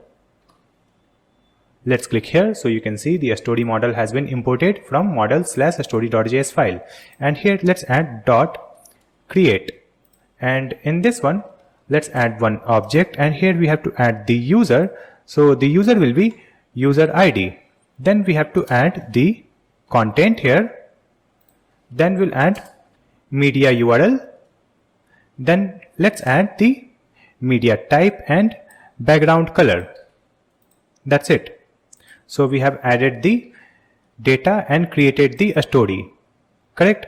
After that we have to send the response here. So let's add response.json, and in this one let's add success true. That's it. So we have created the function. Using that we can create a new story, right? After that we'll create a function. Using that we can get the stories. So here let's add the comment get user stories, and let's copy this same function. Let me just copy this, paste it here, and here we'll add the function name called get stories, and let me just clear this try block.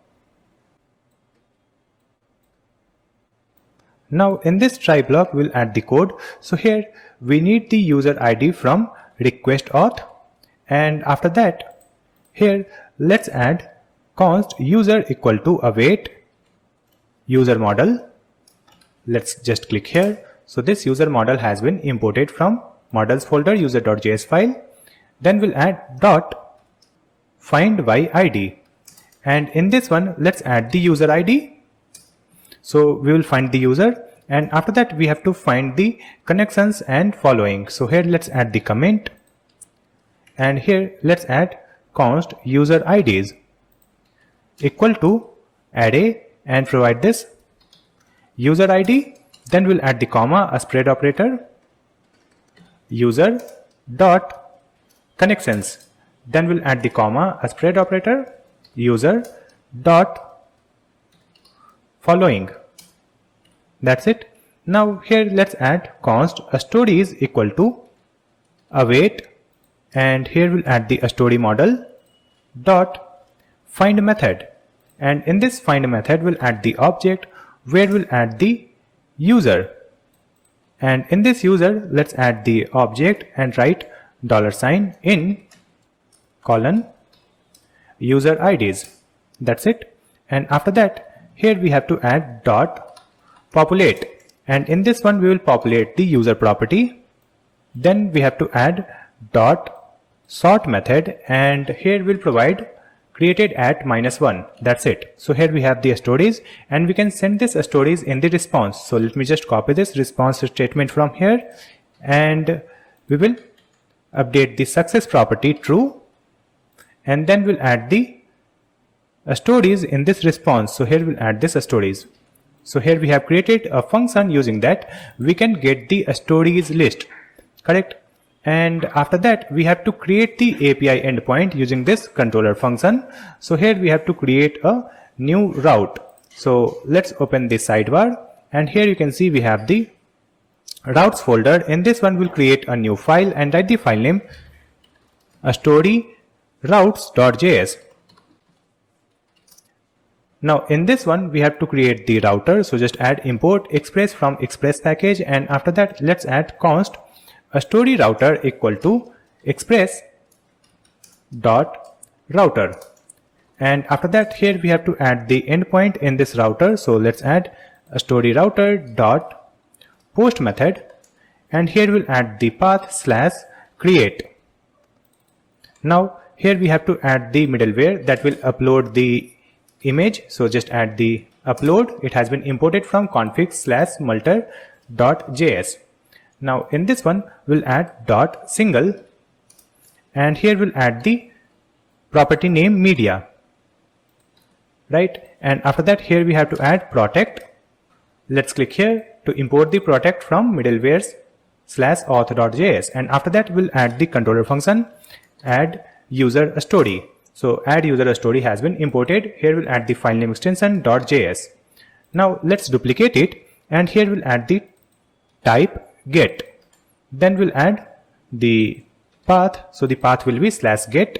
Remove this upload from here. Here we'll simply add this protect, and then we'll add the controller function get stories.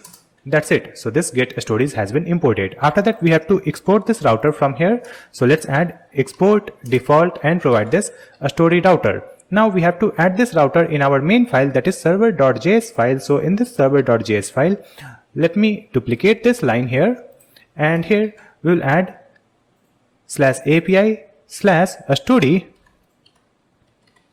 Then we'll add the router. So just add a story router. Let's just click here, and you can see a story router has been imported from routes/storyroutes.js file. So we have created the API endpoint. Using that we can create a story, and we can get the stories list. Now whenever we create a story, the story should be deleted after 24 hours, correct? So here we have to create one background jobs. We will create it using the ingest function. So in this ingest function, let me just come here.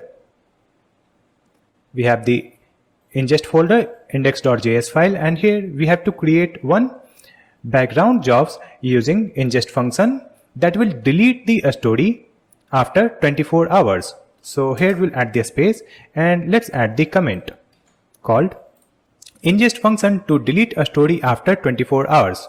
And here let's add const delete a story equal to ingest dot create function. Now here we'll add the object, and in this object we have to add the ID. So the ID is a story delete. Then we'll add the comma and add another object, and here we'll add the event. So the event is app/story delete. Then we have to add the asynchronous function here. So just add async arrow function, and in this function parameter we'll get the event and a step. Now here let's add const a story ID, and we'll get the story ID from the event.data. So from the event data we'll get the story ID, and after that we have to add const in 24 hours equal to new date and provide date.now plus 24 multiplied by 60, 60 and 1000. Now we have to add await a step dot sleep until, right? And here let's add the text wait for 24 hours and then we'll add in 24 hours, that is here. Now here we have to add await and provide the step dot run, and here let's add the text delete a story, then provide the asynchronous function here, so just add async arrow function, and after that in this function let's add await a story model. Let's just click here to import the story model. You can see the story model has been imported from model/story.js file, and after that here let's add a story dot find by id and delete, and here we have to provide the story id. That's it. After that here we'll add the return, and in this return simply add the message. So the message is a story deleted. That's it. So here we have created one function that will delete the story after 24 hours using this ingest, right? So using this ingest we have created one background job. Now we have to trigger this event whenever a new story is created. So again I will come back here in our story controller.js file. Let's open a story controller.js file, and here you can see we are creating a story. So after creating this story, here we will trigger the ingest function. So here before this response statement, let's add comment, that is schedule a story deletion after 24 hours, and here we'll add await, then we'll add the ingest. Let's just click here to import the ingest. You can see the ingest has been imported from ingest folder index.js file, and after that here just add dot send, and in this one we have to add the object where we'll add the name. So the name is app/story delete, then we'll add the data. So let's add the data here, and in this data let's add one object and provide this a story ID, and the story ID is this story dot underscore ID. That's it. So it will trigger this event that will delete the story after 24 hours. That's it. Now if I come back in our file, that is index.js file for this ingest, here we have to trigger this function. You can see here we have this function send connection request reminder, right? So we have to trigger this function whenever a new connection is requested, correct? We have created this function but we have not triggered this event. So let me just come back to the user controller. Let's open the user controller.js file, and in this one let's see where we have created the new connection function. So here we have send connection request, correct? And here you can see we are sending the connection request, and you can see the message connection request sent successfully, correct? So before that let me add the space before sending this success response. Here we'll add the event. So let's add await ingest. Just click here to import the ingest. Let me check here. So the ingest has been imported from this ingest folder index.js file, and let's come here in this function. So in this function we have added await ingest, then dot send, and here we'll add the object, and in this object we have to add the name. So let's add the name that we have added in our function. So it is app/connection request. Then we have to add the data also. So here let's add the data, and in this data we have to provide the connection ID. So Here you can see we are creating the connection in database. So after that, let me store this connection in a variable. So just add const connection equal to await, and here we have the connection dot create. Right, now just copy this and add it here in this data. So in this data we'll add the connection ID, and the connection ID is new connection, that is here dot underscore ID. So here we are getting the new connection, right, and we are passing this connection ID here in this ingest event. That's it. So it will trigger this event that will instantly send the email that is new connection request has been received, and if the connection request is still pending for 24 hours, it will again send a reminder email. That's it. After that, let me save the changes and let me open our story controller. So here we have created the story controller to create the story and get the story list, and here it is deleting the story after 24 hours. And here you can see we have added this if statement, and in this one we have added the extra space here. Let me remove it, and here we'll add triple equal to. Update this and save the changes. Now after creating the APIs for a story, next we have to create the APIs for message. For that we have to create a model so that we can store the messages in MongoDB database. So let's open the sidebar, and here we have the models folder.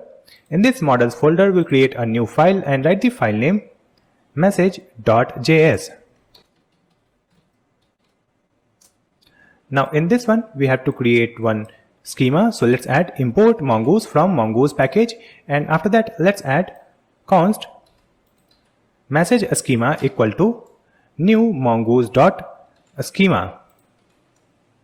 Right, and here we'll add the object, and after that here we'll add the comma and provide one more object and provide timestamps true and minimize false.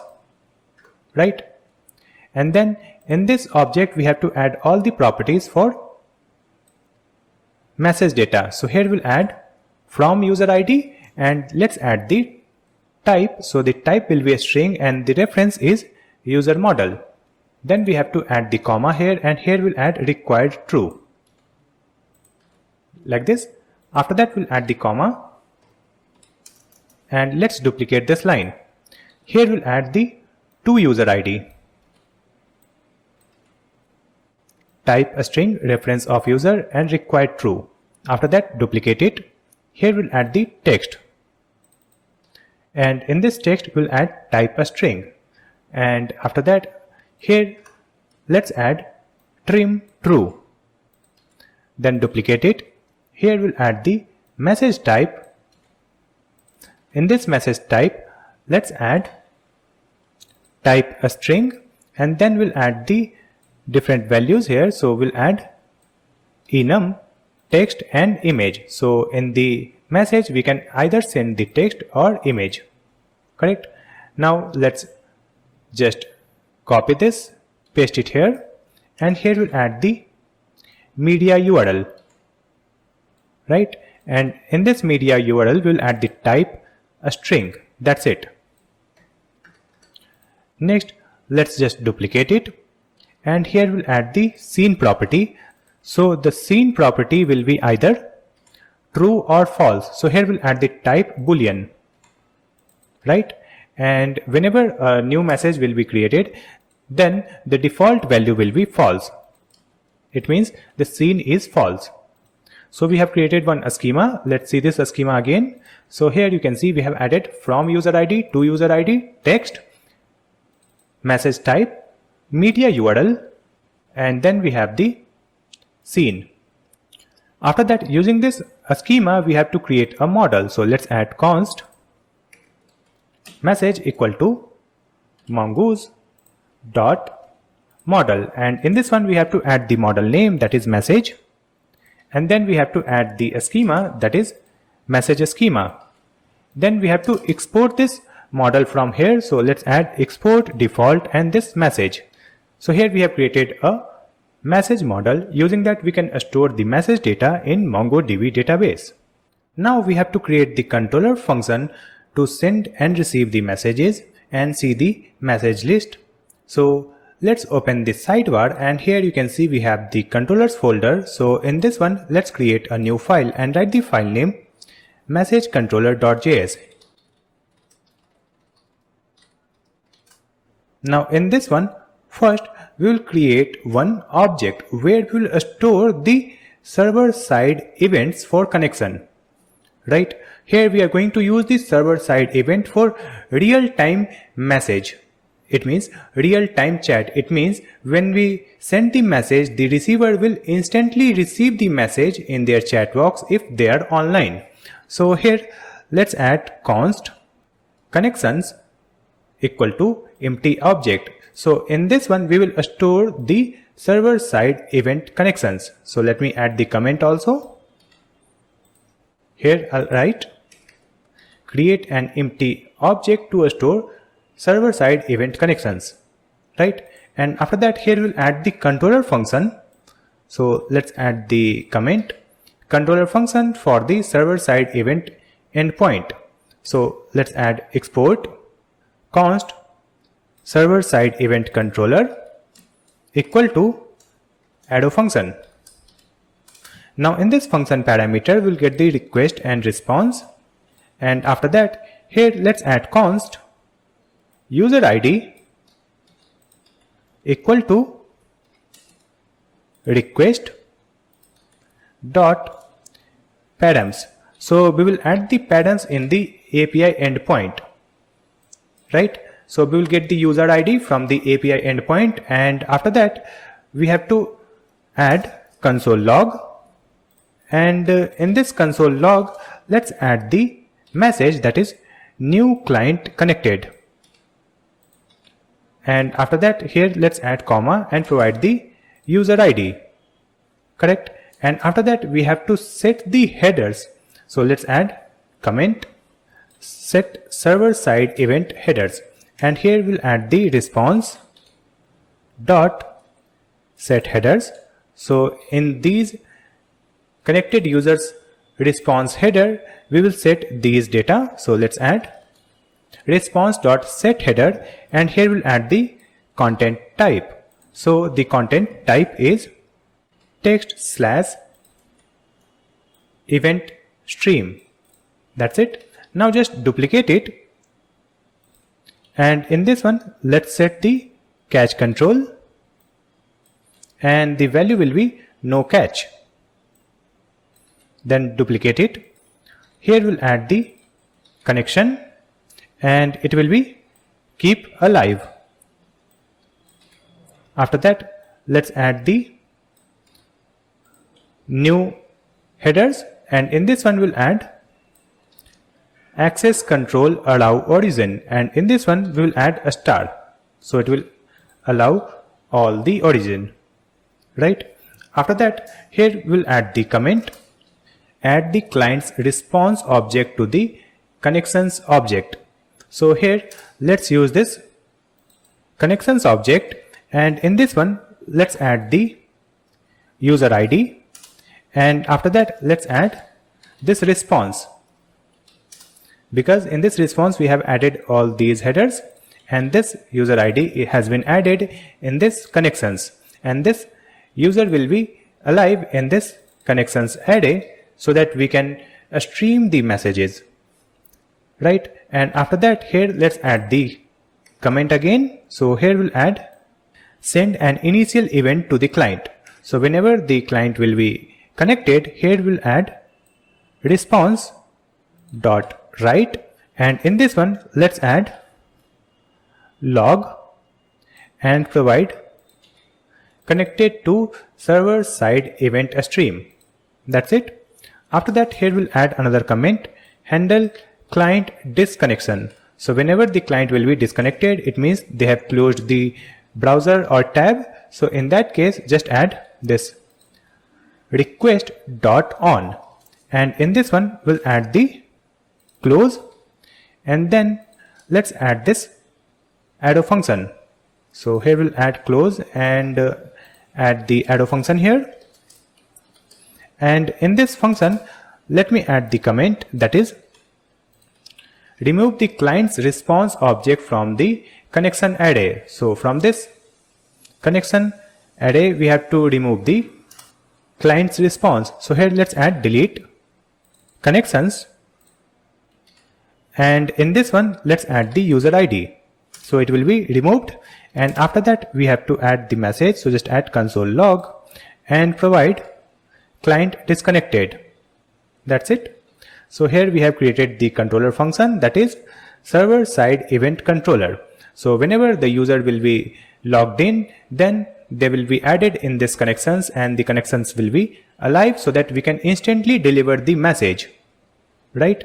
After that, here we'll create another controller function. Using that we can send the message. So here let's add the comment and write the function here. So here we'll add export const, and the function name is send message, and here we'll add the asynchronous arrow function, and in this function parameter we will get the request and response. And after that, in this function we have to add the try catch statement, and in this try block we'll get the user ID from request auth, and after that we have to get the to user ID and text from the body. So just add const to user ID and text from request.body. So this is the message text, and this is the user ID of receiver. After that, here we have to add const image equal to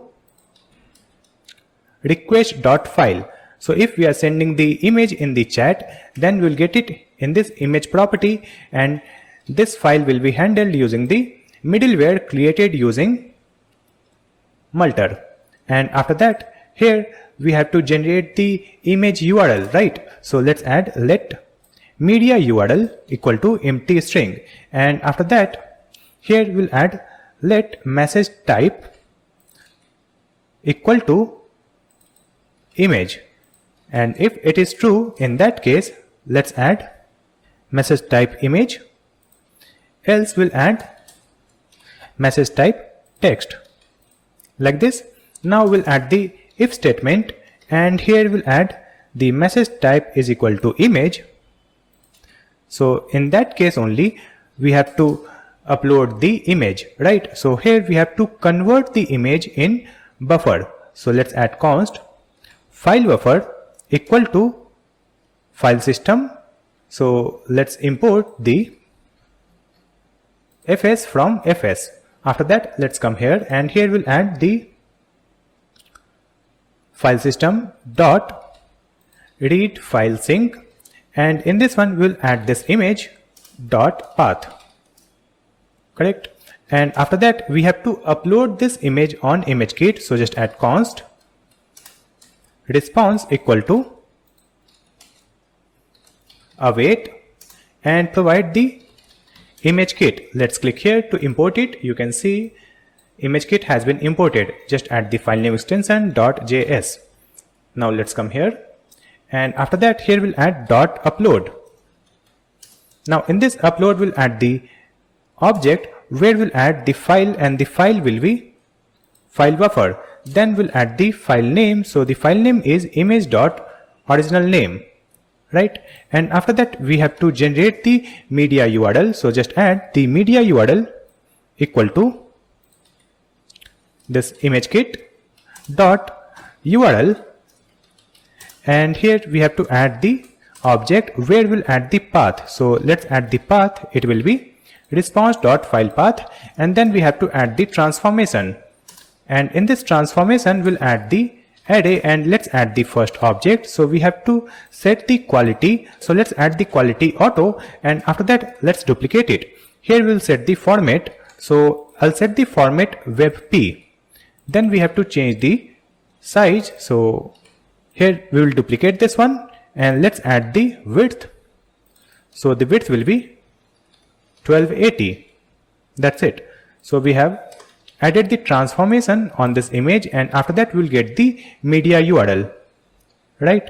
And now we have to store this message in MongoDB database. So here before this catch statement, let's add const message equal to await, and here let's add the message model. Let's just click here. So you can see the message model has been imported, and after that here let's add dot create method, and in this one we'll add the object where we'll add the from user ID, and it will be user ID.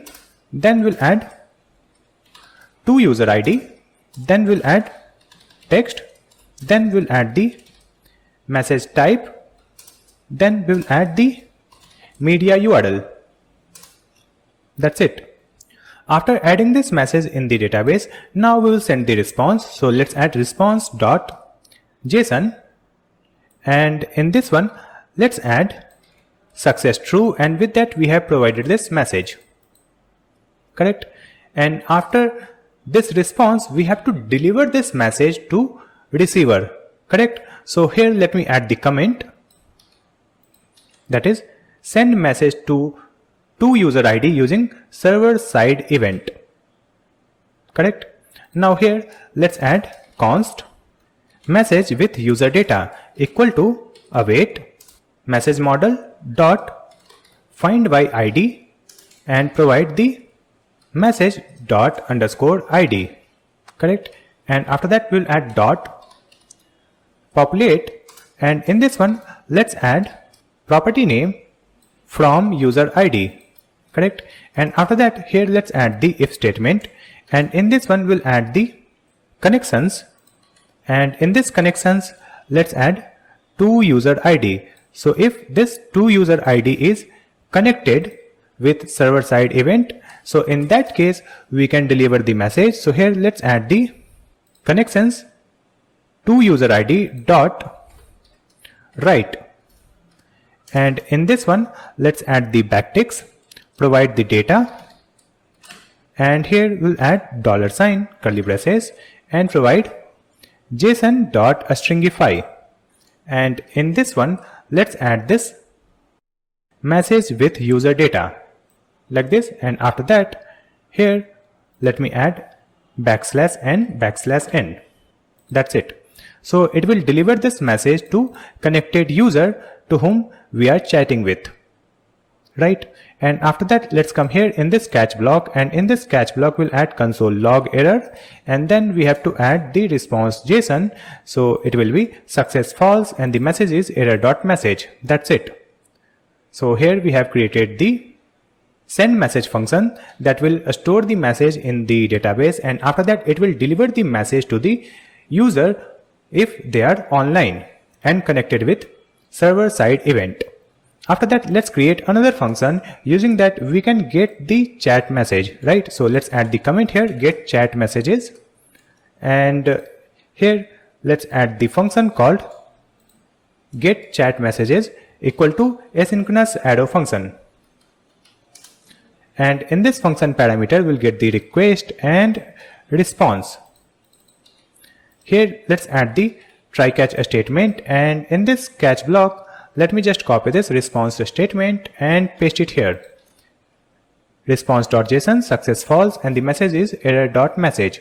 And after that let's come here in this try block. Now in this try block we'll get the user ID from request.auth, and after that we'll get the to user ID from request.body, right? And after that let's add const messages equal to await, and here we'll add the message model dot find method, and in this one we'll add the object where we'll add $, or, and provide the array, and in this array let's add the object where we'll add the from user ID, it will be user ID, and then we'll add to user ID like this, duplicate it, and here in the second one we'll add the from user ID, it will be to user ID, and here we'll add to user ID, and it will be user ID. So it will give all the messages where the sender is this one and receiver is this one, and where the sender is this one and receiver is this one. That's it. Now after that here we have to add dot sort method, and in this one let's add the object, and in this object let's add created at -1. That's it. Now after that here let's add the comment, that is mark messages as seen. So here let's add await message model dot update many, and in this one let's add the object. Here we'll add the from user ID and provide this to user ID, then comma provide to user ID and user ID, and in this one we have to update this scene property. So just add object scene equal to or scene colon true. That's it. So it will mark the message as seen. After that we can send the response. So let me just copy this, paste it here, and in this one just add success true, and with that here we'll send the message. So let me add the messages here. That's it, that we have received here. So it is passed in this response. Save the changes. So here we have created a function. Using that we can get the chat messages between two users, and after that here we'll add one more function. So let's add export const get user recent messages equal to asynchronous arrow function, and in this function parameter we'll add request and response. After that here let's add the try catch statement, and in this catch block let's just copy this and paste it here, response.json success false, and the message is error.message. Now in this try block we'll get the user ID from request.auth, and after that here we'll add const and we'll add the messages equal to await and provide the message model dot find method, and in this find method let's add to user ID, and it will be user ID that we are receiving from the request auth, and after that here we have to add the populate. So just add dot populate method, and in this one let's add the property name, that is from user ID and to user ID, like this, and after that let's add dot sort created at -1, correct, and after that here we can send the response. So let me just copy this, paste it here, and we'll add success true, and with that we'll send this messages. So let's add this messages here. Save the changes. So here we have created one function, that is get user recent messages. Now save the changes. After that, using these controller function we have to create the API endpoint, right? So here you can see we have created this get user recent chat messages, then we have get chat messages, then we have this send messages, and then we have this server side event controller, right? Now we have to create the routes for this controller function. So here you can see we have the routes folder. In this one let's create a new file and write the file name message routes.js, and in this one let's import express from the express package, and after that we have to create the router. So just add const message router equal to express dot router, and after that in this router we have to add the API endpoint. So let's add the message router dot get method, and in this one let's add the path. So the path will be / user ID. So we will provide the user ID in this API route. After that we'll add the comma and provide the controller function, that is server side event controller. Just click here, so it has been imported. Here we'll add the file name extension .js. That's it.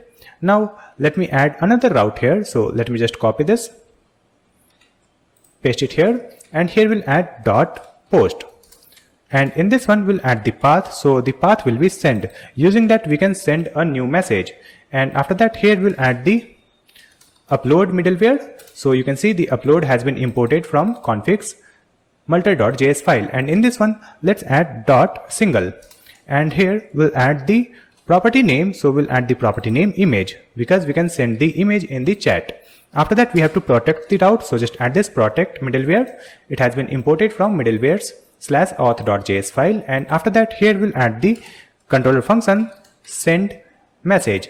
You can see the send message controller function has been imported. Now we'll add one more route here. So here let's add message router dot post method, and in this one let's add /get, so that we can get the chat messages. We'll add the protect here, and then we'll add the get chat messages function. So this function has been imported. So here we'll created 3 routes, and after that we have to export this router from here. So just add export default and message router.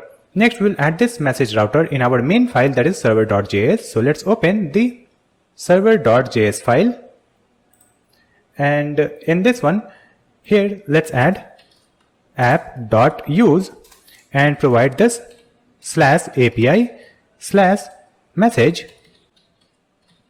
and then we'll add the comma and provide this message router. Just click here. So this message router has been imported from routes folder message routes.js file. So we have created these API here. As you can see in this one, we have created the API for server side event connection, then for the sending the messages and for getting the chat messages, right? After that you can see we have created the controller function here, that is get recent chat messages. So we will display the recent chat messages and the user profile in the sidebar. As you can see on our web page, in the right side we have to display the recent messages like this. So we have to display the users, correct? So in this one you can see we have added the populate and user data, right? So we will create this API endpoint in our user routes. So let's open our user routes.js file, and in this one here let's add one more route, that is user router dot get method. Here we will provide /recent messages like this, and after that here we'll add the comma and provide protect. Then we will provide the get user recent messages. Just click here. You can see this get user recent messages has been imported from the controllers message controller.js file. Save the changes. So we have created all the API routes for our backend. Now we will add the background job or cron jobs using ingest function so that it will check for the unseen messages. This function will be executed once in a 24 hours, or we can set the execution time also. So let me just come here in our ingest folder index.js file, and in this one we have to create a function. So till now we have created this function: sync user creation, sync user updation, sync user deletion, send new connection request reminder, and delete a story. So here we'll create a function. So we'll add the const send notification of unseen messages equal to ingest dot create function. Now in this one let's add the object, and in this object we'll add the ID. So the ID is send unseen messages notification. After that here let's add one object and write cron, and here we'll add the time when this function will get executed. So first we'll add the time zone. Let me add this time zone TZ America New York, and after that here we have to add the minutes, hours, so 0, 9, and then we'll add a star, star, and star, and after that here we'll add the comment also. So let's add the comment, and here we'll add the comma. So in this comment let's add every day at 9 AM. So we will not trigger this function. This function will be executed automatically every day at 9 AM because we have added this time here and we have added cron. So this function will get executed at this time, and you can update the time zone and you can write your own time here, correct? And after that here let's add the asynchronous function. So just add async arrow function, and in this function parameter we will get the step. So let's add the step here, and after that here just add const. Let's get the messages. So just add const messages equal to await and use the message model. Just click here. So the message model has been imported from models folder message.js file, and after that let's come here. We'll add dot find method, and in this one we'll add the object where we'll add seen false. So if the message is unseen, so in that case let's add populate, and here we'll add the to user ID. It means the receiver user ID, correct? And after that here let's add const unseen count equal to empty object, and then let's add the messages here dot map method, and in this one let's add the arrow function with individual message in the parameter. So we have created this arrow function, and here let's add the unseen count and provide the message dot to user ID dot underscore ID equal to this parenthesis, and here we'll add the unseen count and provide this message dot to user ID dot underscore ID, and here we'll add the OR operator, provide 0. That's it. And after that here we have to add +1. After that here we'll add the for loop. So let's add for.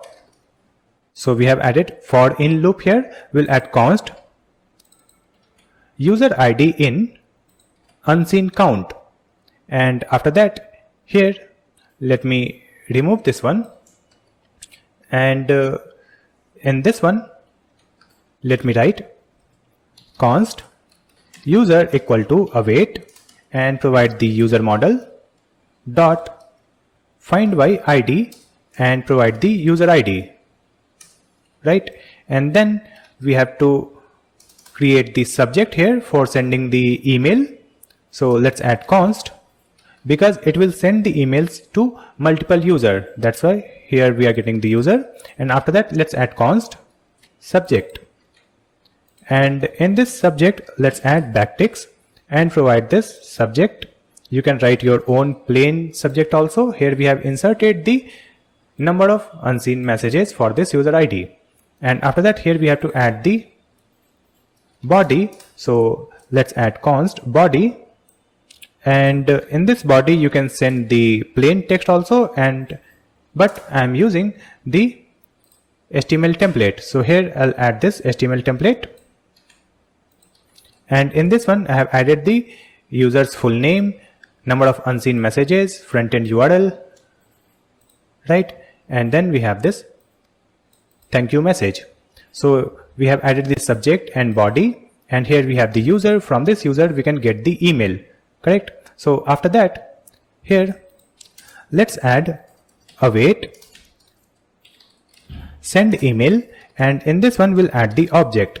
So here we'll add the to property. So the to property will be user dot email. So here we have added the receiver email, then we'll add the subject, then we'll add body. That's it. So it will send the email for all users where they have some unseen messages, and with that it will send the number of unseen messages also. After that here we have to add return. So here we'll add return and provide one message here. So the message is notification sent. That's it. Next we have to add this function in this array. So let's add it here after this comma. So we have added this function in this functions array. That's it. So we have completed our backend. After that we have to deploy it and sync our application with INNGEST. So let's click on this source control icon, and here we'll add the message backend complete. Then click on commit. Then click on sync changes. So after updating this on GitHub, let me open our Vercel dashboard, and in this one we will open the dashboard and open the deployments. So you can see the project is redeployed just now. You can see just now it has been redeployed. And after that let's open our ingest. So here we have the ingest application, and in this one, let's click on this three dot and click on sync app. Click on this button, sync app again. So now you can see the result, 6 functions found, right? Here we have the delete user, then send new connection request reminder, send unseen message notification, a story delete, sync user from Clerk, update user from Clerk, right? And you can see here we have the time zone. So it will be executed at 9 o'clock every day. Here we have added the cron jobs that will automatically run the function and send the emails for all the users where they have unseen messages, right? And this function will send an email instantly when they receive or send the connection request, and it will also send another email if the connection request is pending until 24 hours. So finally we have completed our backend and successfully deployed the backend using this Vercel. And our backend is running at this URL. Let me open this. So our backend is running at this link. You can see server is running. Now after completing the backend of our application, next we have to connect our backend APIs with our frontend so that we can integrate these functionality to send the messages, create a post, right? And create the story, view a story. So next we have to integrate our backend with our frontend. To connect our backend APIs with this frontend, let me just come back to the VS Code. And I'll just close all these files. So right click and select close saved. And here we have the server directory. Let me collapse it. Now if I open the terminal, so in this terminal you can see the backend server is running, and we have the second terminal where the frontend is running at this URL. Correct? Now let me stop our frontend project. So here in this terminal, let's add Ctrl+C to stop the project, and here first we'll add some packages in our frontend project. So we have to add the Redux here in this React project so that we can manage the state, and we'll also add the Axios package to make the API call. So here let's add npm install and write the package name, that is React Redux, and with that we'll also add the Redux toolkit. So here we'll add at redux.js/toolkit. You can see the command npm install React Redux, then a space @redux.js/toolkit. After that we have to add the Axios package also. So here let's add Axios. After adding it, press enter. So these packages will get installed. To verify it, let me open the client directory, and in this one you can see we have the package.json file, and in this package.json file you will find this dependencies, and here you can see we have the Redux toolkit. After that here we have the Axios, and then we have the React Redux. So these packages has been installed. After that we can start our front end. So here let's add npm run dev. So it will start the front end at this same URL, localhost 5173. Now let's hide this terminal. And after that here we have to add our backend URL so that we can make the API call in our front end. So in this client folder we have .env file, and in this one let's add one environment variable. So I'll write the environment variable name called wheat_base URL. We have added this wheat underscore because we have created our front end using the wheat package. After that we have to add our backend URL. So if I open the web page, and in this browser tab you can see this is the backend URL that is running on localhost. So here we'll use the backend link that is running on localhost. So let's add it here. So we have added http://localhost:4000, and at the end we have /. Let me remove it. Only write 4000. That's it. Save the changes. So we have added the backend URL in our client project. After that we have to create one instance of our Axios so that we can make the API call. right? So here in this client folder, we have the src folder. So in this src folder, let's create one file, or first we'll create a folder. So the folder name is API, and in this API folder, we have to create a file. So let's create a file called axios.js. And in this file, we have to import the Axios package. So let's add import Axios from Axios. And after that, using this Axios, we'll create one instance. So just add const API equal to Axios.create method. And in this create method, we have to provide the base URL. And in this base URL, let's add the base URL that we have added in the environment variable. So just add import.meta.env dot and write the environment variable name, that is wheat base URL. That's it. After that, we have to export this API from this file. So let's add export default and API. Now we can use this API in any file to make the API call, right? And after that, we have to set up the Redux in this React project so that we can manage the state. So here, let's open our sidebar, and in this one, we have to create a folder. So in this src folder, let's create a folder called app. And in this app folder, we have to create a file. So we'll create a file here, that is a store.js. In this file, we have to create a store, and to create the store, we will import the configure a store function from Redux toolkit. So let's add import curly braces from and provide @redux.js/toolkit. And from this package, we have to import configure a store like this. And using this configure a store, we will create one a store here. So let's add export const a store equal to configure a store.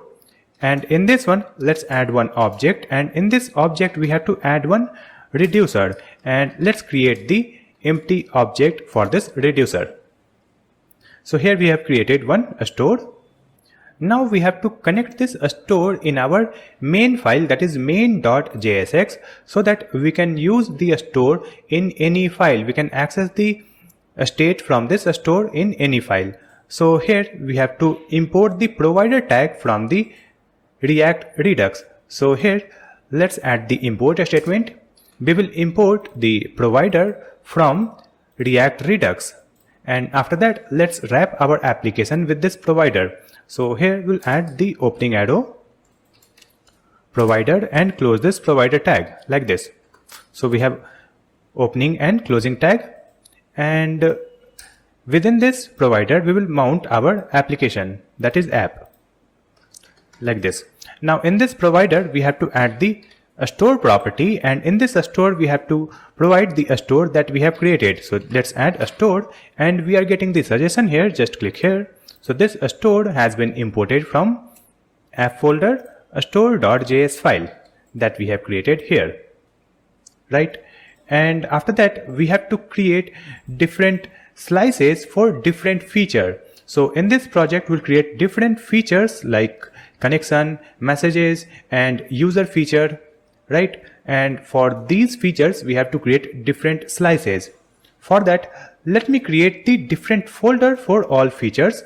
So in our src folder, let's create a folder called features. And in this features folder, let's create the different folder for different features. So here we'll create another folder and write the folder name connections. And after that, in this connections folder, we have to create the file. So let's create one file here and write the file name connectionsSlice.js. So here we have created this connectionsSlice.js file. Now let's create the folder for messages feature also. So in this feature folder, we'll create a folder called messages. And in this messages folder, we have to create a file. So write the file name messages messages.js. So we have created this messages slice.js file. So here we have created this messages folder inside this connections folder by mistake. So we have to move it in the features folder. So let me just drag it here. Move. So in this features folder, you can see we have two folders, that is connections folder and messages folder. In this connections folder, we have connections.js file, and in this messages folder, we have messages.js file. Right now, in this features folder, we have to add one more folder and write the folder name user. And in this user folder, we have to create a file, that is userslice.js. So let's create a file here, userslice.js. Right. Now in these files, we will create the slices. In this slices, we can store our reducer and we can also create the action. So let's open this userslice.js file, and here we have to create the slice. So first we have to add import and curly braces, and here we will import the function from @redux.js toolkit, and here we have to import the create slice function like this. And after that, using this, we can create this slice. But before creating this slice, we have to define the initial state. So here let's add const initial state equal to 1 object, and here let's add the value, and we'll add the value null. So initially the user state will be null, and after that, here we have to create the slice using this function. So let's add const user slice equal to create slice, and in this one let's add the object, and here we'll add the slice name. So the name is user, and after that we have to add the initial state. Then we have to provide the reducers, and in this reducers let's add the empty object like this. So here we have created the initial state and slice, and in this user slice we have provided the name, instance and reducers. Now we have to export this reducers from this file. So here let's add export default user slice dot reducer. Similarly, we will create the slices in other features. So let me just copy this and open our messages slice.js file and paste it here. In this one, let me update the initial state. So here we'll add the messages, and it will be empty array because we will store the messages in array. So here we have added the initial state messages empty array, and after that here we have to add the name. So let's add the name called messages slice equal to create slice. Now here we have to add the slice name. So the slice name is messages, and after that we have provided the initial state, and then we have provided the reducers, and at the bottom we are exporting this user slice dot reducer. But let me just correct it. It will be message slice dot reducer. So we have created the slice file for this message feature. Now let me just copy this and open our connection slice, and in this connection slice we will paste this one, and here let me update the initial state. So here we'll add the connections, and the connections will be empty array. With that we'll add the other data also. So here we'll add the pending connections, it is also empty array. Then we have to add the followers. So let's add followers empty array, and then we'll add the following, and it is also empty array. So these are the initial state, correct? And after that we have to create this slice. So here we'll add the slice name, that is connections slice, and let's export this connection slice dot reducer. Now in this one we have to add the name. So the name will be connections, and then initial state and reducers. That's it. So we have created the slices for different feature. Now let me complete our user feature first. So we will come back to this user slice.js file. But before creating this user features, let me add all our reducers in our store. So here we have created this reducer for user, messages and connections, right? So let's open our store.js file, and in this one, Here we have added the reducer object, and in this one let's add the property user, and in this user let's add the user reducer.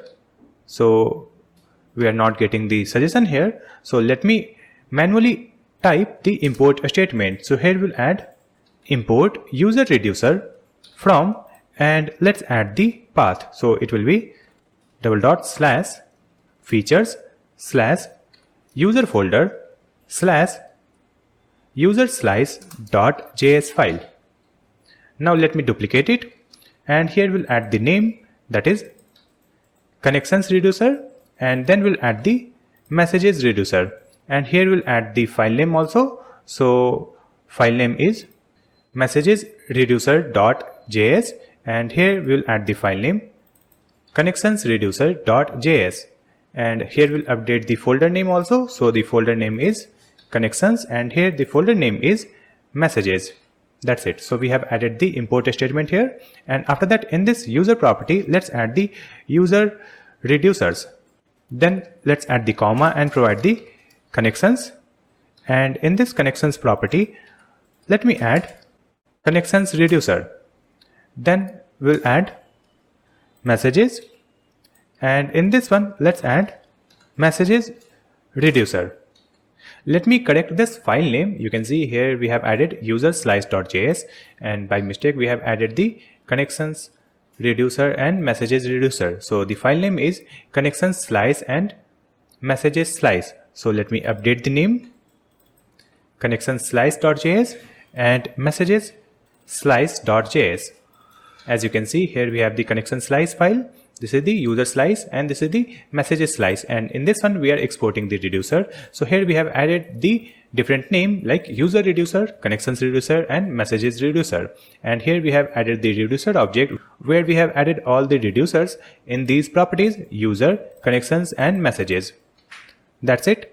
Now let me complete our user slice. So in this user slice we'll create the feature for user. So here we have to create the actions. Using that we can fetch the user data and we can update the user data, right? So after this initial state, here we have to create a function. So let me create a function here, export const, and the function name is fetch user, and here we are going to use the create async thunk function. So let me import it from the Redux toolkit. So here we'll add the comma and provide create async thunk, and here let's add create async thunk function, and in this one first we have to add the name. So let's add the name user / fetch user, and after that here we'll add the comma and create one asynchronous arrow function, and in this function parameter we will get the token. So whenever we will call the function we have to provide this token as argument, and after that in this one let's make the API call. So here we'll add await and we'll use the API. Let me just click here to import this API.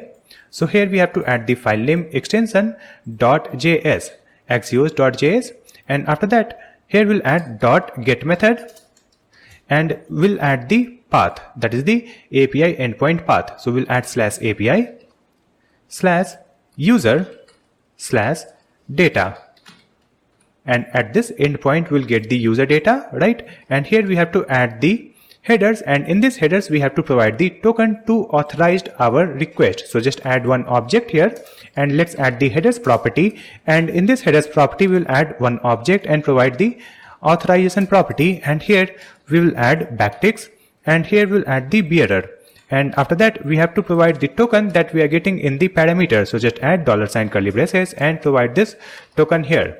That's it. So it will make the API call, and after that we will get the response here. So here in the response we'll get the data property. So let's add const curly braces data equal to this await API.get method. Now we have to check this data. So let's add the return statement, and let's add data.success. So if the data.success is true, in that case it will return the user data.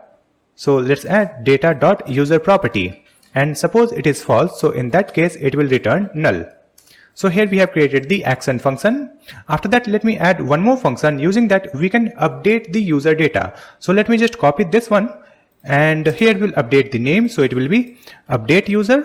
And after that, here we have to add the name in this create async thunk function. So here we have to add the name user/update, correct? And in this one we are making the API call, and at this one we have to provide the user data in the body, right? So here we'll get the user data from the parameter. So let's add user data in this parameter. So let me wrap this one in curly braces. So we will destructure the user data and token from the parameter, and after that this function will call the API, and here we have to update the path and method. So the method will be post because we are sending the data here, and after that let's update the API endpoint. It is /API/user/update, and then we have to provide the user data. So after this comma, let's add the user data, then add comma, and then we have to provide the object where we'll add the headers and token, correct? Now we'll get the response here. So here we'll check that response. So let's add if statement. We will add if the data dot success. So if the data dot success property is true, in that case let's add toast notification. So we'll import the toast from React hot toast, and after that let's add type success, and here we'll display the message that we'll get from the API. So it will be data dot message property, and after that here we have to add return. So it will return the data dot user, that will be updated user data, right? And after that here let's add the else statement also, and in this one let's display the toast notification. So let me just copy and paste it here, and here we'll add toast dot error. So if we don't get the success true, then it will display the error notification. After that here we'll add return, so it will return null. That's it. Here we have created this function using create async thunk because we have to call the API using the async function, and in this parameter we are getting the token also, that's why. And now we have to add this function in our reducer. So let's come here, and here we have the reducers, correct? But instead of adding this in this reducers, we'll create the extra reducer here, because in this one we have created the function using create async thunk. So here let's add the property called extra reducers, and then we'll call the function here. Now in this function parameter will get the builder, so it will be the event. So this async thunk function will either return fulfilled, pending or rejected. So based on that condition we will update the state. So let's come here and let's add this builder, then we'll add dot add case, and here let's add the function called fetch user dot fulfilled. So in this case we have to update our state, so let's add the function here, and in this function let's get the state in this parameter, and after that we'll get the action, and then let's add the state here. So we have to update the state value, so just add a state dot value equal to this action dot payload that we will get from this create async thunk function, right? And after that we have to add this case also, that is update user data, right? So here again add dot add case, and in this one let me add this update user dot fulfilled. Then we have to add the function like this. So let me copy this function, paste it here, and in this one also we are getting the state and action, and after that we will add a state dot value equal to action dot payload. That's it. After creating the function and this reducer, we have to call this function to get the user data whenever the web page gets loaded, right? For that let's open our app.jsx file, and in this one we have to create one use effect. So here you can see we have this use effect, and in this one we have added the if user, then we are getting the token, right? So in this use effect only, we have to call a function that will call the fetch user function to get the user data, right? So here let's create a function with the name fetch data. Just add const fetch data equal to async arrow function. Now in this one we have to check for this user, so just add if user, then we have to get the token first, so let me remove it, and here we'll add const token equal to await get token. After that, here we have to call the dispatch. So here we have the suggestion use dispatch, right? Let me just click here. So you can see the use dispatch has been imported from React Redux, correct? And after that, before this use effect, here let's add const dispatch equal to use dispatch. Now let's use this dispatch here. So let's add dispatch, and in this one we will provide the fetch user function, and in this function we have to provide the argument that is token. That's it.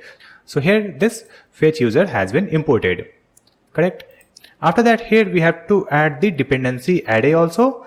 So in this one let's add user comma get token comma dispatch, and here we have created this function.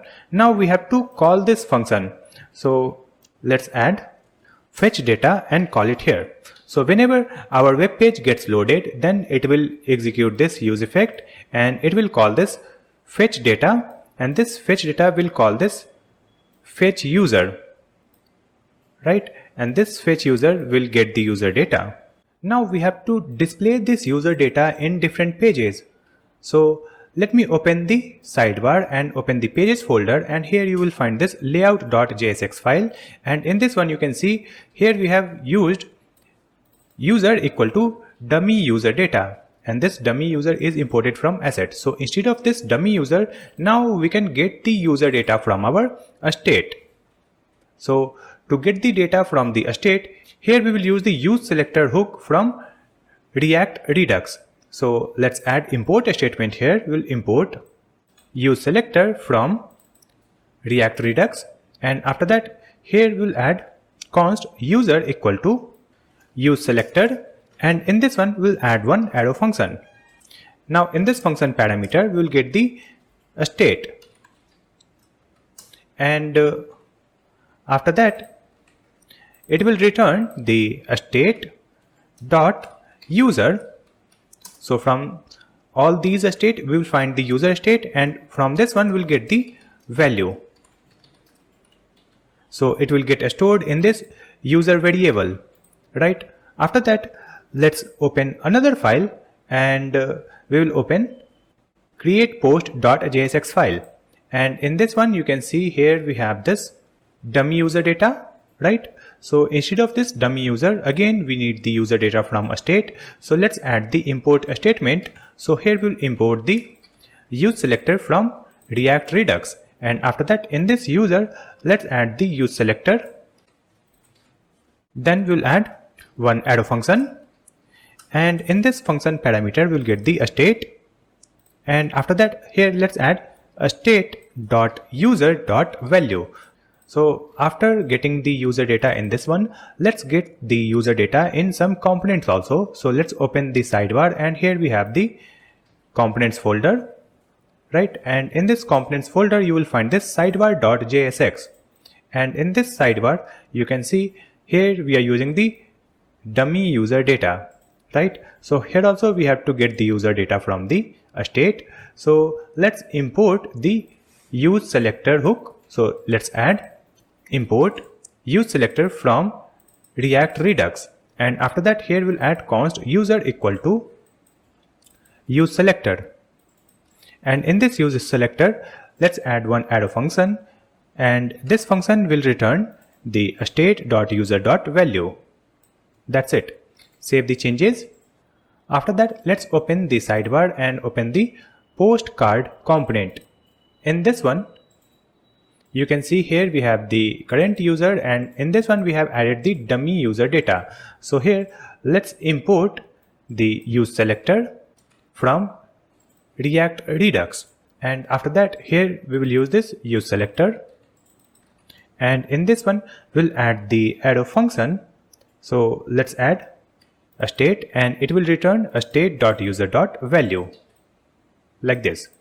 After that, let's open the sidebar, and here we will open this profile model.jsx file. Let me scroll up.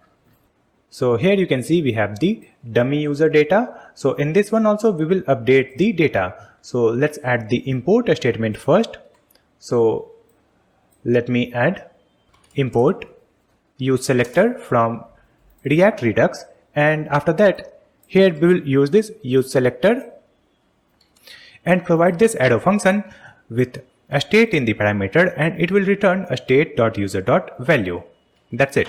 Now let's open the user card.js file, and in this user card here we have the dummy user data, right? So here also we will import the data from a state. So let's add the import statement first. So let's add import use selector from React Redux, and after that in this current user let's add use selector and provide this a state in the parameter, and it will return a state.user.value. After updating these data, let me open our web page. Let me refresh it.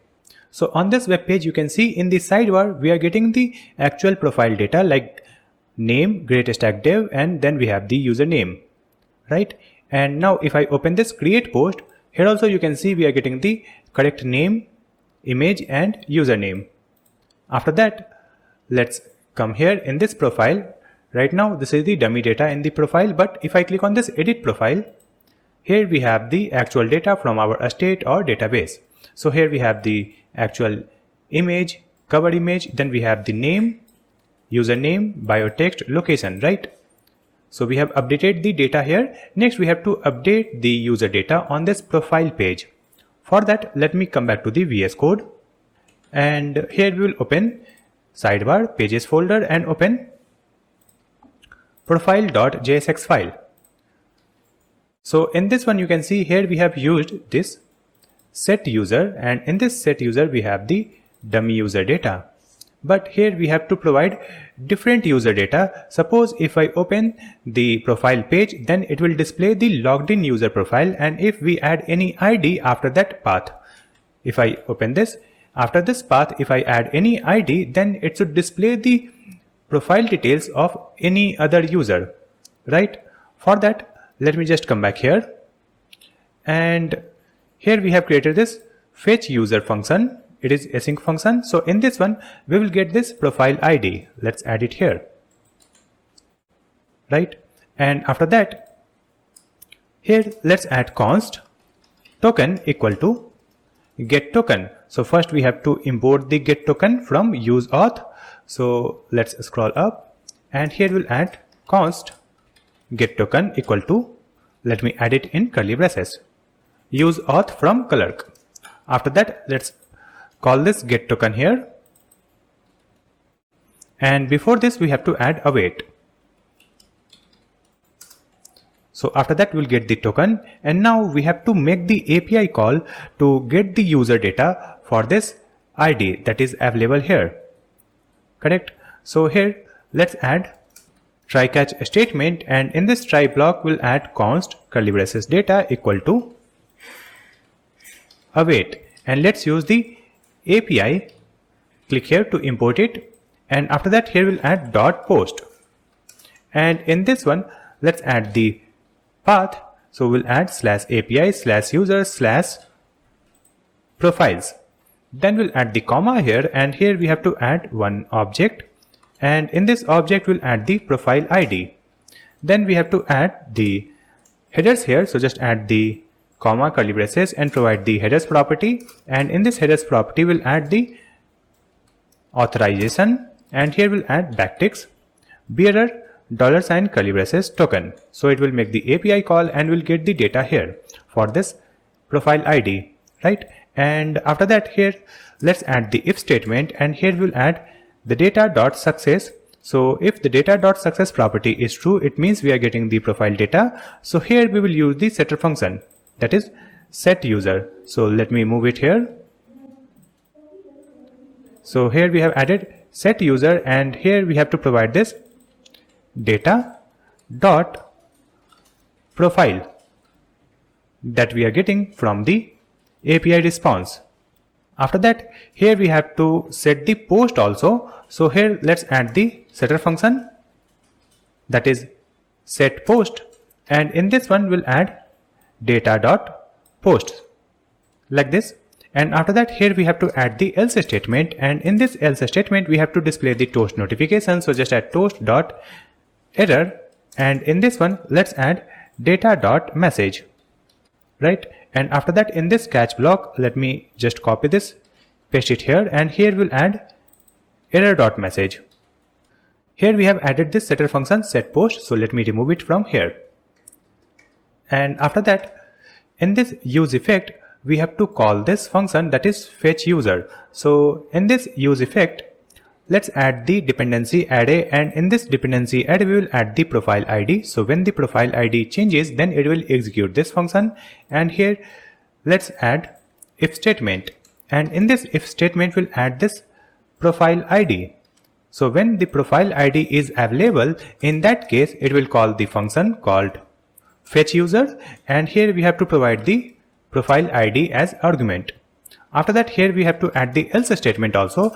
Suppose this profile ID is not available, it means in this URL we have not provided any ID. We will simply open this /profile path. So in this case we have to display the profile data of logged in user, that is the current user. For that, here we have to create one variable where we will store the current user. So let's scroll up, and here at the top let's add const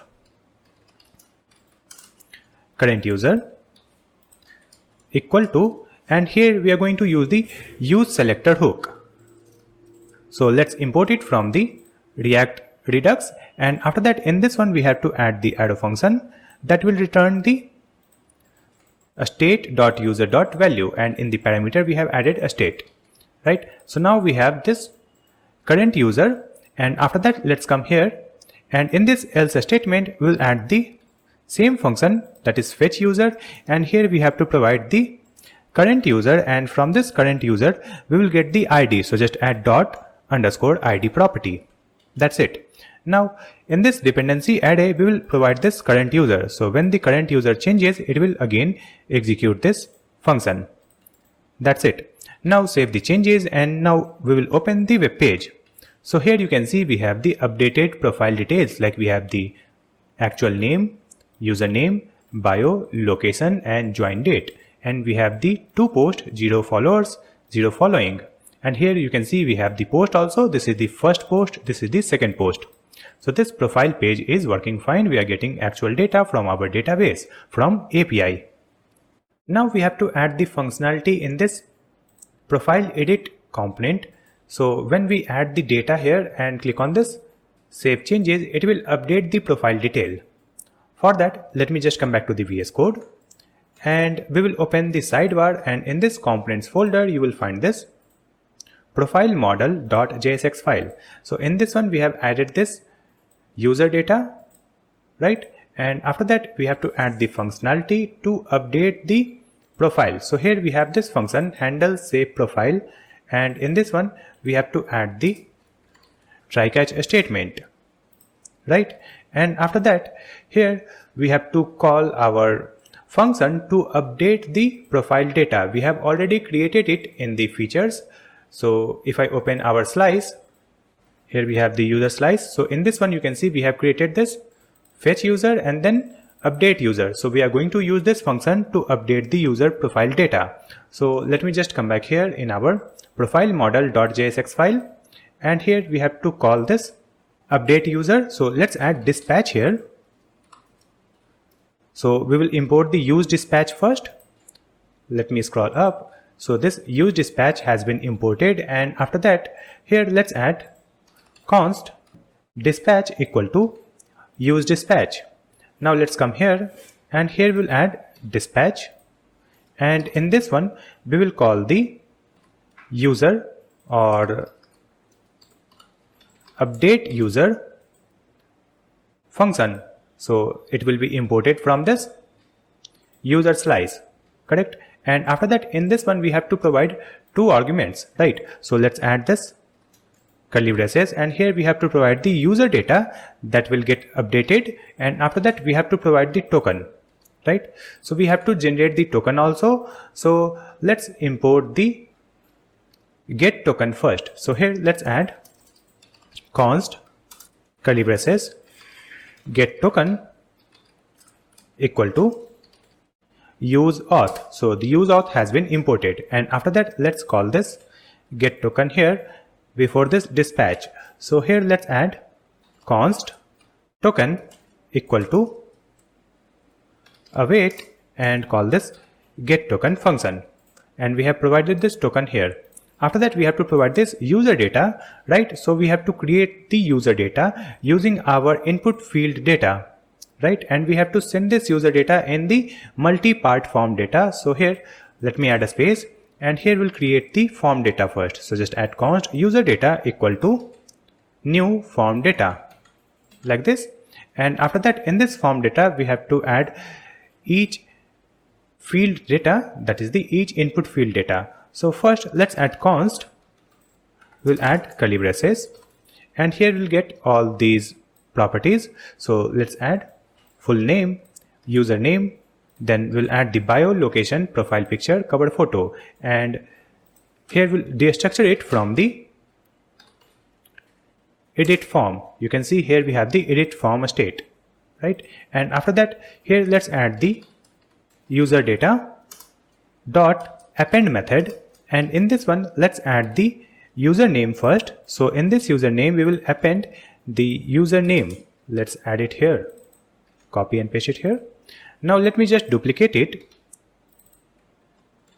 Here we'll update the property, it will be bio and bio, then we'll update the location, then we have to insert the full name, and it is full name. After that we have to insert the profile picture and cover picture. So here let's add profile picture, and then we'll add the AND operator. It means the profile picture is selected in input field, right? So in that case let's use this user data dot append, and in this one we have to provide the property name, that is profile, and then we have to add comma and provide this profile picture. Now just duplicate it, and here we'll add the cover photo. So when the cover photo is selected, so in that case we will use this user data dot append, and here we have to add the property name cover, and then we have to provide the cover photo here. That's it. So we have created the user data here, and this user data will be passed in this update user function that will update the user profile data. And after that here we'll use the setter function set. So edit, and let's make it false.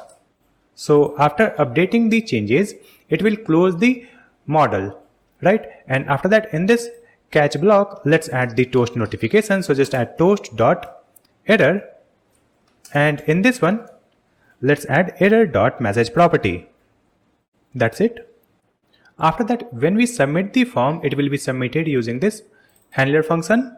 So here we have to display the notification also, that is the form has been submitted, right? So in this on submit, let me remove this function for now, and here we'll add one arrow function with the event in the parameter, and after that here we'll add toast dot promise, and in this one let's add this handle save profile and provide the event here. Then we'll add the comma, and here we'll add the object, and in this one let's add the loading, and here we'll add the message. So in this message let's add saving, because it will take some time to save the profile data, right? Now let's save the changes and open the web page. So here I'll just click on this cover photo, so we can update the cover photo here. Let me choose one image, then let me choose the profile picture also. I'll choose this one. Then I'll write the name GreatStack, and I'll update the username, or let it be. Then we'll update the bio text. This is an updated bio text 2. That's it. Then we'll update the location. You can update or ignore it, and then click on Save Changes. Now you can see the notification profile updated successfully. Correct. And after that you can see the cover photo has been updated. Here we have the updated profile picture, updated name, and this is the bio text. So it has been updated. So this profile update is working fine. Now we have to create the functionality to add a new post. I'll just click on this create post. So here you can see we are getting the user data. After that, here we can write our post text and we can choose the image also, and we have the publish button. So we'll add the functionality in this create post. So let me just come back here in our VS Code, and in the sidebar we have this pages folder, and in this pages folder we have create post.jsx file. So in this one you can see here we have the handle submit function, right? So we have to add the functionality here. Now in this one we'll make the API call, and for making the API call we need the token, right? So here let's generate the token. So we'll add const get token equal to use auth, and use auth has been imported from Clerk. That's it. Now let's come here in this function and we'll add the if statement. Let's add if not of images dot length. Then we'll add the AND operator, not of content. So if the image or content is not available, so in that case simply add return, and we'll add the toast notification. So just add toast dot error, and in this one we have to add the message, that is please add at least one image or text. That's it. After that here we'll add the set loading, and let's make it true. And after that here let's add const, and we'll add the post type. So in this one we'll add the images dot length, then AND operator content. So if both are available, so in that case we'll add text with image. After that here we'll add colon and provide images dot length. If it is true, then we'll add image, and if it is false, then simply add colon and provide the type text. So the post type will be either text, image, or text with image. Correct. And after that here let's add the try catch statement, and in this try block we have to create the form data that will be sent on the API. So here we'll add const form data equal to new form data, and here let's add form data dot append to insert the data in this one. So here we'll add the property name called content, and here let's add the content. After that let's duplicate it, and here we'll add the post type. Then we'll add the post type here. Correct. And after that here we have to add the images also. So let's add the images array dot map method, and in this one we have to add the arrow function with individual image in the parameter, and after that this function will add the images in this form data. So just add form data dot append method, and in this one let's add the property name. So the property name is images, and then let's add this image. Let's just copy and paste it here. So it will add the images, content, and post type, and after that we can send this form data on API, right? So here let's add const curly braces data equal to await, and here we'll use the API. So it will get imported from the Axios file, and after that here we have to add the type. So the type is post, and then we have to add the API endpoint. So it will be /API/post/add. Then we have to add the form data here that will be sent on API, and after that we have to authorize our request. So just add the headers property, and in this headers property we have to provide the authorization, bearer, and await get token. Correct. Let me correct this. Here we'll add one closing curly braces. Now it is correct. So it will make the API call and here we'll get the response data. After that we have to check this response data. So let's add the if statement. If the data.success property is true, in that case we have to navigate the users on home page. So after creating the post, user will be redirected to home page, and after that if we get any issue, it means when the data.success is false, so in that case we will display the error message in console. So just add console log data.message and we'll also throw an error. So let's add throw new error, and in this one let's add the data.message that we are receiving from the API request. After that let's come here in this catch block, and in this catch block we'll add console log and provide this error dot message, and then here also we'll add this throw new error. So let me just copy and paste it here. Throw new error, it will be error dot message. That's it. And after that here we have to set the loading false. So just add set loading and make it false. In this if statement we have added data.success true. So if it is true, it means the post has been added successfully and we have to redirect the users on home page. For that we have to get the navigate function. So let's scroll up and here let's add const navigate equal to use navigate, and use navigate hook has been imported from React Router DOM, and after that let's add it here in this if statement. So simply add navigate and provide the path, that is slash. That's it. So once we will upload the post and the post will get added, we will be redirected to home page. And let's come here and test this feature. Let's click here and click on create post, and here we'll add the post title or text. So let's add this is my third post, and we'll add the image also. So let me add the post image, then click on publish post button. So you can see uploading, and now you can see post added. After that it should display the post on this home page, that is the feed, right? So we have to add the functionality in our feed page. So let's open the VS Code and let's open the sidebar, and in this pages folder you will find this feed.jsx file. So in this one we have to make the API call, and in this API call we have to provide the token. So here let's add const curly braces get token equal to use auth. So use auth has been imported from Clerk React. Simply call it. And after that here we have to get the post data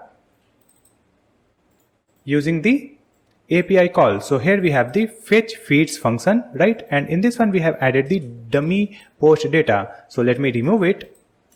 And after that here let's add the try catch statement.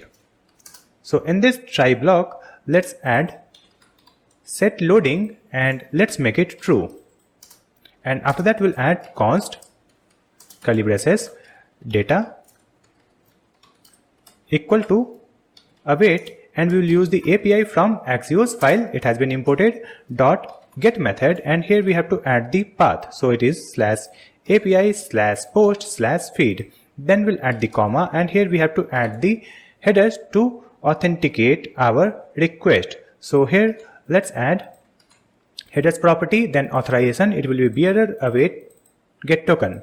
That's it. And after that we will check the response. So here let's add if the data.success property is true. So in that case we will use the setter function, that is set feeds. Let me correct it. I'll change it as capital F, set feeds, and here also set feeds.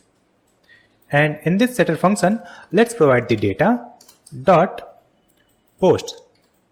That's it. And now here we'll add the else statement also, and in this one simply add toast dot error, and here we'll add the data dot message property. Now we'll add the statement in this catch block. So let's just copy and paste it here, and here we'll add the error dot message. That's it. And after that here let's use the setter function set loading and let's make it false. That's it. So we have created this function, and this function will get executed whenever the component gets loaded using this use effect. Now let's save the changes and open the web page. So on this web page, here we are getting the actual post data from our database using API. So here we have the latest post. This is the text. This is my third post. Then we have the post image. And here we have the profile details also, like profile image, username and name. Then you can see this is the another post. Here we have added 2 images, and this is the first post. So this feed page is also working fine. Now in this feed page, you can see we have this post, and in this post we have the option to like this post. So we have to add the feature to like and dislike this post. So let me just come back to the VS Code, and here we will open the sidebar, and in this components you will find the postcard component. So let's open postcard.jsx file, and in this one, here we have this handle like function. So in this one we have to make the API call to like and unlike any post. So to make the API call, we need the token also, right? So here let's add const curly braces get token equal to use auth. So the use auth has been imported from Clerk, correct? And after that, in this handle like, let's add the try catch block. So let's add it here. And after that, in this try block, we'll make the API call. So just add const curly braces data equal to await, and here we'll use the API. So just import this API from axios.js file, and after that we'll add the type post, and here we have to add the path. So let's add the path. It is /API/post/like. That's it. And after that, here we have to add the post ID in the request body. So just add the post ID, and it will be this post._ID. After that, we have to authenticate our request. So just add comma curly braces, and in this one we have to add the headers. So let's add the headers and provide authorization bearer await get token function. Now we have to check the response data. So let's add the if statement here, and in this one we'll add if the data.success property is true. In that case, we have to display the notification. So just add toast.success, and in this one we'll add the message called data.message.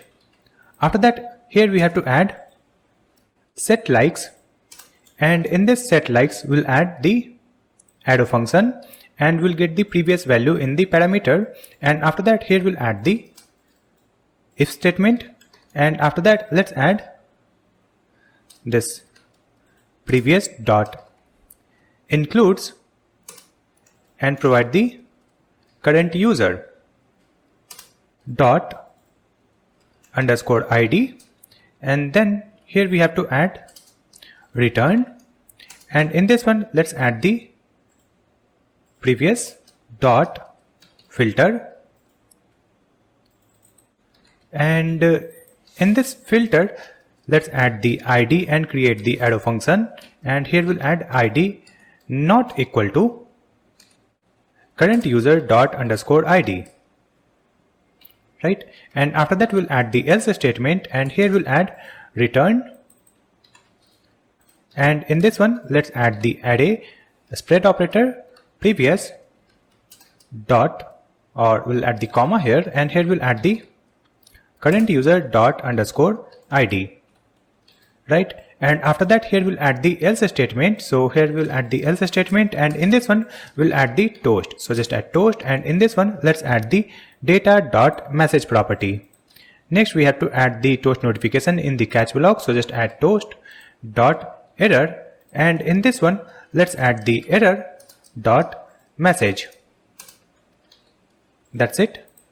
So here we have updated this likes a state. Using that, it will display the heart icon when we like the post. So after adding it, let me open the web page, and here let me refresh it, and then click on this like icon. So you can see post liked, and here we have the heart icon. If I click again, you can see post unliked. So we can like and unlike any post. Let me click again. So now we have post liked. So it is working fine. After that, we have to add the functionality to create a new story. You can see here we have the create a story button. If I click here, it is opening this model to create a new story, and here we can add the text also. Then we have the option to upload the image or video for a story, right? And we can also set the background color if I upload the text story, right? And let's open the VS Code to create this functionality. So let's open the VS Code, and here we'll open this components, and in this components we have this story model. Let's open the story model.jsx file, and in this one, here you can see we have this handle media upload, right? And after that, here we have the handle create a story, right? So let me create this function handle create a story. So in this one, we have to get the story type first. So let's add const media type equal to. So here we are getting the media type because we have to send it on API. So here we'll add mode. You can see we have added the mode state here, and by default the mode is text, and when we click on the video or image button, then the mode will be media. So let's come here and we'll check this mode. So just add mode equal to media. If it is true, then we have to check. So just add media question mark dot type dot starts with, and in this one let's add image. It means the media type is image, right? So in that case, we'll add question mark and provide the media type image, else the media type will be video. So just add colon and provide video like this, and then we'll add the colon. It means when the mode is not media, so in that case we'll add the media type text. That's it. And after that, here we'll add the if statement. So let's check if the media type is equal to text, and in that case we have not added any text in the text area. So let's add not of text. So in that case we have to throw an error. So let's add throw new error and provide please enter some text. After that, here let's add let, and we have to create the form data because we will send the story data in form data. So let's add form data equal to new form data, and after that, here we have to add the data in this one. So let's add this form data dot append method, and in this one we'll add the property name and the value. So it is content, and here we'll provide our text. After that, let's add form data dot append, and here we'll add media type, and it is media type. Then we'll add the form data dot append, and here we will provide the property media and provide the uploaded media. After that, we have to add the background color also. So let's add form data dot append background color and provide this background color state. That is here. That is background only, right? And after that, here we have to make the API call. For that, we need the token also, right? So let's add const curly braces. We will get the get token function from use auth. So this use auth has been imported from Clerk, and after that, let's come here, and here let's add the const token equal to await and provide this get token function. So here we'll generate a token, and then we'll make the API call. So just add the try catch block, and in this try block we'll add const curly braces data equal to await, and here we'll use the API. So this API will get imported from the axios.js file, and here we'll add the type post, and here we have to add the API endpoint. So it is /API/story/create. Then we have to provide the story data in the body. So let's add this form data. Then we have to provide the authentication. So let's add curly braces, and in this one we'll add the headers, and in this headers let's provide authorization property and provide bearer and token, right? And after that, we'll check this response data. So let's add the if statement here. We'll add if the data dot success property is true. It means the story is added successfully. So here we have to hide this model, right? So just use the set show model, and let's make it false. So it will be hidden, and after that we have to display the notification. So just add toast.success, and in this one we will provide the message that is a story created successfully. And after that we have to fetch our stories again. So here let's add fetch stories function. Then we'll add the else statement also, and in this else statement let's add the toast notification. So just add toast.error, and in this one let's add the error message that we will receive from the API. So just add data.message, and after that let me just copy the same thing and paste it in this catch block, and in this catch block let's add error.message. That's it. So here we have created this function. Using that we can create a new story. Now in this one we have added this function handle media upload. So when we will choose any media, that will be added in this set media, and then it will generate the URL and it will be added in this set preview URL. Now in this one we have to add the condition also, like we can only upload the video whose size is less than equal to 50 MB, and we can upload the video of maximum duration 60 seconds, that is 1 minute. We cannot upload any video more than 1 minute. So here let me add one variable called const max video duration. It will be 60, it means 60 seconds. Let me add the comment also, seconds, and then we'll add the condition for maximum file size for video. So let's add const max video size 50, this will be 50 MB. Right, now here we'll add this condition in this handle media upload function. So in this one first we are getting the media file in this file variable, and after that here we have added the if statement if file is available. So in that case let me remove it, and here let's add if statement, and in this one we'll check the file dot type dot starts with.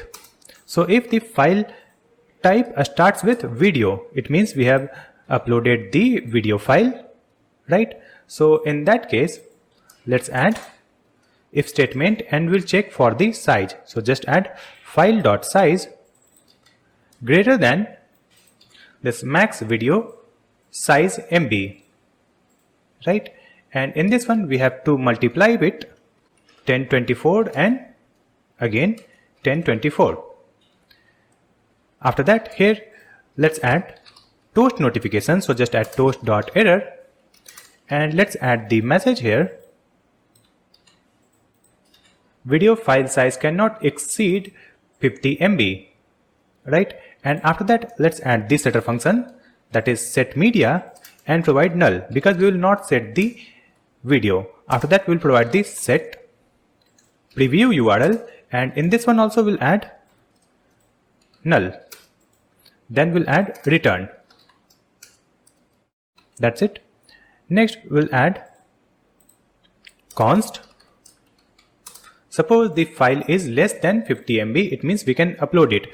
Now we have to check the length, right? So here let's add const video equal to document dot create element, and here we'll add the element that is video tag.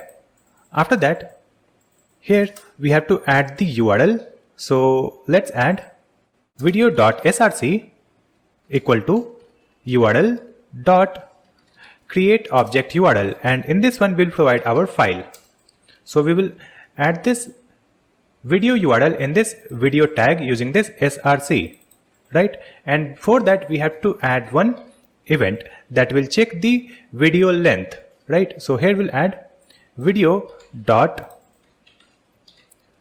preload equal to metadata, and after that here let's add the video dot onloaded metadata.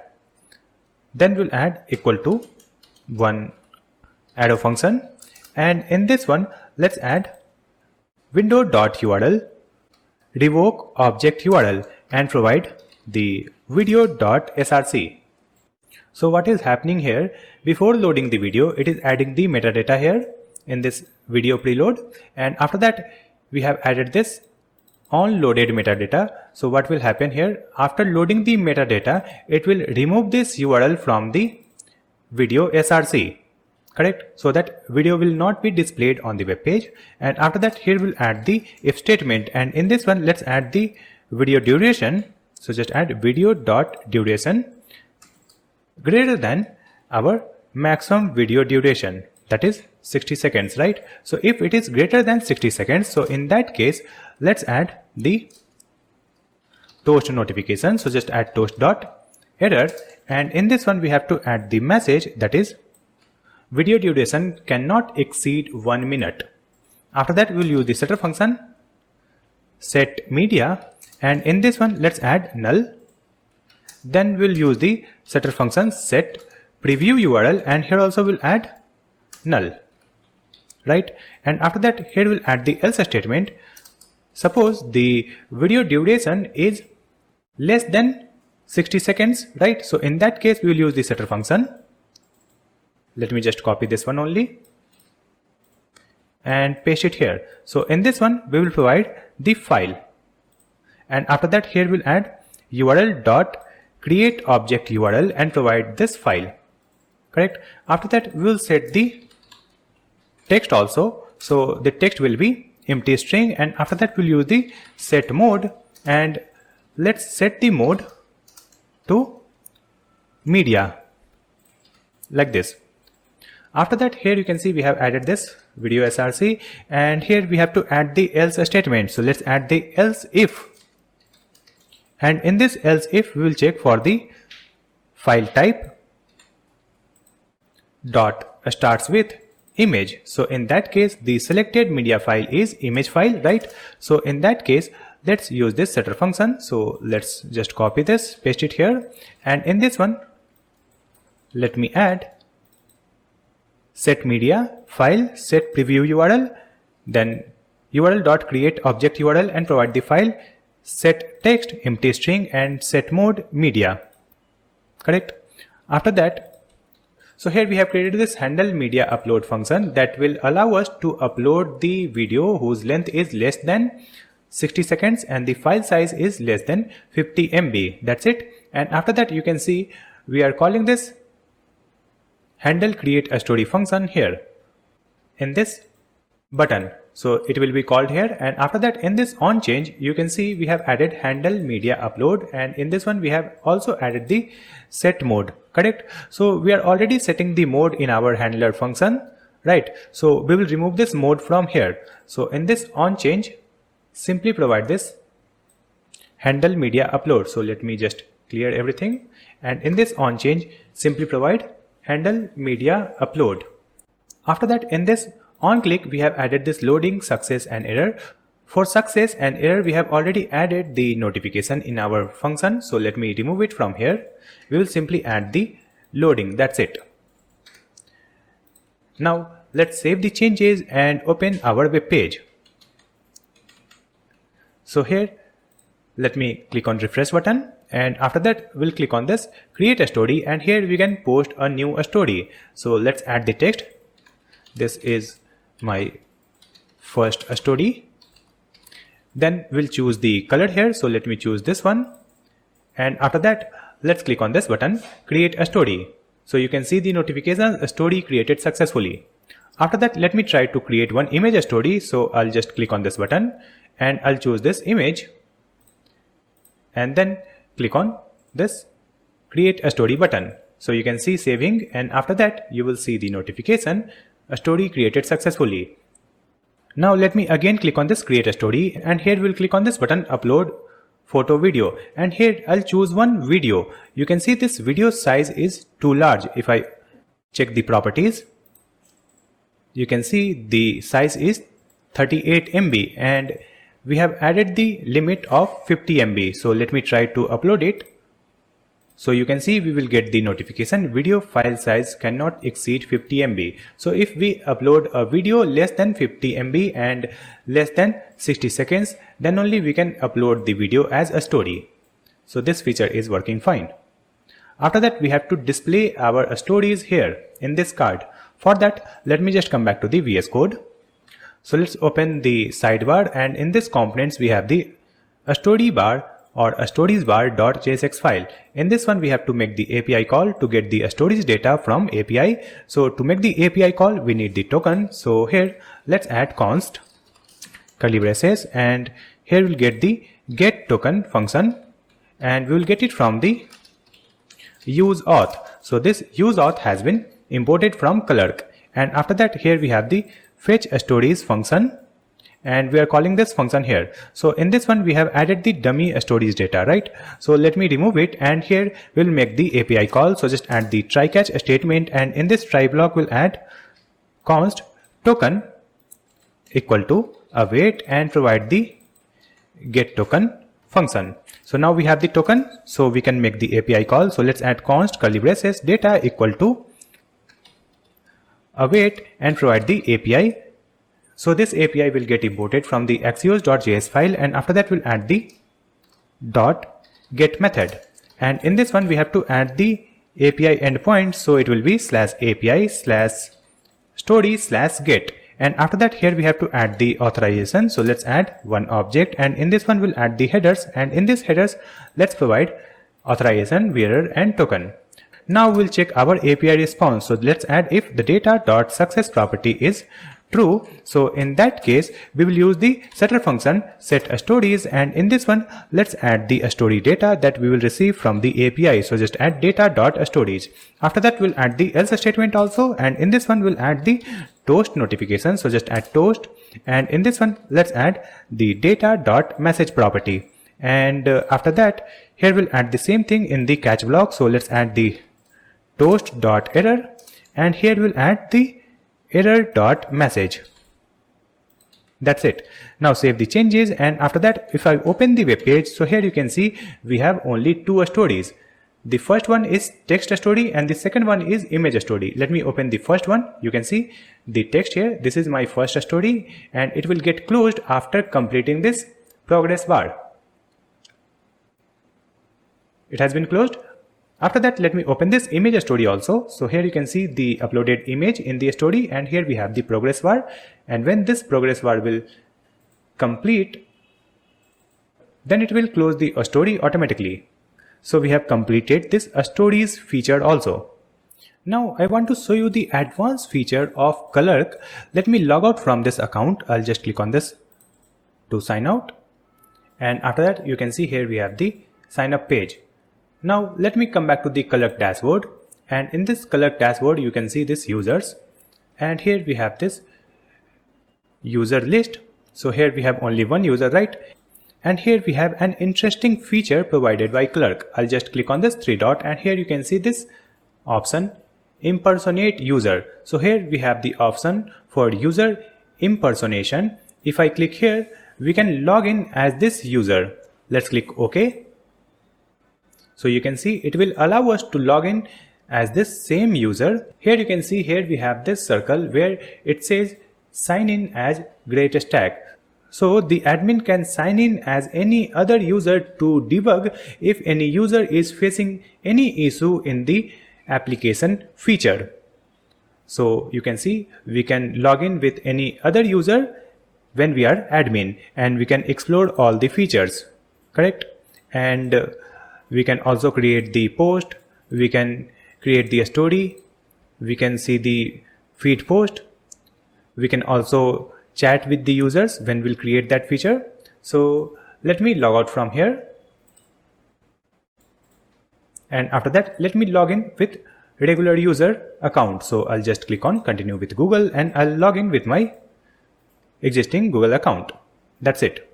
Now in this application we will enable the connections feature. We can get the connections list, we can get the followers and following data. For that let me just come back to the VS Code, and here let's open this sidebar, and in this sidebar we have this features, and in this features we have the connections folder, and here we have the connections slice.js file. So in this one we'll make the API call to get the connections data from API, right? So here after this initial state we have to create a function. So let's add const We'll export this function also, so just add export const fetch connections equal to, and here we are going to use the create async thunk function. So let's import it from Redux toolkit. So here we'll add comma and use this create async thunk, and here let's add create async thunk, and in this one let's add the name, that is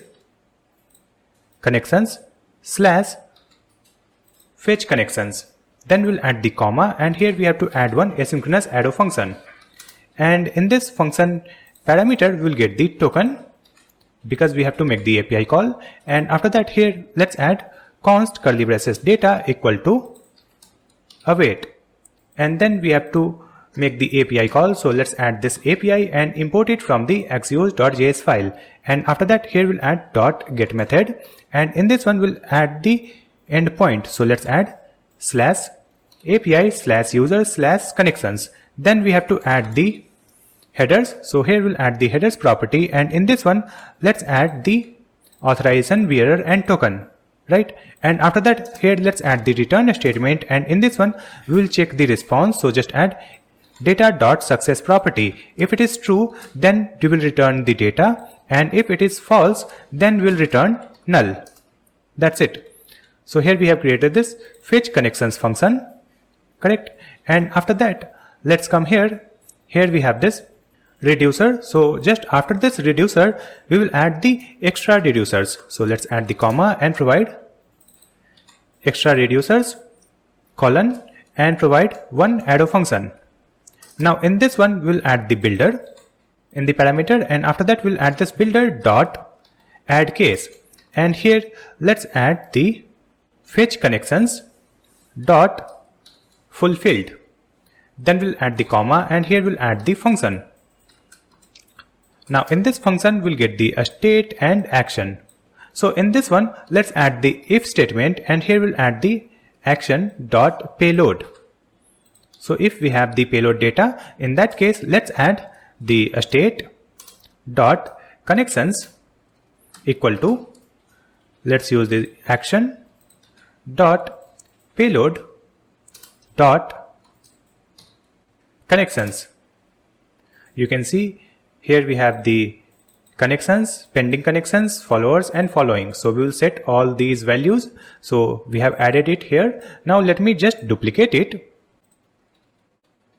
and let's update the properties. It will be pending connections equal to action dot payload dot pending connections. Then we'll add followers, and here also followers. Then we'll add following, and it is also following. That's it. Now we have to get the connections data whenever the component gets loaded. It means when we open the application. So let's open our app.jsx file, and in this one you can see here we have used this dispatch fetch user and provided this token. So here only we have to add dispatch, and in this one we have to get the fetch connections, and in this one we will provide the token. That's it. You can see the fetch connections has been imported from the features folder, connections folder, and then connections slice file. That's it. And after that it will fetch all the connections.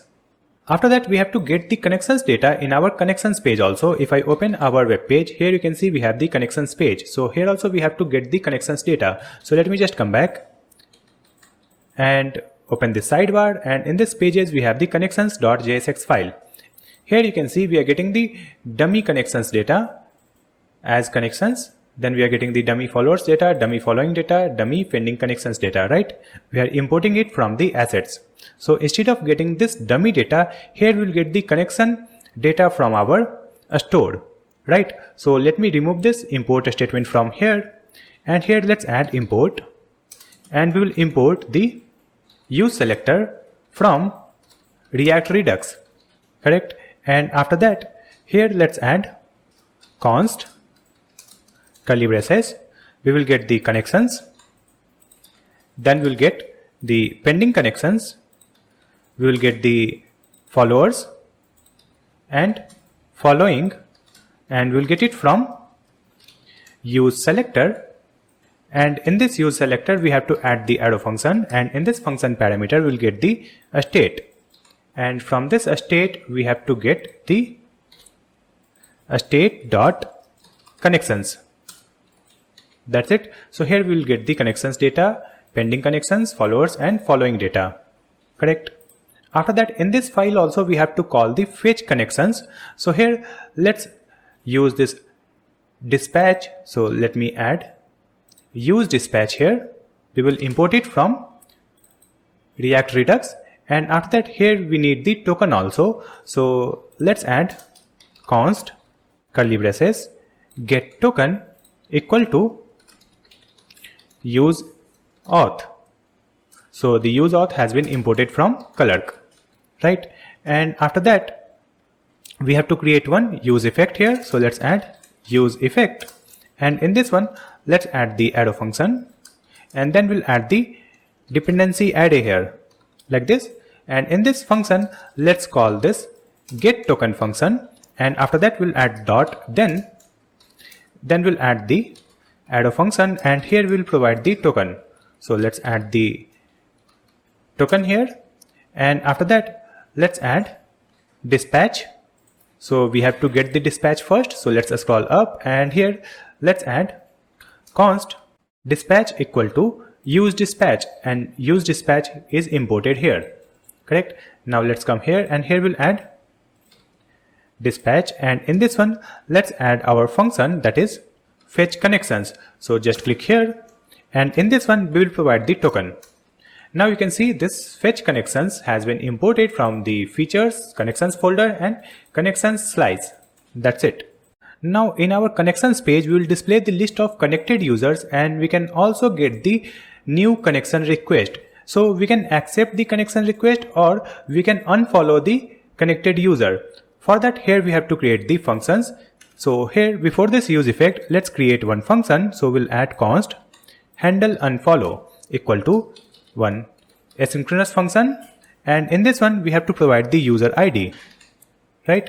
And after that we have to make the API call. So just add the try catch statement, and in this try block we'll make the API call. So just add const curly braces data equal to await and provide the API. Let's import this API from axios.js file, and then we'll add the dot post method, and here we have to add the path. So just add /API/user/unfollow, then we'll add the comma and provide the ID. So let's add curly braces ID will be user ID that we are getting from this parameter, and after that we'll add the comma here and provide this object, and in this one we have to add the headers, and in this headers we have to add the token, right? So let's add headers authorization bearer and await get token function.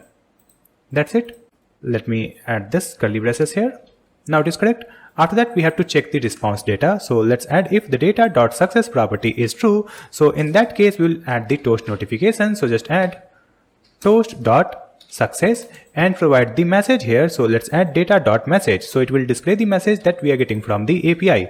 And after that here again we'll call the fetch connections. So just add dispatch, and in this one let's add the fetch connections function, and here we have to provide the token. So just add await and provide get token, right?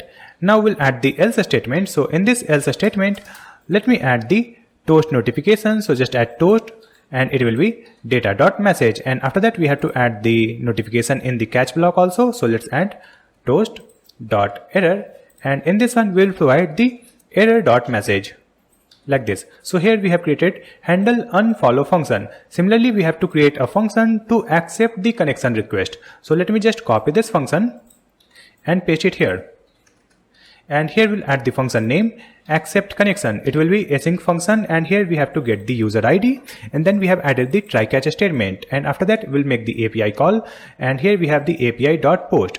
Then we have to add the API endpoint. So it is /API/user/accept. Then we will provide the ID, and the ID will be user ID. Then we have provided the headers and provided this bearer and get token. Then we'll check the response. So here we'll add data.success. If it is true, then we'll add toast.success data.message. And after that we'll call this fetch connections using this await get token. Then we'll add the else statement and provide data.message, and in the catch also we'll add error.message. So we have created this function. Using that we can accept any connection request. After that we have to link these functions with our button. So let me scroll down, and here you can see we have created this button called Unfollow. So in this Unfollow we'll add onClick property, and in this onClick we have to add the function. So we'll add the arrow function here, and this will call the handle unfollow and provide the ID here. So just add the user dot underscore ID, correct?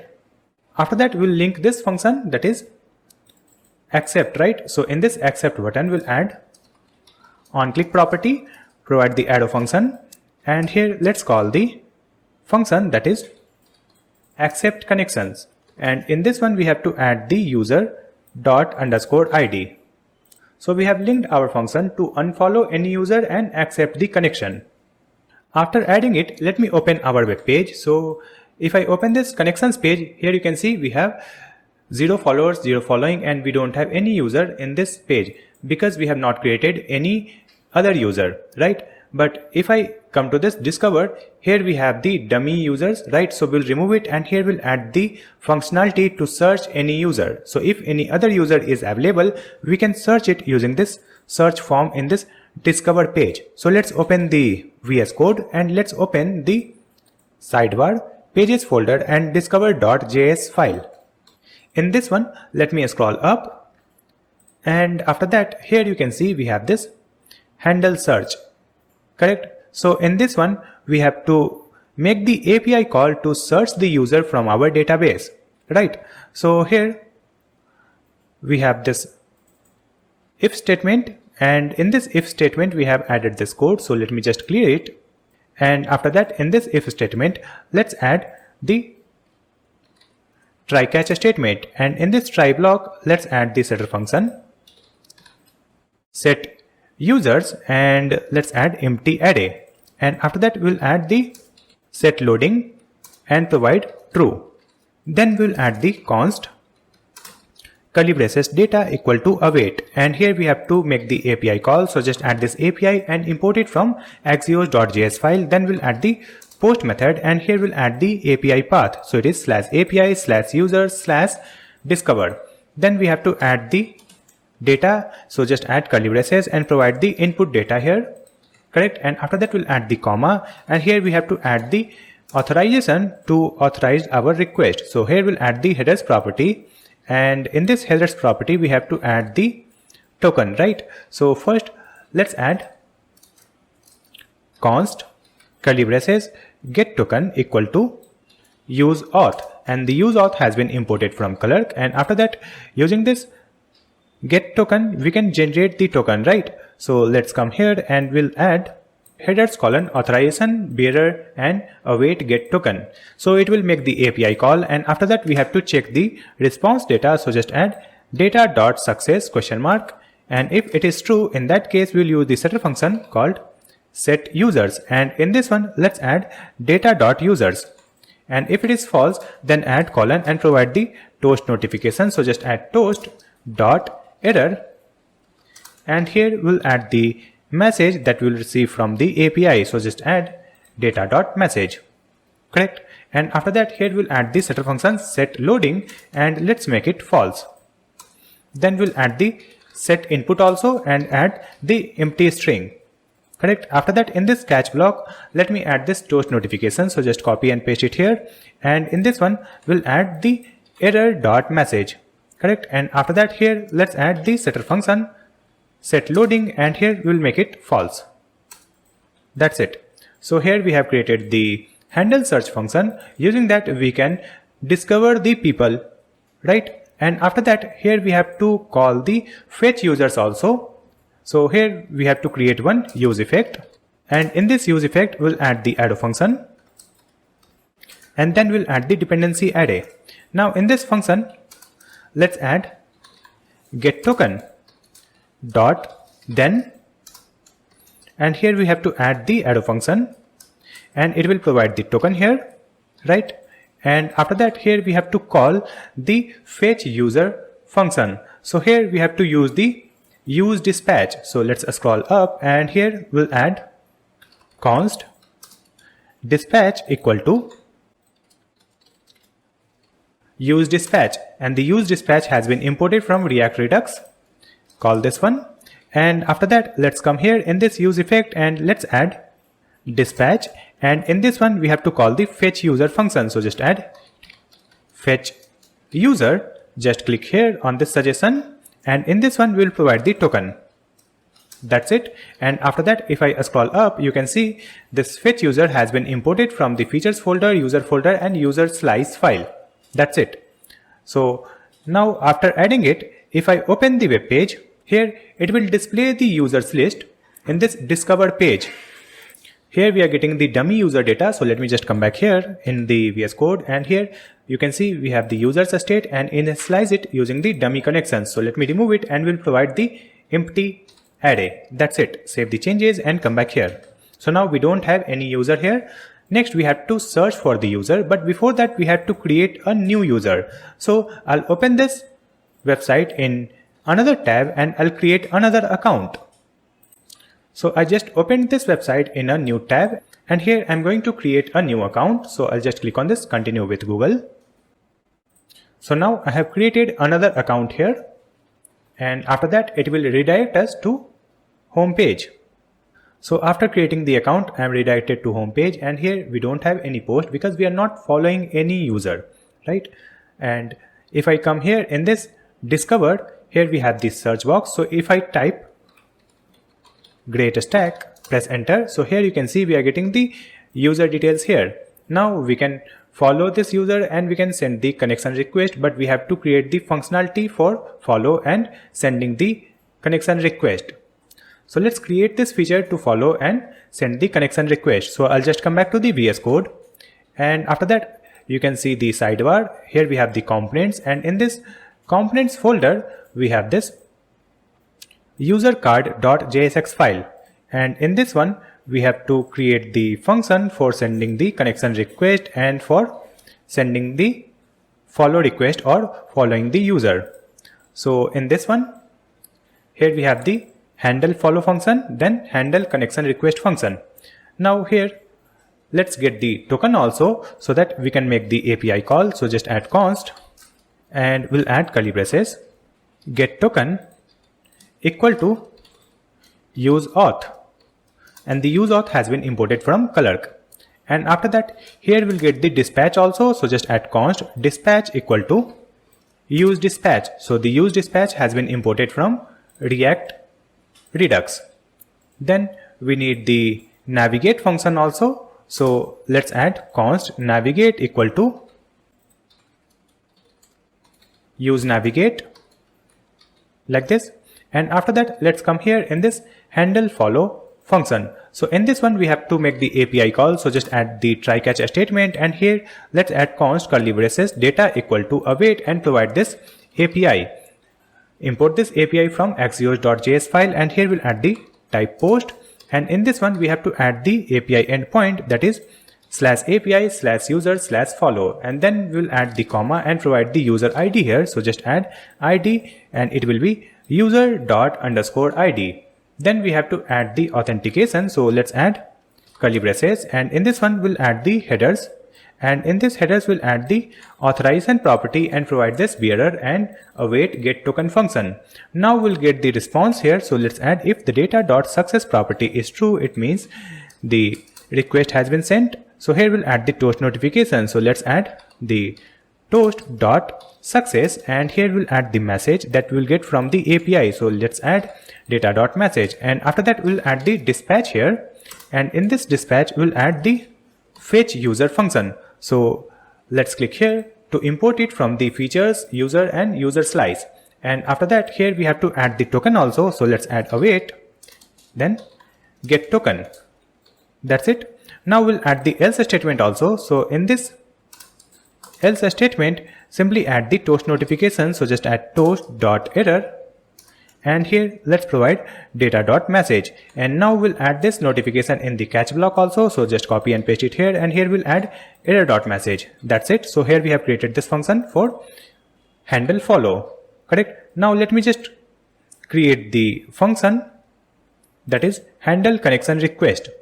So here we have the handle connection request function. In this one we'll check if the current user, you can see here we have the current user, right? So if the current user dot connections dot includes, and if it includes the user dot underscore ID property, it means this user is already in the connection. So in that case, we will not send the connection request. Instead, it will open the message page. So just add the return, and then we'll add navigate, and here we'll add the path that is /messages.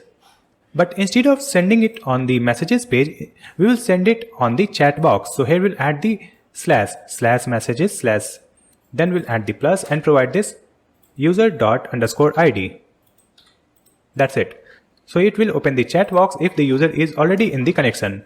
After that, we'll add the try catch block, and in this try block we'll make the API call. So let me just copy the code from here and paste it here. Now in this try block we'll make the API call. So we'll add await API dot post, and here we have to add the path. It will be /API/user/connect. Then we have to add the ID, and it will be user dot underscore ID, and then we have provided this token, right? And after that we are checking the response. If the response is true, in that case we'll add toast dot success and data dot message and remove this dispatch function from here. And after that, let's add else statement and provided this data dot message in the notification, and let's copy and paste it in this catch block, and here we'll add error dot message. So we have added the functionality for handle connection request and handle follow, right? And if I come here at the bottom, here you can see we have this button where we have added handle connection request, correct? And if the user is already in the connection, then it will display the message icon, and if it is not in the connection, it will display the plus icon. Save the changes, and now let's come back here. So if I refresh it and search for any user, so I'll search for GreatStack. So here you can see we have the follow button. Let me just click on this. You can see the notification. Now you are following this user, right? And here we have the text called following. It means we are already following them. Now we'll click on this button plus. So you can see connection request sent successfully, correct? Let me click on this plus icon again. So it should say that connection request is already sent, but here it says connection request sent successfully. So we have some error in our backend. So let me check it. I'll just come back to the VS Code, and let's open the server folder, and in this server we have the user controller, and in this user controller you can see we have created send connection request. So in this one you can see here we have added the check if users are already connected, right? And here we have the or. So in this one we have to add if we have missed it by mistake, we have added wrong, so it will be from user underscore ID. Just correct this one and save the changes, so it will automatically restart the backend. After updating it, let me just come back to the web browser, and now we'll open our database, and in this database you can see we have two connection requests. So let me just delete it and we'll send the fresh connection request. So I'll just click on delete.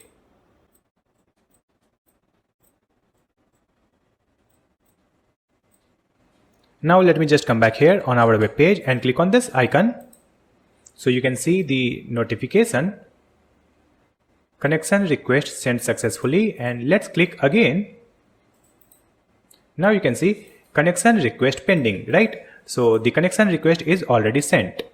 After that, if I open the feed page, here you can see we are getting some feed post, right? Because we are already following this GreatStack user, and here we are getting the stories also from this user, and we can find the user using this discover page. And if we come to this connections, here you can see we have one following.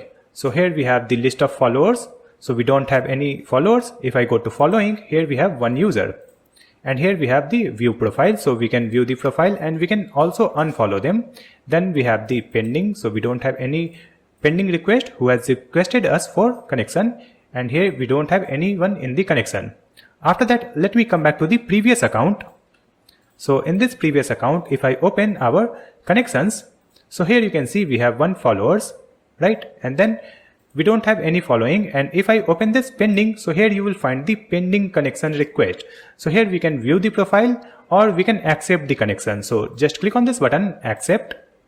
So you can see connection accepted successfully, and it will be displayed here in this connections. You can see here we have the connections, correct? And if I click view profile, we can view the profile, and this user don't have any post. Now let me just come back here in the connections, click on this one, and here we have the message option. If I click here, you can see here it will open the chat page, right? We have to update the data in this chat page, but for now you can see the connection request and follow is working fine. Now we have to create the functionality for messages. If I open this messages, here we have the dummy data, right? So here we have to display the connected users. So let me just come back to the VS Code, and in this sidebar you can see we have the pages. In this client folder we have the src pages, and in this pages we have the messages.jsx file, and in this one we have to get the connections, right?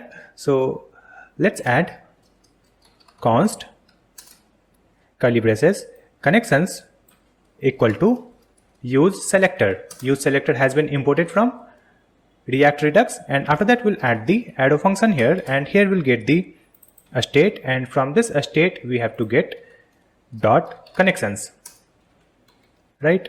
And after that let's come here. Here you can see we have the dummy connections data. So here we'll add the connections. That's it. Now save the changes, and if I open the web page, here you can see we have only 1 user, right? And here we have the option to view the profile. We can view the profile like this, and if I come here, here we have the option to open the chat box like this. So here we have the dummy data in this user's chat box.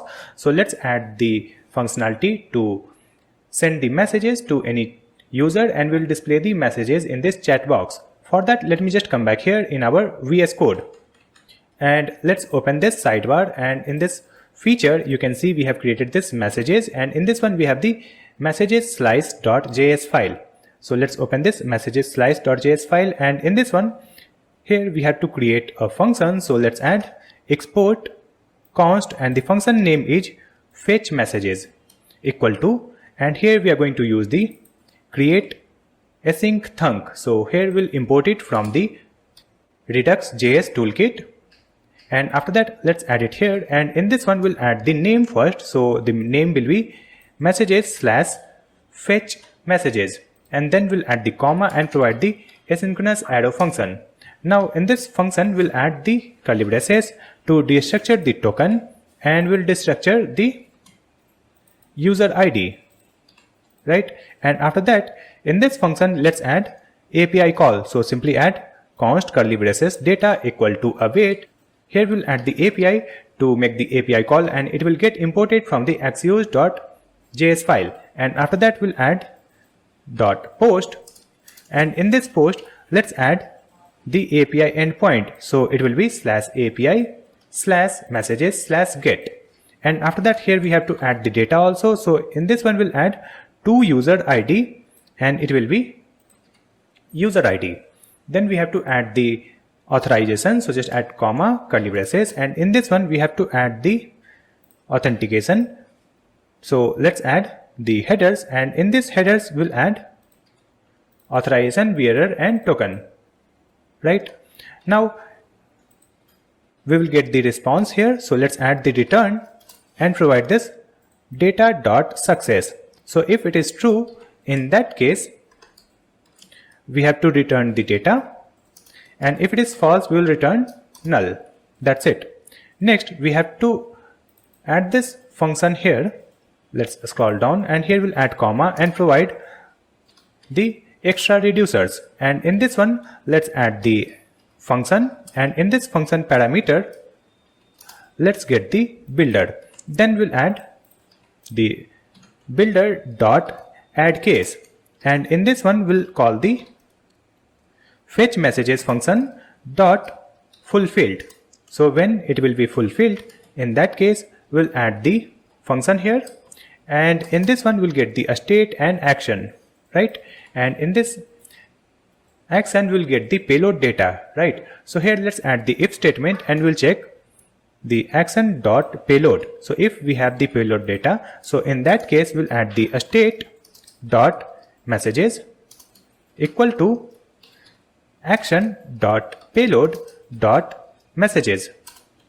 Now we'll create some other reducer actions. So in this reducers object, let's add set messages. So when we'll open any chat box, it will set the messages that will fetch all the messages, right? So here we'll add the state and action in the parameter and create the arrow function. Now here we'll add the state dot messages equal to action dot payload. After that, let me add one more function. So let me just duplicate it. And here we'll add the name called add message. So whenever we'll send the message, then we'll use this add message, right? And here we have to add the state dot messages equal to one array, and in this one we'll add the spread operator state dot messages comma the action dot payload. So it will insert the individual message, right? Now let me just copy this, paste it here, and after that here we'll add the name reset messages. So whenever we will switch the chat box, we will open the other user's chat box. So first it will reset the messages. So here we'll add the state only, we will not add the action, and here simply add state dot messages and provide the empty array. That's it. So here we have created these other reducer actions, right? And after that, let me just come back to the chat box. So let's open this sidebar, and here we have the pages. In this one we have the chatbox.jsx file. Let's open this chatbox.jsx, scroll up, and here you can see we have the messages, and in this messages we have added the dummy messages data, right? So let me remove it, and here let's add the use selector. Use selector has been imported, and after that we'll add the arrow function here, and in this one let's provide the state as a parameter, and after that here let's add the state dot messages, correct? Now after that here we need the user ID, and we'll get the user ID from the params. So let's add const user ID equal to use params, and the use params has been imported from the React router DOM, right? And after that here we need the token also. So let's add const get token equal to use auth, and the use auth has been imported from Clerk. And after that here we need the dispatch also. So let's add const dispatch equal to use dispatch, and the use dispatch has been imported, right? And after that let's scroll down, and here you can see we have this user, and in this user we have added the dummy user data. So let me remove it, and here we'll add the null, right? And after that let's come here in this send messages. So in this send messages let's add the try catch statement, and in this try block we'll add the if statement, and we'll add if not of text, and operator provide not of image, then simply add return. After that we'll add const provide the token here. So let's add token equal to await get token function, right? And after that here let's create the form data. So just add const form data equal to new form data. Then we have to add the data in this one. So let's add form data dot append, and in this one we'll add the property name and value. So let's add the property name to user ID, and then we'll add the value. So the value is user ID. After that we have to add the form data dot append, and in this one we'll add the text, and this will be text. And after that we'll add the image. So let's add the image and operator. So if the image is selected, so in that case just add the form data dot append and provide the property name image and provide this image state, right? And after that we can make the API call. So let's add const curly braces data equal to await and provide API. API will get imported from axios.js file, and after that we'll add the type post, and in this one we'll add the path. The path will be /API/message/send. After that we have to provide our form data, and then we have to add one object where we'll add the headers. So let's add the headers. It will be authorization, bearer and token, right? And after that we'll get the response. So let's check the response. If the data.success is true, in this case we'll add the setter function, set text and provide empty string. Then we'll add this set image and provide null. Then we'll add this dispatch, and in this dispatch we'll add this add message.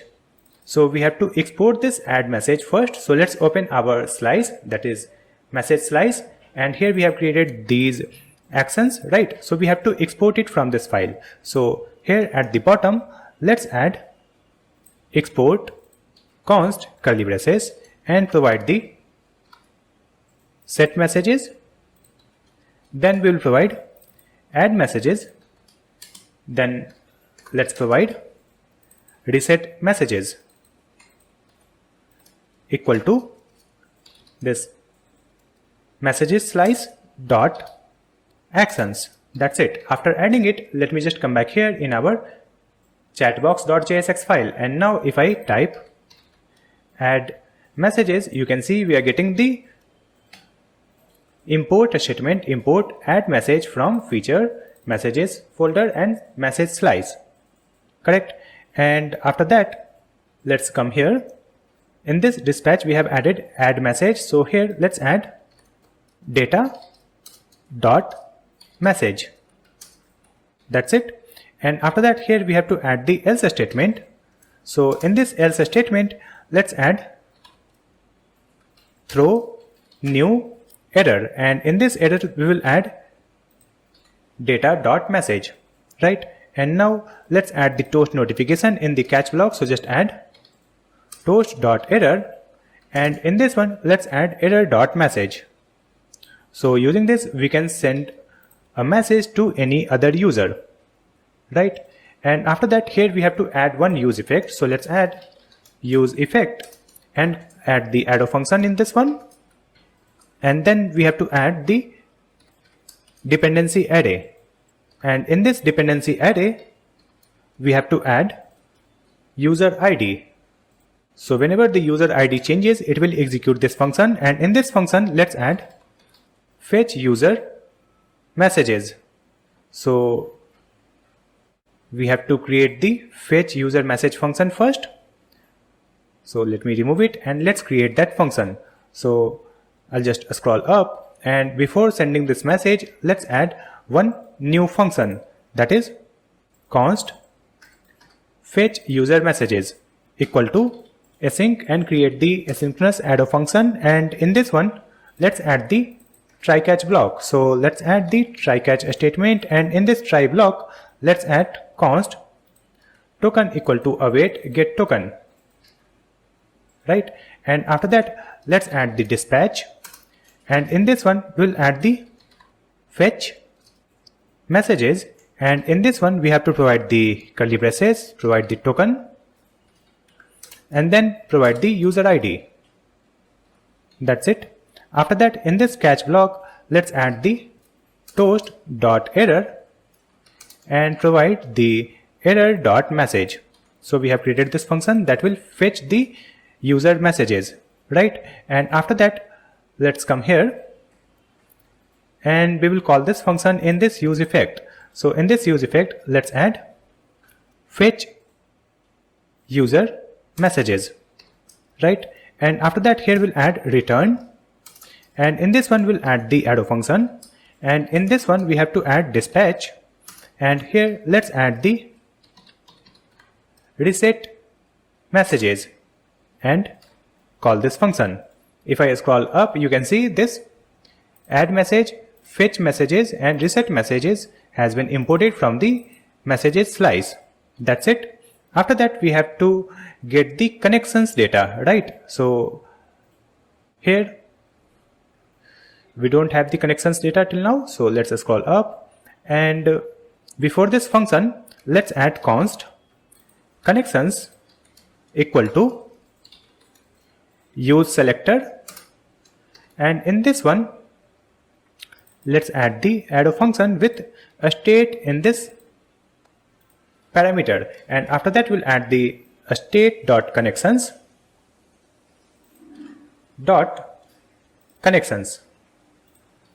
So here we'll get the connections data, correct? And after that let's come here, and here we have to create one more use effect. So let's add the use effect, and we'll add the arrow function, then add the dependency array, and in this dependency array we'll add the connections, and then we'll provide the user ID, right?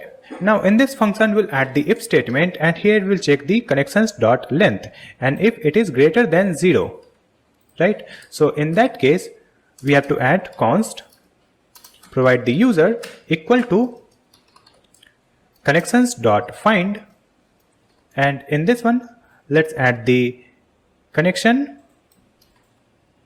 and create the arrow function, and here we'll add the connection._id equal to user ID. So here we'll get the user, correct? And after that here we'll use the setter function set user and provide this user here like this. Now save the changes, and after that let me open the web page. Let me come to home page.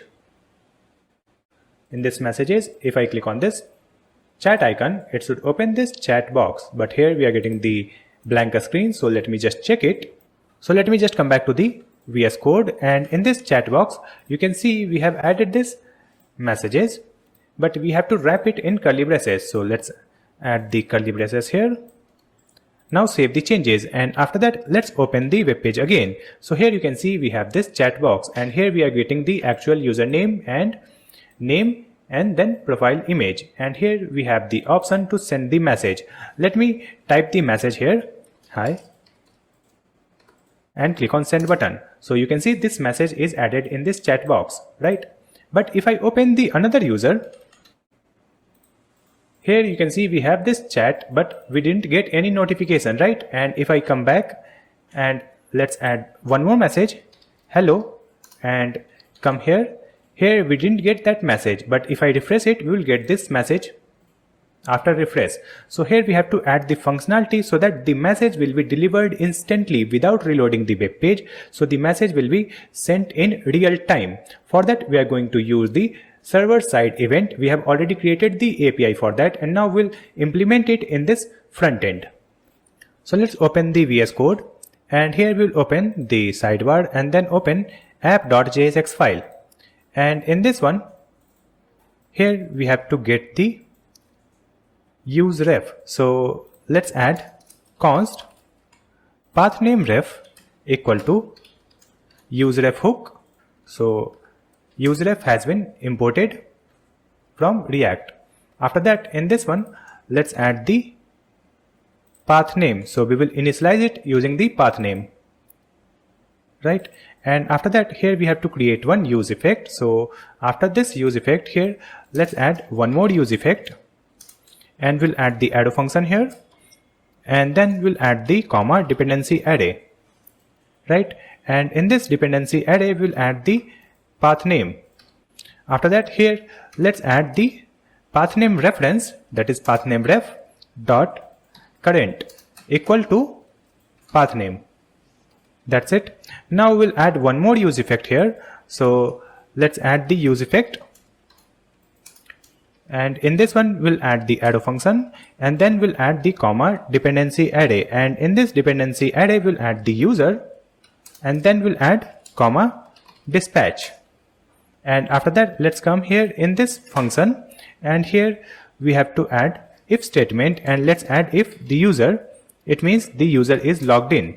So in that case, we will add the const event source equal to new and provide the event source, and in this one we have to add the base URL. So just add import dot meta dot env dot wheat base URL, and after that we have to add the remaining API endpoint. So just add plus and provide this /API/message, and at the end of this API. Here we'll add plus and provide the user ID. So just add the user dot ID.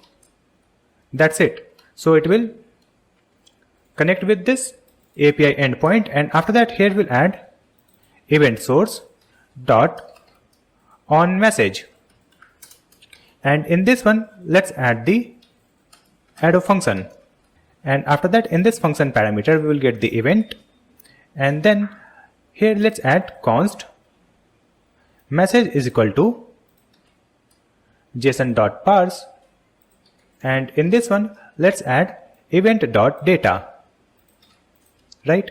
And after that we'll add the if statement, and here let's add the path name reference dot current equal to this slash messages plus message dot from user ID. It means this chat box is open, right? So in that case we have to display the message or add the message in the chat box instantly. So just add this dispatch, and here we'll add message. So this add message has been imported from this features messages folder and messages slice. After that here let's add this message. So this message will be added in the chat box, and after that we'll add the else statement also, and here we have to display the notification. It means whenever user will receive a new message and the chat box is open, it will be added in the chat box, and if the chat box is not open, in that case we have to display the notification. So we have to create a notification component. After this event, here we have to add return, and in this one let's add the add function, and here let's add the event source dot close. That's it. And now let's scroll up. You can see here we have used this path name, but we have not imported it. So here we have to import it. So let's add const curly braces path name equal to use location. Let's import this use location from React Router DOM. So you can see the use location has been imported from React Router DOM. Now save the changes, and after that let me open the web page, and here we have this user, and if I type hello, click on send button. So you can see in the another profile here we have instantly received this message, right? Let's click on this icon, and here we'll upload one image. Let me choose this image, click on open and send. So you can see this image will be sent, and if I open the another profile, here you can see we have instantly received this image. So right now this chat box is open. Now suppose we are on the home page, and from here if we send the message, in that case we have to display one notification here, like we have received a new message, right?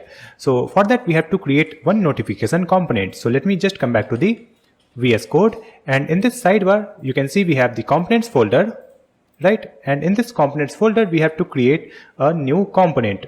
So let's create a new component with the name notification. So right click, create a new file, and write the file name notification.jsx, and here let's add RAFCE to create the component structure, and after that in this one we'll add curly braces to destructure the props. So here we'll add T and message, right? And after that here let's add const navigate equal to use navigate, and the use navigate has been imported from React Router DOM, correct?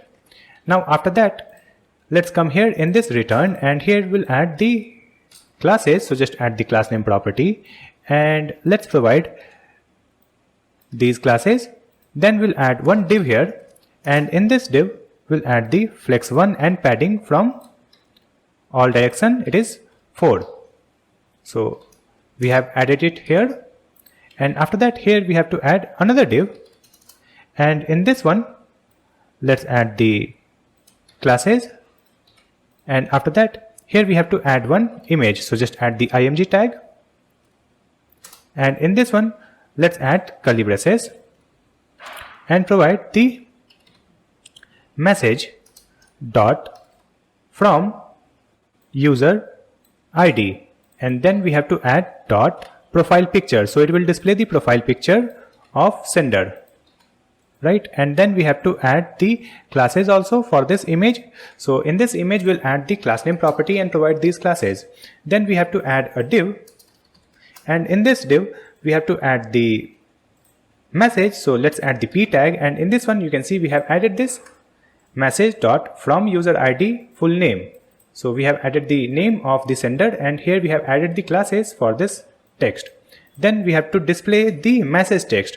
So here we'll add one more p tag, and in this p tag we have added the classes, and after that you can see here we have added the message.text, so it will display the message text, and we have added slice 0 to 50, so it will display the 50 character only, right? So here we have to display the user's icon, name and message text. So we have created this notification component. Here we have to add the classes also, so just add the class name property, and in this one let's add margin from left side and flex 1. Now save the changes. After that we have to mount this component, but before mounting, here we will add one button also, so that when we click on this button it will open that chat page. So after closing of this div, here we'll add one more div, and in this one we have to add one button, and in this button let's add the text called reply. Now in this button we have to add the classes also, so just add the class name property, and here let's add these classes, right? And after that in this button we have to add the onClick property, so let's add onClick, and in this one we'll add the arrow function, and in this arrow function let's add navigate, and in this navigate we have to add the path, so just add backticks slash messages slash $, curly braces, and provide the message dot from user ID dot underscore ID. After that we have to hide this notification, so here let's add toast dot dismiss, and here let's add t dot id. That's it. Now we have to add the classes in this div, so we'll add the class name property here, and here we'll add flex border L, then border gray 200. Save the changes. Now we have to mount this notification component, so let's open our app.jsx file, and in this one we have to mount this component in this else statement, right? So in this else statement let's add toast, so the toast will get imported from React Hot Toast, and after that we'll add dot custom, and after that here we have to add one arrow function, and in this one let's add this parenthesis, so it will return the notification. So just add the notification component, so this notification component has been imported, and after that here in this parameter we will get t, and then in this notification we'll add the props, so let's add t, it will be t, and then we have to add the message, and here let's add this message. After that here we'll add the comma and provide curly braces, and in this one let's add the position of this notification, so let's add the position, it will be bottom right, so this notification will be displayed in the bottom right side. That's it. Now save the changes and open the web page. Now you can see here we are on the home page, or you can go to any other page except chat box, and let's come to the another account, and from here we will send one message. So let's add one message, hello, how are you, and click on send button or enter.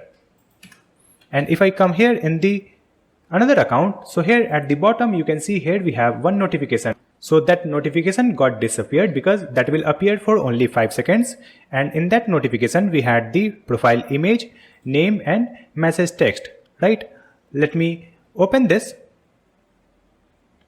messages and then go to chat. So here you can see we have received this message, hello, how are you. Now let me send one message from here like this one, hi, and instantly go to the another profile. So here you can see this message is displayed here because the chat box is open, but if I go to home page and send another message from here and click on send button and come back here. So you can see here we have the notification in the bottom and here we have the reply option, right? If I click on this reply, it will open this chat box.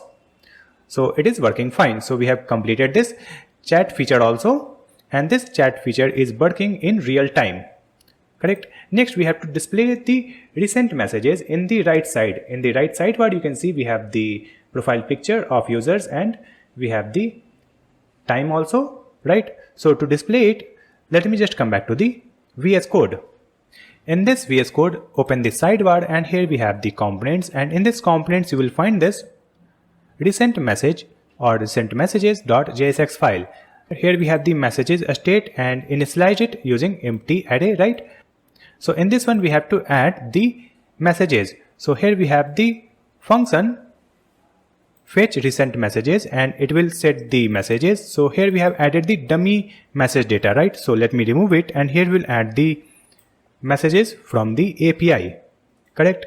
And here we need the user data also. So let's add const curly braces user equal to, and the user has been imported from Clerk.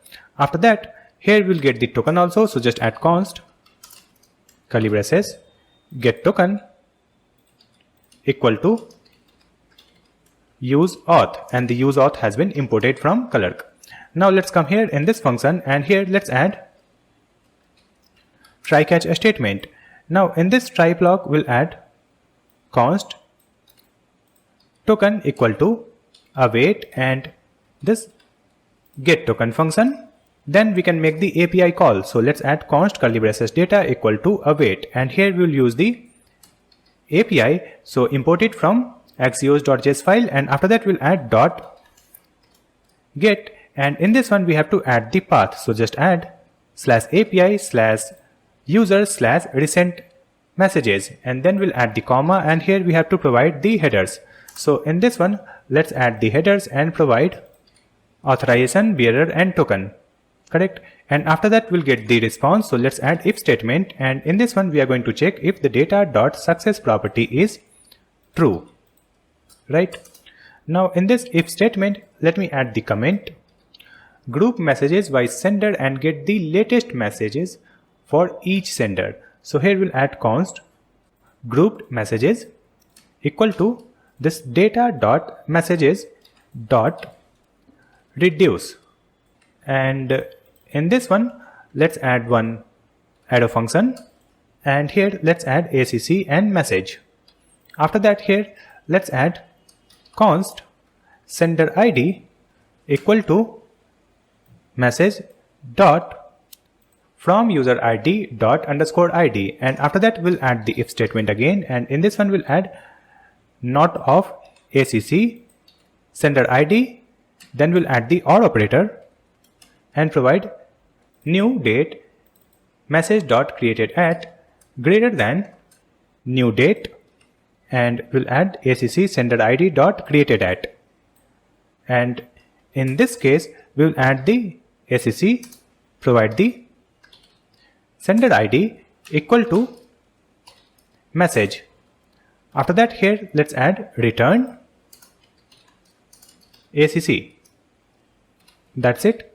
After that here we have to add the comma and provide the empty object like this.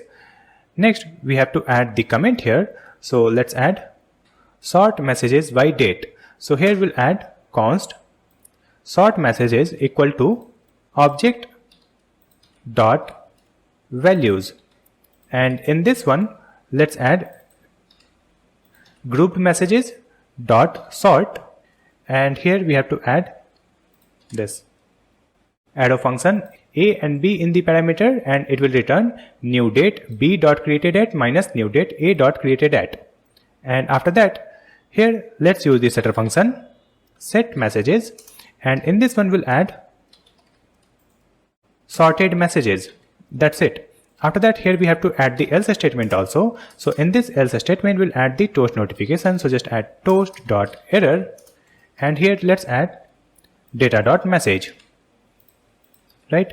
And after that let me just copy and paste it in the catch block, and here we'll add error.message. correct? After that, here we have the use effect. So in this one, we are calling this function, but before that we'll add the if statement, and here we'll add the user. So when the user is logged in, then only this function will be called. So here let's provide this fetch recent messages function, and after that we'll add the set interval. Now in this set interval, we have to add the function. So let me just call this function, and after that we'll add the time. So I'll add 3000 milliseconds, that is 3 seconds. Then we'll add return, and in this return we'll add the arrow function, and here let's add curly braces and provide clear interval, right? And here let me increase the time. I'll write 30,000 milliseconds, that is 30 seconds. Now here in the dependency array, let's provide this user. So whenever the user changes, it will again execute this function. After that, let me just save the changes and open the web page. So here in this recent message, we don't have any message, right? And now let me open the other profile. Come here. Here we don't have any message. Here we are getting some error. To solve this error, let me just come back to the VS Code. And here we will open this server folder, and in this one we have the controllers, and then you can see we have this message controller.js file, and in this one we have created this function to get the user recent messages, right? So in this one you can see we have added message.find, and in this one we have this curly braces to user ID and user ID, right? But after that we have to add this parenthesis. So let's move it from here. We'll add like this. It will be closed here. Then we'll add dot populate, and after that we have dot sort. Save the changes and it will automatically restart the backend. Now let me just come back to the web page, and now if I refresh it, we will not get any error notification, and here you can see we are getting the recent message here, right? If I open the another profile, here also you can see we are getting the recent message in the sidebar, correct? Now we have created all the features of this social media application, right? Next we have to deploy it. So let me just come back to our VS Code, and let's click on this source control icon, and after that let's add one commit message, project completed. Click on commit, sync changes. After updating this code on GitHub, let me open the Vercel dashboard, and here you can see we have already deployed the backend, that is the backend server. Let's open it, and in this one you can see here we have the domain, right? And here you can see the deployments, and in this one you can see it is redeployed again 2 minutes ago because we have updated our GitHub repository, right? So this is the latest deployment. Let's click on this link to get the backend URL, right? After that we have to deploy the front end. So let's come here and open the dashboard again and click on new and choose project. Now let's choose the same repository pingup and click on import, and here we have to add the project name. So I'll write pingup only, and then we'll add the root directory. So just click on this edit, and here we have to choose client because we are deploying the front end. Then click on continue, and after that here we have to add the environment variables. So let me just come back to the VS Code, and in this VS Code let's open the client repository, and here we have .env file. So in this one we have 2 environment variables. Let's just copy this and paste it here. After that here we have the publishable key, that is Clerk publishable key. It will be same, but then we have to update this base URL. So here we have added the backend URL, that is the local host. So let me remove it, and here we'll provide this backend URL that is deployed on Vercel. So just copy this and paste it here. After that in this URL at the end you can see we have this /, right? So let me remove this / from here. It will be like Vercel.app. It should end with Vercel.app. That's it. Then click on deploy button. So it is deploying our front-end project. You can see the deployment status here. After deployment, you can see this congratulations message. Let's click on continue to dashboard.